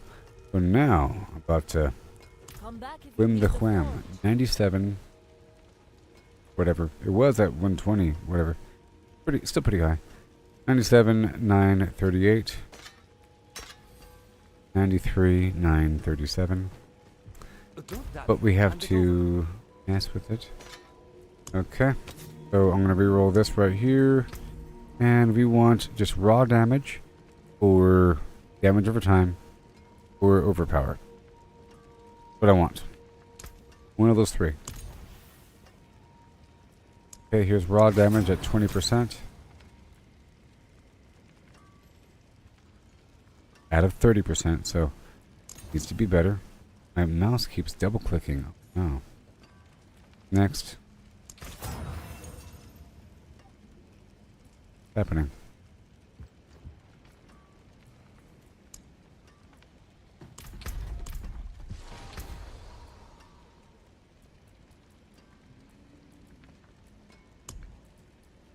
Okay. Okay, 51% damage over time. That's what we're sticking with then. Okay. And then I'm going to put an amethyst in the weapon. For increased damage over time. We'll see if it actually does something. Because that, like I said, is what I'm lacking. I'm lacking overpower, I was lacking a barrier, and I was lacking damage over time. Know what I mean? Right, so let's put these items away. Once I pull the gem out.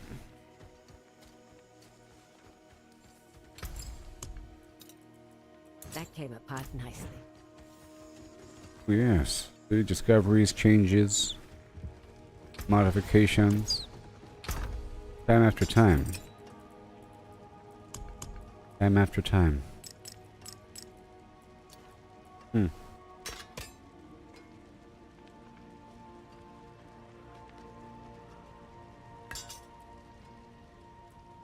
you fall, I got you to be waiting. Time after time.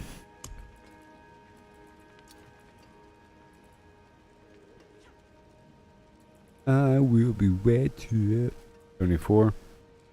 76. 2082. 19. Okay, the Hellhammer. 364, 62. 3, nope. Azir Wrath. A possibility, you know. Cold damage. Nah, it's weird. Shard of Varathiel. The Shard of Varathiel. 125. 103. Nope. Okay, so now we're good to go. I have to temper this item and change the aspect out. And like I said, I might be drifting away from the Dust Devil concept. I might be. I might be. The forge is always hot. I might be. Alright, let's go temper this baby. Temper it.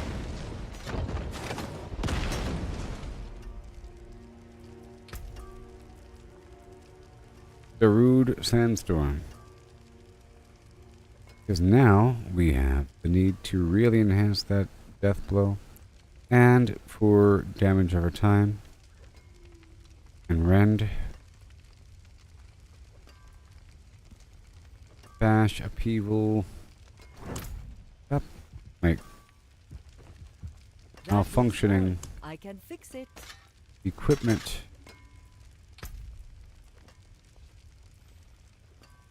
Bleed. There it is. Rend size. Well. It says.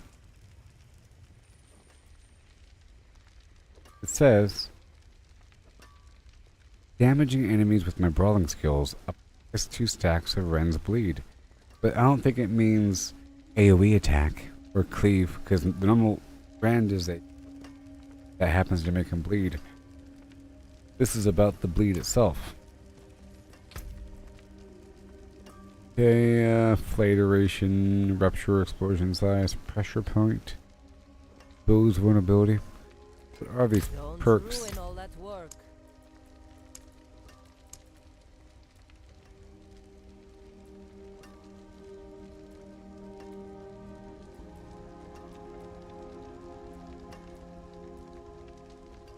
Where are they?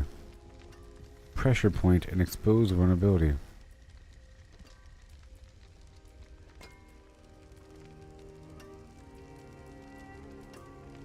Aha. Pressure point. My core and mastery skills have a chance to make enemies vulnerable. And expose vulnerability.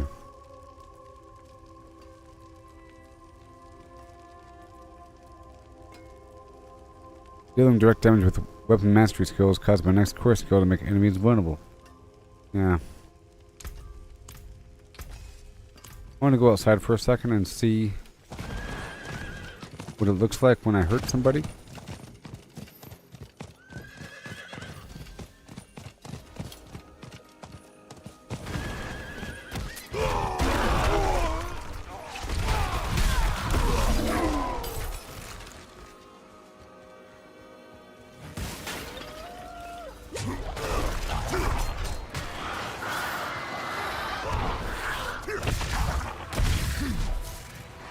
Not visible at all.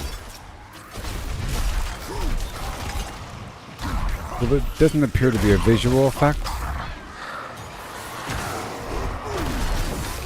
But definitely a lot of bleed. It's like the whole bar just filled up with blood. Oh, that's pretty good. Goodbye. That's pretty good. But there's no visual effect. I was just trying to identify. Yeah, I was looking for a big old blood burst or some arcing blood attack, but nothing like that. Alright, so... How can I help? Stop it. Come on now. What's happening? Alright. Doot, doot, doot.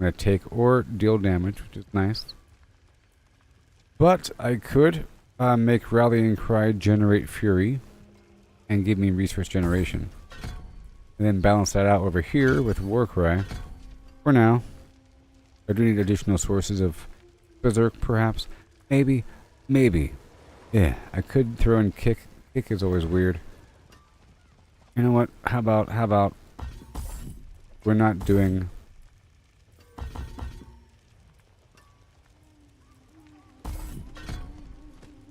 the Dust Devil. What about Wrath of the Berserker? Maybe. Maybe I like the movement speed. I like options. Let's try it out. Just for a little while. Just for a little while.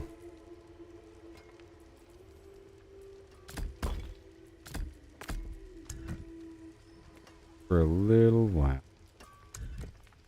Maybe, but it has a whole minute cooldown, so it kind of sucks. It kind of completely sucks unless I'm really leaning into it. You know? Maybe it's if I just remove the ability altogether. Now, I do like, well, you know what? I think I need Whirlwind still.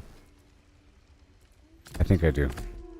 Because, like I said, it's not going to be for damage or anything, but it's, to move through enemies. To move down the hallway. Pretty fluid. I can make it where it increases its damage as I spin longer.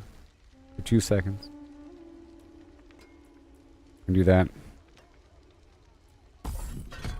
More bleeding. That's fine. Fine. It's just fine. Whirlwind size. I'm already using whirlwind size, so I guess maintain. So let's look at the weapon assignments.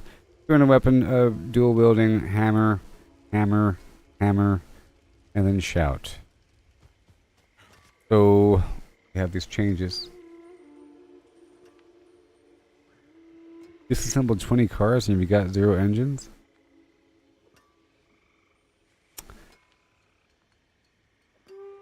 That's just that.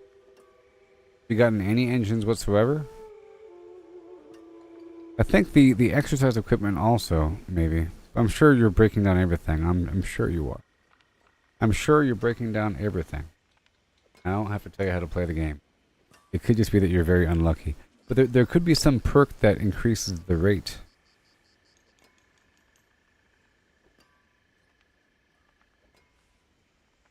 Like to increase the loot stage. Well, I think there's an overall loot stage as well.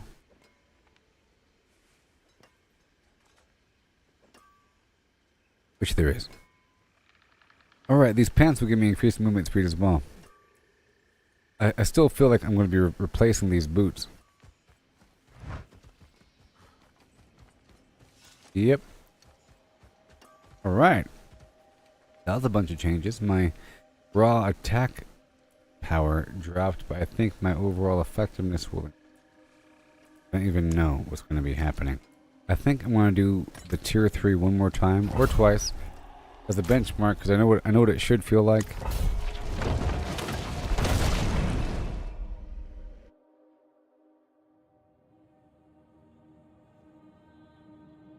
Yeah, I think I've already maxed out my perks for the loot.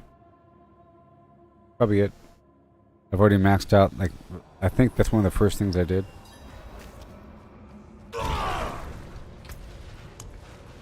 Alright, let's go boom. See what happens.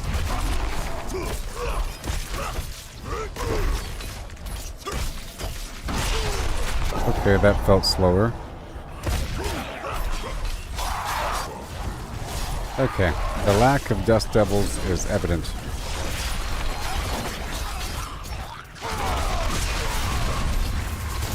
You go a bit faster.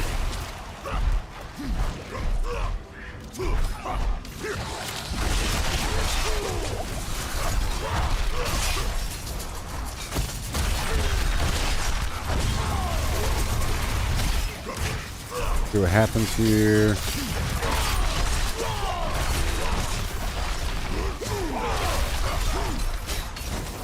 Now my brawling skills are really going to be messing them up.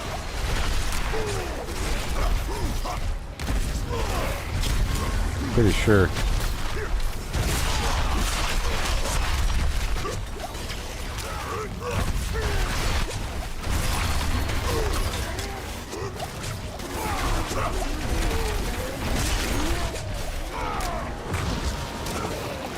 the heck is going on? Sometimes I can't move.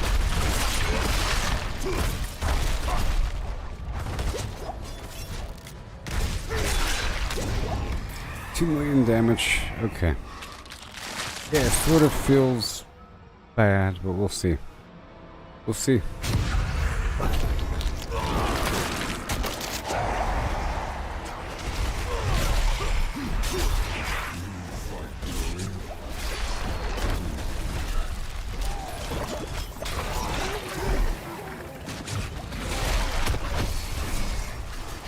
Okay, good, good, good.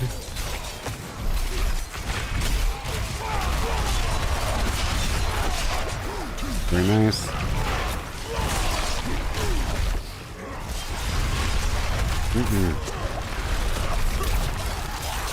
Hey there, Portal. How you doing? That's a lot of damage over time. The brawling ability.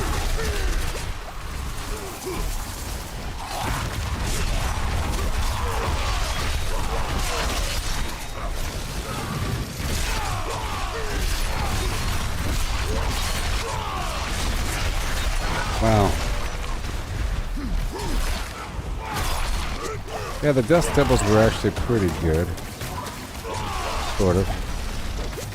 Oh my gosh.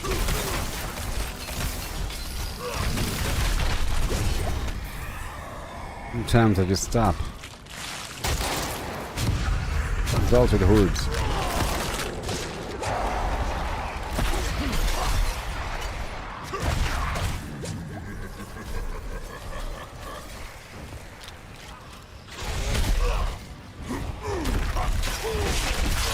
Thank you.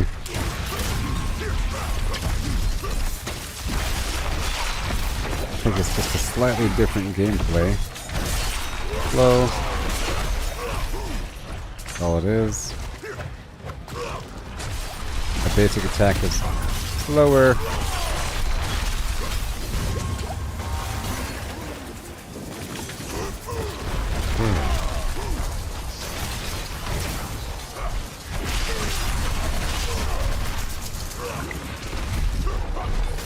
Bleeding, boss, it's bleeding.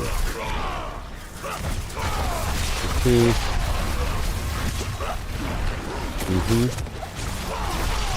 There's also an aspect to make my berserk damage, bleeding damage. You know. We'll see. We'll see.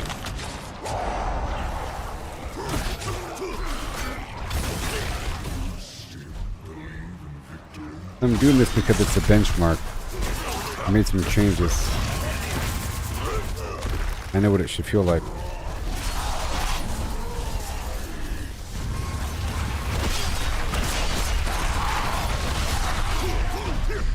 Awesome.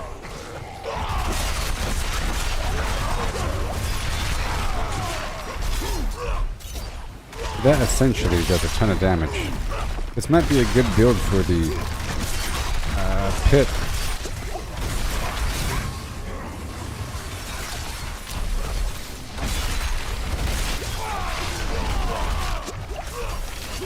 Oh, yeah. It's got one awesome. So I've been getting them for a while, you know? And the engines, I've been selling them a little bit. Like the extra mechanical parts and the engine because they're taking up inventory space. But I ended up with a bunch. You saw how many I had by the time it was over, and I built a bunch of the. I built a whole line of the cement grinders, and the last thing I did was I had that room I built with a bunch of forges and a bunch of the cement mixers, and I'm making the sand and the rock and the concrete and cement.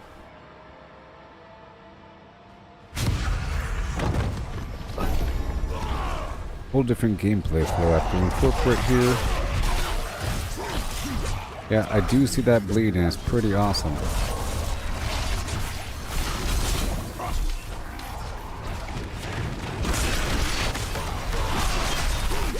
I was going for a lucky hit chance. Let me adjust my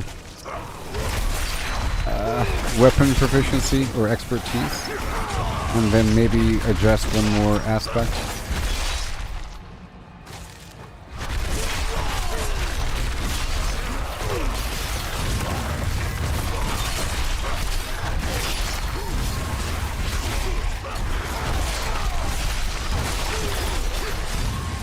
Wow.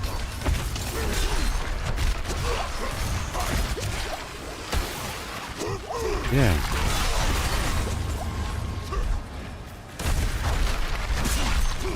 Go.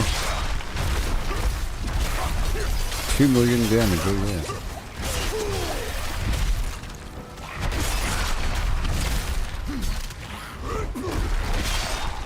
Nice. We are approaching one-shot distance. Normal monster damage.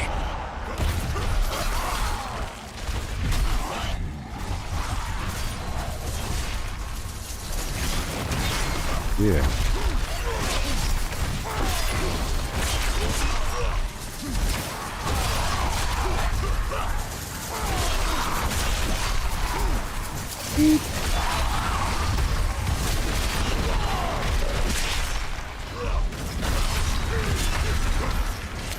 Wow.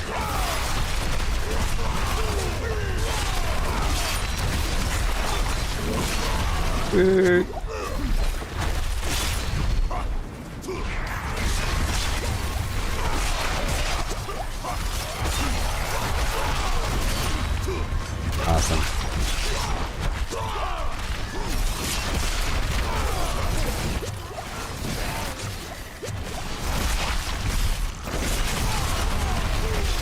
Oh boy. And right over here.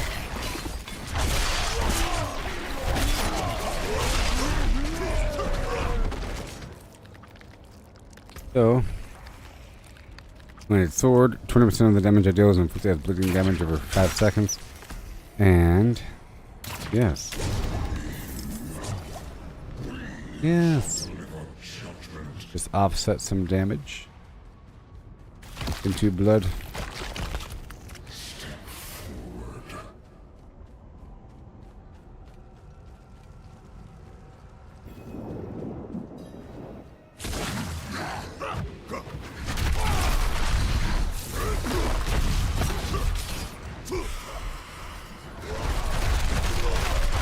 And there it is. Oh yeah. Every so often it skyrockets.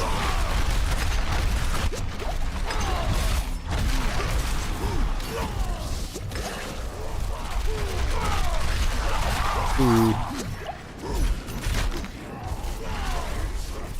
My resistances should be just fine. If they should be.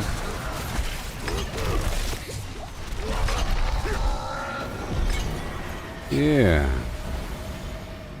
That certainly worked.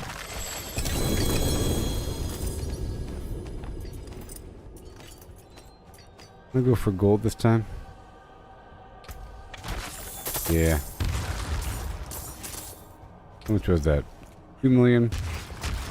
I don't know if that's worth it. Okay, so now we're gonna do the pit. I think I've done enough fermentation. Go check out my build in the pit.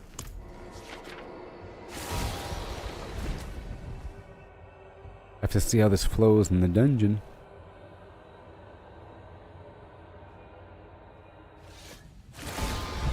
Yeah.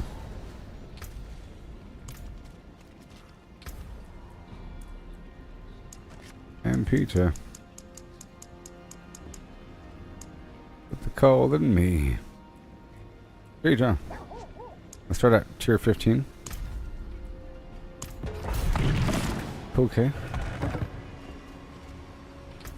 After the morning that I wake up, I'll see what tomorrow brings.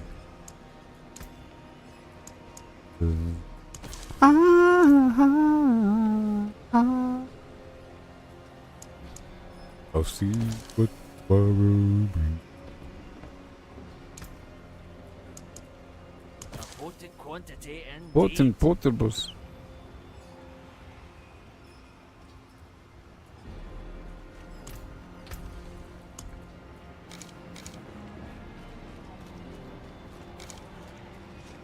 Hooty hooty hum.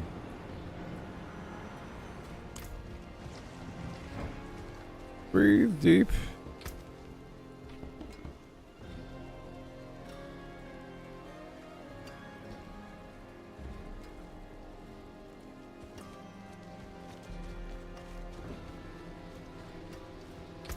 I indeed. All right, making changes.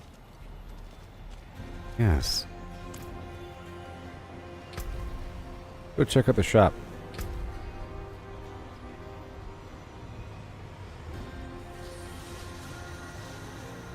Greetings, traveler.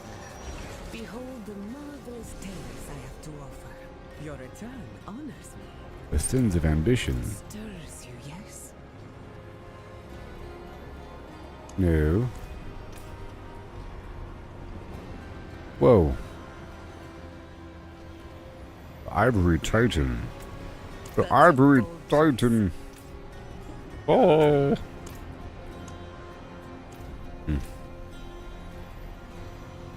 Aged Storm. Whoa. What is this? What is this? It's called the Sun King. Hilarious.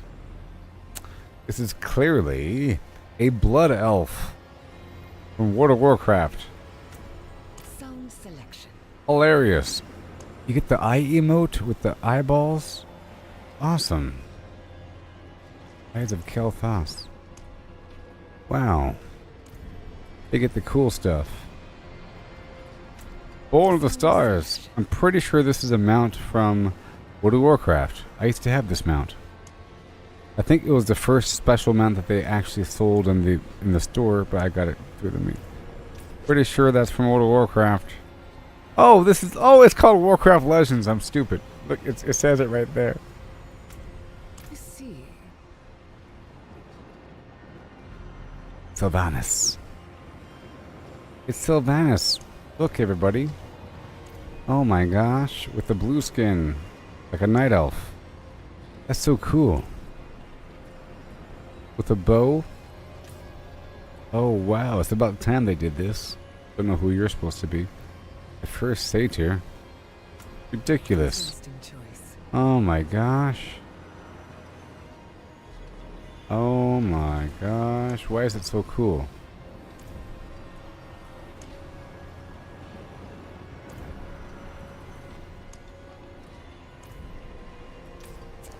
And the Gladiator King. Stirs you, yes? For Lordaeron! Hail, greetings, well met. Be around. For Lordaeron! Hand me the sword.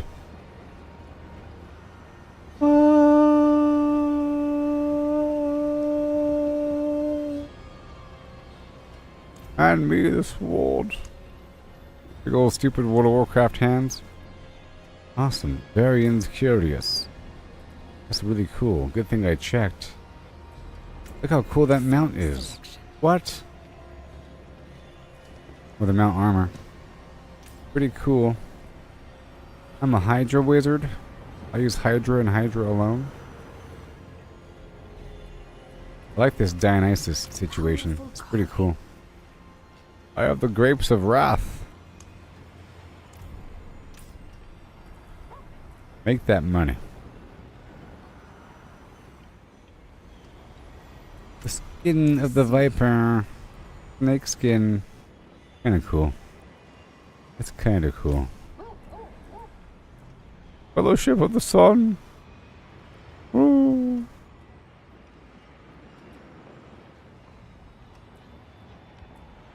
Very cool. The shards of Vulcan. Stupid.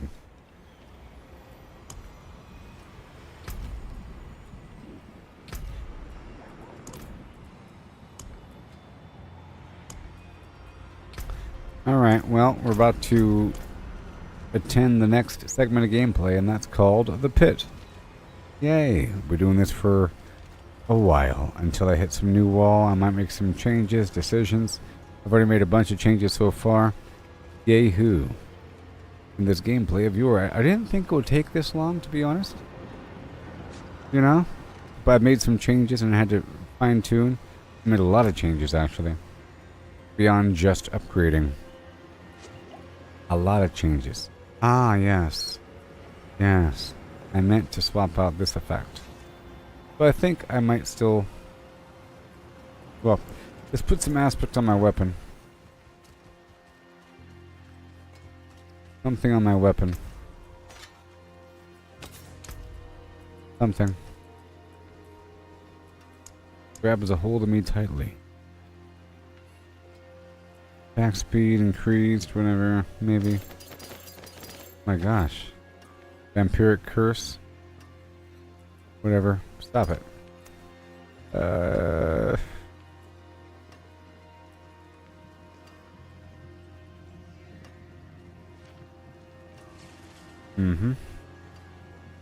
Hammer the Ancients. Berserk ripping. How about this one? When I deal direct damage while berserking, I deal the base damage as bleeding over 5 seconds. If I want to lean into that direction. What else we have for bleeding? Ah, a chance to stun bleeding enemies.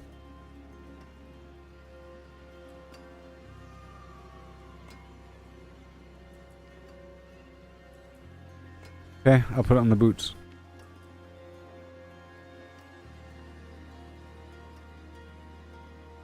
Damaging, bleeding, or vulnerable enemies has a 28% chance to stun them. I'll do that. But I'll be even slower than before. Slower than before. Alright. I'll be right back, okay?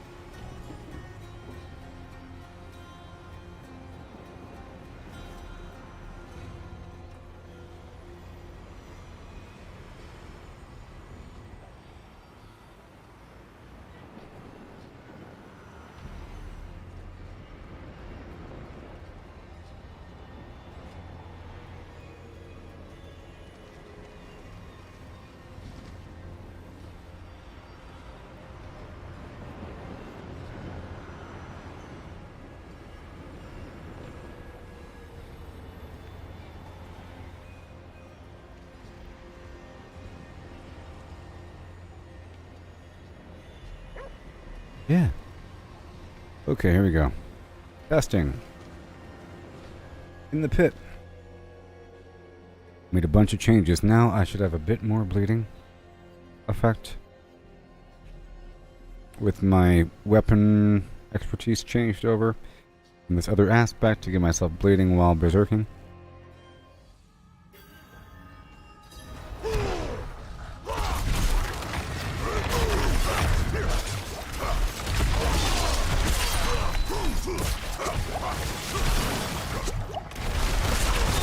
Uh-oh. It feels a bit slower. Okay, let me try a little bit harder. It's a different... Actually, it's faster. The boss should feel faster. Well, these are level 114 enemies, so it's going to feel a tiny bit slower, but it's about the way I fight them, I think.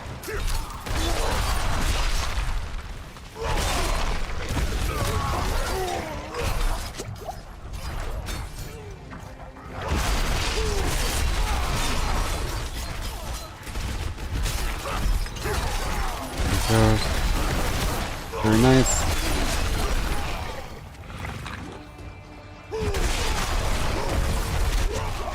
Very good. But I could change out my aspect again.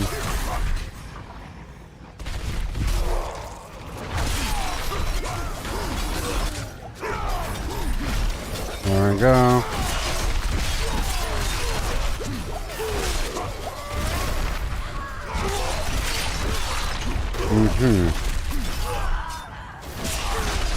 I could also do the vacuum effect where I pull the enemies in toward me with a couple skills or aspects for that. We'll see.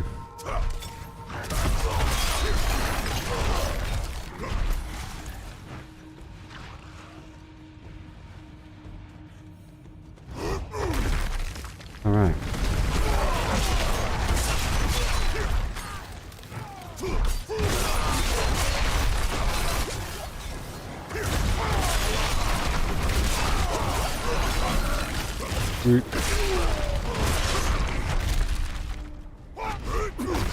Up around the bend, like so.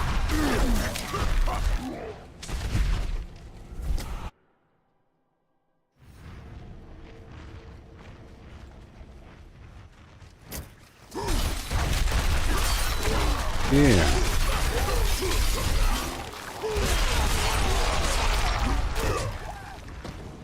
And around the corner we go. Faster somehow.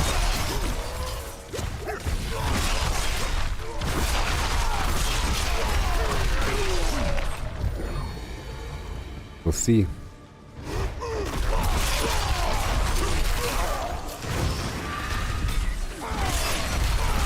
I stepped the damage down a bit so I can test it out.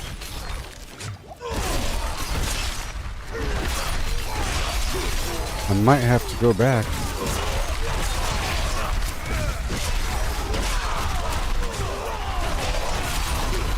I have to spam that thing. I really do.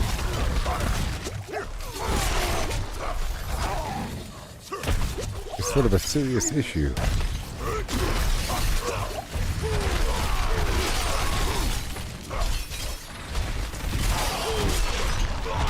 Oh boy. And cooldown reduction might be a factor. Let's see how this works. I think the boss fight might be fun.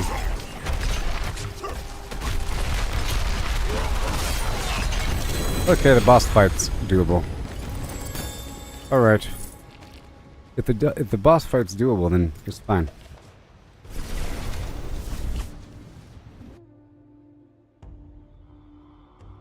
I just have to adapt to the flow of things.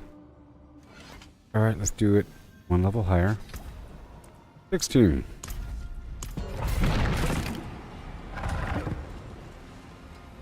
I'm gonna go deeper and deeper and deeper until I start to fail. And the goal is to get over 30. Every so often breaking off to upgrade my gear. Sort of. Here we go.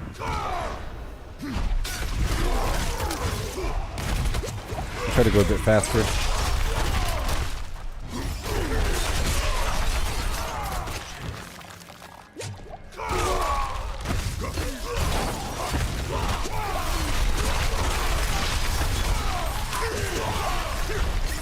Oh boy.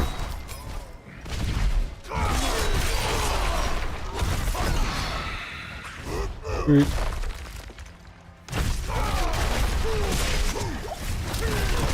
Watch out.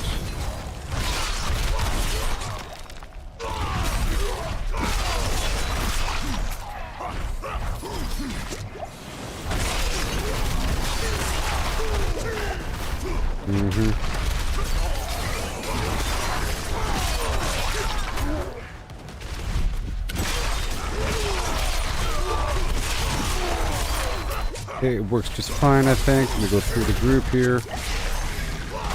Yeah, I have to get some cooldown reduction action going on here.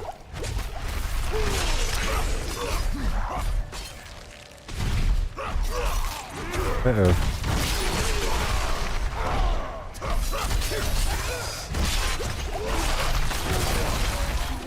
Felt like I was going faster before.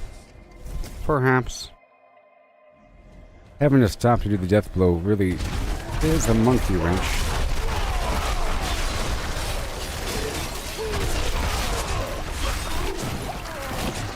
Oh my gosh.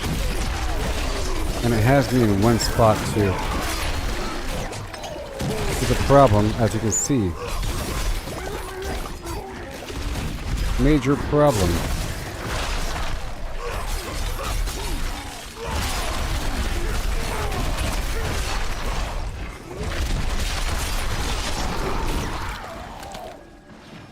Okay.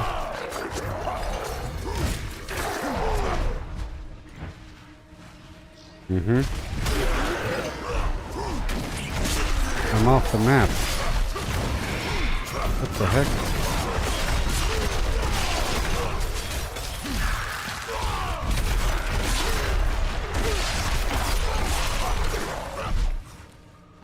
Whoa.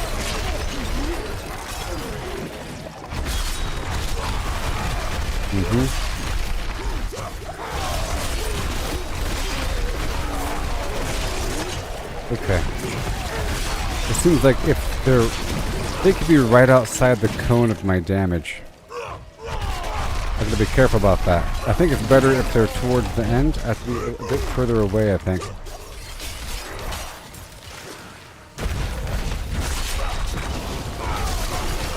You know what I mean?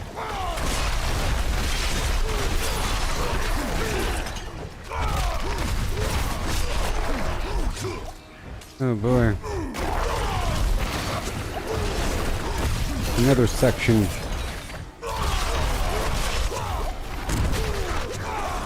Golly. Kinda sloppy. Trying to make it smoother.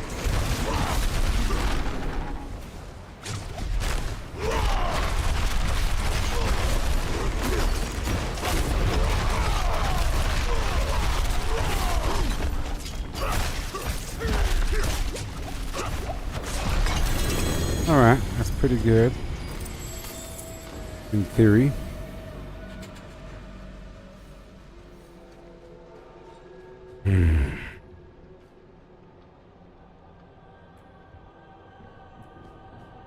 Okay.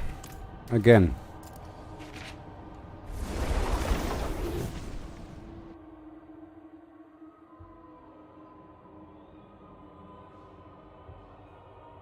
Next.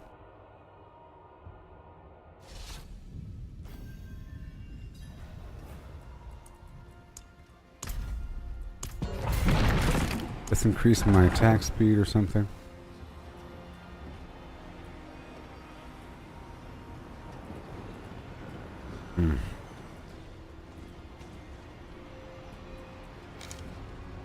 All stats. Resource cost reduction. Or something.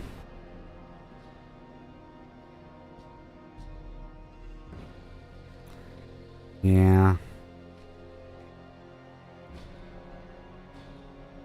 I kind of like what I had going on before.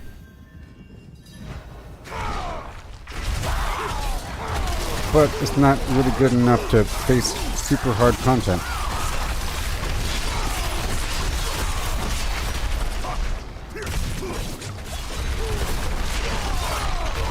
Let's hurry up.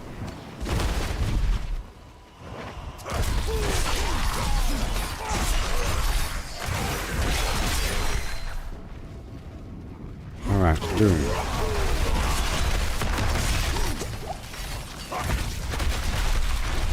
I also swapped out the effect on my boot. That's also another factor. Movement speed increased and increased while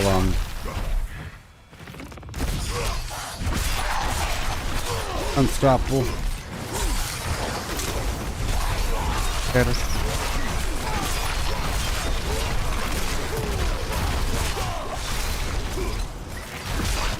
There you go.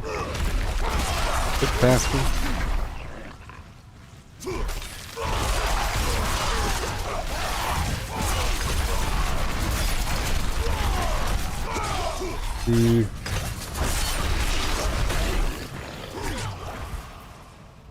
All the way down.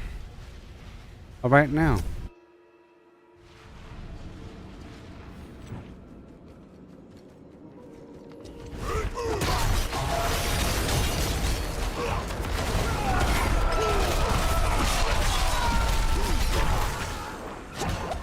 Come on now. Whoa.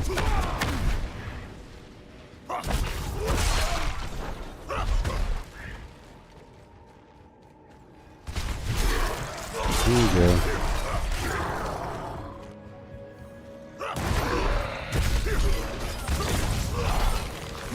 Hopefully that works.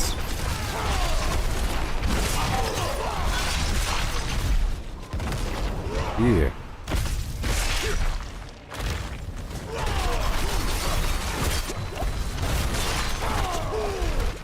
Jump on him. Yes, sir. I can make some more changes.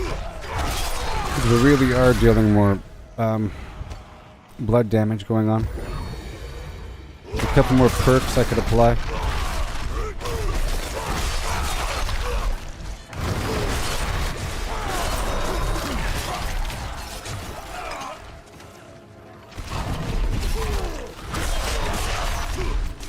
Okay.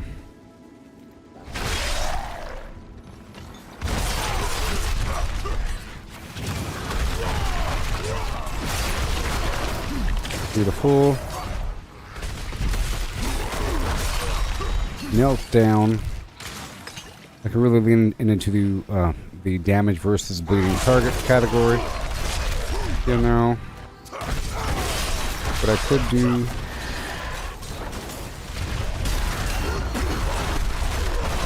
Yeah.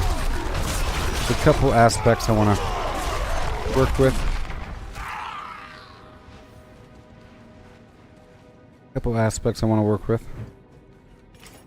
Something that reduces cooldowns whenever I kill a bleeding target. It's pretty important.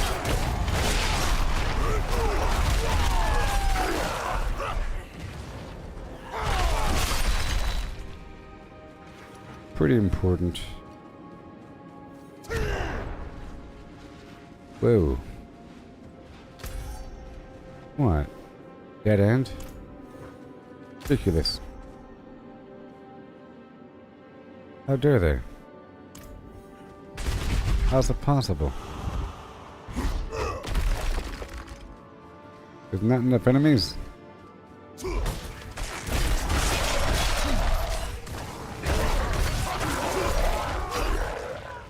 Well. Oh no. There's a whole different direction. It's crazy.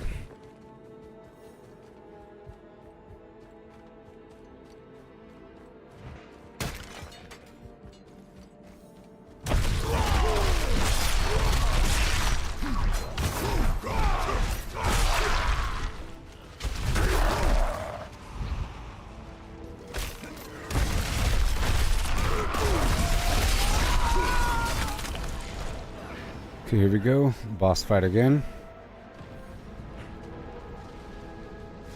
Mm-hmm.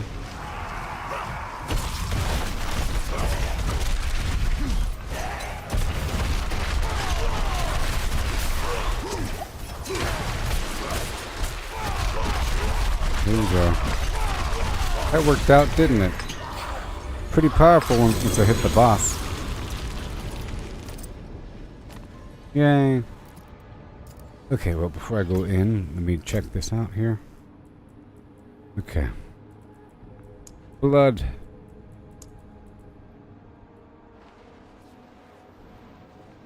Killing a bleeding enemy has a 10% chance to reduce the cooldowns of a non-ultimate cooldowns by whatever second. Okay, so damage while fortified. Damage while healthy. Each of these have damage reduction.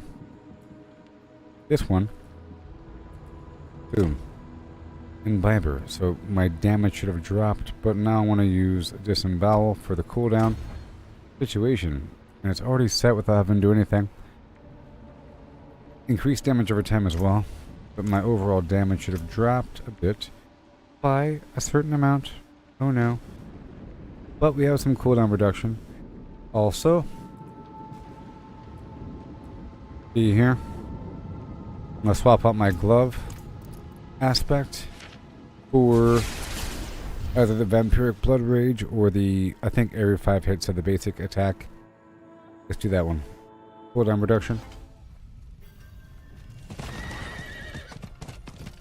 The Hectic, I think, or whatever.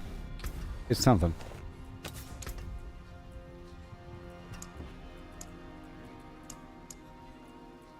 Yeah, Hectic.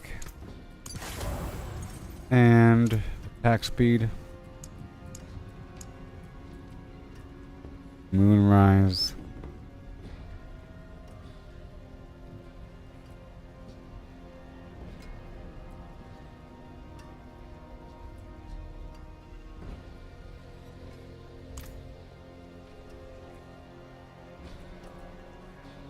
Nope. Work with this cooldown reduction situation. Okay. I think that'll work.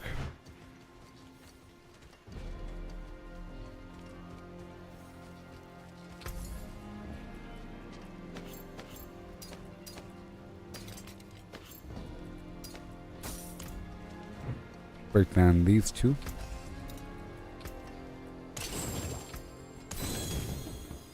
And this masterwork something. This new item.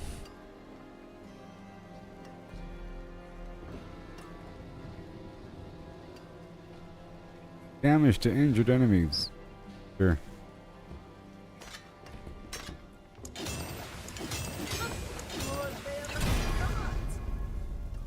Big old chunk of strength.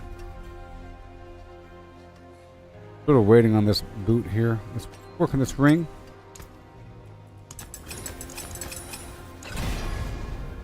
And +3 to rend. Sure. Why not? Weird stuff. And I guess I'll do the boots. Okay. And now we do 19 or 18. Yay.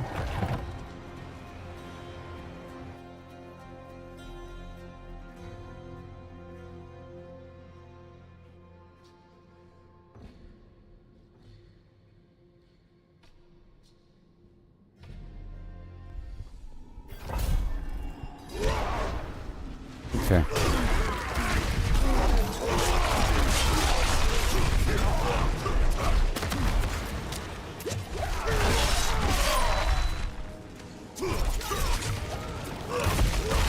Okay. Okay. Alright, come on. Oh yeah, my damage just dropped, didn't it? Or something.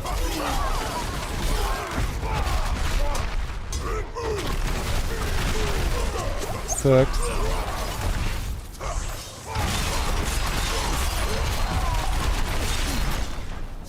I can feel it.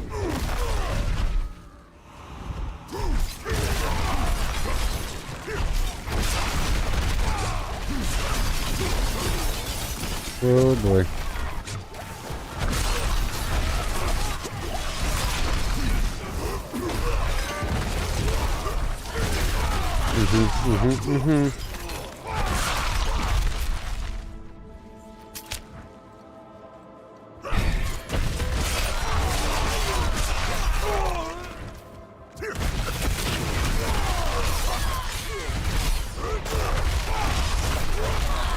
Go all the way good to go once they're bleeding. Yeah, I think the goal is just to get them bleeding. And then I can clean back through. Let's not use these brawling abilities for mobility. Use them offensively, please.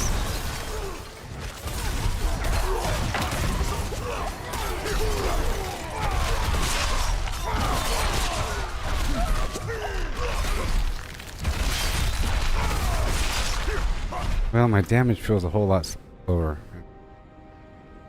Yeah.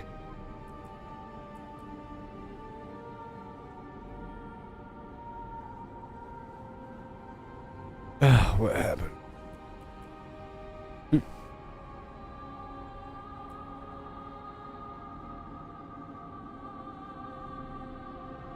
Oh yes.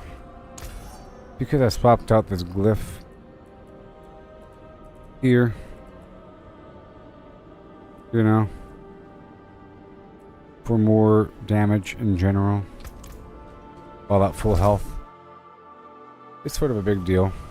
I swapped it out for cooldown reduction. I don't know.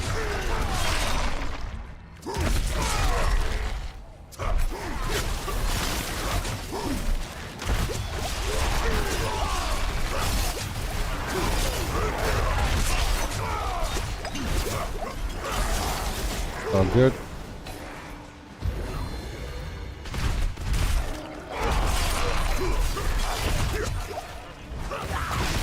There goes. Handling shrine.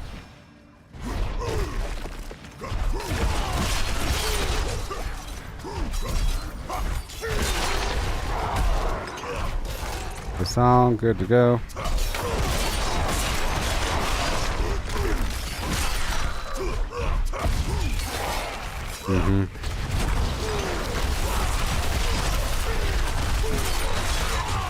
Come on. Come on. Oh boy, my damage certainly dropped a lot.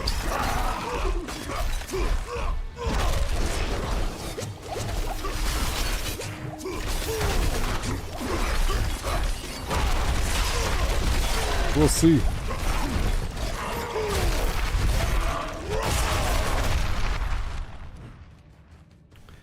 We'll see.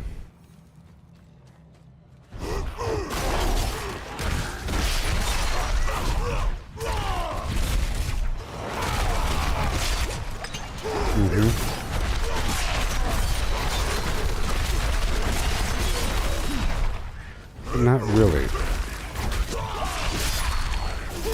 I think I have higher peaks. Or more consistent high peaks.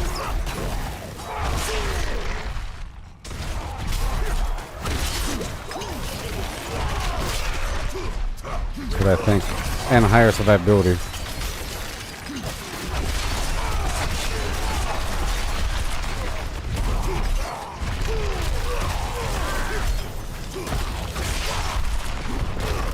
Okay.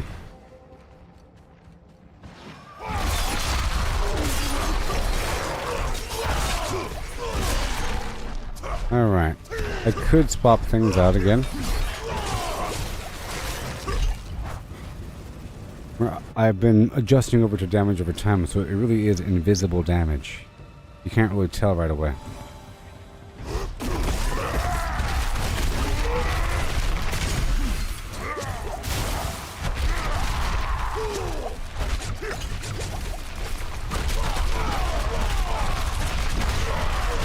See what happens.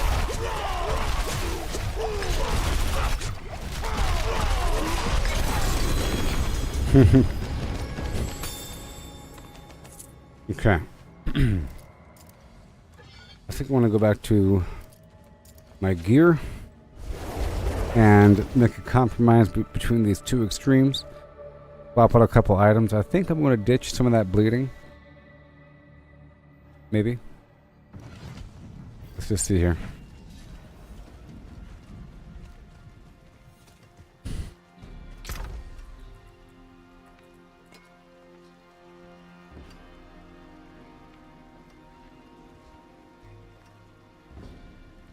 Yeah, so this one right here.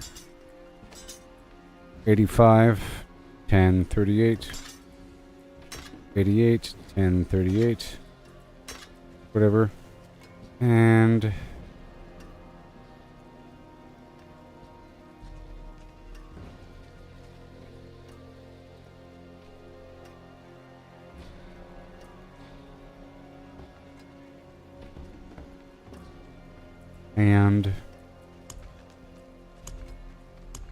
yeah, see where my other items were.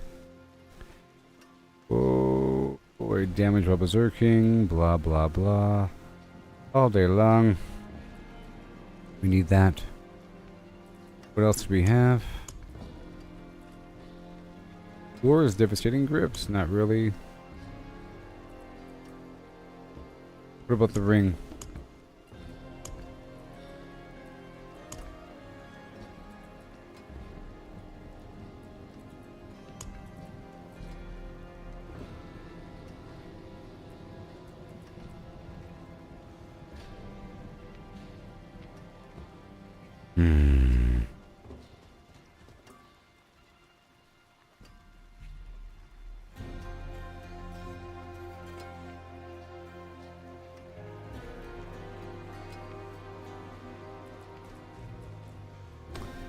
What about this one?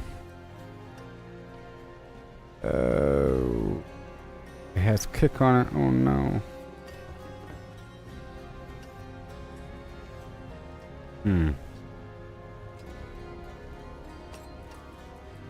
Try this one.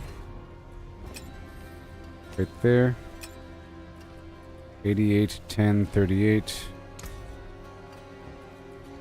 Okay. And oh, this chest piece, you know, chest piece, wherever my old chest piece was, and or is.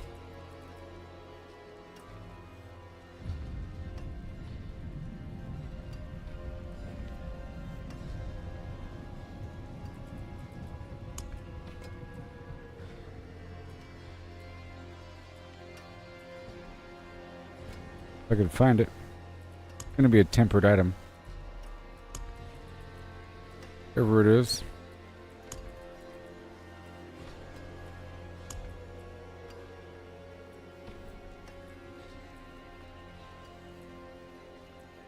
I don't know where it is. Huh. Well.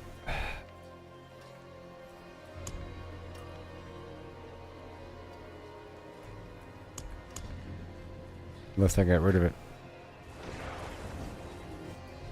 Whatever my old chest was. Who knows?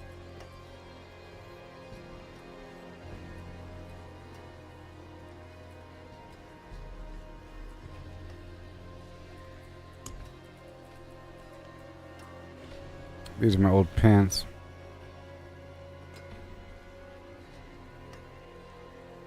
Let's do this one.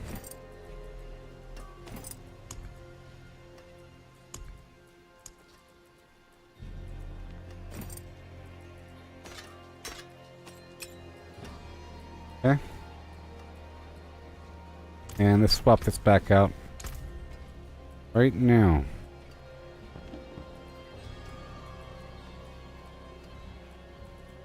This one. Keep.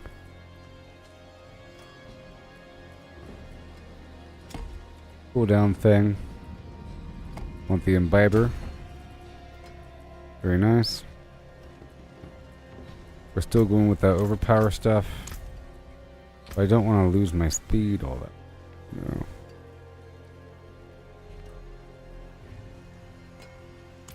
And let's go put this effect back on the boot. The Ghost Walker, I think.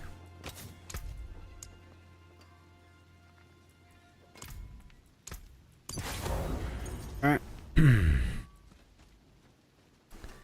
And put the strength back in my legs.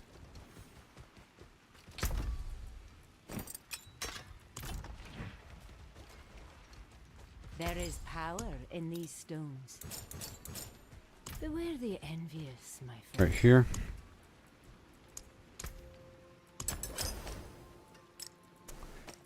Too much armor for now. That'll be adjusted. We're at 107 again. Good. Good. And be sure to tag those. So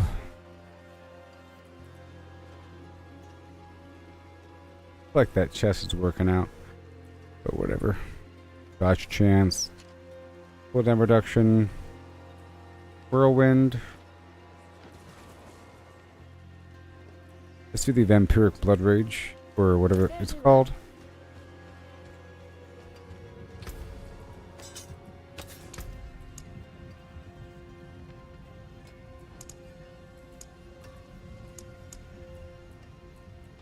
Moonrise. Done. Very cool.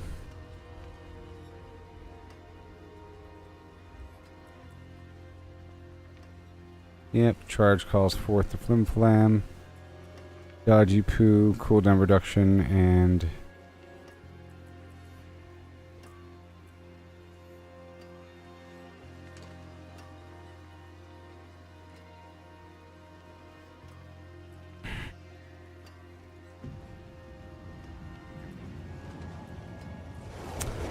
okay. Weapon Master will stun them. Cooldown reduction. No longer doing the stunning thing. Overpowers for sure.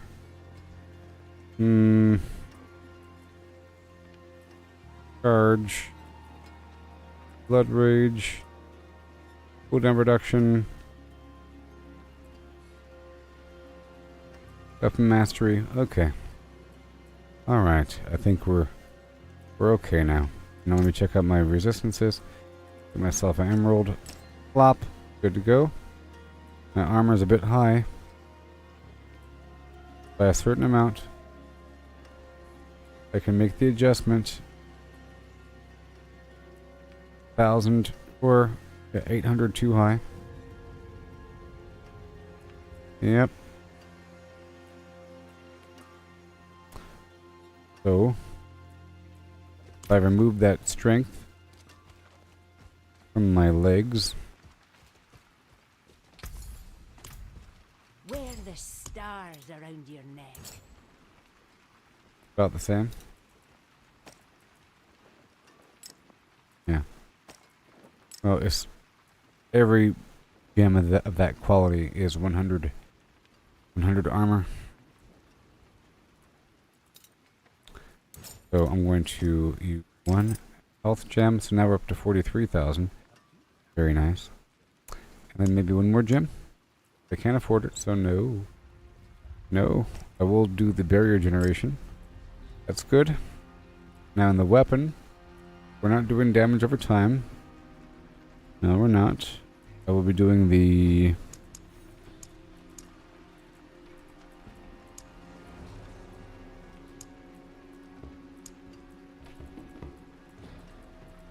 Wow. Not damage over time.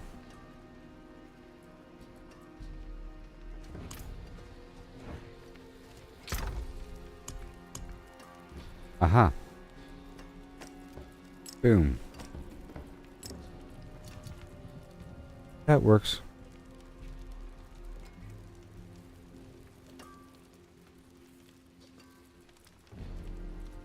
Too much armor. Too much armor.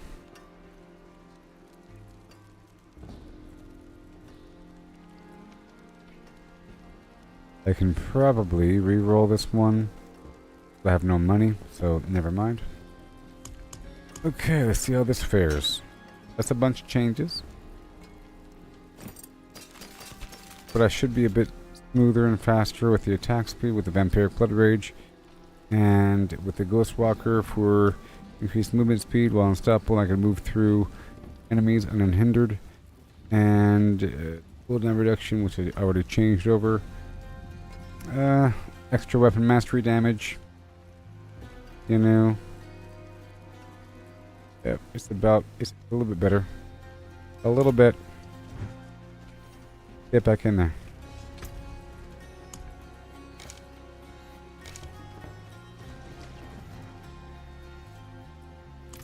See if I can make the attack speed elixir. Yep. Done. Alright. Here we go again. Tier 19.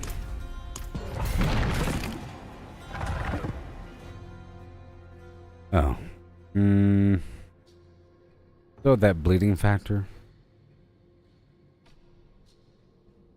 Couple factors. My weapon expertise.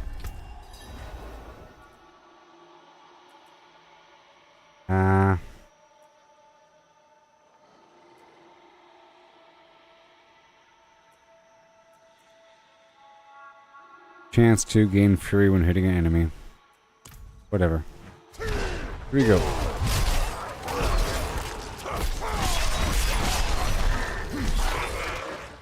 Through here, if I can just move through.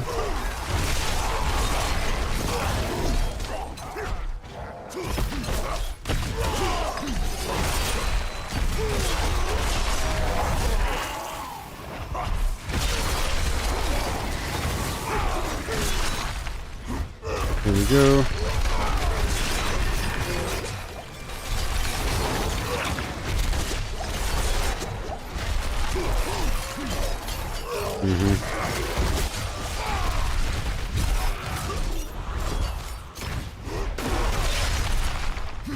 Okay.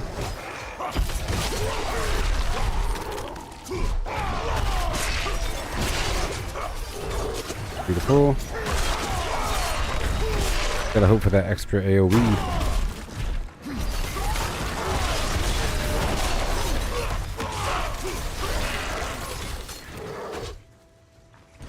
Good.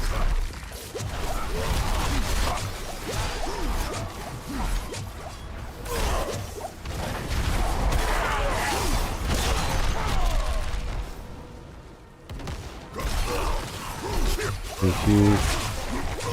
Slam. All the way through.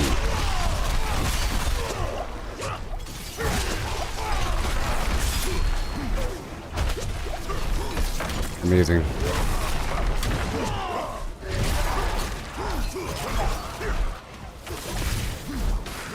Excellent. Mm-hmm.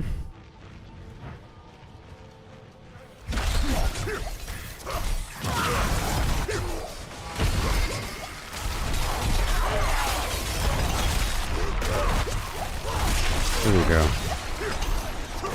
The nice attack speed here, and the movement speed. And I won't get stuck as much. I think maybe sometimes when I'm surrounded, the enemies themselves are blocking me. Like I can't walk through them.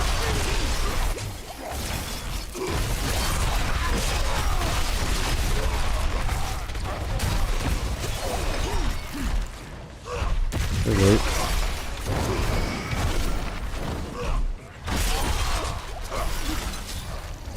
Yay.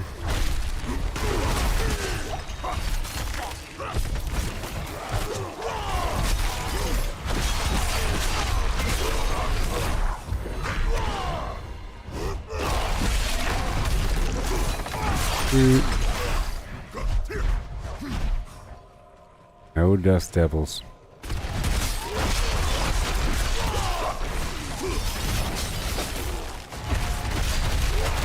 See, a lot of these enemies would be dead from the dust devils.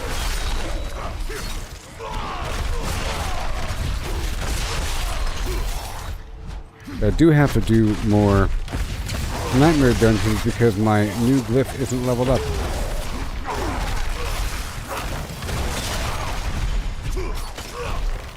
For the overpower damage.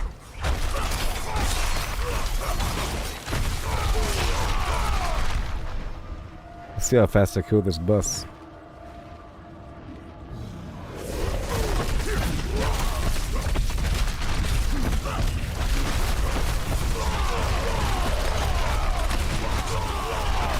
Yes. Yes. Beautiful. The magnum opus. Alright, let's do it again.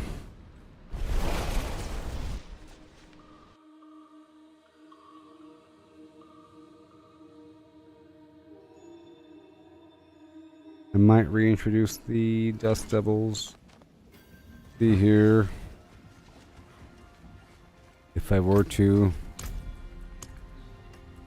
then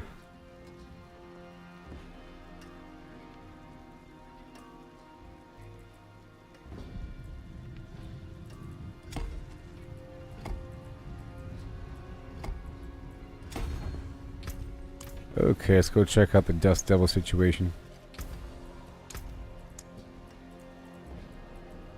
Dust devil.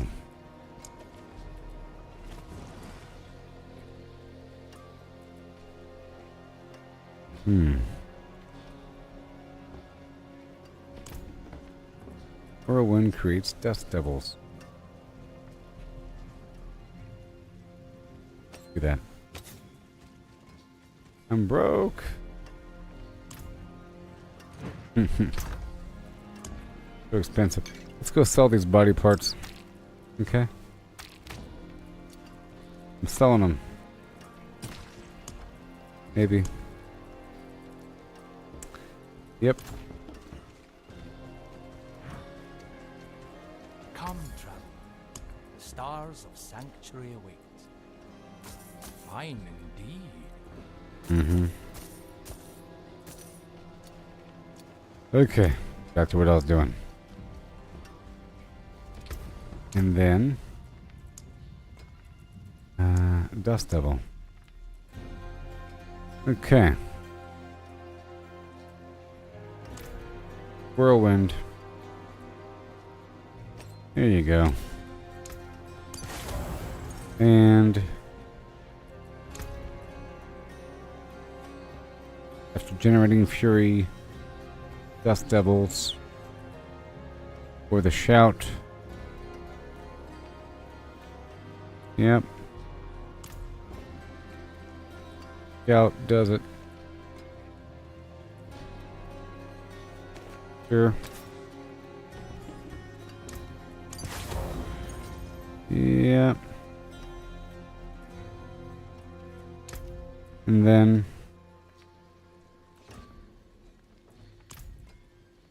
that's it. That would be it. Alright, nice reintroduction of dust devils. Because it was kind of helping. If I recall. I do declare. Much thanks, friend. Indeed.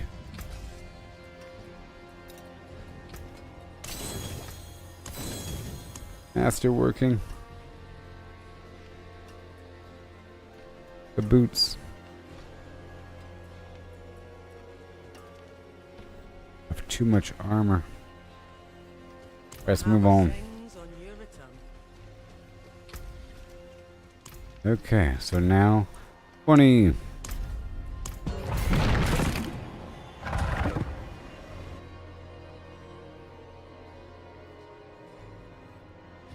Now it should feel smoother. I think. I felt sort of bad. I don't know.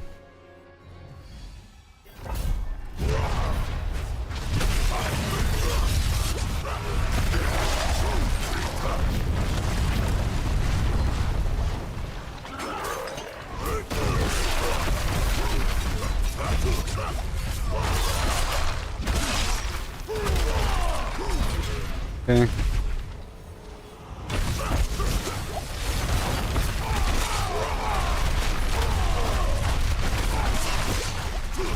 Alright.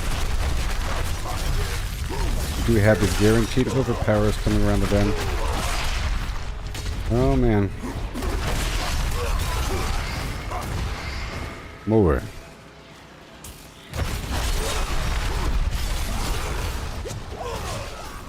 Uh-oh.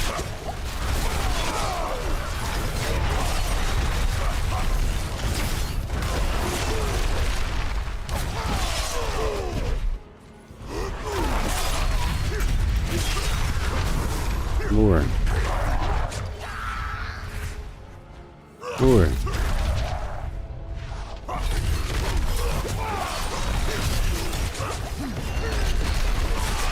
Uh-oh.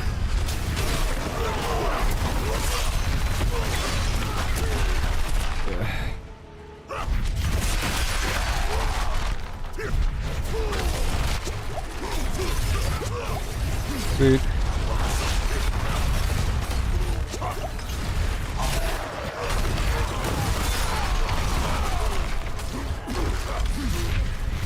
Wow.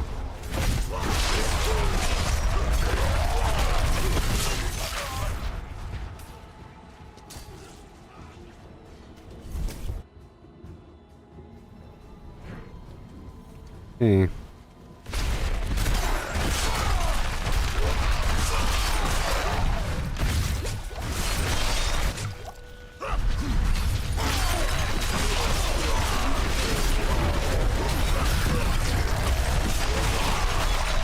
No.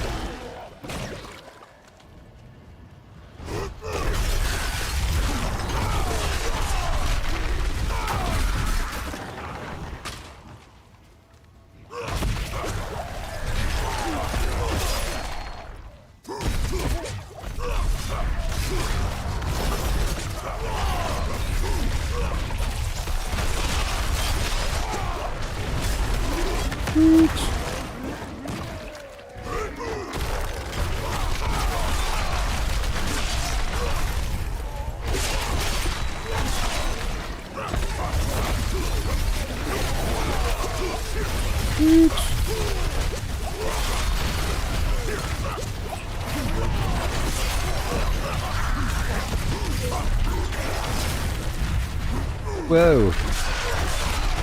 Amazing.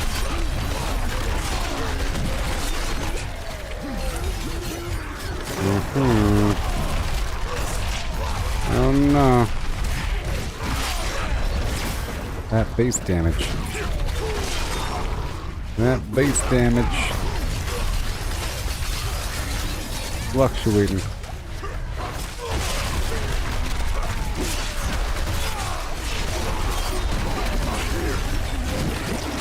I think the boss still dies quickly.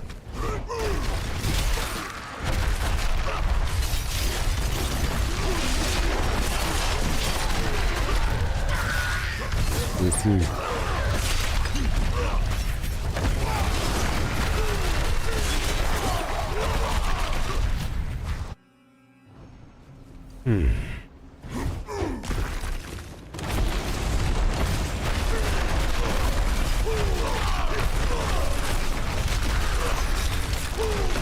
Yeah.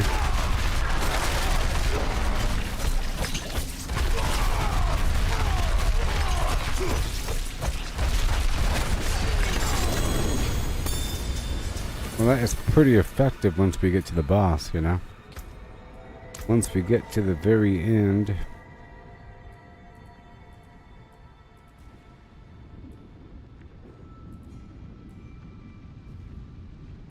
I swapped out a whole board over here.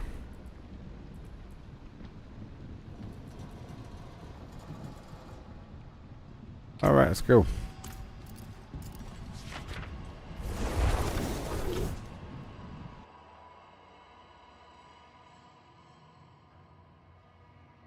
My goodness. All this development.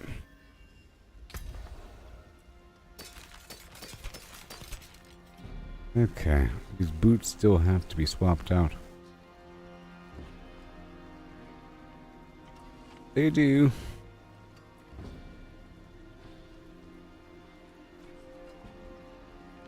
Maybe. I'll just go ahead and upgrade them.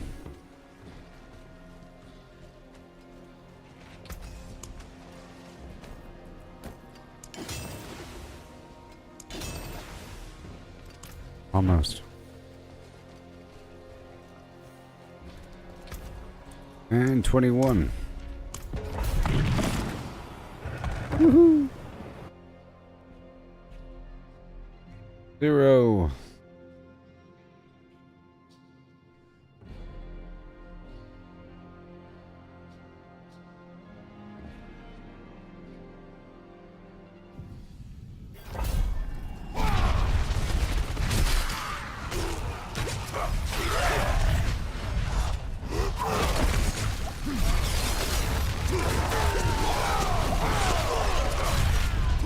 Oh no.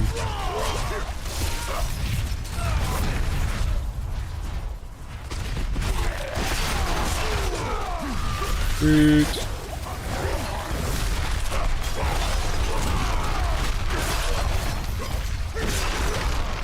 $1,000,000.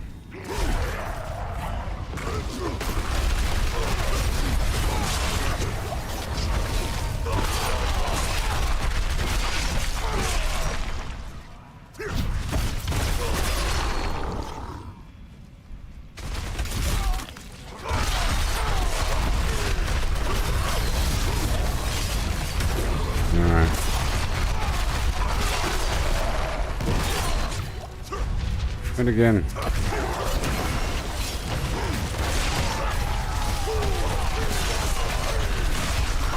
Is that good? I can't tell. One day we'll find out.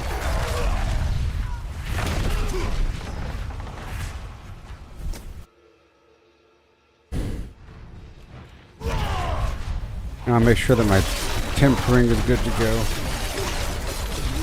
Coming up. Made some changes recently.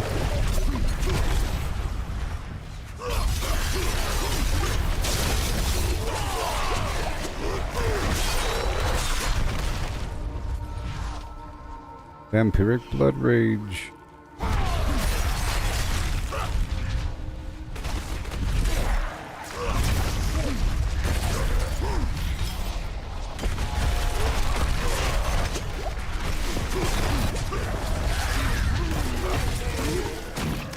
Okay.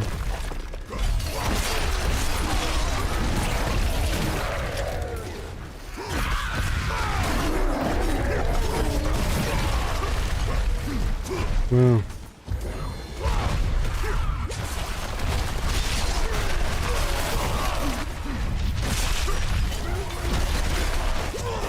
Uh-oh.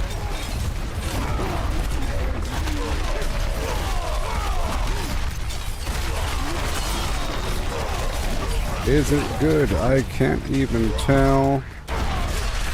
Oh no.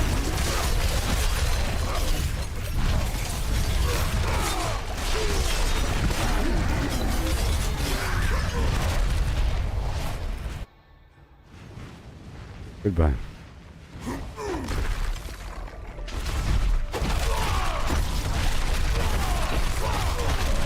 Millions, millions. Yep, millions. It accelerates. Staggering millions. Oh, pretty good.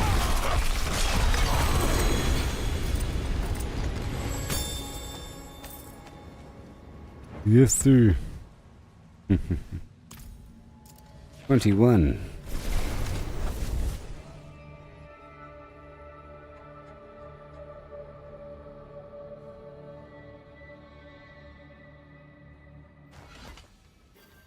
So far, so good. Hey, third hey. Baby, I got your money. Don't you worry. Hey, who? Alright, well, we've made lots of progression. Level up his boots again.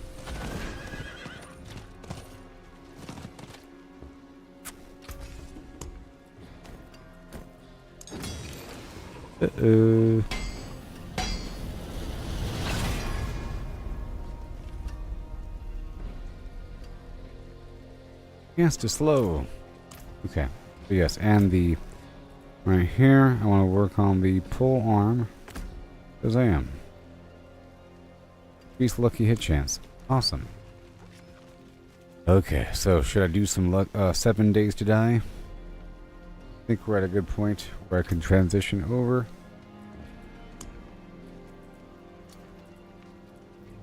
Yep.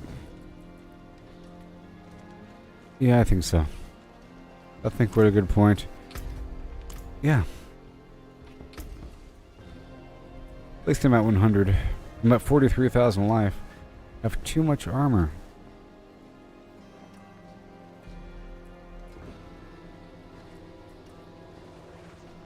If I were to reroll that armor line for something else, really quick.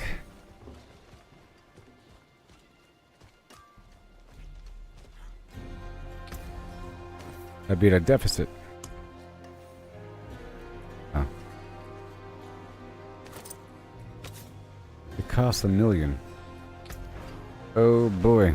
It could be anything else. I'm doing it. No. I'm doing it.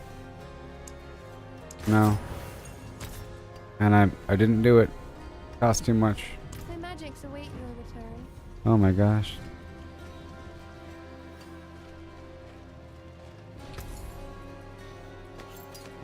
Finally. Tell you what. There is magic in all things. Let me show you.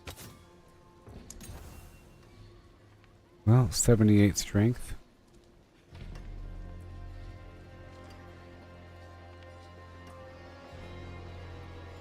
I lost 2,000. I'd be in the hole. I have to earn a whole lot of strength or armor. No change. Bright aura. Brighter soul.